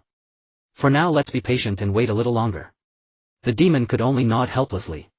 After all, they had no way of producing this thing and could only trust Yūrin and wait patiently. Alright, meow. I won't disturb you two brothers discussing important matters. After all, looking at this newspaper, it seems you have a lot to deal with. As Yūrin took the newspaper, he saw the prominent headline on it. Leader of Yuin village Sanjiao Fish Hanzo uses part of the mineral resources of the Rain country in exchange for medical assistance from Konoha. Who does the mineral resources within the Land of Rain belong to? To the daimyo of the Land of Rain or to the leader of the hidden rain village Shanjiao Banzang? No, neither. These resources do not belong to them. They should belong to all the people of the Land of Rain, or rather the commonwealth of the people of the ninja world. Shanjiao Banzang generously used the mineral resources that belonged to all the people of the Land of Rain to gain prestige for himself, and then leveraged public opinion to secure the support of the Land of Rain citizens and ninjas. What a clever calculation. Yūrin, holding the newspaper of the Land of Rain delivered by the ninja cat, caught sight of the most eye-catching headline on the front page at a glance, then briefly scanned the content of the newspaper. The newspaper's content further elaborated that Shanjiao Banzang, upon hearing of Mui's gradual establishment of the medical ninja system, intended to exchange the Land of Rain's abundant mineral resources for Mui's medical aid to treat the ninjas injured in the war within the Land of Rain and rescue the orphans who had lost their parents due to the war. Shanjiao Banzang sincerely hoped that Mai could help these orphans and injured ninjas of the Land of Rain. Mai indeed played an inglorious role in this conflict. But was Shanjiao Banzang of the Land of Rain any more glorious? Those who feast on the spoils of war are all birds of a feather. However, when it comes to this report alone, even from the opposing side, one must admit it's praiseworthy. What an excellent headline. Clearly the mineral resources belong to all the people of the Land of Rain, yet they have become Shanjiao Banzang's private property in an intangible way. And he generously offered these mineral resources in exchange for Mui's medical aid. After this series of maneuvers, one can imagine the prestige and acclaim Shanjiao Banzang has gained in the Land of Rain. After reading the entire report, Yūrin couldn't help but frown deeply.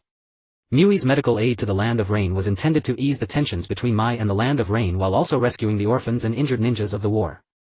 They had labored hard for a long time, running around not to make a wedding dress for Shanjiao Banzang.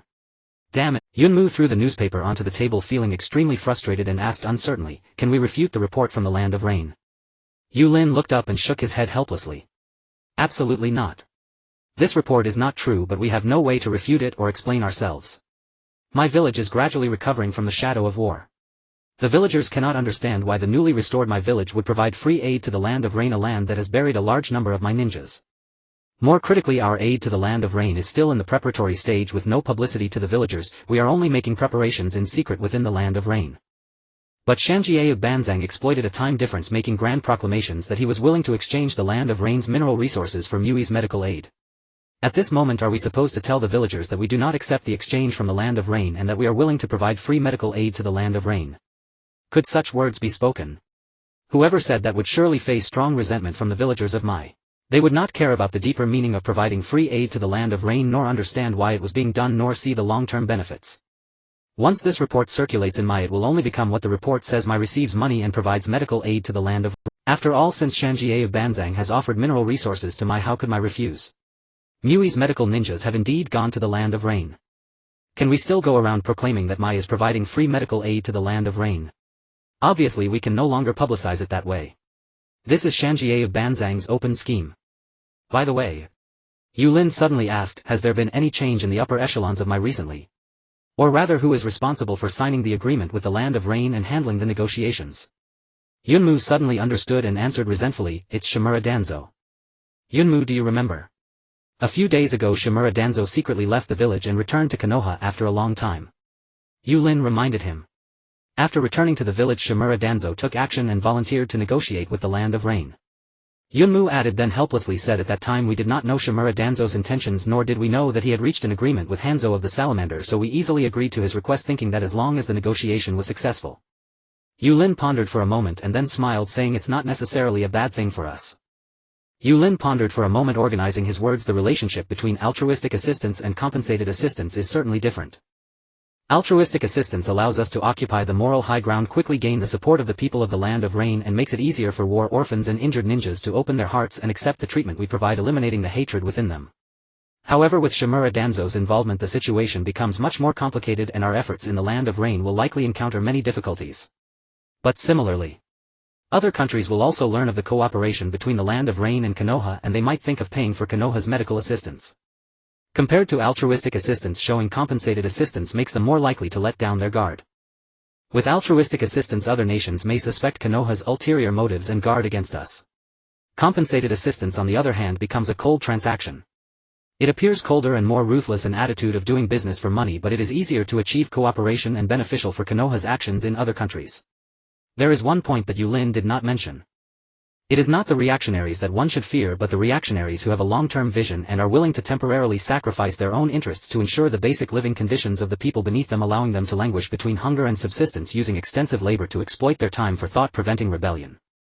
The more they exploit and oppress, the more support Yulin can secure, creating fertile ground for revolution. Using schemes might lead to even greater oppression for others. Is this cold-blooded? Is it cruel? No. Yulin will not be shackled by chains of pity nor blinded by tears, otherwise he would lose sight of right and wrong. It is not Yulin who oppresses and exploits them, nor is it something he can control. The decision lies in the hands of Hanzo of the Salamander. Even if Yulin does nothing, the lower classes will still endure the pain of exploitation and oppression. His actions merely lead those people from wandering in the wild and farming in the fields to the mines to dig. Of course. To prevent Hanzo from suddenly developing a conscience and wanting to be humane, reducing the oppression and harshness on the miners, a little pressure must be applied, otherwise it would not be conducive to the implementation of the plan. However, it is also necessary to ensure that the miners can survive. By the way, since Shimura Danzo has reached an agreement with Hanzo to provide us with a large amount of minerals, then the land of rain must organize manpower to mine. These miners are digging for us in Konoha, providing us with mineral resources. We should also provide them with basic medical care. If we can't provide it for free, then we should charge a minimal fee that is within their means. Providing free medical care and free medicine is a common practice to gain the trust and support of others through medical means and to gain prestige. It is not new, but it will not become outdated. After the death of the rope tree on the battlefield, Tsunade proposed to cultivate medical ninjas with advanced medical techniques and develop medical institutions, establishing a corresponding system. However, this was rejected by Sarutobi Hiruzen, who cited the special period of war in Konoha, and other high-ranking officials did not support Tsunade's proposal. Tsunade did not consider that with this group of pests, how could they possibly improve politics and build a better Konoha? Such matters should not be discussed with them. Yulin did not want Tsunade's efforts to culminate in a medical system that served only ninjas, feudal lords and merchants. If it only served them, Konoha Hospital might as well be renamed to Lord's Hospital, as it was merely catering to them. Later, under Yulin's guidance, Tsunade temporarily abandoned her initial idea and gradually established a new medical system, a public health system that served the general populace. Konoha Hospital naturally acquired a new name. It was called Konoha People's Hospital. The first beneficiaries were the villagers of Konoha.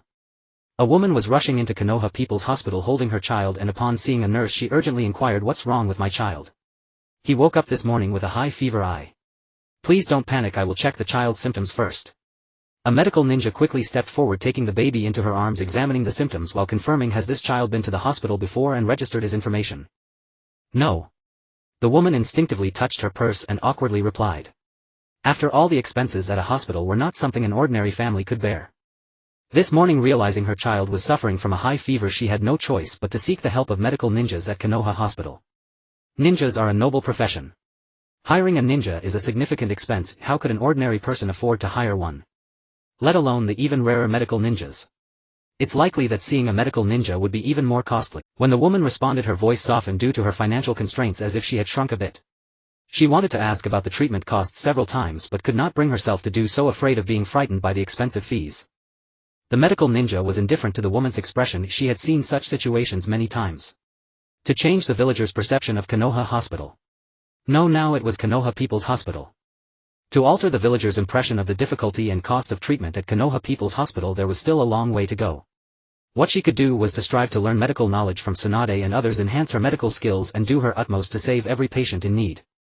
In such moments she could only remind her in a businesslike manner, "There's a window over there. You please go register your child's information and then bring the child to the consultation room. A medical ninja will be there to help treat your child." After saying this, noticing the woman still had not moved, she quickly added, "Registering information is free. The child's condition is not severe, a simple treatment will suffice, so there's no need to worry." Upon hearing the medical ninja's response, the woman finally felt relieved and hurried to the nearby window to register her child's information. Upon further reflection, Yūrin found it incredible. In a ninja world still using cold weapons, in a society with backward social systems and an industrial level almost non-existent, they surprisingly possessed computers, not to mention televisions, radio technologies, and many high-precision instruments that Yūrin could not comprehend. It was simply absurd.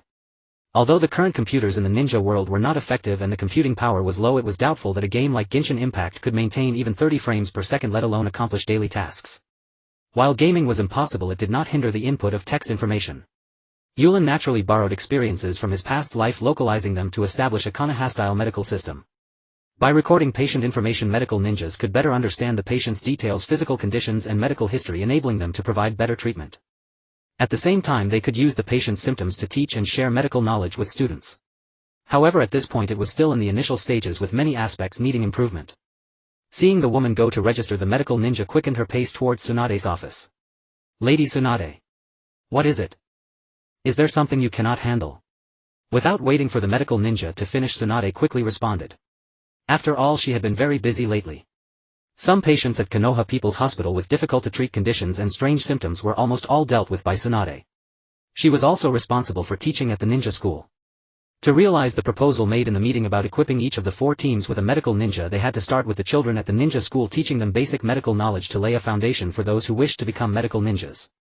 During the actual classes, Tsunade not only taught many basic medical principles but also explained how to handle emergencies after injuries, such as disinfecting and bandaging wounds. Not all students in the ninja school were capable of becoming medical ninjas. However, these basic medical skills might save their lives one day. In addition, Tsunade was also responsible for establishing medical institutions, configuring medicines, and so on, leaving her with almost no time to rest. In such time, Tsunade found her days to be incredibly fulfilling. Recently there has been a surge of patients with similar symptoms in Konoha, most of whom are children. The medical ninja reported the recent situation to Tsunade in detail, casually mentioning that there was an additional batch of patients. "Do you know what caused it?" Tsunade asked, frowning. After all, the simultaneous emergence of patients with the same symptoms indicated they must have a common factor leading to the same condition. As long as we can identify the cause and inform the villagers in a timely manner, we can help more people avoid infection.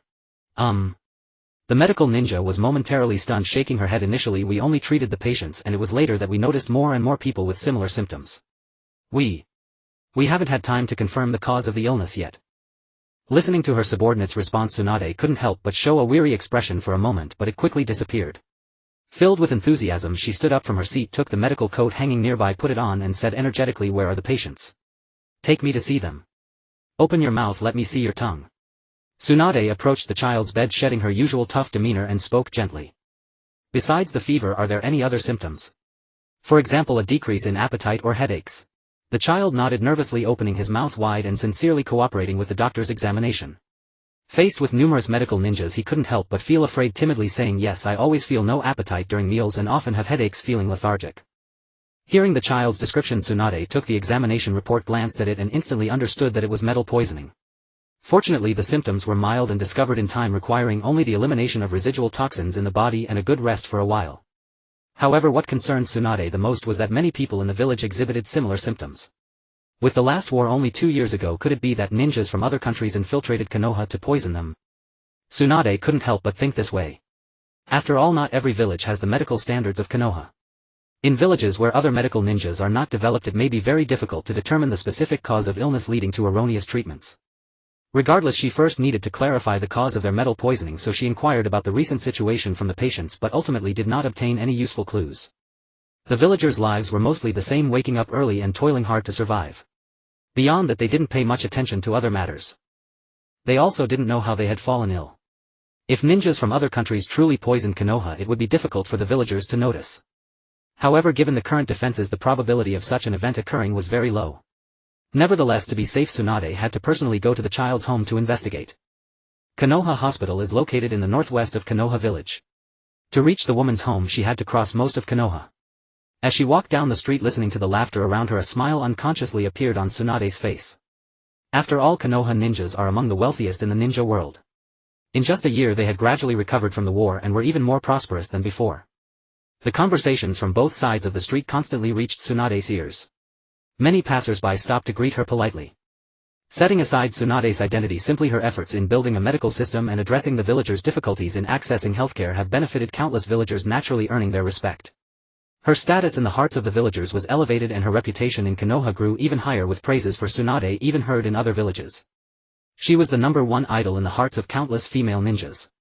However, Tsunade did not care about such fame. She only wished to protect the village left behind by her grandfather and safeguard the village cherished by Rope Tree. If Rope Tree were still alive and saw the village in its current state, he would surely be very happy. Tsunade couldn't help but think, but her smile did not last long before she furrowed her brows and clenched her fists. This was because she heard a sound that should not have been heard at that moment. She heard Uchiha Yūrin shout, "The signposts, advertisements and markers here are rusty and old. They could fall at any moment, so please walk on the other side to avoid being hit by a falling iron sign. Our police department will handle the repairs as soon as possible." As soon as the words were spoken, a chill ran through Yūrin as if he had been targeted by someone. Not only that, but a powerful killing intent was also approaching him. Yūrin came to his senses and quickly glanced around. Under the power of his Sharingan, he instantly spotted Tsunade's figure. He was momentarily stunned. Shouldn't Tsunade be at Konoha Hospital right now? Why was she on the street? This was disastrous. Skipping class was caught red-handed by Tsunade. He was doomed. He was definitely doomed. Yulin's mind raced as he thought of ways to deal with the situation. Tsunade wanted to focus all her energy on work to avoid feeling sad about her younger brother Rope Tree's passing. However, work could only numb the body, not the emotions. Most of the time Tsunade couldn't help but recall her brother Rope Tree's figure, and his voice often echoed in her mind. Rope Tree always regarded Yūrin as his younger brother, and after Rope Tree perished in the war, Tsunade transferred some of her feelings for Rope Tree onto Yūrin. Tsunade often found herself paying attention to Yulin's situation without even realizing it. At this moment, it was during ninja school classes. Yūrin was not studying properly in class and had even skipped. Moreover, Yūrin was the class monitor. How dare he skip class as the class monitor? How many times had this been? This made Tsunade extremely angry. Shouldn't you be in the classroom right now? Tsunade hurriedly walked over to Yūrin, trying hard to suppress her inner anger, but her tone still revealed a fair amount of killing. Yūrin pretended to turn around in surprise and said happily, "Tsunade, I didn't expect you to be here too. Oh, by the way, ahead." Huh. Hearing Tsunade's cold snort, Yūrin abandoned the idea of trying to gloss over the situation and explained instead, "Yesterday a villager reported that an iron sign nearly fell and hit him, so I went to the police department to request an investigation. It was later discovered that these iron signs were too old and had deteriorated, making them prone to being blown down by the wind, thus posing a danger to passers-by. So I came here to remind pedestrians to be cautious and not to get too close to the iron signs." Listening to Yulin's explanation, Tsunade's tone softened somewhat, but still in an elder sister's tone she commanded, "Even so, this is the work of the Konoha Police Department. You are not a member of the police department, so reminding pedestrians clearly does not belong to your duties. At this time you should be in ninja school attending class, understood? Sometimes no amount of reasoning can get through. Especially in such cases. At such a time all that is needed is to recognize one's mistakes. Understood, Tsunade? But since I am already here, the police department has other matters to attend to and no one is here for the time being, so I'll just go to school this afternoon. Don't worry, I will definitely behave and go to ninja school." As he spoke, Yūrin held up the rusty iron sign to show Tsunade, confirming that he had not lied. "Look, these iron signs have been rusting for years. Konoha has many such iron signs. If no one reminds them, citizens could easily be hit." Reminding citizens to be careful of being hit by rusty signs was just part of the plan. It was to make the villagers understand that Konoha's construction and the villagers' lives were inseparable from steel. To make the villagers aware of Konoha Village's urgent need for steel. All of this was to help the villagers recognize the importance of iron and steel to Konoha. This could guide the public opinion of the villagers. Then the villagers' opinion could influence Shimura Danzo's judgment. When the time came they could negotiate with Hanzo of the Salamander for more iron ore. This was just the first step of the plan. Tsunade watched as Yūrin tirelessly reminded the villagers of Konoha passing by to be careful and couldn't help but think of Nawaki, who had always spoken of protecting the village his grandfather had built and safeguarding Konoha. If Nawaki were still alive he would most likely be like Yūrin, expressing his love for Konoha through his actions. Tsunade gazed at Yulin's earnest expression, and before her eyes appeared the face of Nawaki slowly merging with Yulin's warm smile. At that moment Tsunade stood still with vacant eyes, reminiscing about the past. "Sister Tsunade." Yūrin called softly when he saw that she had suddenly become motionless. Seeing Tsunade snap back to reality, Yūrin asked curiously. "Sister Tsunade, what are you thinking about?" Nothing." A faint blush appeared on Tsunade's face and she instinctively denied it. Seeing Yulin's puzzled gaze, Tsunade suddenly lost her composure and inexplicably explained. "Recently there have been quite a few patients with metal poisoning at the hospital. I'm investigating the cause." Unexpectedly this was the reason she had caught him skipping class. "Oh. Then I won't disturb you, Sister Tsunade. I still need to put up a few prominent warning signs here to remind the villagers to be careful." Yūrin quickly changed the subject, preparing to draw a conspicuous danger sign. He felt a great relief believing that he would no longer be blamed for skipping class. But before a smile could form on his face, Tsunade, who had walked only a few steps, suddenly turned back. Yūrin asked nervously. "Is there anything else?" Tsunade did not answer but walked straight up to Yūrin, then crouched down to carefully examine the rusty iron plates he had collected, feeling the traces of corrosion with her fingers while recalling the patient's symptoms in her mind. A flash of inspiration struck her mind. She now had a conjecture regarding the cause of the recent surge in patients with identical symptoms at the hospital. With a sudden movement Tsunade sprang to her feet, rolled up her right sleeve with her left hand and strode briskly toward the street. Yūrin was startled by Tsunade's reaction. This version of Tsunade exuded an air of someone on the verge of losing control. A sense of foreboding arose in his heart. It seemed that something bad was about to happen. "Tsu." Yūrin tried to dissuade her but the words died in his throat. Rusty iron plates. Metal poisoning. Connecting these two terms, Yūrin instantly understood what Tsunade was about to do. With immense force Tsunade clenched her right fist, gathering a vast amount of chakra, and slammed it toward Konoha's water pipe with a whistling wind. Splash. A torrent of rusty yellowish water gushed out, instantly drawing the attention of all passers-by. The contaminated water emitted a strange odor into the air, forcing many to pinch their noses. Although every morning the tap water had a peculiar smell, it was not strong, and after standing for a while the odor would dissipate, making it acceptable. But now, seeing the gushing water murky and foul-smelling, the villagers stared in disbelief, unable to accept that this was their daily drinking water. Clearly Konoha's tap water had been contaminated during transportation. Even if the water met standards when it left the treatment plant, it became polluted on its way to the villagers' homes. The water inside these pipes had long been beyond salvation. Yūrin was not certain of the exact harm rusty water could cause to health. But with the pipes corroded to such an extent, there were likely other contaminants as well. Perhaps the technology in this world could filter out calcium, magnesium ions and heavy metal pollutants, but it was certainly not available in every household. Some families even had difficulty boiling water, let alone volatilizing harmful substances. Regardless, these rusty water pipes needed replacement. Yūrin's mind rapidly calculated the amount of steel required to replace all the water pipes in Konoha. After all, breaking the water pipe was not part of the plan. Yūrin quickly regained his focus and took a closer look at the thick scale and rust inside the pipe. This pipe was far beyond ordinary corrosion. Drastic measures were necessary. Konoha needed more steel to support the lives of its residents. Although having Tsunade break the water pipe was not part of the plan, the objective was achieved. However, the aftermath was troublesome and Yūrin couldn't help but feel a headache. After only a moment of hesitation, he quickly used the shadow clone technique to send a clone upstream to close the valve. Then he immediately took out a sealing scroll from his bag and began forming hand seals rapidly. Sealing technique: water seal. Swish. After completing the hand seals, Yūrin pressed his right hand to the ground. Like guanine sprinkling the nectar from her willow branch, the characters of the sealing technique came to life, rising from the paper and spreading rapidly in all directions. Soon these living characters enveloped the water, gathering toward the sealing scroll like tree roots retracting. At the very last moment before the seal was complete, Yūrin took out another scroll with his left hand, formed a single-handed seal and produced 4 test tubes. He used them to collect the final traces of contaminated water for analysis. "Here, Sister Tsunade.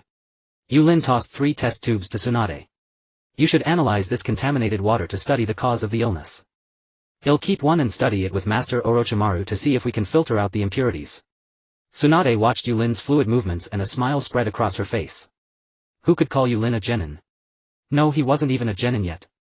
He was still studying at the Ninja Academy with several years to go before his graduation exam. Yet the speed of Yulin's hand seals just now, even his ability to form seals with one hand would be beyond the capability of some chunin. To have such strength, Tsunade was naturally pleased. After all, the ninja world was cruel.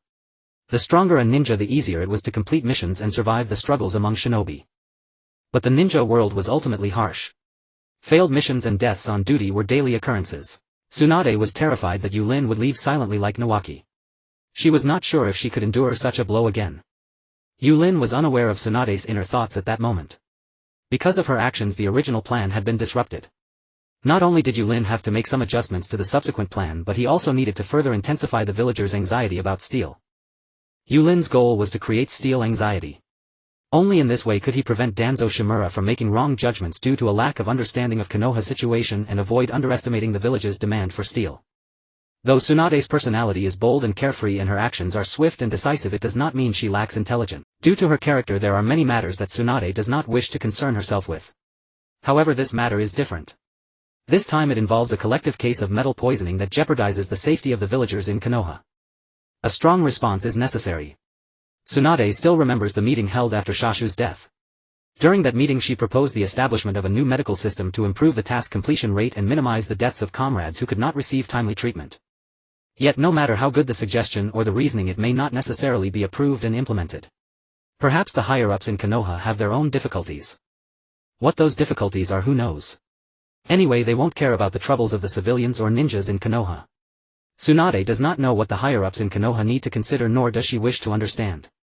Therefore, she has chosen to exert pressure this time. However, it is not Tsunade who will directly pressure the higher-ups of Konoha, if those ultimers will not easily compromise. At least in internal matters they will not compromise, as it concerns their political and familial interests. Thus she can only exert pressure through the voices of the villagers.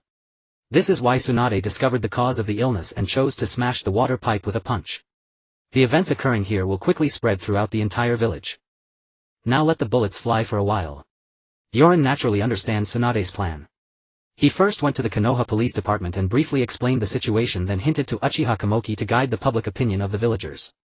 Due to their personality, the Uchiha clan may not be well liked by certain villagers.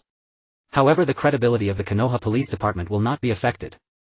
Hey, you bunch of brats, remember to watch where you're running in the streets so you don't knock down the iron signs hanging on the walls. You should know that someone has already been injured by one falling on them. Shuei, don't get so angry. These kids don't know anything. We still have to hurry and replace these dangerous buildings, and for those that haven't been damaged we need to reinforce them. Today's work won't be easy. Dismantling is simple, reinforcing is also simple, but replacing with new ones is difficult. Our supply of iron in Konoha is limited. I can't even create a new set of ninja tools. As the passing villagers listened to their conversation, they couldn't help but glance up at the Uchiha clan, who were demolishing the dangerous buildings on both sides of the street, while one member wore a sullen face and repeatedly reminded the villagers to pay attention to safety. Although the Uchiha clan is quite annoying, they are indeed trustworthy. Meanwhile, no Captain Fugaku, there are problems with the water here as well. The water quality of this restaurant is also problematic, a medical ninja in a medical uniform added. Oh. Fugaku turned around and greeted, so it's Yugeo. Are you planning to conduct uniform checks on the water quality around Konoha? Hello, Captain Uchiha Fugaku. We learned about this matter from Lady Tsunade and plan to check all the water in Konoha village. For those that are particularly polluted, we will inform the villagers not to use it for the time being. Is there anything you need help with? Fugaku, who always maintained a serious face, asked with a frown as he heard this news. Yugeo summoned chakra to hatch parasitic bugs sensitive to rusted water. Soon dozens of parasitic bugs broke free from their shells and slowly flew out from her body. It would be troublesome for Captain Fugaku to send members of the Konoha police department to follow the parasitic bugs and collect water samples from the places they linger. No problem. Soon Fugaku arranged the tasks, then looked at the worried expressions on the villagers' faces, feeling even more troubled. If the water has problems, how can I open my business? Yes, if the water is unusable, what can we do? I heard someone has already gone to the hospital for poisoning. Watching the villagers discussing among themselves, Fugaku glanced at Yugeo, noticing she was intently communicating with the parasitic bugs. Moreover, the Yūrin clan has a low presence, often overlooked by others. After a moment of silence, Fugaku began to comfort them. We will report this issue to Lord Hokage, and I am sure Lord Hokage will resolve it soon, so everyone need not worry. Yes. Lord Hokage will definitely solve these problems quickly. Many people trust Lord Hokage.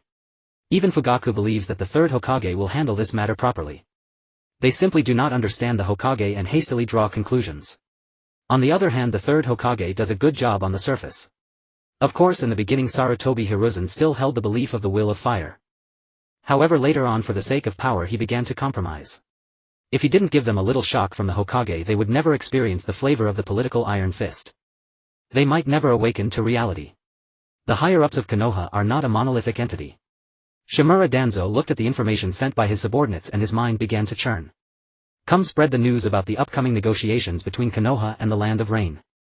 In the following days, Yulin was in no rush at all. Instead, he got up on time every day, went to the ninja school punctually, refrained from sleeping in class, and actively answered the teacher's various questions, once again maintaining the persona of a good student. After all, at such a critical moment, Yulin naturally needed to work hard to downplay himself, preventing others from noticing him, ensuring that the recent event seemed entirely unrelated to a young member of the Uchiha clan. Moreover, at this time, who would pay attention to a young Uchiha still attending ninja school? Konoha appeared calm and peaceful, but beneath this tranquil surface currents were already stirring. Today is yet another calm day, Yulin said reluctantly, stretching as he gazed out at the clear weather. Humph. It won't remain calm for long. A discordant voice chimed in. Yulin didn't need to turn around to know who was speaking. After all, who else could it be but Hinata-Yu? Hinata-Yu leaned closer to Yulin, arms crossed in front of him, a smug look on his face, and said, Yulin, you probably don't know yet. Lady Tsunade is preparing to take a group of medical ninjas to the Land of Rain. It seems they are providing medical assistance to injured ninjas and orphans who have lost their parents in the Land of Rain. Yulin naturally knew about this. He had played a considerable role in it. After a few days, it wasn't surprising that Hinata-Yu was aware of deeper intelligence. After all, the Hinata clan was a significant family in Konoha, and knowing the recent movements of Konoha's upper echelons was not unusual. Besides Hinata-Yu's brother Hinata Hayashi was assisting Uchiha Kunimitsu. Yulin wasn't surprised that Hinata-Yu eavesdropped on the discussions of the clan elders. Although aware, Yulin still turned back in surprise and curiously asked, the Land of Rain? Did we not have a war with the Land of Rain? Many Konoha ninjas even perished there. Why are we going to help them? Yulin's question echoed the sentiments of many. Indeed.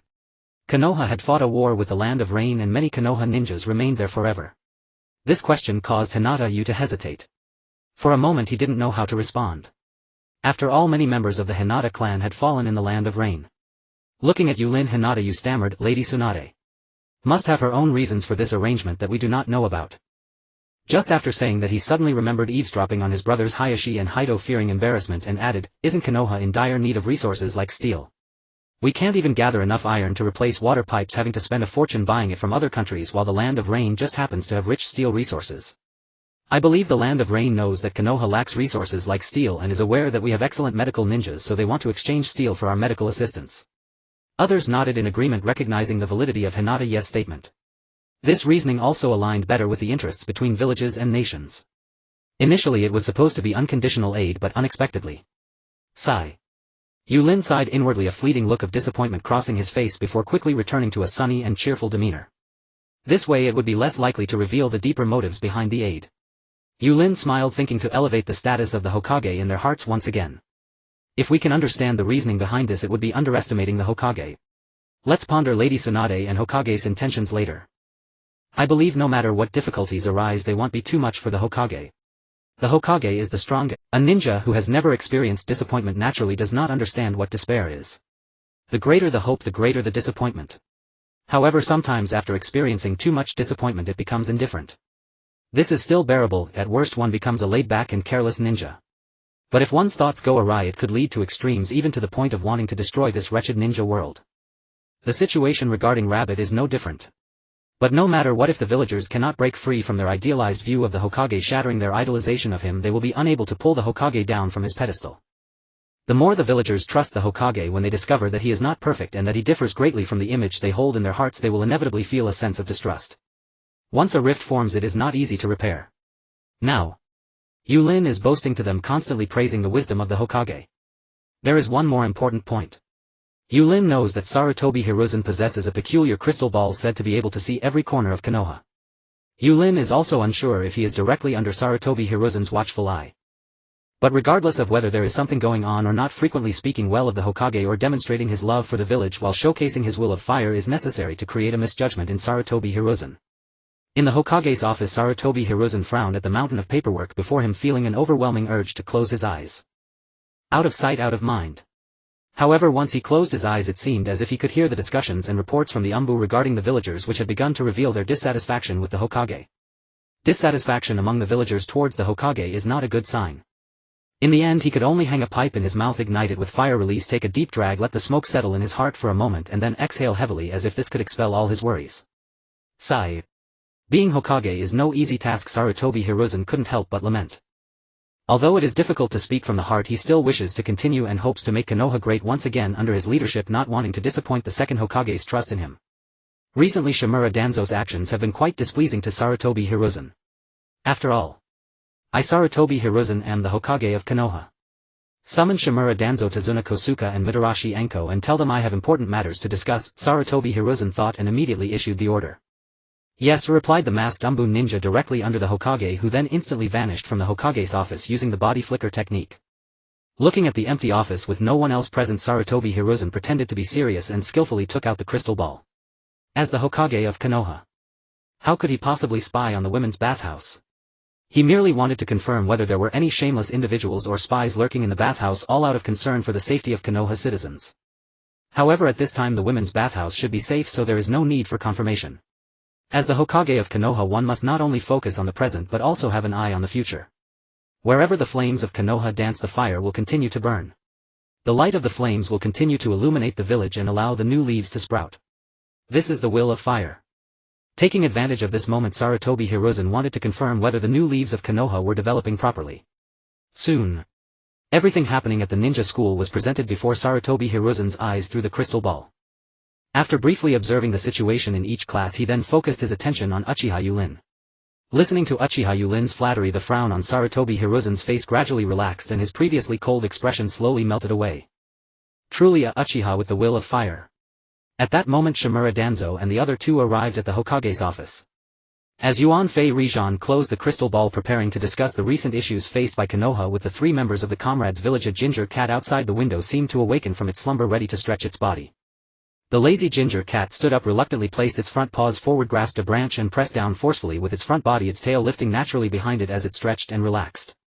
Then it called out a few times as if annoyed, shook its body and moved its front paws on the branch, producing a sharp sound. After the stretching, it lay back down, relishing the lingering warmth, and leisurely closed its eyes, continuing to bask in the gently warming sunlight. Cats of the ninja clan never serve as slaves unless they are provided with food and shelter. Yūrin, that kid truly knows how to please them, never letting them go hungry and often making a variety of snacks for them to taste. Naturally, they were more than willing to help monitor the Hokage's office and promptly relay information to Yūrin. In the eyes of the ninja cats, Yūrin was their most loyal servant and incredibly honest companion. They felt it was their duty to protect Yulin's safety. Moreover, those old fellows were simply displeasing to the eye. The movements of those old fellows were quickly passed on. Yūrin had a special method of communication with the ninja cats, often changing it up, and sometimes teamed up with Yun Qianshun to feed the stray cats and dogs in Konoha. The will of fire often manifested through Yūrin.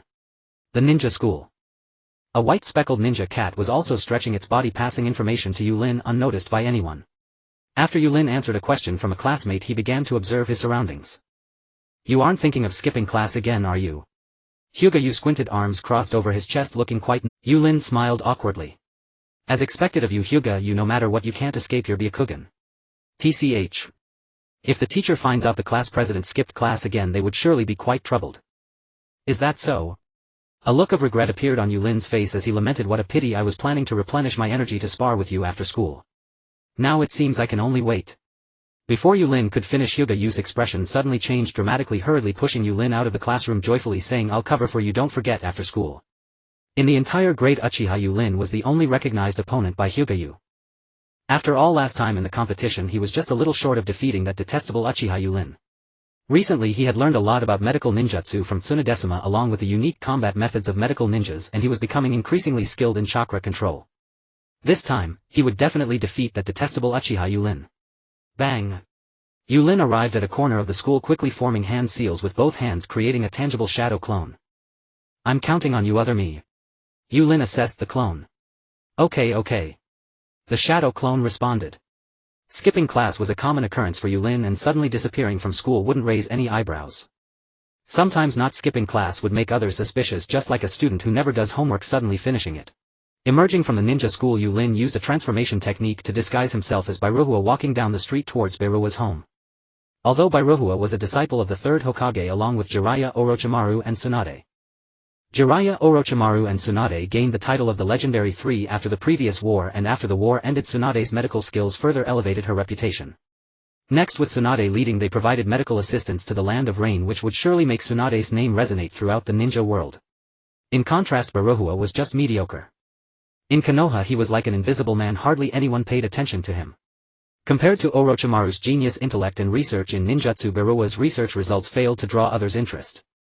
But there's an old saying in Huaxia not to deceive a gentleman with tricks. Bairohua compared to Orochimaru was not only easier to fool but also more upright. Before he defected, Bairohua should have had a positive image. On the other hand, Bairohua's research coincidentally aligned with what Yūrin needed. Bairohua aimed to transform his weak body to become a renowned ninja. Yūrin wished to study how to utilize natural abilities, for such natural abilities resembled the spiritual energy in ancient cultivation novels. After all, they both planned to replicate skills like heavenly movement of all things and forbidden techniques in this alternate universe, and naturally spells like fireball technique and sword flight from cultivation could not be missed. Introducing natural energy into his body could potentially strengthen his frail physique. Soon he arrived at Bairohua's door. "Teacher, how is the research going? Have you thought it through?" Yūrin pushed the door open, grinning mischievously. Bairohua, without looking up, already knew it was Yūrin. The experiment has no issues but doing this. Before his conscience could fade, deceiving the daimyo and the Third Hokage with a chemical phenomenon that outsiders wouldn't understand, and the Third Hokage was still his teacher. No matter what, Bairohua felt an inner discomfort. The Third Hokage was his most revered teacher. Yūrin, frustrated, slapped his forehead and asked with confusion, "Teacher, you surely don't want to be without research funding, do you? Take the recent water pollution incident, teacher, you wouldn't want to be choked by other villages in technology in the future, would you?" What Yūrin said was merely the chemical reaction of water electrolysis. He couldn't recall the exact principle, but he remembered seeing a low-level scam in the countryside where salesmen tricked elderly people into installing water purifiers, claiming the water was full of impurities, turbid and harmful to health, so they needed a purifier filter. Although water purifiers have some effect, raising the price to thousands or tens of thousands is nothing but a scam. However, how can a researcher's work be called a scam? Without research funding, how can the research continue? If other nations strangle us, the researchers of Konoha would have to apologize to the entire village. As the Hokage would say, it's all for Konoha. Yes. Everything is for Konoha. That makes perfect sense. With such an opportunity now, we can apply for research funds from the daimyo and the Hokage. Surely the daimyo would be willing to allocate funds for cleaner drinking water. A cold, icy voice suddenly came through. Orochimaru stepped out slowly, wearing a white research coat, his left hand in his pocket and his right hand holding the scientific ninja tool glove. As soon as he emerged, his gaze fell upon Yūrin. Seeing Yūrin, Orochimaru suddenly recalled his former disciple Nawaki. Nawaki used to talk incessantly about how clever and capable his younger brother Yūrin was. This time he had inadvertently come to Nono's laboratory and inquired a bit about some strange-looking research and interesting suggestions. Then, looking at the scientific ninja tool in his hand and considering Tsunade's changes and the recent medical system reforms, he suddenly realized that this Uchiha kid was not as simple as he appeared. Orochimaru couldn't help but become curious. Just how many secrets did Uchiha Yūrin still hide? How interesting. A strange smile involuntarily appeared on Orochimaru's face. What?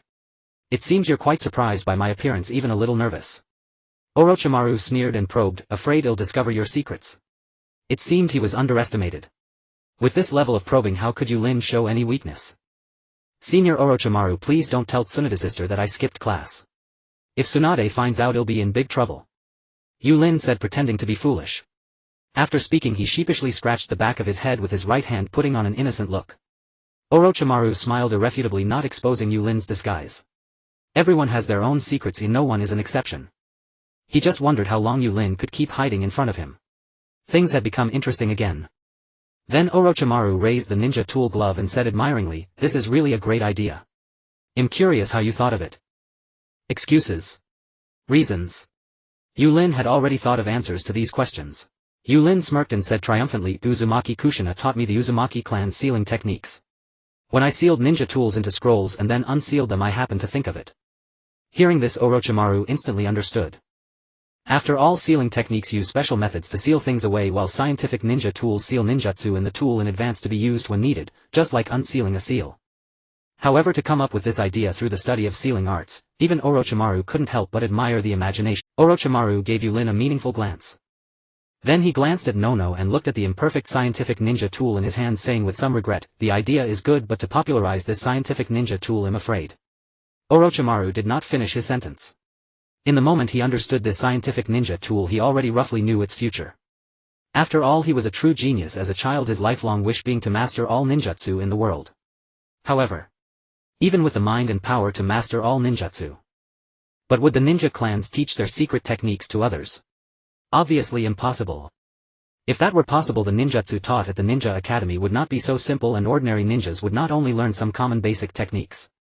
Ninjas need chakra, but chakra refinement has shut out countless civilians, preventing them from becoming ninjas. Now a small tool can allow civilians to use ninjutsu. Scientific progress does not necessarily represent intellectual progress, let alone the progress of civilization. On the contrary, it might face opposition from some ninjas. Then, thinking of the recent dealings with Shimura Danzo, surely if Danzo discovered this thing he would verbally call for prohibition but immediately send people to research it. Whether it's Yūrin or Nono, if they catch Danzo's attention it won't be good. Afraid of what? Nono hurriedly asked.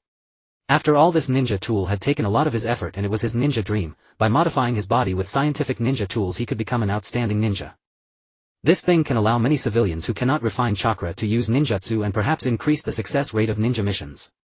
Orochimaru shook his head and cautioned, "No, don't let power blind your eyes." Yūrin didn't understand for a moment. This scientific ninja tool could clearly advance Konoha, so why did Orochimaru have such an expression? From what he knew, Orochimaru was something of a science fanatic. Shouldn't a science fanatic show interest upon seeing such a groundbreaking invention? Looking at Yūrin's confused expression, Orochimaru couldn't help but sigh. No matter how smart a genius, they still lack in humanity and politics. Perhaps because seeing Yūrin reminded him of his deceased disciple, he broke his usual habit and instructed, "Yūrin. Before Tsunade becomes Hokage, or until you can protect yourself, don't show this thing to other ninjas. Otherwise it will bring you endless trouble." Whoosh! With a flash, Orochimaru instantly appeared before Yūrin, his yellow slit eyes staring into Yūrin's. "As a member of the Uchiha clan you should understand my meaning." Yūrin's mouth fell open. After a moment of silence he suddenly understood. He instantly thought of the Maxim heavy machine gun. After all, initially Maxim never imagined that the heavy machine gun invented to reduce casualties in war would become a battlefield meat grinder, reaping soldiers' lives like the Grim Reaper. Healer Maxim Lifesaver Gatling. Understood. Realizing this, Yūrin said with a pounding heart. If he couldn't control the direction of scientific ninja tools, it would only make the ninja world more chaotic. Nono was about to speak of the benefits of scientific ninja tools since they were crucial to whether he could become an outstanding ninja. This had almost become Nono's ninja obsession. But suddenly from outside came sounds of explosions, crying and shouts. Fire! Swish! Yūrin and Orochimaru instantly arrived outside the door. Beilu, who also wanted to rush out like the two of them, but after running a few steps he stopped and started to cough violently in place. Beilu, who couldn't help but reminisce about the time he trained with Tsunade, Orochimaru and Jiraiya under the guidance of the Fourth Hokage. Back then he too had fallen to the ground after just a few steps, watching their figures fade away. His body couldn't support him in doing vigorous exercises, let alone becoming a ninja. Becoming a powerful and outstanding ninja had become Beilu's obsession. Thinking of this, he clenched his fists, gritted his teeth and forced himself to walk quickly toward the door. As soon as he stepped outside he saw thick smoke billowing in the wind, and the blazing flames cast a red hue all around, distorting the air. "I'll go help control the fire." As soon as he finished speaking, Yūrin dashed toward the site of the fire. Where leaves fluttered, flames burned fiercely. This fire is very Konoha-like. Though he muttered such complaints in his heart, Yūrin was filled with doubt. At that time Konoha had no concrete buildings, most houses were wooden structures. Coupled with Konoha's favorable terrain, if even a spark appeared and wasn't extinguished in time, the fire would grow stronger with the wind, easily leading to a disaster. Recently, due to contamination of the water supply, maintenance was being carried out on some pipes, leading to frequent water outages. The entire Konoha was currently experiencing a water shortage, making it difficult to extinguish the fire in time. For such a situation, the Uchiha police force had long prepared fire prevention measures and responses to fires. It was nearly impossible for such a large fire to occur. Unless... Yūrin shook his head, driving the extra thoughts out of his mind. Right now controlling the fire and saving people were the priorities. Though it was quite immoral, this situation could perfectly embody his will of fire. Swish! Another scroll was taken from his waist and he quickly formed hand seals with both hands. Sealing technique, fire sealing method. Upon completing the seals, Yūrin slapped the scroll with his right hand and black characters sprang to life from the paper like sharks, sensing blood, quickly lunging toward the flames, wrapping them like chains and pulling them into the scroll. But the fire grew larger with the wind. Yūrin's mastery of sealing techniques was still inadequate, and he didn't want to overly showcase the ninjutsu he had learned. Watching Yūrin struggle, Orochimaru observed from a distance as if he were a spectator. He was somewhat curious about the unfolding developments and wanted to see Yūrin's true strength. As for how many might lose their lives because of this fire, he didn't care. The weak were destined to be eliminated. Beilu, who on the other hand looked at the scientific ninja tools in his hands. If he used the power of scientific ninja tools to unleash a powerful water release, this mere fire could be extinguished with a snap of his fingers. But should he use that power? Orochimaru immediately sensed Beilu's thoughts. After a moment of silence, he still reminded him, if you do this you will completely expose the scientific ninja tools, which will bring endless trouble to you and Yūrin. Orochimaru's heart had already turned cold toward the unfamiliar villagers. However, he couldn't completely ignore his old friends. After hearing this, Beilu bowed his head, making a choice. After a while he recalled the figures of Tsunade Jiraiya and Orochimaru as they ran swiftly. Back then all he felt was envy. The emergence of scientific ninja tools could change the current situation. Not only could it fulfill his dream of becoming a ninja, but it might also help many villagers like him who lacked ninja talents and couldn't even refine chakra to become ninjas. Having made up his mind, he resolutely said, "I'll just say that I developed this myself." This wasn't Beilu wanting to take credit for Yūrin's idea, but rather he didn't want to bring trouble to Yūrin. Orochimaru sighed helplessly. Yes. Sometimes even if one knows trouble is coming, what can be done? One must still move forward. Just like the transaction he made with Danzo, after all, such experiments would absolutely not be permitted by the Hokage. But he could no longer stop. Hold on tight. Orochimaru grabbed Beilu and rushed toward the fire site. Take a good look, this is the power of Hextech. Beilu, who also raised his right hand, rolled up his sleeves and for the first time displayed the scientific ninja tools in their entirety to the people of Konoha. Water release, great dam, who fixes it? A torrent of water surged from the scientific ninja tools, instantly forming a gigantic spherical water prison that completely enveloped the fire scene, extinguishing the flames that had just been raging. Of course, there were also many villagers who hadn't escaped in time and were trapped in the water prison. Seeing this, Beilu once again formed seals to use the scientific ninja tools. Sealing technique, water sealing method. Like tentacles, runes stretched out from the scientific ninja tools, sealing all the water within the scroll, preventing the water from the prison from spreading throughout Konoha. In the blink of an eye, only the wet ground remained along with the remnants of the scene scorched by the fire. At this moment the Konoha ninjas who arrived for rescue were stunned by what had just happened. Only one thought lingered in their minds: what on earth is this? As most of the ninjas in Konoha were drawn in by the smoke produced by the fire elsewhere at the residence of the Fire Country's daimyo. Looking at the rising thick smoke, the daimyo of the Fire Country sighed in fear, saying, "What a terrifying fire. I wonder when Konoha will restore the water supply." The daimyo, despite lacking significant power, remained the nominal leader of the Fire Country. However, as soon as the daimyo finished speaking, the thick smoke suddenly dissipated, and in the blink of an eye the sky returned to its clear state as if nothing had happened, and even the cries for help vanished. A look of joy flashed across the daimyo's face. Truly, the ninjas of Konoha were remarkable for resolving the fire so quickly. The work of the Uchiha clan was indeed commendable. Unfortunately, as the daimyo, he did not command his own ninjas. The samurai serving the daimyo had long since fallen into decline. But a sudden voice pulled the daimyo back to reality. "Die. You butcher, pay for my child's life.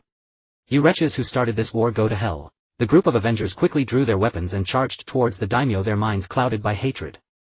The moment they saw the daimyo relax and the moment the ninjas guarding him were distracted by the fire, they swiftly launched their attack. At this moment visions of successfully assassinating and avenging themselves filled their minds, and they couldn't help but shout aloud.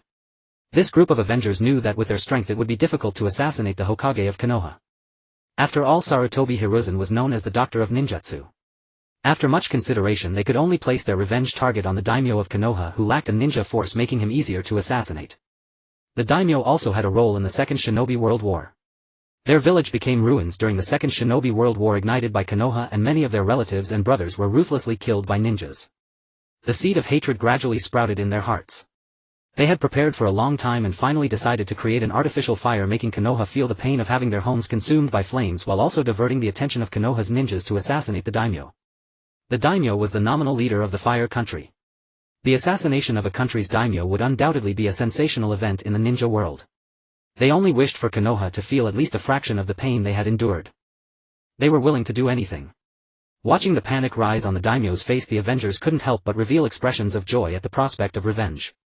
Yet, They did not notice why the daimyo's eyes appeared crimson with 3 tomos swirling within. The elation of impending revenge had caused them to lose their composure as well as their ability to think and judge. Die, wretches! Accept the pain we once endured. The flash of a blade appeared. The daimyo wore a look of terror on his face, unable to believe he would die like this. He couldn't even say goodbye to his loved ones, nor did he have time to take a last look at his village. Without a hint of warning, he departed from this world silently. Child, you can rest now. I have killed the daimyo to accompany you in death. You too shall feel the pain of losing loved ones and your village. The Avengers were lost in the joy of their successful revenge, involuntarily recounting their heart-wrenching past. Yunmu quietly watched this group of fervent Avengers, unsure of what was on his mind. After a while he snapped back to reality and asked Fayake, Captain Fayake, is the record complete? Fayake nodded, indicating that everything had been recorded. Yet he found it hard to believe that the case was closed so quickly, and never expected such a method of solving the case where these ruffians disrupting the peace of Konoha had voluntarily explained everything. However, listening to their words made Fayake feel somewhat uncomfortable. This war was not just the Uchiha's doing, even the Senju clan had lost numerous members on the battlefield. After all, he was reluctant to admit that the Second Shinobi World War was instigated by Konoha, even if it truly was. Even if the tragedies in their village were indeed caused by Konoha. He still found it hard to accept. Once the records are done, let's regroup. Take them. Take this group of assassins away. Yunmu instructed with a complex expression. As a member of the Uchiha clan, before doubting himself, he would first question whether the world itself was flawed. At this moment Yunmu did not think there was anything wrong with his thoughts. How could the Uchiha clan be wrong? It must be Konoha that has the problem. Perhaps the entire ninja world was in disarray. The entire ninja world was constantly nurturing a monster called hatred. He glanced at the bewildered daimyo, clearly still unable to recover from the recent assassination. Out of duty as the head of Konoha's Security Investigation Bureau and his identity as a member of the Uchiha clan, he reluctantly approached the daimyo.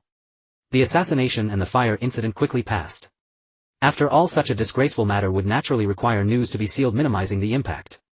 Many villagers of Konoha were unaware that the daimyo had narrowly escaped assassination, but that did not mean the incident did not happen. The political struggle began anew. The daimyo wanted to establish a ninja force directly under his command for his own safety. How could Sarutobi Hiruzen and others possibly agree to such a thing? The more power the daimyo held, the more the Hokage's power would be restricted. The Konoha Guard and the Konoha Security Investigation Bureau can fully ensure the safety of Konoha village. The Umbu will also dispatch more personnel to protect the daimyo's safety, sparing the daimyo the time and effort of forming a ninja force. Such a thing will never happen again. Sarutobi Hiruzen vowed firmly. If such an incident were to occur again, it would be an opportunity to suppress the Uchiha clan. After all, the interests of the Hokage must not be harmed. The Konoha daimyo might gain a little, but Sarutobi Hiruzen will definitely not lose. The daimyo had long anticipated such a response. Having coexisted through many troubles, how could the Third Hokage's style of doing things be unknown to the daimyo? By the way, I heard that the Third Hokage's disciple Irika invented an amazing tool, and the fire from earlier was extinguished using the power of scientific ninja tools. What's even more surprising is that these scientific ninja tools can be used without the need for chakra. This is indeed a remarkable invention. I wish to sponsor Irika to further research scientific ninja tools to aid in the development of Konoha village and to perfect the scientific ninja tools as soon as possible. At that time everyone will be able to use ninjutsu and the fire country will once again become great. Even if the villagers of Konoha encounter attacks from foreign ninjas, they will have some means of self-defense with the help of scientific ninja tools. Surely the Hokage will not refuse this right. The moment scientific ninja tools were exposed, it inevitably attracted the attention of many. Yulin understood the wishes of teacher Bailuhu. If it is to be exposed, then so be it. When soldiers come, there are generals to resist, and when water comes, there is earth to block it. There is nothing to be afraid of. In Konoha there are traditional conservatives, but naturally there are also reformists. The higher-ups in Konoha have never been a solid block. Sarutobi Hiruzen wanted to suppress the Uchiha clan, yet Yulin also wished to create division among the higher-ups of Konoha. The daimyo had just suffered an assassination attempt, and at this moment he undoubtedly had a burning need for scientific ninja tools. Yulin took this opportunity to further exacerbate the conflict among Konoha's higher-ups. Using the daimyo's hand to have a confrontation with Sarutobi Hiruzen. That night Bailuhu visited under the pretense of expressing concern for the daimyo's shock, but in reality he was introducing scientific ninja tools to him. This move not only allowed for acquiring some research funding from the daimyo of the Land of Fire, but also reduced the resistance to promoting scientific ninja tools. In addition, he introduced new inventions such as water purifiers, lightning lamps, and motorcycles. These things filled the daimyo with interest. However, what intrigued him the most was still the scientific ninja tools. You Sarutobi Hiruzen can shout for the sake of Konoha. Why can't our daimyo of the Land of Fire shout for the sake of Konoha? It's just a matter of who shouts louder and more grandly. For Konoha. From a moral standpoint, Sarutobi Hiruzen could not refuse. However, deep down he rejected this entirely new thing called scientific ninja tools. After all, technology born after the age of 35 goes against the laws of nature, does not comply with the way of the ninja, and is unsuitable for Konoha. It is to be met with heavenly punishment. The problem lay in the fact that the first appearance of scientific ninja tools was too stunning. To resolutely reject the development of scientific ninja tools would only deepen the villager's dissatisfaction with the Hokage, so he had to change his angle and say, I understand scientific ninja tools if they are bound to be a revolutionary product that will change the ninja world. However, at present scientific ninja tools are still immature and require professional ninjas to test and manage them to prevent misuse, which could lead to casualties or safety incidents that would be troublesome. Moreover, if this revolutionary scientific ninja tool were to be stolen by other countries, the consequences would be unimaginable. If your excellency the daimyo cannot manage it, then let me handle it. The daimyo hurriedly shook his head indicating that he could manage it, and borrowed Sarutobi Hiruzen's previous rebuttal, saying, the Konoha Police Department and the Konoha Safety Investigation Bureau can completely protect the safety of Konoha Village, and the Umbu will also increase personnel to ensure my safety. I believe that the Konoha Police Department, the Konoha Safety Investigation Bureau and the Umbu will not disappoint us and will also safeguard the scientific ninja tools. Moreover, this research is being conducted within Konoha Village. Hiruzen, your worries are excessive. In short, you either let me form a ninja team directly under the daimyo, or let me fund by Lohis research on epoch-making scientific ninja tools. After all, the daimyo of the Land of Fire was almost assassinated. If this is an undeniable fact. The daimyo took this opportunity to press charges, leaving Sarutobi Hiruzen with no way out. He felt a heaviness in his heart, silently cursing the situation, yet for a moment he did not know how to decide, his face filled with indecision. The daimyo was silent for a moment before speaking again. Currently Konoha is striving to shake off the negative impact of the Second Ninja World War, gradually restoring its former prosperity, and the construction of Konoha requires a large amount of steel. Even if Konoha provides medical assistance to the Land of Rain, it is unlikely to exchange too much steel from them. In addition to funding by Lohis research, I also want to allocate some funds to purchase steel from the Land of Rain to resolve Konoha's current predicament.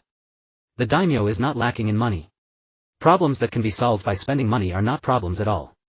These ninjas only know how to kill and fight, completely ignorant of economics, let alone the hardships of the daimyo. This is the confidence the daimyo has when facing the Hokage. Sarutobi Hiruzen was contemplating his gains and losses internally. Within the village, villagers had already begun to express dissatisfaction with the Hokage. If the daimyo is truly allowed to form a ninja team directly under him, it would undoubtedly bring hidden dangers. In the ninja world, it is a one country one village system. The daimyo is the leader of the country, holding the financial power, and is responsible for maintaining the operation of the Land of Fire, while the Hokage is the leader of the village, responsible for the appointment, assessment and tasks of ninjas, and is in charge of the military strength of the Land of Fire. The daimyo is not lacking in money. If the daimyo recruits a large number of ninjas, these ninjas will all follow the Hokage's arrangements. This would threaten the Hokage's power and position. This door must not be opened. Furthermore, scientific ninja tools have only recently been invented and are not mature, with very few usable ninjutsu and numerous restrictions. In comparison, the development of scientific ninja tools cannot be considered a threat at all. Moreover, the use of scientific ninja tools by ninjas and civilians is entirely on different levels. Civilians are likely unable to unleash the true potential of scientific ninja tools.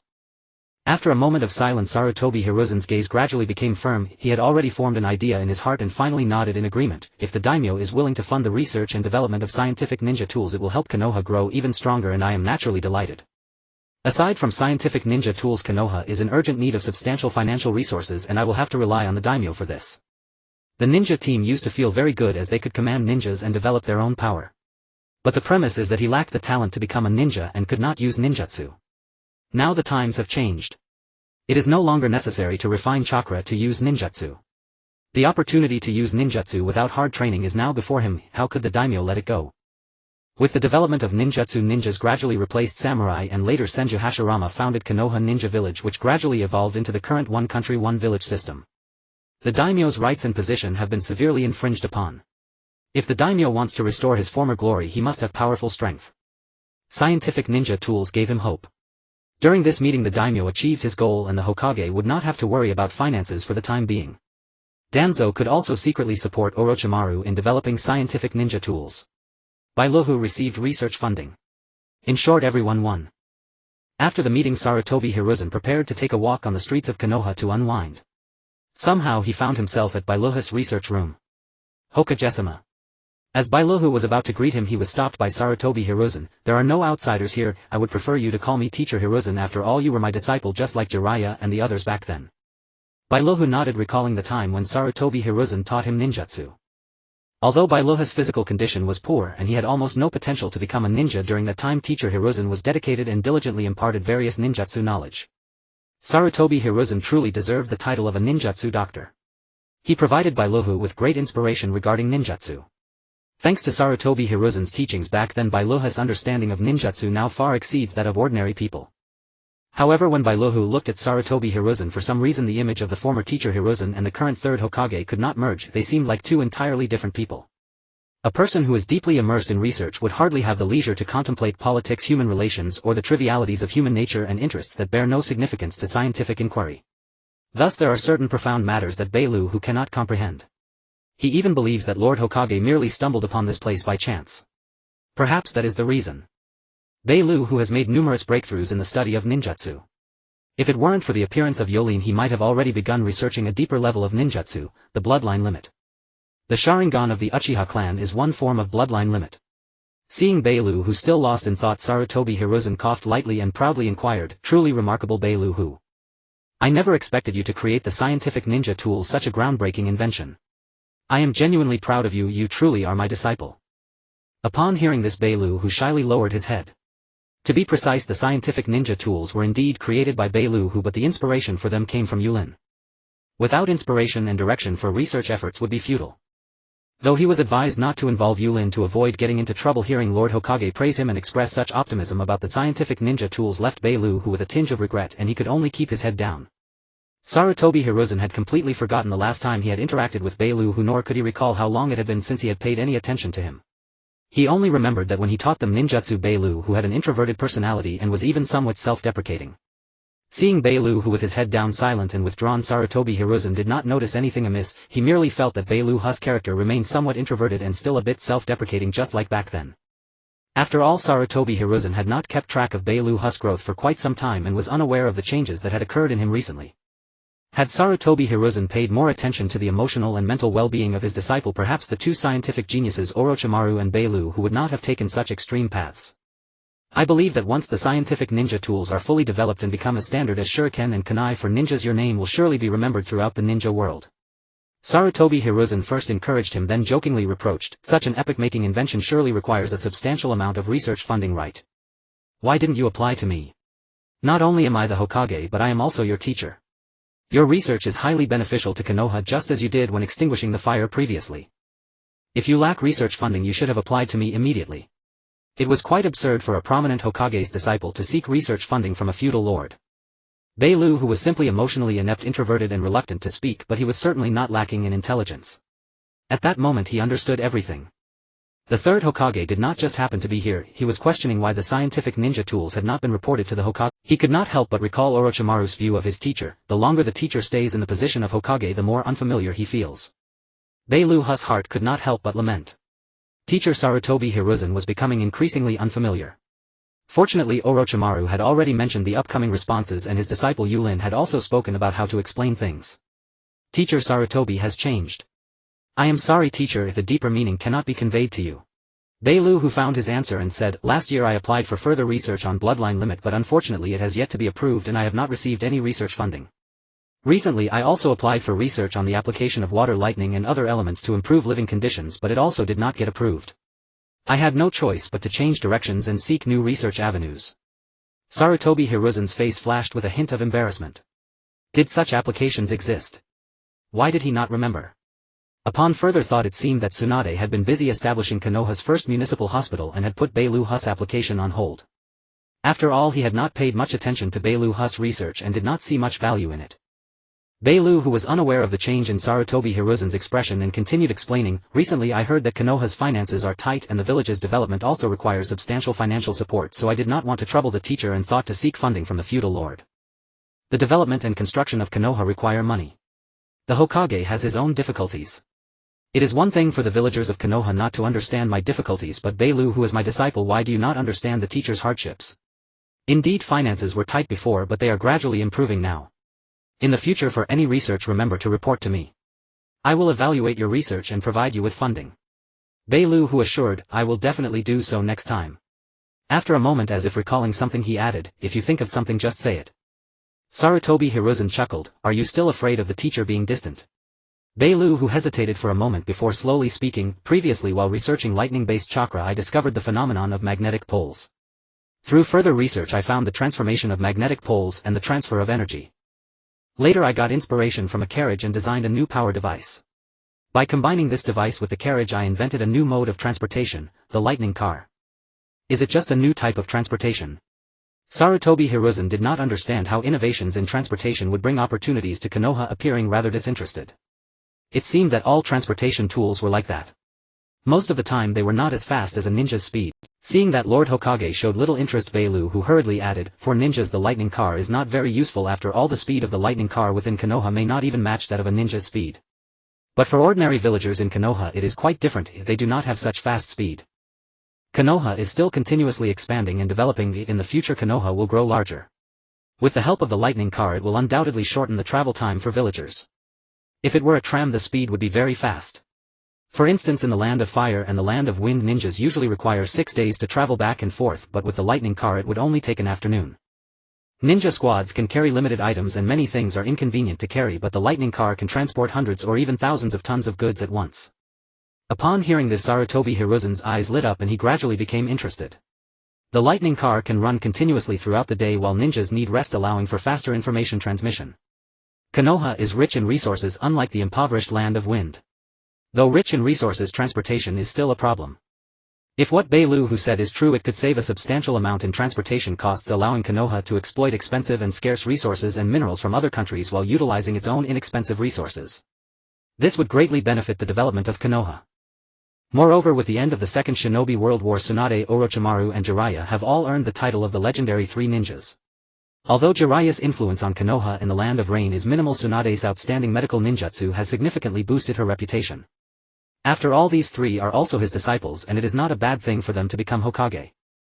Furthermore, the prestige of Hitaki Sakumo, Kato Dan, Uchiha Kamoki and others was steadily rising.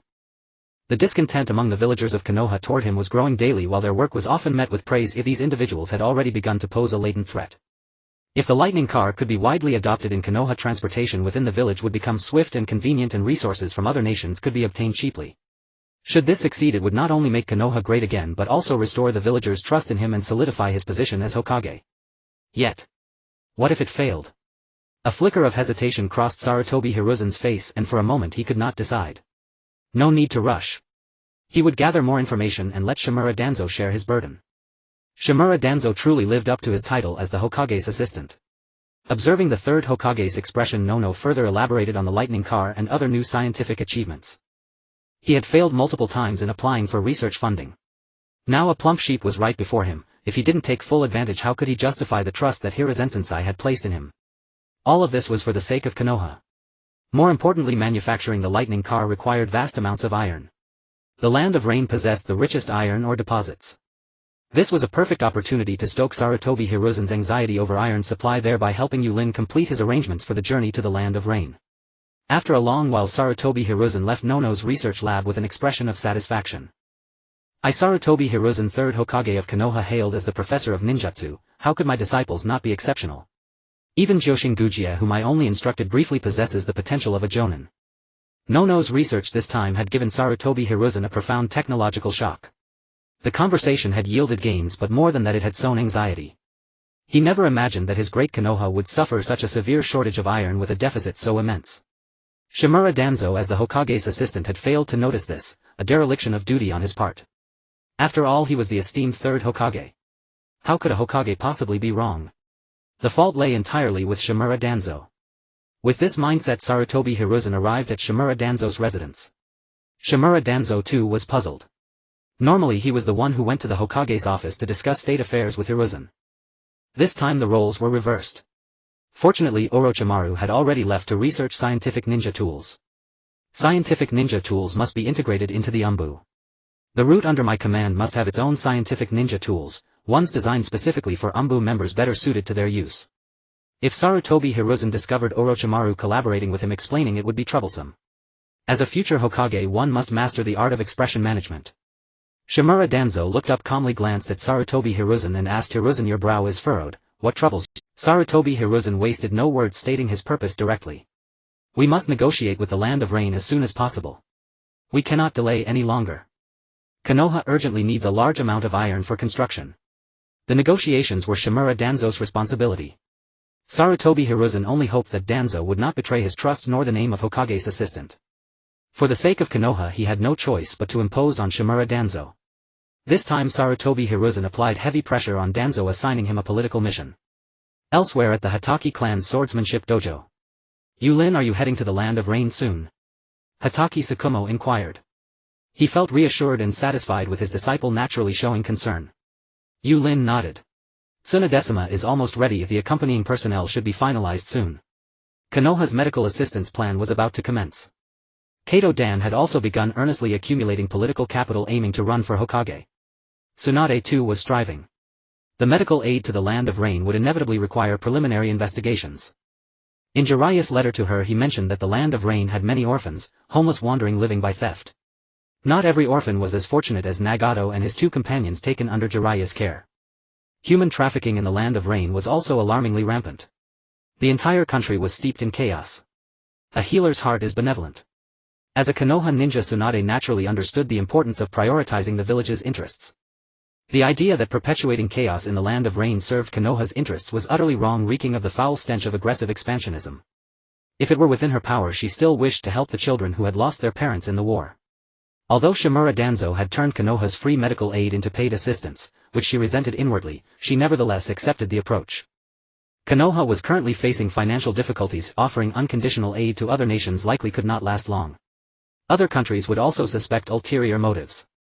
If they could aid the children of other lands, reducing the hatred in their hearts, and if everyone could empathize and understand one another, perhaps the ninja world would see no more war. Yūrin was unaware of Tsunade's naive thoughts. He simply intended to learn more about the suffering of these children in the Land of Rain, not necessarily to plant seeds of revolution in their hearts that would grow into towering trees. At the very least they should understand who had started the war and why it was waged. Who were their friends and who were their enemies? Once this question was clarified, they would not easily be consumed by hatred nor easily incited to become cannon fodder on the battlefield. This journey was bound to be fraught with danger. Yūrin could not help but recall the internationalist fighters of his past life who had striven for their ideals. Hatake Tsukumo looked at Yūrin's resolute eyes, his heart filled with pride. Truly an outstanding disciple, not only exceptionally talented but also impeccable in character.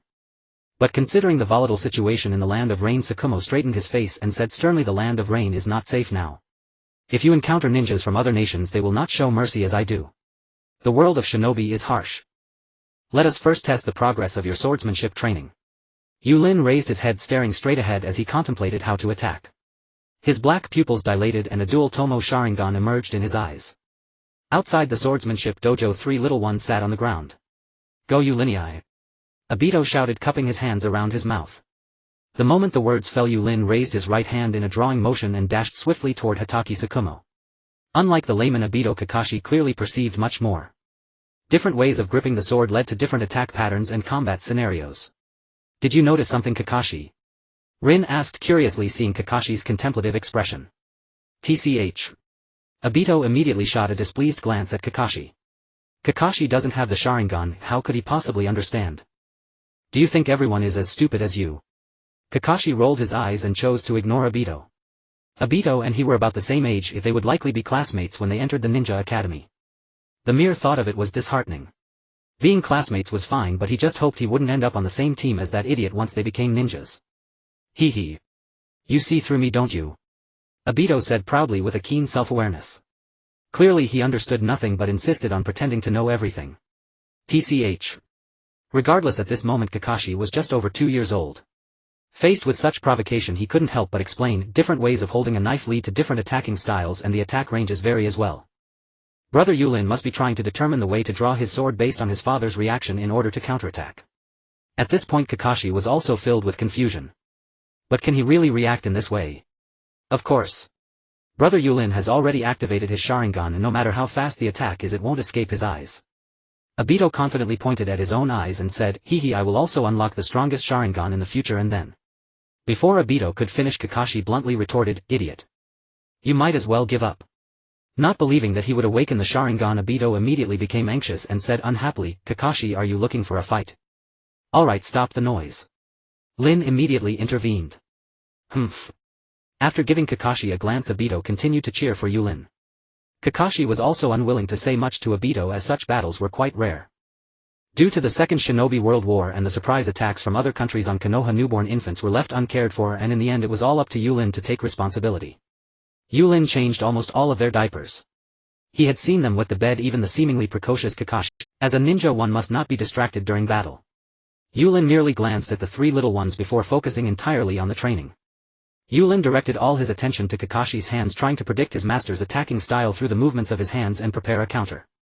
During battle, don't focus too much on one point and neglect the surrounding enemies. Also, don't be overly concerned with others' attacking styles.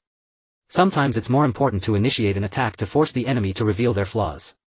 Kakashi quickly noticed Yūrin's shortcomings in battle and planned to teach him through experience, allowing Yūrin to suffer a bit so that he would bleed less in future missions. Kakashi slightly raised his right foot and instantaneously moved behind Yūrin. "Oh no." Yūrin instantly reacted.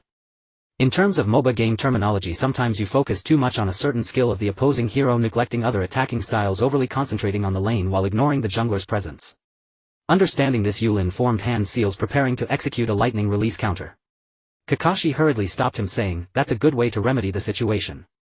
But if you use lightning release, are you trying to destroy my sword training ground?" Upon hearing this, Yūrin immediately stopped, his expression tense as he almost forgot the purpose of this test, quickly drawing out his short sword for defense. The short swords clashed, producing a ringing sound. After a stick of incense, Yūrin was drenched in sweat, gasping for fresh air. In contrast, Kakashi was unfazed, appearing as if nothing had happened. In terms of swordsmanship, Yūrin's skills were still far from Kakashi's standards.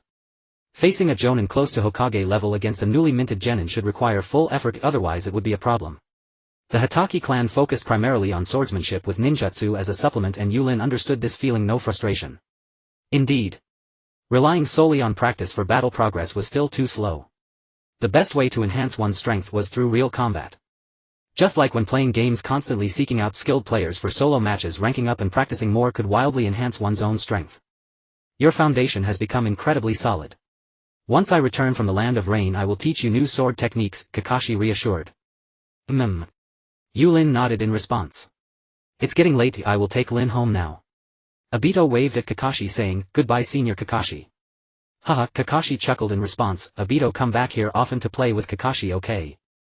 Father, Kakashi replied with dissatisfaction. Who wants to play with such an idiot? This would severely hinder my potential to become a ninja. If it were brother Yūrin, Kakashi would actually be quite willing and could inquire more about ninja knowledge. Seeing the disdainful expression on Kakashi's face, Obito made a funny face, looking as if he had you all figured out, and said in a strange tone, "Seeing your displeased face makes me want to come even more, hehehe. Who knows, we might end up in the same ninja team in the future. At that time I will protect you with my Sharingan," Obito boasted in front of Kakashi. Yūrin glanced at the sky, then squatted down to pat Lin's head. "Lin, it's getting late. I'll take you home now." Lin obediently nodded, filled with a sense of security. Upon hearing he could spend more time with Lin, Obito couldn't help but show a joyous expression, losing interest in bickering with Kakashi. As Yūrin left the Hitaki residence, Kakashi's breathing suddenly became rapid and he relaxed completely like a deflated balloon. Yūrin's progress is getting faster and faster. If I don't take it seriously, I won't be able to keep up with him. Huff huff. Kakashi took deep breaths of air. Seeing his father in such a state, he instinctively shifted his position, wanting to distance himself from his father. Could his father not behave more maturely? Is this really the famous Konoha White Fang that terrifies ninja from other countries? This is a name that is even more illustrious than the three legendary ninja. It doesn't seem like it, not at all. Kakashi looked up, wanting to confirm once more, only to see his father staring at him seriously, making him shiver. In the end, Kakashi's father's serious expression only turned into a sigh. Why is it that my son's personality is so unlike mine? If possible, he would still hope that Kakashi could be a bit more lively like a child rather than remaining silent all day long like a closed can without even a friend to talk to. This is also the reason why Kakashi's father hoped Obito would come to play with him more, and even asked Yūrin to bring Obito along when training at the sword dojo. Now that the Second Shinobi World War has ended, there will be a period of peace ahead, and Kakashi's father hopes that Kakashi can have a happy childhood. Regarding Kakashi's performance today, he felt a bit dissatisfied. But when he thought of how Kakashi had lost his mother at a young age and had never experienced maternal love, there were some things that Kakashi's father didn't know how to express. No matter how many words he had in his heart, they ultimately turned into a sigh. Soon the serious expression of Hitaki Tsukumo transformed into a mischievous smile. As a father it was necessary to make his child cheerful. Kakashi, today I will teach you a jutsu I created, one with immense destructive power. Upon hearing this, Kakashi instantly became interested. How could he not be happy to learn a new jutsu? Moreover, it was a jutsu with immense destructive power. But I haven't refined my chakra yet. Can I still learn it? This technique doesn't require chakra to activate, Hitaki Tsukumo replied with a smile. Kakashi's eyes widened in disbelief. A jutsu that doesn't require chakra. I must learn it. At the same time he marveled at his father's prowess, worthy of the title of Konoha's white fawn for being able to create a jutsu that does not require chakra. Kakashi's heart was filled with anticipation. This is the tiger seal. Kakashi was still filled with hope. However, the greater the hope, the greater the disappointment, as the subsequent developments delivered a tremendous shock to Kakashi's young heart. The secret transmission of Konoha ninjutsu, the essence of taijutsu, 1,000 years of pain. After demonstrating with a shadow clone, Hitaki Tsukumo laughed heartily and asked, Kakashi, what do you think of this jutsu? This. Kakashi trembled all over, his face darkening as he stared at the sky in disbelief. Indeed. I should not have had any illusions about my father. I would never use such a disgraceful jutsu. For some reason Kakashi's mind conjured the image of Obito getting beaten up along with his usual pose of scaring people while lying on the windowsill. An evil thought began to take root in his mind. No. Kakashi quickly shook his head. How could I possibly use such a disgraceful jutsu? After a long period of awkwardness, Hitaki Tsukumo was puzzled as to what went wrong. Why did Kakashi not react? This was his self-created jutsu that he took great pride in. Moreover, why did his son have such an expression? Am I being rejected by my son? Time always seems to fly when walking with someone you like. Obito wanted to find a topic to discuss but didn't know what to say, so he quietly followed Yulin. After a while Obito reluctantly said to Haruno, Rin, see you tomorrow. Rin smiled in response, see you tomorrow Obito, and see you tomorrow Yulin. After saying this she happily returned home. Obito stopped staring. Yulin tapped Obito's head. Only then did Obito retract his gaze and quickly run toward Yulin. Yulin, what are you doing jumping on the telephone pole? Walking along the road, Obito saw Yulin suddenly change direction and jump to the top of the telephone pole, curiously asking. Yulin stood on the telephone pole to better observe the situation in the distance. As night deepened, the streetlights surrounding him lit up and he gazed toward his teacher's research lab. Sure enough, as he had anticipated, the entire research lab was brightly lit. Dedicating oneself to research could indeed yield results ahead of time. However, the damage to his body from this was irreversible. The body is the capital of revolution. He felt that his teacher's health seemed to be deteriorating recently. Good health is the capital of revolution. If one reduces rest purely to speed up research, it is a case of losing the essential for the trivial. Yulin then took Obito toward Baruha's research lab. Although Obito was puzzled that this path was not leading back to the Uchiha clan, he did not question it further. Upon arriving at the lab, Yulin indeed saw Bairohu immersed in research. Teacher, it's already this late, aren't you going to take a break? After saying this, he did not see Bairohu respond at all. Bairohu was so engrossed that he did not hear Yulin's words until Yulin walked beside the experimental table and handed him the needed equipment. Only then did he react. Yulin, why are you still here so late and not going home to rest? Yulin quickly retorted, yes, it's so late, why are you still researching, teacher? Upon hearing this, a warm feeling rose in Bairohu's heart. Indeed. It is his disciple who cares about the teacher's health, while Dain Sensei only cares about research outcomes. Without comparison, there is no harm. I still have a bit of the experiment left to finish, it won't take long and my body is fine. Bairohu propped his hands on the experimental table, his weak tone containing determination. Teacher, your body is already very weak, you must know that your student is also very skilled in medical ninjutsu. I won't misjudge your health condition. The body is the capital of revolution, is it not? If you collapse your body for this research, what will happen to future research without a healthy body? There will always be tomorrow, right? Bairohu knew Yulin was right. However, he simply couldn't stop now. His dream was to research scientific ninja tools and become an outstanding ninja. Researching the application of lightning would provide a perfect answer to Yulin's fantasies about the future of the ninja world. In addition, he aimed to reduce the cost of water filtration devices to ensure the villagers' livelihoods and research new types of composite materials to enhance Konoha's prosperity. Yulin would soon be heading to the land of rain and needed to make some simple defensive ninja tools to ensure his safety. With so much to do, Bairohu had no time to stop. He had no time to waste. Yulin advised again, the power of humans has its limits, even as ninjas there are still limits. Research is done step by step. Teacher, you are not made of steel, if you continue like this your body won't be able to take it and it will hinder your research progress. Bairohu stared at the steel on the table, lost in thought. A spark of insight flashed in his mind but he couldn't grasp it. Seeing Byrohu's silent Yūrin was unsure whether his persuasion had taken effect. But many things require a sense of proportion. Yūrin naturally wouldn't keep nagging like a parrot as that often backfires. But when Byrohu came back to his senses, Yūrin had already left. There was no time to ponder. Byrohu held the steel from the table in his right hand and the scientific ninja tool in his left. Indeed. The power of humans has its limits. Byrohu's frail body could not keep up with his research on ninjutsu. Even the legendary god of the ninja world, the First Hokage, could not withstand time, and the Third Hokage's physical strength and abilities began to decline with age. At this moment Byrohu suddenly began to understand Orochimaru's pursuit. However, Byrohu chose a different direction and conceived a bold idea. Flesh is weak, machinery ascends. He wanted to combine steel with scientific ninja tools, to use steel to transform the body and utilize scientific ninja tools to perform ninjutsu. 2 more days passed in peaceful living. In the Hokage meeting room, significant matters were discussed in small meetings and minor matters were discussed in larger gatherings. Often large meetings were merely for issuing notices rather than deliberation. As for whether to introduce anonymous voting to demonstrate fairness, justice and transparency, that entirely depended on their willingness to put on a show. Policies and decisions were often made during small gatherings. Present in the room were the Third Hokage Sarutobi Hiruzen, Elder Fire Gate N, and the classic Konoha F4, including Tsunade, Kato Dan, Uchiha Yūrin, Shikamaru, Nara, Orochimaru and Hyūga Hizashi. Leading the old faction was Sarutobi Hiruzen, representing the established power. At the forefront of the new faction was Tsunade. Orochimaru, Shikamaru, Nara and Kato Dan were rising in prestige within Konoha, not lacking in strength, and importantly they could convey the will of fire, qualifying them for the position of Hokage. As for Uchiha Yūrin, being the son of Uchiha Kagami and now the head of the Konoha Security Bureau, it was already quite challenging for him to attend this meeting due to the stigma attached to the Uchiha clan. Many expressions varied among the attendees. Only Shikamaru Nara seemed completely uninterested. He had no passion for politics. He thought that instead of contemplating politics he should spend more time with Kakashi. Had he known, he wouldn't have taught Kakashi the 1,000 years of death technique. Recently Kakashi had been looking at him oddly. Sigh. Being a single dad isn't easy. How should he fix this? Shikamaru. Shikamaru.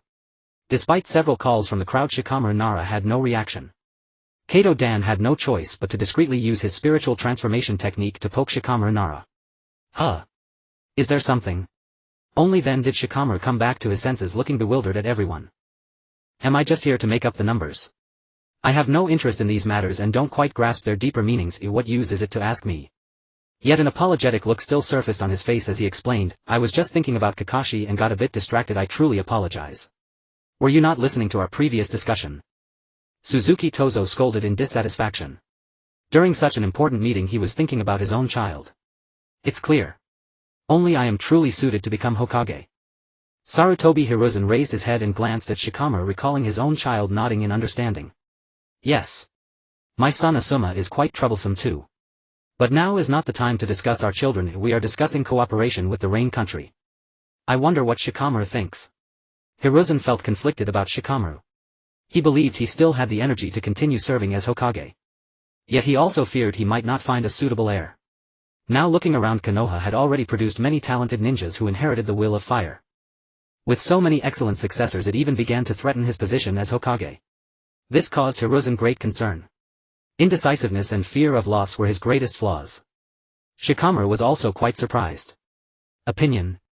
I don't even know what you all discussed before, how can I comment? I can't just make something up. Wait. Is there a list of personnel going to the Rain country for medical assistance? Shikamaru suddenly caught onto the main point and asked earnestly. Tomorrow Elder Tozo will head to the border of the Rain country and the Fire country to negotiate with Hanzo the Salamander. Kato Dan quickly explained to Shikamaru. Tozo nodded in agreement, confidently stating, this negotiation will surely meet expectations. Anyone unaware would think this matter was entirely his achievement. Then Tsunade took out a list and passed it to everyone. These are the individuals I carefully selected to go to the Rain country. After nearly 2 years of studying medical ninjutsu, they have solidified their foundational medical knowledge and can fully handle this task. However, I am worried that this trip to the Rain country may last up to 6 months and whether they can endure it. Humph. Suzuki Tozo snorted in dissatisfaction. It is their honor to be selected. As a part of Konoha they should contribute to the village. Fire Gate N and others nodded, agreeing with Tozo's statement. Back when Konoha Ninja Village was not yet established, it was quite normal for 6-year-olds to go to battle. Tsunade responded with great dissatisfaction. Now is not the past. My grandfather's suggestion for Konoha's ninjutsu was to protect these children, preventing them from going to war. Of course. Suzuki Tozo nodded in agreement, then continued, now we are not sending these children to the battlefield but sending them to the rain country for medical assistance in exchange for the steel Konoha needs. This task is much gentler than war. If it's just simple medical assistance, it is at most a crank task, while the rewards obtained will be exceptionally rich. Slap. Tsunade slammed her hand on the table, standing up and loudly stating, you're underestimating this task too much. If it were just simple medical assistance, this task would only be of crank difficulty. However, in the rain country anything can happen. Encountering ambushes from enemy ninjas or interference from foreign ninjas regarding the cooperation with the rain country could escalate this task to an SS rank risk. They are still students of the Ninja Academy. At this point Tsunade suddenly hesitated, recalling the death of her brother. Shikamaru did not discuss this with them but carefully examined the list, which included over 20 students from the Ninja Academy along with many Chunin and Genin who had mastered medical ninjutsu. Soon Shikamaru spotted a familiar name, Uchiha Yūrin. After a moment of thought he spoke, when they return let them participate in the Chunin exam. Fire Gate N didn't immediately react, puzzled as he asked, they haven't graduated from the Ninja Academy to become Genin yet, how can we let them? As he spoke halfway Shikamaru interrupted, let this trip to the rain country for medical assistance serve as their graduation exam. That's reasonable. I support Shikamaru's opinion. Many voiced their agreement. No. This does not comply with regulations. Suzuki Tozo rebutted, graduation from the Ninja Academy must be through a graduation exam to qualify as a competent genin. Just relying on this medical assistance is insufficient to fully assess their abilities. Only when all courses are passed can they become genin. Ninjas must execute various tasks and face unexpected incidents. If they fail other subjects, it will only increase the difficulty of the tasks. If a ninja lacks the ability to carry out tasks, what kind of ninja are they? Yet Tsunade didn't like such remarks.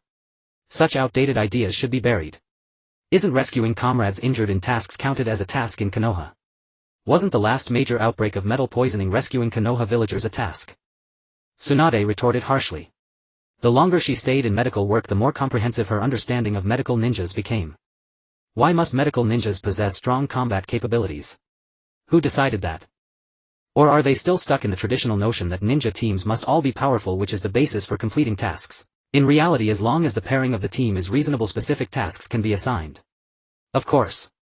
During task execution they may encounter ninjas from other countries, and combat between the two sides is unavoidable. Where there is combat there will naturally be casualties. So is there a way to ensure that those medical ninjas without combat capabilities do not go out on missions? Or rather assign them specific tasks. Their duty is to assist civilians in Konoha, aiding ninjas injured during missions. Even Tsunade in executing tasks can only provide simple bandaging and hemostasis to her comrades, preventing the wound from worsening. Further treatment requires medical instruments and equipment. Tsunade had mentioned this idea to Yūrin, wanting to know if he had any other views. Yūrin had given this special group of medical ninjas a new name, medical nurses. Any system is not established from the outset, it is built step by step through social practice. Cultivating an outstanding medical ninja is much more difficult. However, cultivating a qualified nurse is considerably simpler. Just now Shikamaru's response gave Tsunade a new perspective. The assessment system for medical ninjas must be distinguished from that of ninja assessments. I agree with Shikamaru's proposal. This medical assistance is their graduation exam. Tsunade stated in an undeniable tone. Humph. Tsunade, you're thinking too simply. Suzuki Tozo scoffed, even if they graduate, how should we arrange them into ninja teams? Should we have 3 medical ninjas form a team? Watergate N also said, 3 medical ninjas will find it very difficult to complete tasks. Actually, the more important point is power. This is a coveted power of appointment and dismissal. Having the authority to appoint and dismiss. If the proportion opens up like this, Konoha's medical affairs will be entirely decided by Tsunade alone. They did not truly wish to oppose. If they were opposing, why this power did not belong to them? After speaking, both looked at Suzuki Tozo. After years of working together, they believed Suzuki Tozo would oppose. However, they would likely be surprised this time. This proposal is quite good. Suzuki Tozo nodded in agreement. What? Watergate N and Suzuki Koharu looked at Tozo in disbelief, thinking they must have misheard. Ignoring the two, Suzuki Tozo continued, when they return from the rain country it signifies they have completed the task and possess the potential of a ninja. I believe that for ninjas who perform outstandingly in this task they can also be promoted. That does not comply with the rules. Graduation exams and Chunin exams cannot possibly lack one another. The two quickly retorted. Humph. Suzuki Tozo exposed without mercy, whether it's a graduation exam or a Chunin exam, both assess the abilities of ninjas. For instance, reconnaissance ability, combat ability. A crucial aspect of the Chunin exam is to assess whether one has the potential to become a team leader. Were you under the impression that we were promoted to Chunin through exams? After speaking, Suzuki Tozo cast a glance at Sarutobi Hiruzen. Watergate N and Suzuki Koharu immediately lowered their heads, no longer opposing. Then Suzuki Tozo added once more, the students heading to the Rain Country for this mission are Konoha's prodigies, the future's hope. They must not suffer even the slightest loss. Thus I am willing to personally lead the team to ensure the safety of these children. Watergate N immediately raised his head to look at Suzuki Tozo, exclaiming, what a guy. No wonder he would support Tsunade's decision. It turned out Suzuki Tozo was leading the team and responsible for promoting these ninjas. Konoha is not just about fighting and killing, it also values relationships.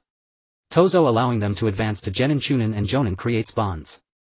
What wrong could Suzuki Tozo commit? He just wants to become Hokage and shine for Konoha. The results from the Rain Country will eventually become splendid credentials for his Hokage campaign. Sarutobi Hiruzen also spoke up, If Suzuki Tozo is in charge, there will definitely be no problems. For Hiruzen, this trip's safety indeed relied on Suzuki Tozo. Everyone present acknowledged Suzuki Tozo's strength. The enemy ninjas from hostile countries could also see it. Plus, with the intelligence and reconnaissance abilities of the Umbu route, entrusting it to Suzuki Tozo would surely be fine.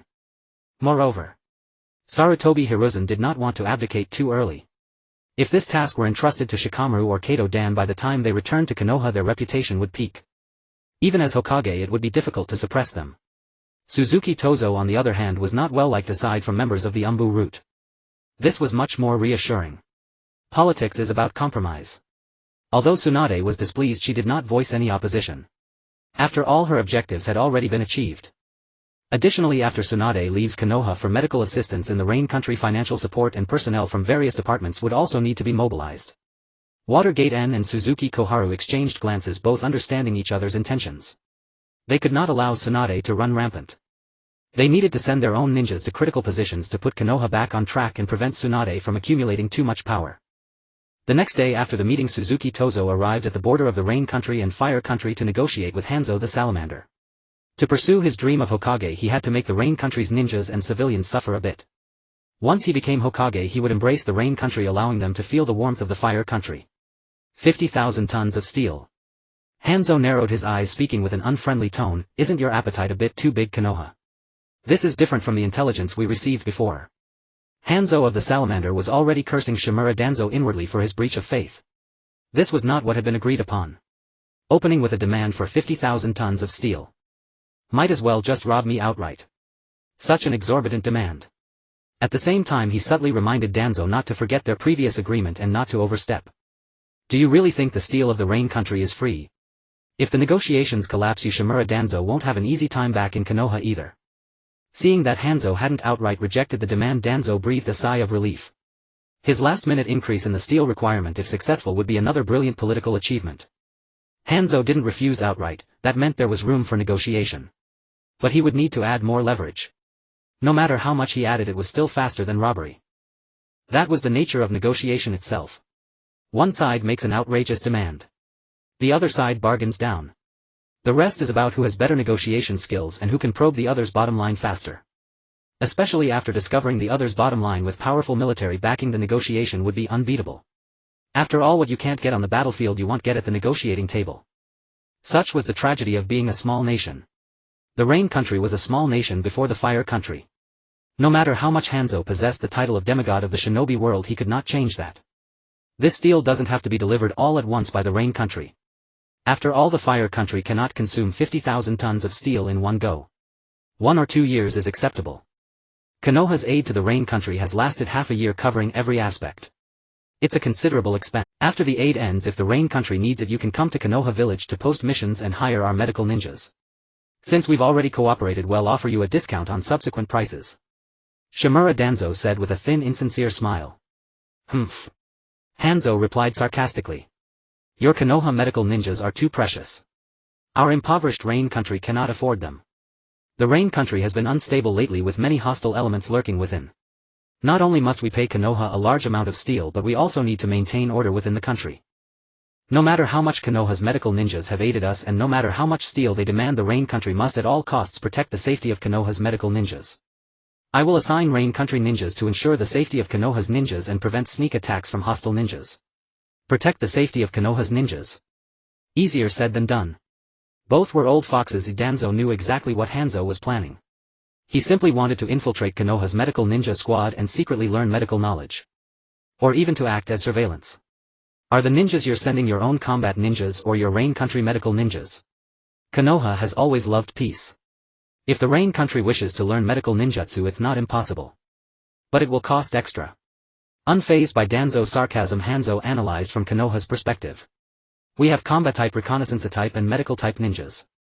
First, they can protect the safety of your Konoha ninjas. Second, they can handle simple bandaging and bleeding control, reducing the burden on Konoha's medical ninjas. Shimura Danzo shook his head and refused. The safety of Konoha's ninjas is not your concern.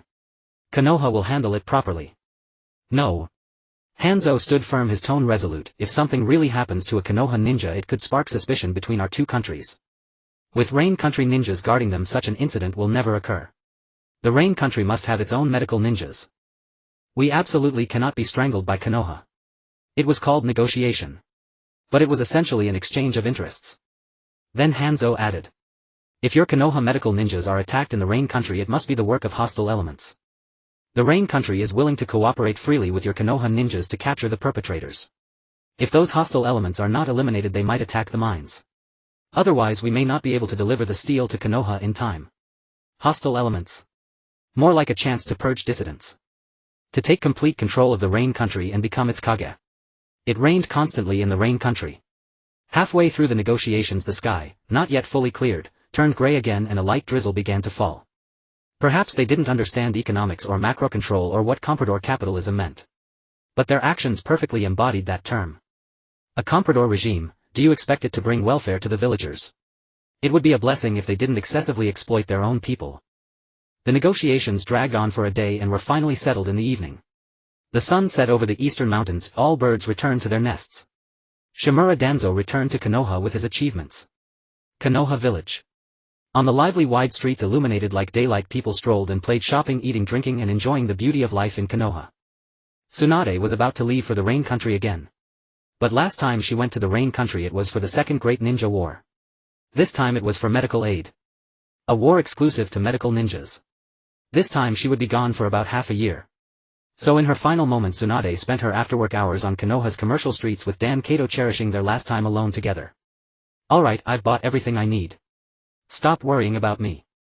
I'm one of the Sanin. Tsunade said, looking at the mountain of things Dan had bought for her. I just thought you'd be away from Konoha for half a year, so I wanted to prepare some things from Konoha in case you feel homesick. If you miss Konoha you can look at these dolls and handicrafts. Look, this Chibi Hokage rock statue is pretty nice.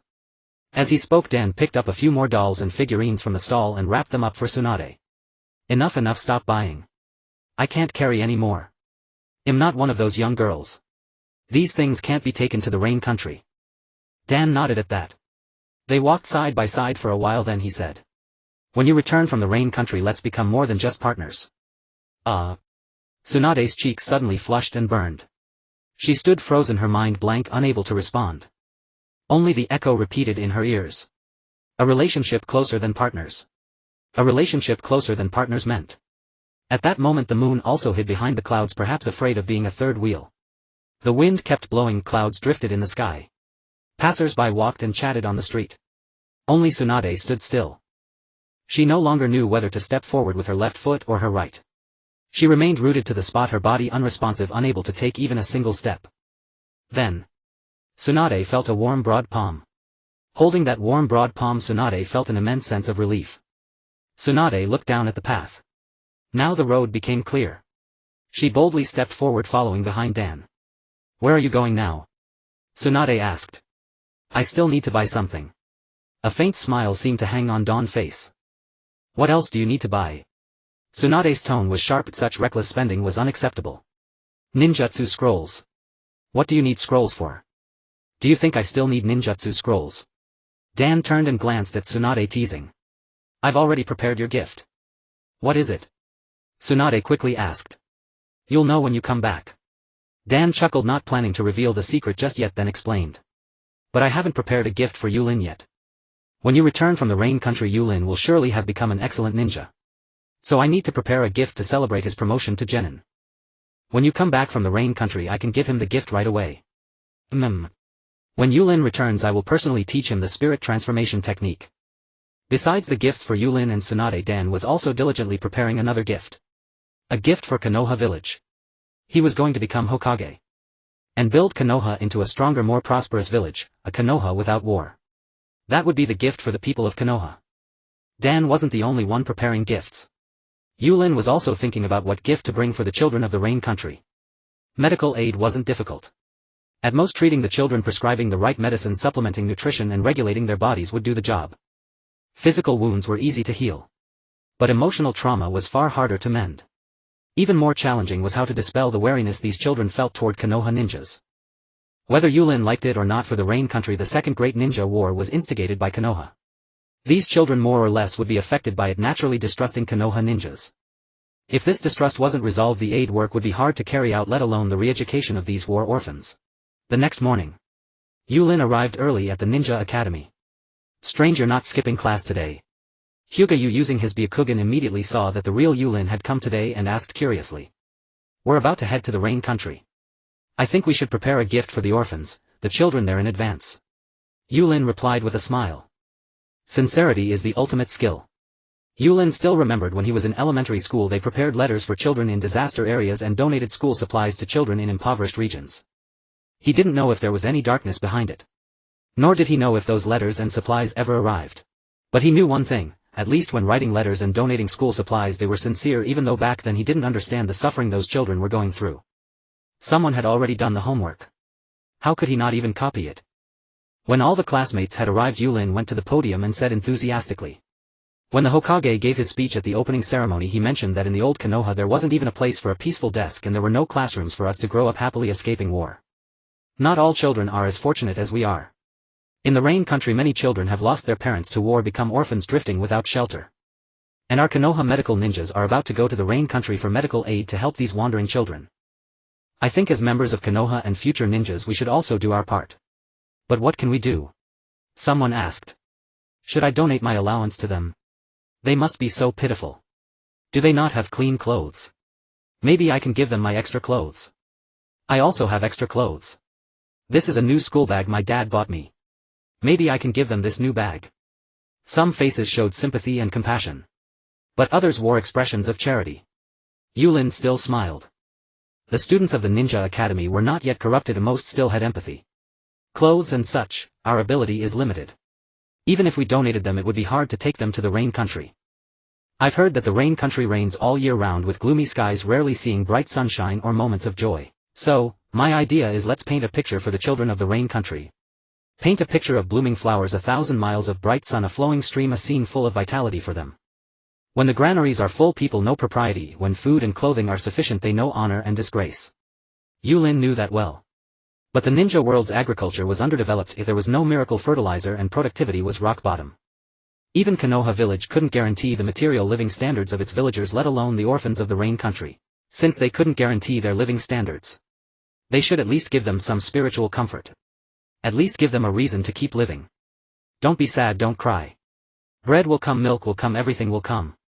Homeroom teacher Gocho Reika watched Yūrin from the classroom door, her eyes full of satisfaction. Truly an Uchiha with the will of fire. Yūrin's proposal is excellent. Let's paint a picture for the children of the rain country. So, today we'll have an extracurricular activity. Let's strive to paint the most beautiful scenery and show the best side of Konoha to the children of the rain country. Yūrin looked gratefully at teacher Gocho Reika. She smiled back. Then Yūrin went over to Kurama Aozora. If it was just one painting after another, it might be too monotonous. They should add some educational picture book, something to give the rain country children a little chicken soup for the soul and subtly influence their thinking. Although Konoha was rich in martial virtue, they also needed cultural victory. Yūrin was ready to initiate a cultural invasion of the ninja world. Cultural invasion is like a gentle breeze and drizzle, moistening things silently, gradually influencing a person's thoughts and perceptions and ultimately changing the nation's ideology. When the spiritual outlook of this nation's people is reshaped, a rift will emerge between the older generation and the younger. The people of this country will no longer be monolithic, the entire nation will sink into confusion. At such a time, victory can be achieved without battle. Take a simple example. When you hear the term Laishan, what immediately springs to mind? A foreign giant wielding a massive iron hammer. Or Lizenzi, the thunder deity from traditional Huaxia mythology. Or perhaps a gaming accelerator. Even a gaming laptop. But nowadays, for many young netizens surfing the web and playing games, the first image conjured by the word Laishan is often a milky slash. For other nations, this is a manifestation of cultural invasion. Yulin's idea was to gradually influence the thoughts of these children through one picture book after another, molding them into his own shape. Cultural invasion takes a long time to show results and permeates every aspect of life. Simple picture books alone would have limited effect. Yulin was not impatient. If it were that easy, it would be too naive. With the right direction, he just needed to keep moving forward. Picture books were only the first step. Yulin already had a set of combination punches in mind, punches that carried centuries of impact. He wondered if the daimyo and kage of the rain country could withstand them. There were many chicken soup stories in his past life. Or rather, in this world there were none at first. Many tales were not initially labeled as chicken soup. It was the excessive promotion by spiritual masters, success gurus and motivational coaches, their one-sided emphasis on devotion and sacrifice, that turned beautiful novels and stories into greasy, indigestible pablum. This world had yet to undergo the baptism of chicken soup. In his past life there were many classic children's stories, and even primary school textbooks contained numerous beautiful tales and stories. For example, the primary school text The Tree from last year. Here comes the chicken soup. A bird and a tree were good friends. Every day the bird perched on the branches and sang to the tree. And the tree listened to the bird's songs every day. Day after day passed and the cold winter was coming. The bird had to leave the tree and fly south. The tree said to the bird, "Goodbye, little bird. Come back next year and sing to me again." Yulin certainly couldn't recite the entire lesson, but he remembered the gist of the story. Moreover, a children's picture book story didn't require overly elegant prose, just a clear narrative and vivid illustrations sufficed. Many people had gathered around Yulin, eyes wide open, listening quietly to the story. Even Kurama Aozora was listening intently. Yulin said speechlessly, "I asked you to draw the picture book, not to listen to the story." "Oh. I got lost in it." Kurama Aozora snapped out of it and began using his brush to render the scenes from the story on paper. The Kurama clan possessed a unique genjutsu bloodline limit. Due to his frail health, Kurama Aozora practiced his illusions through painting, which had honed his artistic skills to an exceptional level. He was a hidden ace at the Ninja Academy. Yulin provided the story content while Kurama Aozora handled the illustrations. Under their collaboration, the picture book The Tree from last year was soon completed. Their homeroom teacher Gocho Reika quickly grasped the core message of the story, keeping promises, and the bond between the bird and the tree. When the bird returned, the tree had been cut down and processed into other products. The bird searched tirelessly for the tree, and finally, before the lamp lit by a match made from the tree, it sang the song from the previous year, fulfilling its promise. Rest's over. Let's move on to the next story. Yulin transformed into a relentless story-pushing machine, urging, "Rest a bit more, my hand is tired from drawing." So much for the genius of the Kurama clan. Don't underestimate me. I'm rested. Bring it on. Yulin continued with the next story. The wind god Fengshen Babados transformed into a wandering bard named Wendy, roaming the world to spread wisdom.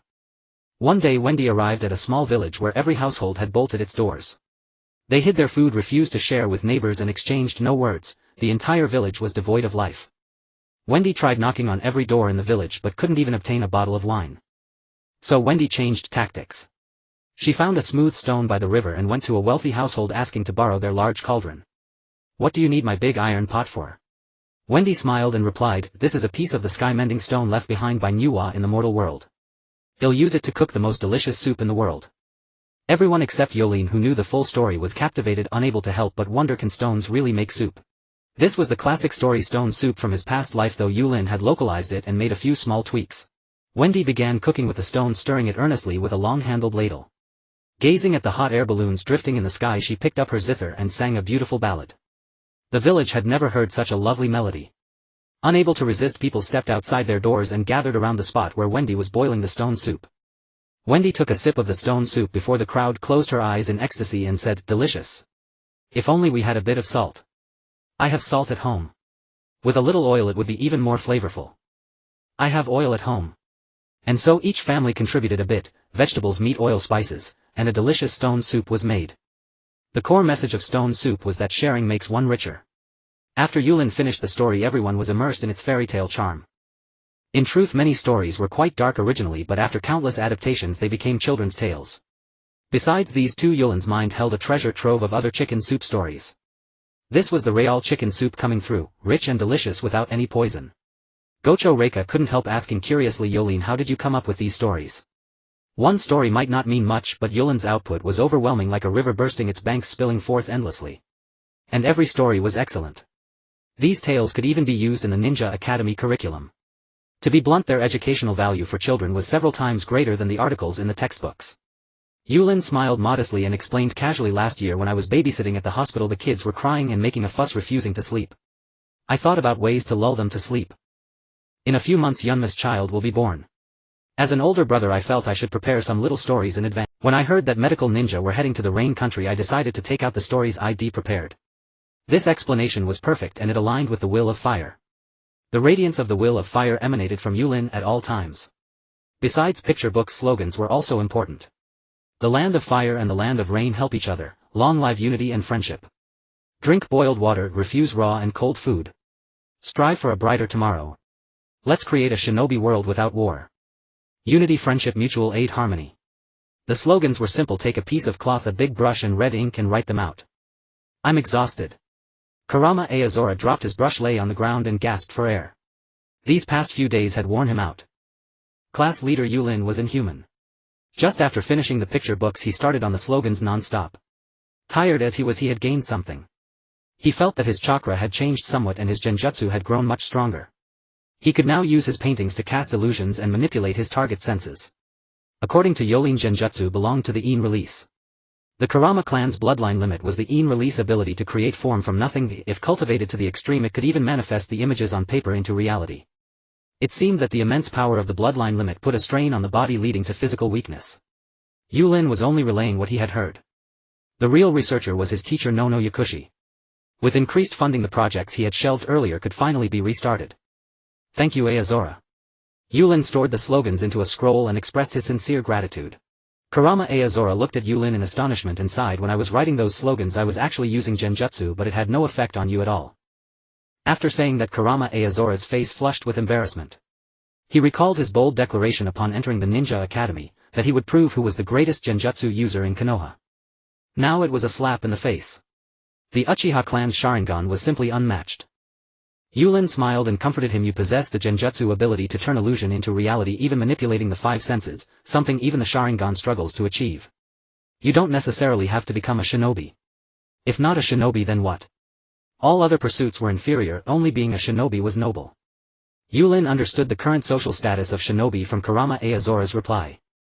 Yūrin jokingly said, if you can't become the strongest genjutsu shinobi with your drawing skills, you could certainly become Konoha's #1 manga artist. Every profession needs talent. If everyone became a shinobi, society would develop in a distorted way. That doesn't sound bad, but I don't have your imagination. I can't come up with great stories. Kurama Aozora sat up and said seriously, I'll work hard to improve my drawing skills in the meantime.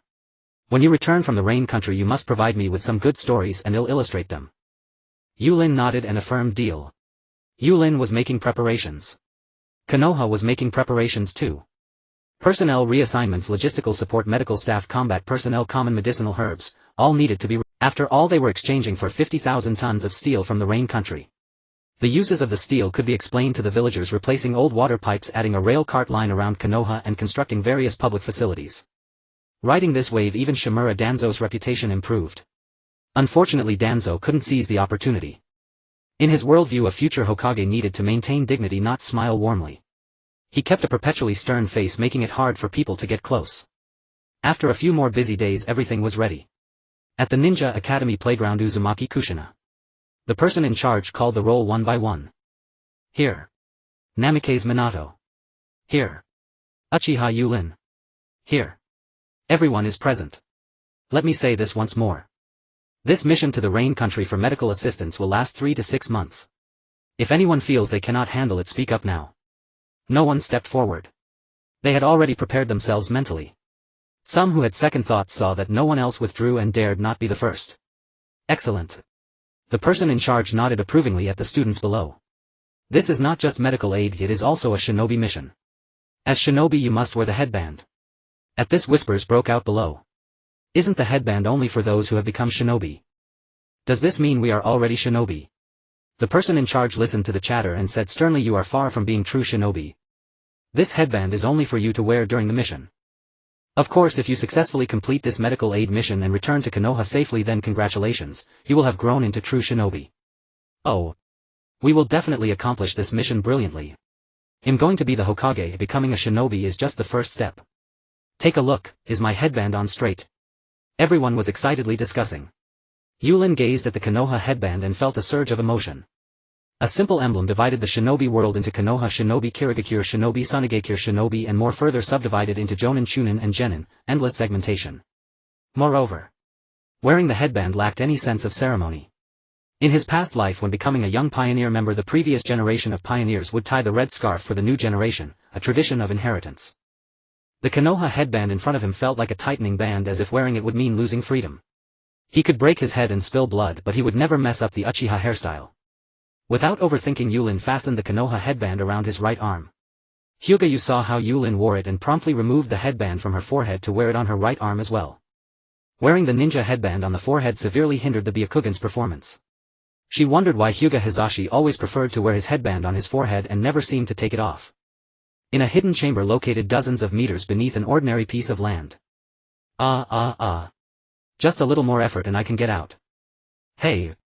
Senior, look, this is the poop I pulled out. I can't answer that question because I can't poop. I was born from a golem, so I don't need to eat or poop. He looked at Baiju as if caring for a child with a mental disability. They are both Jew, yet why is this special Baiju so foolish? Always focused on poop. The other Baiju discussed poop only as a pretense to deceive Uchiha Madara, but this one called Afei was obsessed with it. Stop fooling around. Uchiha Madara woke up from his slumber, interrupting Afei's chatter, and began to inquire about recent events. Has anything happened in the ninja world recently? Black Zetsu immediately reported the major events occurring in the ninja world, all revolving around one keyword: war. An endless war. The Second Ninja World War has ended, but localized conflicts continue. Is the war still ongoing? Uchiha Madara asked himself. He then dragged his weary body, holding on to Black Zetsu's intelligence report with an increasingly determined gaze. This ninja world is beyond salvation. As long as ninjas exist, the war will never cease. We can only launch the infinite Tsukuyomi based on the prophecy inscribed on the stone tablet. To create a world of eternal peace where everyone lives in a never-ending dream and true peace is realized. How is the child who received my Sharingan doing recently? Uchiha Madara inquired. He had transplanted Hashirama's cells to the wound on his chest, and initially nothing happened until he was on the verge of death when his Sharingan finally awakened. With the power of the Rinnegan, Madara continued to write his own legacy. Black Zetsu replied, Nagato is currently being led by a leaf ninja who is teaching him ninjutsu. According to the initial plan, once this leaf ninja leaves, we will secretly guide Nagato, but there was a slight issue. Upon hearing this, Uchiha Madara quickly asked, what issue? By the way, how has that little Uchiha brat been observed? Baiju added, this is also related to that Uchiha brat. For some reason his perception ability is too sensitive.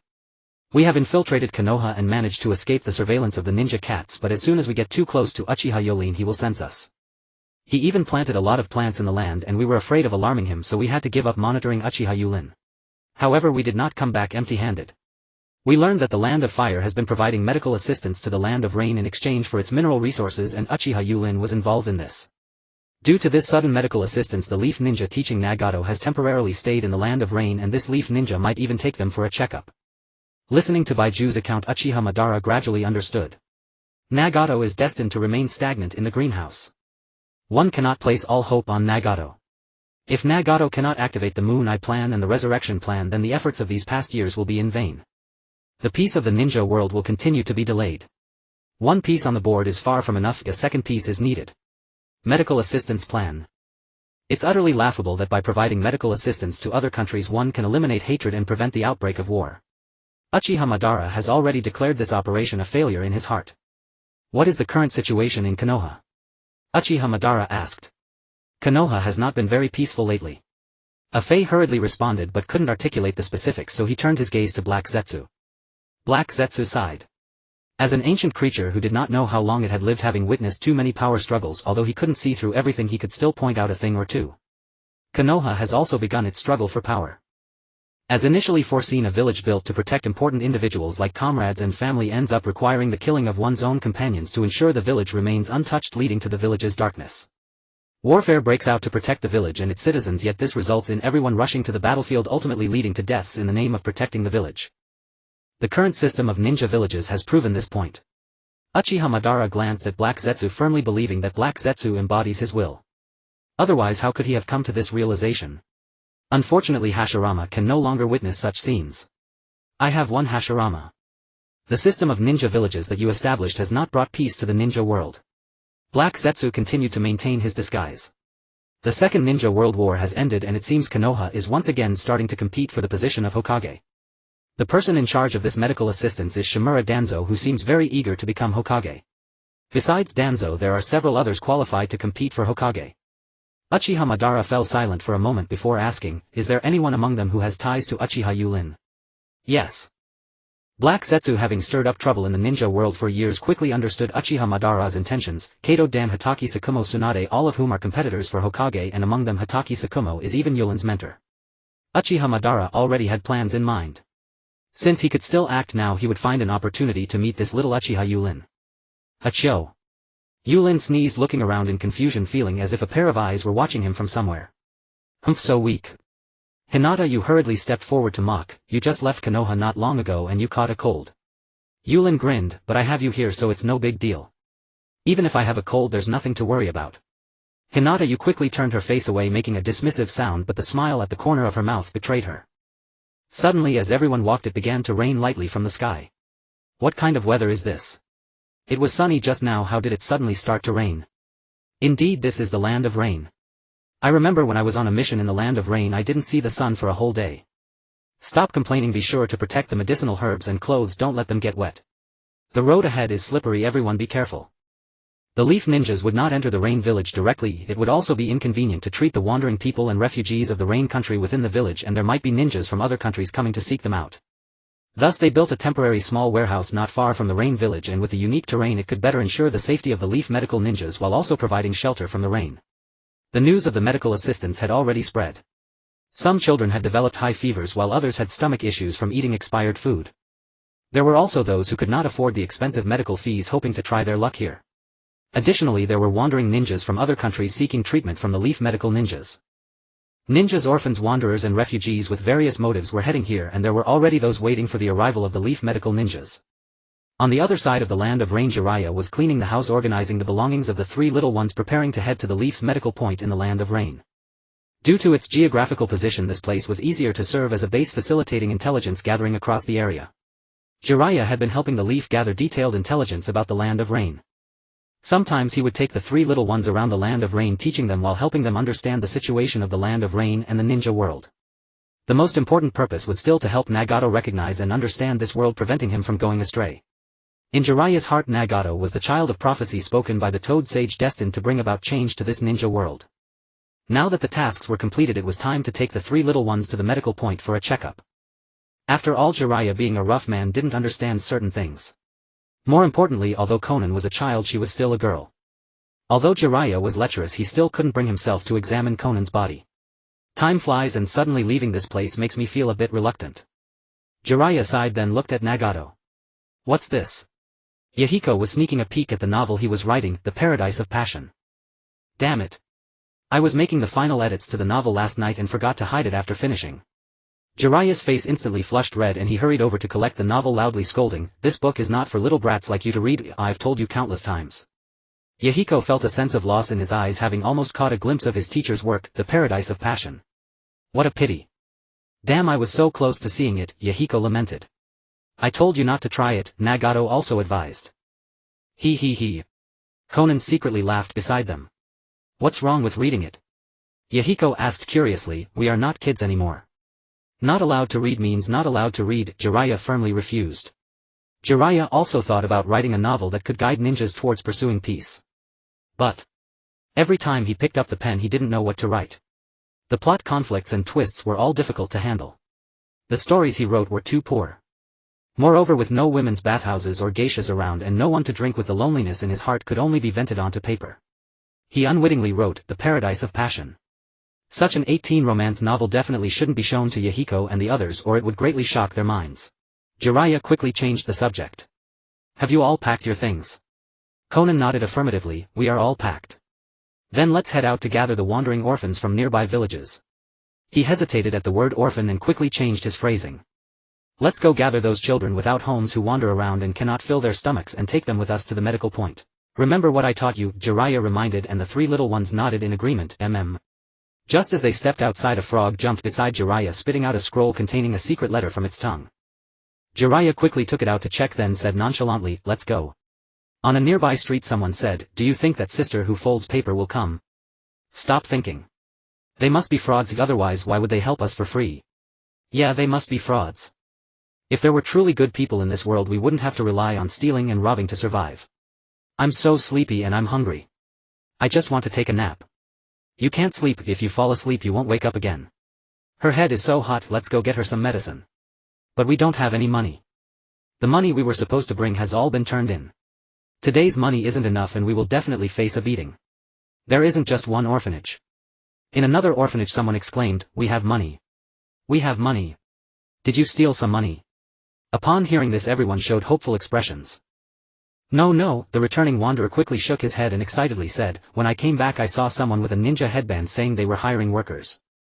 He said that Hanzo Daitoku has secured medical assistance from Konoha for us to see a doctor for free, and also mentioned hiring people to mine iron ore where we would not only earn money but also have food. Will they want us, kids? No matter whether they want us or not, let's try. Even if we get a meal, that's good enough. Let's go, let's go." After saying that they quickly ran off, hearing the voice of a ninja not far away. What Hanzo cares about most is us, the group of people without work or income, the struggling populace. You don't believe it?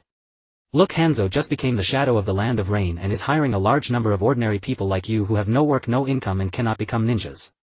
The job is simple, it's just mining iron. This iron will not only be provided to Konoha but also sold to other countries. Only with money can we buy food and improve the land of rain. The group of orphans hurriedly stepped forward, timidly asking, "Can we join?" The ninja from the land of rain looked at the weak orphans and wanted to refuse. But upon a second thought, it was better to let these orphans mine than to let them roam and steal, which would trouble the security of the land of rain. Even if they died in the mines it would not cause any trouble. If they rejected these children, the image they had just established would easily collapse. Failing to become a ninja means they are destined to be mere expendables. Of course there's no problem. As long as you all have a heart that loves the land of rain. Alright, first go eat something to regain your strength. The group of orphans was relatively lucky as they could at least eat something to fill their bellies for now. Meanwhile, in another place someone said, "Little brats, hand over the spoils from your begging, stealing and robbing today." Why is there so little? Are you hiding it? As soon as he finished speaking he raised a stick to educate these orphans.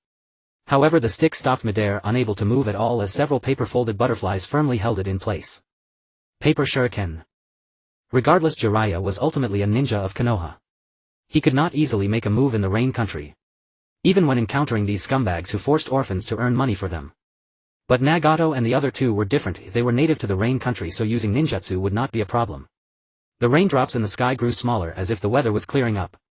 Jiraiya watched with a leisurely mind as the ragged children and the wild grass outside, beaten down by the rain, lay prostrate on the ground. Once the rain stopped, these weeds would rise again, swaying in the wind. It was a pity that the rain country had too much rain.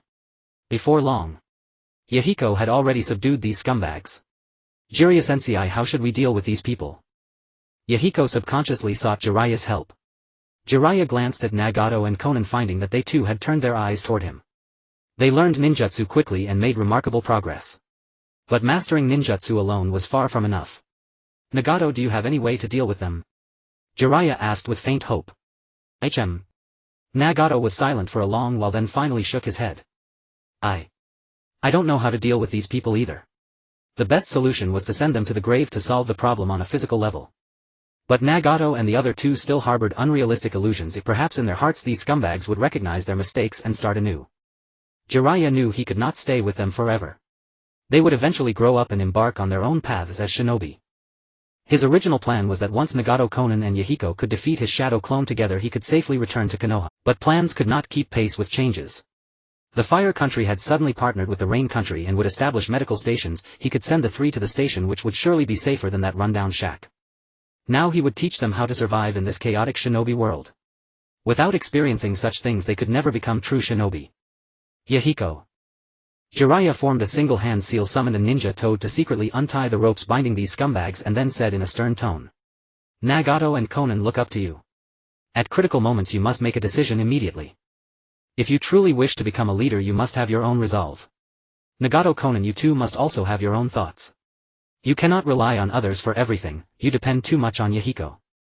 Yahiko seemingly in his rebellious phase said impatiently, Jiraiya-sensei, we know. Before he could finish, the scumbags instantly broke free from the ropes and launched an attack on Konan and the others. They had heard of the legendary Sannin of Konoha. But in this shinobi world without phones or the internet they did not know what the Sannin looked like. They never imagined that the man before them was Jiraiya, one of the Sannin. If Jiraiya had not secretly summoned a ninja toad to cut the ropes for the sake of teaching, they would never have been able to break free. Otherwise with their strength escape would have been impossible. These scumbags, though despicable, were not foolish. Based on their earlier judgment, the ninja who had not acted was likely the teacher of these three brats. To escape they could only take the children hostage. Only then could they leave safely. Watch out. Nagato, possessing the Rinnegan, reacted first and quickly warned the others. Yahiko also resisted, immediately preventing them from succeeding at the first attempt. But Konan, having listened to Jiraiya-sensei's words, was deep in thought. When this situation struck, her mind went blank. Damn it, let me go. Konan was being held hostage, her voice filled with pain. Haha, you don't want her. Jiraiya paid no attention to what these scumbags were saying, he merely observed the reactions of Nagato and Yahiko. Nagato stared blankly, instantly becoming lost. At that moment he lost his ability to think, completely at a loss for how to respond. He just stood there, his gaze unconsciously drifting toward Yahiko. Yahiko, though anxious inside, forgot to seek help from Jiraiya-sensei. Instead he bargained with the scumbags. Let Konan go. I'll be your hostage. Humph, you're much more agile. We don't trust you. The scumbag replied, unmoved, watching Yahiko's frantic expression with a malicious smile. If you cripple your own hands we might consider it. Such words would never be accepted by anyone with a sound mind. After they spoke they stopped focusing on the two children and instead tightened their grip on Konan's throat, preparing to negotiate. Let us leave or this little girl will die with us. Don't worry, once we're safe we'll release her. Jiraiya felt the time was right, as the toad poison on them would soon take effect. But suddenly a scream rang out. Jiraiya turned around and saw that Yahiko had pierced both his hands with a kunai. You idiot. Suppressing his urge to scold Yahiko, Jiraiya instantly used the moment of distraction to teleport beside Konan. Smack, smack, smack. With a few quick blows he knocked the scumbags to the ground. Then he immediately went to Yahiko's side to check his injuries. Jiraiya had considered every possibility, even that these scumbags might attack homeless orphans, forcing him to be pulled in two directions. Either way Konan and the others would not be hurt. After all, the ninja toad had been lurking nearby, monitoring every move the traffickers made. The one thing he had not expected was that Yahiko, that idiot, would do something like this. Fortunately, the injury was not too severe. After stopping the bleeding and bandaging they could head to Konoha's medical station for treatment. Such minor wounds were not serious for a shinobi. You're hurt. Let me bandage and stop the bleeding. Tears streamed down Konan's face. It's nothing. Yahiko forced a strong front. At that moment Yahiko's mind rapidly calmed down. He looked at Jiraiya-sensei's figure and lowered his head in shame. Jiraiya-sensei, I. Jiraiya said irritably. Remember me now. Why were you so brave a moment ago? Yahiko hung his head, blushing, and dared not speak. Nagato did the same. The shabbily dressed orphans, terrified by what had just happened, remained motionless. First clean up and get ready to head to the medical station. With these words Jiraiya deliberately frightened Yahiko.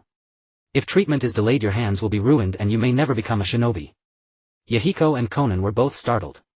The actions of the three only strengthened Jiraiya's resolve to teach them a harsh lesson. Without answering he walked outside. Nagato, Konan and Yahiko, as if they had done something wrong, all lowered their heads and followed behind Jiraiya. The rain had finally stopped. That was Jiraiya's first thought upon stepping out. The sky began to clear and the rain country saw the sun after a long absence. Konoha's weather is so much better. Jiraiya could not help but sigh inwardly.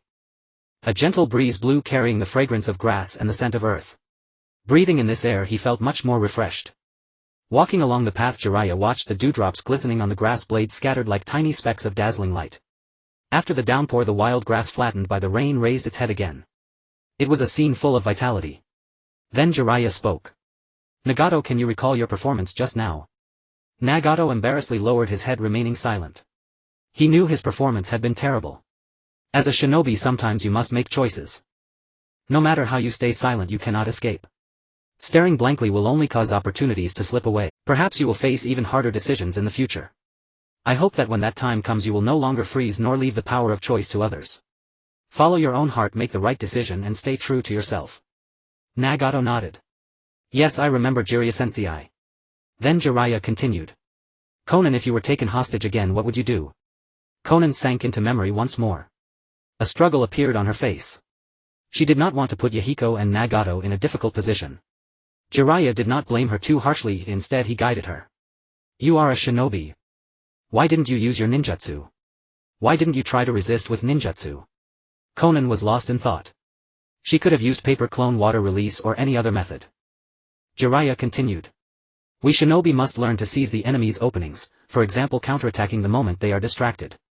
As long as there is even a glimmer of hope, never give up easily. Konan tried hard to digest Jiraiya-sensei's words. Understood Jiraiya-sensei. Yahiko knew it was his turn. The moment he thought of Yahiko's actions, Jiraiya's barely calmed mood vanished instantly. His face filled with displeasure and his tone sharpened. Yahiko, your mistake is the most unforgivable. How could you believe the enemy would keep their promise and release Konan once they were safe? They are scumbags, people who force orphans to earn money for them. How could you think their word meant anything? Yahiko's mouth fell open as he raised his head in disbelief. He had never even considered that question. He truly believed these people would keep their word and release Konan once they were safe. It wasn't just Yahiko, Konan and Nagato wore the same expression. Jiraiya finally lost his patience. Do you have no brains? How could you trust the enemy's words? After saying this, he let out a helpless sigh. Nevertheless, in this chaotic shinobi world his disciples possessed such a rare and precious quality, a spirit like gold, which stirred an indescribable feeling in him. Having such a spirit would make it very difficult to survive in this turbulent world. Though he was angry, he still needed to use this opportunity to teach them. He hoped they would never face such a situation again. The three of them, especially Yahiko, were far too idealistic. Tell me, why did the enemy negotiate with you? Jiraiya asked. They were afraid of Jiraiya-sensei's strength. That's one reason. What else? They lacked confidence in their own strength. They couldn't guarantee they would escape safely. Exactly. Because they fear us, or rather they have concerns. That's why they wanted to negotiate. If they could have easily dealt with us, would they have needed to negotiate? Would they have needed to take Konan hostage? No. The three answered in unison. Right. Jiraiya agreed and continued, because the enemy has misgivings they resort to such tactics.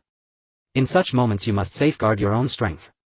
So if the enemy says they will take one of your lives and release the other two if you comply. If you actually believe the enemy's words, do you think the remaining two can leave safely? A look of sudden realization dawned on the three faces and they replied in unison. No. Yahiko finally understood completely. The enemy feared our strength. At such a time, cooperating with them and crippling ourselves was utterly foolish. He would never do that again. Then he asked. Jiraiya-sensei, what is the correct approach? Jiraiya shook his head. There is no fixed answer to this. The battlefield changes in an instant, it's impossible to predict. You can negotiate based on the enemy's needs, but the specific actions, that can't be predetermined. But injuring yourself like you did is definitely wrong. Yahiko recalled his foolish act and his ears burned with shame. Alright, let's take a break. When we reach the medical station they'll treat your wound. Don't make such a mistake again next time. Konoha ninjas went to the Rain country for medical aid to ensure the safety of Konoha shinobi stationed there. To guarantee mutual cooperation, the Rain country also had to send outstanding students from their ninja academy to Konoha. Even Hanzo the salamander's relatives were dispatched to Konoha. These ninjas were essentially hostages. Though both sides tacitly understood this. But words harmful to unity were not to be spoken. They were exchange students for the smooth cooperation between the Rain country and the Fire country. Students, let us welcome the exchange students from the Rain country. They come from the Rain country. For the next year they will study with us at Konoha Ninja Village. In the coming year let us get along peacefully and understand each other, okay? Itsukushima Reika spoke the welcome address with a smile on her face, but inside she could not help worrying about the safety of Yulin Hyūga Yu and their group. She wondered if they had arrived safely and if they would encounter trouble in the Rain country. The Rain country. The closer they got to the medical station the more tense the entire group became and unfriendly gazes grew denser. Yulin, have you noticed? Minato Namikaze slowed his pace, stepping beside Yulin and asking quietly. Yes. Yulin nodded imperceptibly. Many people are blinded by hatred, unable to distinguish friend from foe. It seems this mission won't be easy, Minato Namikaze replied confidently. Don't worry, I'll take care of it. Bofeng Shui Men is filled with confidence. He believes in his own strength and his future. Unlike others, Bofeng Shui Men's desire to become Hokage is not sparked by external stimuli, nor is it an attempt to attract attention or a result of childish rebellion. It is not just empty words spoken without effort. Bofeng Shui Men has thought seriously about this and has set a goal from a young age. Becoming Hokage is not simply a matter of talking about it, it is not enough to announce one's dream to everyone in Konoha for it to come true. Bofeng Shuemen has been silently working hard improving his strength while contemplating the reasons for the ongoing wars in the ninja world. After all, even a strong figure like the first Hokage could only prevent wars while alive. However, he currently has no leads. Yūrin has witnessed all of this. Bofeng Shuemen does not possess the soul of a time traveler, he is limited by the era of ninjas. But that does not matter, Yūrin will take action. As a time traveler he must leverage his advantages. This time he has come from Konoha to the Land of Rain, and Yūrin will help Bofeng Shuemen further understand this world. He aims to increase the number of friends while reducing the number of enemies. Currently Yūrin is striving in that direction. At the moment a problem lies before him. Are these ninjas from the Land of Rain who seem eager to devour Konoha ninjas friends or foes? Through their eyes consumed by hatred, Yūrin has come to understand a little. These individuals cannot distinguish who is an enemy and who is a friend. Their eyes hold only hatred for Konoha ninjas. In truth, whether they are from the Land of Rain or the Land of Fire, they share a commonality. Their true enemies are the rogue ninjas who instigate wars. Besides that, there is the vampire lurking within them. Unfortunately, they have all been blinded by hatred. They have lost the ability to think and judge. War and hatred have transformed them from vibrant individuals into mindless beasts. Two Tomo appeared in his eyes as Yūrin carefully observed the movements of these people, fully alert. Be careful. Yūrin and Hinata, you both warned their companions at the same time. The worst concern indeed came to pass. Die. You hypocritical Konoha ninjas. Aren't you satisfied with instigating the Second Ninja World War? You want to take away our steel from the Land of Rain. How greedy you are. With so many resources in Konoha, why do you covet the Land of Rain? Do you see this heavy rain? It is the voice of the Land of Rain weeping. The Land of Rain is crying. No. We will not let the Land of Rain cry anymore. Water release, water dragon bullet. The Konoha ninjas were prepared for this, quickly using ninjutsu to counter the impact of the water release. Earth release, earth flow wall. At the same time some Konoha ninjas protected supplies, clothing and food with earth release to prevent them from being soaked. Indeed, the ninjas from the Land of Rain cannot be trusted. Fire release, great fireball technique. Water release, water dragon bullet. Shadow clone technique. The scene was suddenly thrown into chaos with casualties starting to appear. These ninjutsu were unleashed indiscriminately as if they were using no chakra, both sides attacking each other without distinction. In such circumstances it is impossible to stop. Tsunade also dared not unleash full force or kill decisively. If she angered other ninjas from the Land of Rain, this situation would be difficult to resolve. Furthermore, as she is responsible for this medical aid, her role is to provide medical assistance to help them live happily, not to deal with physical extermination. When it comes to physical extermination, there is no need to hold back. Unlike Tsunade's compassion, Shimura Danzo does not consider such things. Every ninja from the Land of Rain he eliminates reduces their strength. These ninjas from the Land of Rain have delivered themselves to his door. It is indeed a heavenly opportunity. If any Konoha ninjas sacrifice themselves as a result, it is unavoidable. Wind release, great breakthrough. Shimura Danzo swiftly formed hand seals and, seizing the opportunity, launched an area attack on the ninjas from the Land of Rain. The range of the wind release attack surprisingly included many civilians seeking treatment. The ninja world is indeed rife with scum. How can a new ninja world be built with such vermin? If such people become Hokage, it would not only be a disaster for Konoha but also for other nations. Yūrin glanced up at the sky, assessing when it might clear. When heading to the Land of Rain, one naturally needs to make some preparations. War is inevitable. There will always be sacrifices in war. One cannot stop moving forward because of this. Yūrin anticipated that ninjas from the Land of Rain would launch ambushes, but he cannot stop it. The only thing he can do is grow as quickly as possible and spread his ideas. This rain is about to stop. During the battle, Yūrin's mind is very clear. He knows that shouting at the top of his lungs is useless. Once war starts, both sides fall into conflict and cannot stop. The ninjas from the Land of Rain have been oppressed for too long. They need to vent their emotions. However, they have not chosen the correct way to express their anger. Don't let those little brats slip through if they are also Konoha ninjas. A ninja from the Land of Rain lost in hatred does not spare these children. Swish, swish, swish. Several shuriken were thrown in this direction. 8 trigrams heavenly spin. Hinata Yu exerted all his strength to use the technique, knocking down all the flying shuriken. Are you all alright? Hinata Yu asked with concern. We're fine. A group of people weakly replied. Not all medical ninjas possess exceptional combat strength. At that moment, Bofeng Shuemen swiftly teleported behind the attacking ninja, his eyes filled with determination.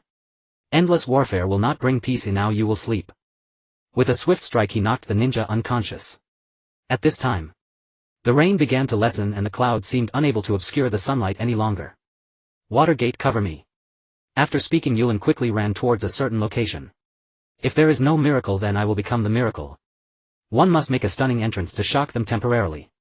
Bo-fong Shui men did not understand Yulin's intentions but nodded in agreement, immediately following closely beside him. Earth release, earth river carriage. Yūrin clasped his hands together, stepping with his right foot, causing the surrounding soil to rapidly extend upward towards the sky. It seemed that the light was just a bare chunk of earth, not very aesthetically pleasing. Yūrin used a bit of chakra to carve a cat's head around the dirt chunk. This instantly made it more visually appealing. Bo-fong Shui men watched in amazement as Yūrin performed a new ninjutsu. However, is this ninjutsu merely for lifting oneself into the sky? It seems lacking in combat power. Why carve a cat's head around it? Is there some strange enhancement? Most importantly, the name Earth River Carriage is not cool at all. Konoha brats die. At that moment, while Bo-fong Shui men was deep in thought, a ninja from the land of rain launched an attack. Get lost. Bo-fong Shui men effortlessly took down a ninja from the land of rain with 2 strikes, glancing around again, contemplating whether a more imposing and appealing name could be chosen. Hey Yūrin, how about naming your Earth release something like Thunderbolt Spiral Ascend Zero style? What? Yulin's Earth River Carriage rapidly ascended into the sky, making it difficult to hear Watergate's words. As he rose quickly, he observed the clouds dissipating and the first rays of sunlight shining down while simultaneously retrieving a space sealing scroll. Watergate, cover your ears. What? Watergate looked up and saw Yulin's figure becoming smaller, his voice barely audible, as if he was saying something about ears. What about the ears? Is he observing the cat's ears? However, the expression of the cat's head is more eye-catching. If he was only carving a cat's head on the Earth release, it would be one thing, but the key is that the cat's head has a strange expression, making one want to punch it. But soon, a loud noise erupted. Bo-fong Shui men was stunned by the sudden explosion. In his mind, Yulin's earlier words echoed, suggesting he should cover his ears. Yūrin stood in the sky, feeling the vibrations in the air, internally marveling at the increasing capabilities of his teacher, who had created such a powerful loudspeaker. After all, providing medical assistance in the land of rain requires a wide space. One cannot rely solely on shouting. Even if they shout until hoarse, it is unlikely they would be heard. At such times many loudspeakers are needed, but he did not expect to use them ahead of schedule. Moreover, he had already blocked his ears with special earplugs, yet still felt the strong vibrations. You must stop fighting. Through the loudspeaker, Yulin's voice reverberated across the battlefield. At this moment the rain began to gradually cease. Many ninjas were drawn to this voice, moving towards its source. Seeing all eyes turning towards him, Yūrin stood at the moral high ground and declared, the Second Ninja World War has already ended. Do you from the land of rain wish to instigate the Third Ninja World War? Do you want to plunge the land of rain into the abyss of war again? Yūrin had already calculated the timing. The moment he finished speaking, the clouds would be blown away and the first ray of sunlight would shine upon him as if he were a divine being. Why are the flowers so red? Because the red light refracts into people's eyes, receiving the red light. Only the sunlight is not bright enough. Yūrin also adorned himself with reflective materials, enhancing the golden light's reflection in everyone's eyes. At this moment Yūrin appeared as a divine being in the eyes of the crowd. With the veil of divinity, Yulin's words gained more weight, rendering them irrefutable. The battle finally came to a halt. Yulin's heart gradually calmed, akin to a roller coaster. After all, such actions are also somewhat unpredictable for him. Yulin's approach was inspired by a story he had heard. In the region between the Kingdom of Media and the Kingdom of Lydia in Asia Minor, wars raged continuously, causing immense suffering for the people of both nations. However, neither side wished to back down, leading to ongoing conflict. An astronomer named Thales calculated the eclipse cycle and discovered that a solar eclipse was imminent. He declared that heaven was angry about this war and urged them to cease fighting. Ultimately, during the era of warfare between the two nations, a total solar eclipse occurred, thus ending the war. Now it is merely a small-scale conflict among ninjas, not warranting a grand spectacle like a total solar eclipse. Seeing everyone stop, Yūrin took a deep breath and quickly reviewed the prepared speech. I have a dream. Decades ago, a great ninja known as the God of Ninja World ended the Warring States era. He allowed children to joyfully learn in ninja schools, growing up carefree until they reached the drinking age. This action was like a star shining in the long night. If the system he created of one nation and one village brought hope to the ninja world, guiding us like a lighthouse in a vast ocean, ending the endless wars and the dark nights devoid of stars, allowing children to avoid the battlefield at a young age. Today, decades later, many children still live on a poor, isolated island amidst the material abundance of the ocean. We must face the fact that the ninja world still suffers from war. We the Konoha ninjas have brought the great ideals of the first Hokage to the land of rain, helping to rebuild their homeland, spreading the thoughts of the God of Ninja World throughout the ninja world. As long as there is even one child in the ninja world who cannot joyfully learn in school, as long as wars continue to rage, we will never be satisfied. We are not satisfied now, nor will we be in the future unless justice and fairness surge forth like the waves of the rivers and sea. Friends, today I say to you at this moment, although we face numerous difficulties and setbacks, I still have a dream rooted deeply in the ninja world and in your dreams. I dream that one day every country in the ninja world will achieve peace. I dream that one day there will be no more wars in the entire ninja world. I dream that one day children from the land of fire, the land of rain, and other nations can sit in the same classroom, and ninjas from various countries can enjoy drinks together at the same tavern. Such a powerful speech is something Yūrin could not write. However, following the general content of I Have a Dream is not problematic. After all, aside from Yūrin's showmanship, the intent expressed is the same. Fighting for a better tomorrow. What a childish idea. Shimura Danzo observed many Umbu members exhibiting excited expressions, unable to help but comment. As ninjas they should abandon their emotions. Yet they were moved by Yūrin's speech, indicating that their emotions have not yet been wholly discarded. For the Umbu, such ninjas are considered unqualified. Yet deep down they also have to admit that Yūrin's speech is far superior to Sarutobi Hiruzen's. At the same time, not far away, Uchiha Oben quietly listened to Yūrin's speech, feeling deeply disappointed. Do the Uchiha clan of Konoha now all agree with Hashirama's ideas? Uchiha Madara soon departed. He aimed to prove that Senju Hashirama was wrong. He also wanted the ninja world to recognize that I, Uchiha Madara, am the hope of the ninja world and the one who can bring about peace. Yūrin couldn't understand why, but a strange feeling surged within him, as if someone was watching him from behind, prickling at his back. Using his Sharingan, he quickly scanned the surroundings, yet found nothing. Yūrin believed that this intuition could not be wrong. In the past he relied on this intuition to sneakily use his phone to read novels during class and avoided countless surprise attacks from teachers. After graduation, while playing games, he also relied on this intuition to dodge numerous ganks. Ever since leaving Konoha village to visit Granny Cat, Yūrin often felt this strange sensation, but he had yet to identify who was watching him, having discovered no trace. At this moment, Jiraiya was leading a group towards the medical point. Nagato, Konan, look ahead.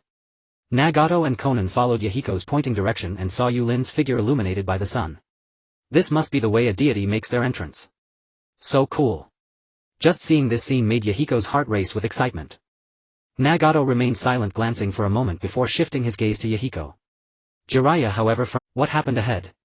Moreover, that figure seemed to be a subordinate of Uchiha Komoki. If he remembered correctly, his name should be Uchiha Yūrin.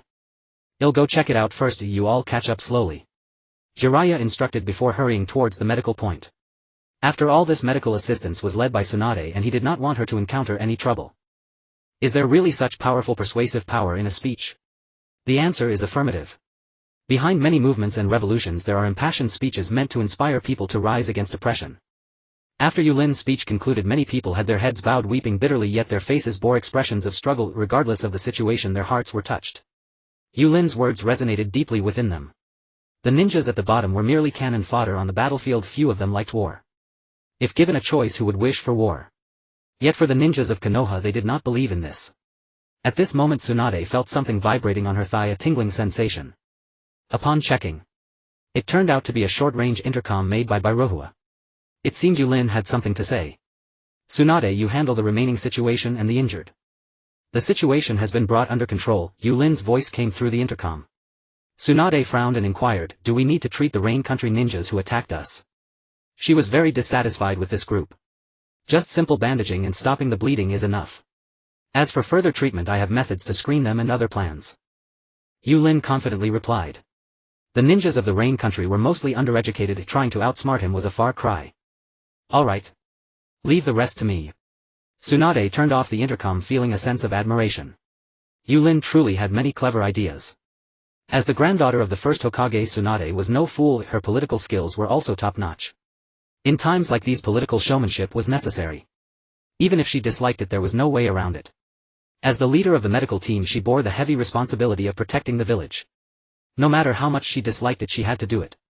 Een seal release. Her right hand clenched into a fist, and the Een seal on her forehead gradually unraveled into stripes as she angrily approached the Rain Country ninjas who had ambushed them. What is Tsunadesima doing? Ha ha ha. So the ninjas of Konoha truly cannot be trusted. Do they intend to kill us? Let our deaths expose the hypocritical mask of Konoha. Just as Tsunade was halfway there, a massive amount of chakra suddenly concentrated in her right hand. Just when everyone thought she was about to attack, she punched the ground, venting her pent-up dissatisfaction. Super punch. Boom. Boom. Water mist instantly enveloped the area. When the mist dissipated, a pit appeared on the previously solid ground. Many Rain Country ninjas could not help but swallow hard. This. What incredible strength. As everyone was captivated by the commotion Tsunade had caused, Yūrin quickly formed hand seals and lightly slapped a clod of dirt, causing it to retract into the ground like a turtle retreating into its shell. Yūrin gaped at the deep pit created by Tsunade's punch, taking a cold breath. It was simply terrifying. He was also in awe. Is this something that human strength can achieve? At the same time, he was also convinced that learning medical ninjutsu and precisely controlling chakra greatly enhanced his own strength. Not to mention just looking at this incredible strength. How many people could withstand such a punch? A punch from a ninja is no small matter. To deal with these Rain Country ninjas, one could only slap them first and then give them a sweet. Tsunade did not fully understand the theory behind it, but she knew how to scare off troublesome ninjas from other countries. First, use her terrifying strength to intimidate this group of Rain Country ninjas, and then mobilize the chakra released from the Yin seal.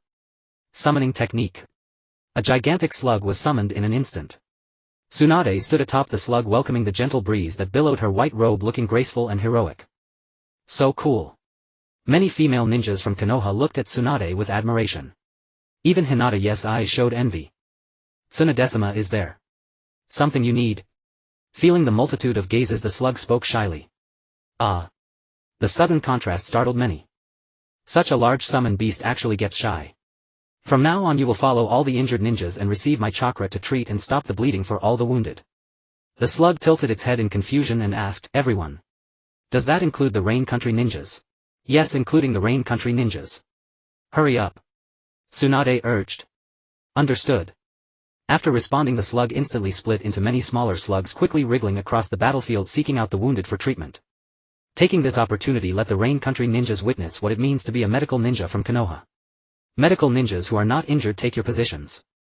Tsunade instructed. Tsunade has called us. Tsunade. You will assist the slugs in bandaging and stopping the bleeding for the wounded.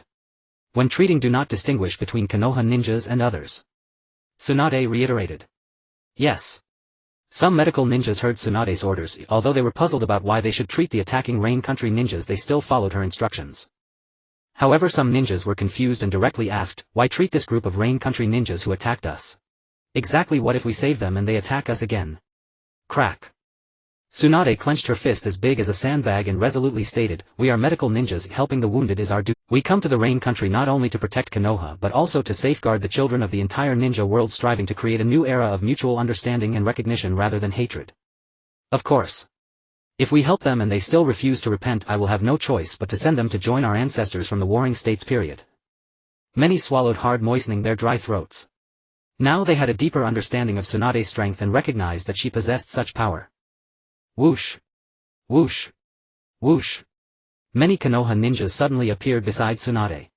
Soon a familiar figure also appeared before her. It's been quite a while. How have you been in the Rain Country? Tsunade greeted nostalgically, then got straight to the point. By the way, what happened to the 3 children you adopted? Have you eliminated the seeds of hatred in their hearts? After a year of not seeing her, Jiraiya thought Tsunade would have much to say to him. However, he did not expect such a simple greeting. His concern for Nagato and the others even surpassed his own. This made Jiraiya feel hurt. Ha ha ha. Jiraiya laughed awkwardly a couple of times and then explained, I just saw Yulin's figure from a distance and thought something had happened, so I rushed over early. As for the 3 children you mentioned, well, you will naturally find out soon enough. Looking at Jiraiya's expression, it was clear that the hatred the 3 orphans from the Rain Country felt towards Konoha had diminished significantly. This implies that hatred can be eliminated. As long as resentment and hatred do not arise again, peace does not seem so far-fetched. With this in mind, Tsunade felt even more motivated. She then activated the chakra barrier, sharing her chakra with the slugs to treat the injured ninjas from the war, while Jiraiya stood guard nearby. At this time, Tsunade had no energy to observe the surrounding situation. With Jiraiya guarding her, she did not have to worry about her safety. Jiraiya squinted at the approaching Shimura Danzo, his expression one of facing a formidable enemy. Tsunade, are you sure you want to treat the ninjas from the Rain Country? Shimura Danzo stepped forward to try to dissuade her. To this, Tsunade coldly replied, I am the head of the medical assistants, of course I will make the decisions here. Danzo, your task is to ensure our safety, let's each fulfill our roles. Shimura Danzo turned away frustrated and said, you will regret this, Tsunade. I am the one in charge of this mission, Danzo. Tsunade retorted directly. Without others to interrupt, she focused her attention through the slug's ability to assess the ninja's injuries. So itchy. So disgusting, get away, don't come near me. What are you doing sticking that on my wound? Tsunade quickly treated the wounds using the slug's special abilities. The slug timidly explained, just bear with it, there will be a bit of itching as the wound heals. Don't worry, it will be better soon. Under Tsunade's treatment, many sufferers found relief from their pain, and several ninjas from the Rain Country gasped in amazement as if they had never seen such things before. This was simply unbelievable. The rapid healing of injuries was something they had never even dreamed of. Many ninjas had begun fantasizing in their hearts that if they had such teammates while on missions, they would not have to worry about injuries. Unfortunately, such excellent medical ninjas belong to Konoha, and we in the Rain Country do not have any. No way. We must reject Konoha's stranglehold. Our Rain Country needs its own medical ninjas to better suit our unique needs. Yulin watched this scene, unable to help but wipe the non-existent sweat from his forehead, glancing at Tsunade again. Indeed, her medical prowess was astonishing. What does it mean to be a healer? Tactical retreat. What does it mean to nourish an entire village? With a teammate possessing such healing power, he wondered what there was to fear. This matter could only be described as Tai Ku La. Subsequently, ninjas from Amigakure dispatched by Hanzo of the Salamander arrived to set up camp, and Nagato's group also made their way here. You three are the ones Komoki mentioned, Nagato, Konan and Yahiko. Yulin asked curiously, introducing himself. Hello, I am Uchiha Yūrin. Yahiko walking ahead nodded and introduced, I am Yahiko, this is Nagato and she is Konan. Then the three of them exclaimed in unison, hello big brother Yulin. The sudden change startled Yulin. What? What is this? Why are these three calling me big brother? He did not remember taking these three little brothers. At this moment Yahiko explained, every time big brother Komoki comes to the Rain Country to find teacher Jiraiya, he always brings us many delicious treats of all kinds. But I heard from big brother Komoki that all these delicious and nutritious foods were made by you, Yulin. So, you are our big brother in our hearts. Yulin was momentarily dumbfounded. Is this even possible? After thinking about it carefully, Jiraiya, being a rough man, had limited culinary skills. If the food he cooked could only be described as edible but definitely not delicious. But the various flavors of candies, snacks and drinks that Yulin made one salivate just at the thought of them. The key was that they were also nutritious. They had eaten them for a year, significantly enhancing their physiques. The three of them also noticed that they were much taller than their peers. Children are the easiest to win over. Yulin couldn't quite understand at the moment, but then took out 3 new flavored lollipops and a small packet of new cookies, saying, these are new flavors I developed after altering the recipe, you should try them and see how they taste. Without much hesitation Yahiko took them and couldn't help but curiously ask, by the way big brother Yulin, what are these candies and cookies made of? Sometimes they taste a bit strange, but I can't figure out what exactly it is. Standing nearby, Yunya Qianshan froze, looking at Yulin with strange eyes and then pointing at the cookies and candies. Yulin winked at Yunya Qianshan, signaling her to pretend she hadn't seen anything. This action was precisely captured by Hinata Byakugan, making her feel that these two were hiding something from her. Damn the Uchiha, how could they hide something from me? However, under the Byakugan of the Hyūga clan, no secret can remain concealed. However, I have no interest in understanding the secrets of Yulin. Yulin didn't notice Hinata's peculiar gaze and didn't want to tell the three of them that these nutritious cakes were made from yellow powder worms. Sometimes, knowing too much ultimately harms oneself. Furthermore, Yulin assured that these various flavored cookies were all compliant and contained no harmful additives. It's just that mentally many people might not be able to accept it. This is also the reason why Yulin chose not to say anything.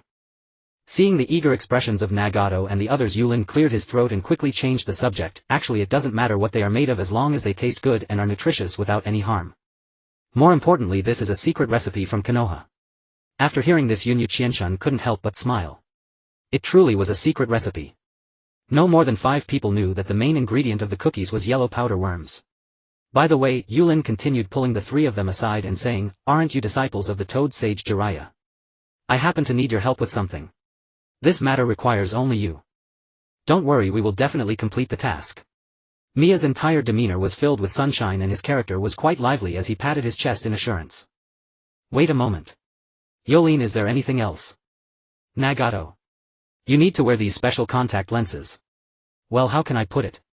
Your eyes are quite unique, and if they are exposed it may attract a lot of unwanted attention. Yulin handed the prepared lenses to Nagato.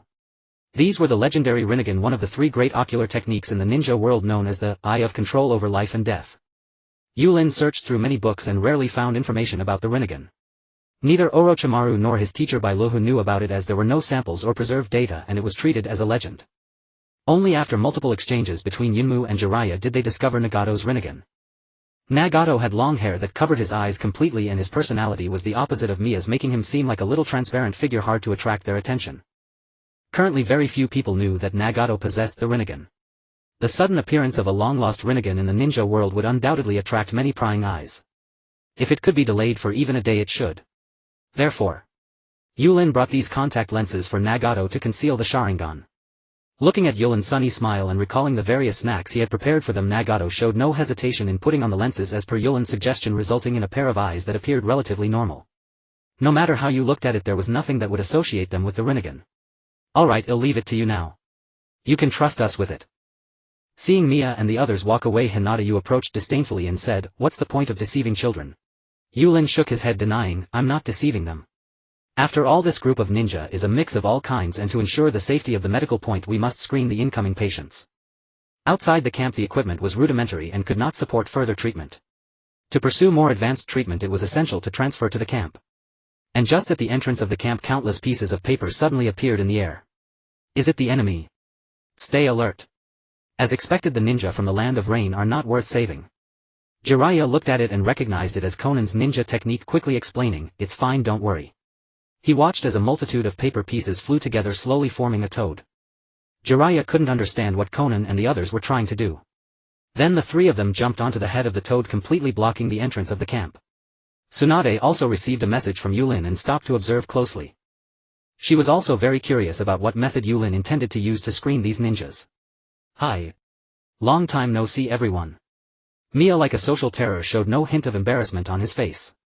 Instead his expression was filled with excitement as he proudly introduced, "I am the Toad Spirit Pseudo of Myaboku Mountain, commonly known as one of the 3 disciples from the hidden rain village of the Toad Sage. We are called, Jiraiya's team." Quite spirited. Jiraiya watched Mia's performance, unable to suppress his admiration. He truly was his disciple. This action, this demeanor, this tone, he had already grasped the essence. Yet it still felt somewhat strange, as if something was off. When our teacher Jiraiya was learning ninjutsu in Myaboku Mountain, he obtained a sage stone. Mia then took out a stone, guiding the attention of Conan and Nagato. Jiraiya was quite puzzled. Did I receive a sage stone when I learned sage arts? Why was I unaware of this? Yes, this is the sage stone I'm holding. This sage stone can test whether a ninja's heart is inclined toward good, and also determine whether they are from enemy countries trying to disrupt cooperation between the land of rain and the land of fire. It can also test for reactionary elements from the land of rain. Now I will place this sage stone in the bag. You all line up, reach into the bag to touch the stone, and then take your hand out. It will naturally determine your status." Upon hearing Mia's words, many ninjas couldn't help but laugh. Just by touching the stone in the bag they could determine if they were enemy ninjas or reactionary elements. This looked like a way to deceive children. However, they forgot a saying, guilty minds are always suspicious. In my past life there were similar methods of solving cases, but that involved a stone smeared with black ink, while this stone was I'll go first. After saying this, Mia reached into the bag to grasp the stone, then pulled his hand out to show everyone. Many looked confused. Isn't this just an empty prompt? Past. Yulin's voice rang out. Everyone's gaze turned to Yūrin, who expressionlessly said, "Next. Regardless of whether you want to accept treatment or not, you must undergo this test." Tsunade declared loudly, clenching her fist. If Yūrin had a way, it was natural to seize this opportunity to catch them all. Some wanted to escape but were quickly pursued by members of the Umbu. Others with thoughts of evasion were determined to slip through. Everyone lined up, testing one by one. Past. Yūrin repeated like a heartless recording machine again and again. The stone was coated with a special material that emitted light invisible to the naked eye, and this light could be observed using special instruments. This was the confidence that Bailuhu had given to Yūrin. Snap. Yūrin suddenly stood up, grabbed the hand of a recently tested ninja and said, "You are from an enemy country, aren't you?"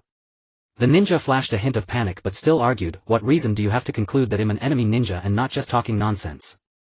Yūrin simply smiled. Does the Uchiha clan need to explain their conclusions to others? Take him away. Medical assistance was being stabilized. The ninjas from Konoha were each performing their duties, promoting communication and cooperation between the land of rain and the land of fire, enhancing mutual understanding on both sides. Jiraiya sensei. Yūrin finished his tasks and cleared out the uneasy ninjas, then approached Jiraiya's side. "It's Yūrin, is there something you need?" Jiraiya was nearby, using earth release to build walls. When he saw Yūrin approach, he took the opportunity to stop and rest. He never expected that he, the Toad Sage, would be treated as a laborer. "It's been almost 2 years. I wonder what works Jiraiya sensei has written." "Ah, this." Jiraiya's face flushed red. He felt an indescribable embarrassment. He hadn't written any serious literary works and ideas for nonsensical works kept popping up. The first part of The Paradise of Love had just been written and not yet printed, but the subsequent stories had already been conceived. But how could he say such things? This. Jiraiya's brain raced trying to think of how to explain. This kid could be a genius. He wouldn't be easy to fool. Seeing Jiraiya's expression, Yūrin instantly understood. To achieve victory in culture, one still cannot rely on others. At crucial moments one must take action themselves. Then I won't disturb Jiraiya sensei while he's working on the wall. Yūrin turned and bid farewell to Jiraiya. It was a waste of all the effort he had put in to guide Jiraiya into writing excellent literary work subtly influencing others. Am I being underestimated? The great Toad Sage writing a novel is hardly a challenge. Jiraiya sensei, please build another wall. Oh, okay. Jiraiya came to his senses and quickly replied. Yūrin looked at the speed at which the ninjas were raising the wall and couldn't help but sigh. The speed of this construction was indeed astonishingly fast. It seemed that in the ninja world ninjas were the primary productive force. If only Tsunade could use would release, otherwise establishing a real estate company would make her the richest in the ninja world in no time. Looking forward to Orochimaru and Bailuhu figuring out the bloodline limits. Perhaps this could allow the use of wood release pioneering the future of real estate. With real estate, what funding for research could they possibly lack? In the medical room. Why did you put bugs on my wound? That's disgusting, Mia complained. Yunyu Qianshun couldn't help but laugh internally but still explained, this is a brand new parasitic bug cultivated through special means and each parasite is quite valuable. If it weren't for your help in screening ninjas for Yōrin, I wouldn't let you use these precious parasitic bugs. From being shy and afraid to speak loudly at first, Yunyu Qianshun's personality gradually became more cheerful and she didn't mind continuing to explain, these special parasitic bugs can clean your wound, removing sand and metal fragments while also eating away at the already necrotic tissue. If the wound isn't cleaned properly, it can easily lead to a massive bacterial outbreak. If it causes an acute infection, even Tsunadesima might not be able to save you. Upon hearing this, Mia was immediately frightened. I'm still young, I don't want to die. You must clean the wound properly, I want to become a ninja and then a god in this world. Hinata raised her head and shot a glance at Mia. She felt this person was really too noisy, constantly chattering since the beginning. Huh? Mia looked at Hinata's curious gaze and asked, why are your eyes so strange? Same as Nagato.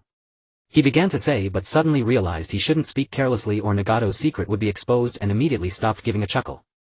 But this smile felt quite unpleasant in Hinata's eyes. Jinshuin, is the wound cleaned properly? Hinata picked up a glass bottle filled with a colorless transparent liquid and inquired. It's cleaned. Yunyu Qianshun nodded. However, just as she finished speaking she noticed what Hinata was holding. As a medical ninja she certainly knew what that was for. But isn't there a painless disinfectant? Why use alcohol? It's even a special type of alcohol. She dared not ask and could only pretend not to see. After hearing that the wound was cleaned, Mia walked to Hinata's position. They were like products on an assembly line. Is this some precious item too? Mia asked curiously. After all, the earlier bugs were special parasites, so this could also be a special medical supply. Hinata chuckled. Then suddenly said, look what's that behind you. As Mia turned around, Hinata instantly poured the special alcohol on Mia's wound. Ah, it hurts. The sound of someone screaming in pain instantly echoed through the camp. Your wound is a bit serious, so the effect of the medicine was intensified. Hinata explained coldly. My Hyūga clan's Byakugan is not something you commoners can discuss. Disinfection complete, you may proceed to bandage it now. Mia held back tears in his eyes but dared not say more, fearing further suffering. Meanwhile, Nagato and Konan, hearing Mia's cries, immediately changed their expressions. Don't worry and don't be nervous, it should just be a bit painful for disinfecting Mia. Kushina Uzumaki smiled and explained. Kushina Uzumaki was nicknamed the Blood Red Pepper at the Ninja Academy. She immediately guessed the reason. After all, she had done this kind of thing before, using special alcohol to disinfect wounds. Who told those people to dare mock her? By the way, Nagato, Kushina Uzumaki said, noticing Nagato also had red hair, feeling an inexplicable warmth inside. Were you born with this bright red hair? Nagato nodded silently. Yes. Kushina eagerly asked, do you still remember your childhood? Did you grow up in the land of rain? Do you know why I also have red hair? Another 3 questions suddenly came, instantly startling Changmen. No. I'm sorry. Jiu Shinai showed an apologetic expression for the first time. Changmen lowered his head, straining to recall. He also remembered everything that had just happened here. It seemed not all Muyi ninjas were bad. Among the Muyi ninjas there were also good people like Master Zilai, brother Yunmu and brother Yulin. Moreover, many Muyi ninjas were treating the Uchiha ninjas' wounds, and Mi Yan was also receiving treatment from Muyi ninjas. Mi Yan's injuries would surely heal soon. As for the person before him, there was a strange feeling. Moreover, they both had the same red hair. Changmen slowly lowered his guard and then said, I was born in Uchiha. I don't remember my early childhood very clearly. I think my father mentioned that he met my mother by chance during a mission and then she moved to Uchiha. As for which country my mother came from, I can't recall. Xuanhua Jiushinai embraced Changmen, stroking his red hair, and said, Your mother was from Uchiha. Red hair is the symbol of our Xuanhua clan. Uchiha. Changmen felt he had heard of it somewhere, then asked, Where is Uchiha? Uchiha. Xuanhua Jiuzinai's eyes dimmed and with deep pain she said, Uchiha no longer exists. Changmen was startled. Uchiha no longer exists. Was his mother's country destroyed? What about Uchiha? Would Uchiha also be destroyed? Yulin returned to the treatment room and instantly noticed Changmen's strangeness. Just as he was about to act, Jiushinai pulled Changmen into her arms, stroked his messy red hair and said with determination, Don't worry, I will protect you. Seeing Jiushinai like that, Changmen's heart soon calmed down. Before him was a member of his mother's clan. And he had also found companions like Mi Yan and Xiao Nan. I will use the power of these eyes to protect them, Changmen also resolved. Yulin watched quietly from the side. Time at the medical station flew by. Half a year later. Tuansang received intelligence that foreign ninjas would ambush the Muyi ninjas on their way back to the village. The mission to investigate foreign ninjas was assigned to Jiating Duan. Despite using all her strength to treat him, Gang Shou could not save Jiating Duan's life. Before his death, Jiating Duan took out a scroll. Yulin, I congratulate you in advance on becoming a genin. This is a genin gift I prepared for you. Thus Gang Shou developed hemophobia. The medical ninja system gradually improved, but disheartened Gang Shou no longer wished to manage medical ninja affairs and power fell into the hands of the Muyi higher-ups. Another year passed. Chimu Shuamao was also persecuted by Ji Cun Tuansang through rumors and slander. Yulin awakened the Wanhuatong. Yunmu grew increasingly dissatisfied with the higher-ups, and the conflict between the Uchiha clan and Muyi's leadership intensified. At that moment Uchiha Ban and Heiju tried to sway Yunmu with words. Yunmu entrusted Uchiha Jishui to Yulin's care. Before ending his life, he infused his ocular power into Jishui, and his own Xiaoluan Yen was entrusted to Uchiha Ban so that Yulin could obtain the Yongheng Wanhuatong Xiaoluan Yen. Uchiha Ban and Heiju still attempted to deceive Yulin. However, Yulin discovered a flaw in the Wu Xian Yudu plan and devised a way to extract information from Heiju's mouth, learning part of the truth. Just as Uchiha Ban was on the verge of collapse, Yulin asked him to play the role of a villain and pretend to carry out the Wu Xian Yudu plan. Uchiha Ban decided to trust Yulin. Then Yulin and Uchiha Ban staged an act to secretly eliminate the Muyi Elder Council. Through Uchiha Ban's hands they massacred all the daimyo and nobles of the ninja world. Relying on his prestige, Yulin became the Hua Ying of Muyi. He then erected high walls, initiated a cold war in the ninja world, and through color revolutions achieved cultural victory, truly unifying the ninja world.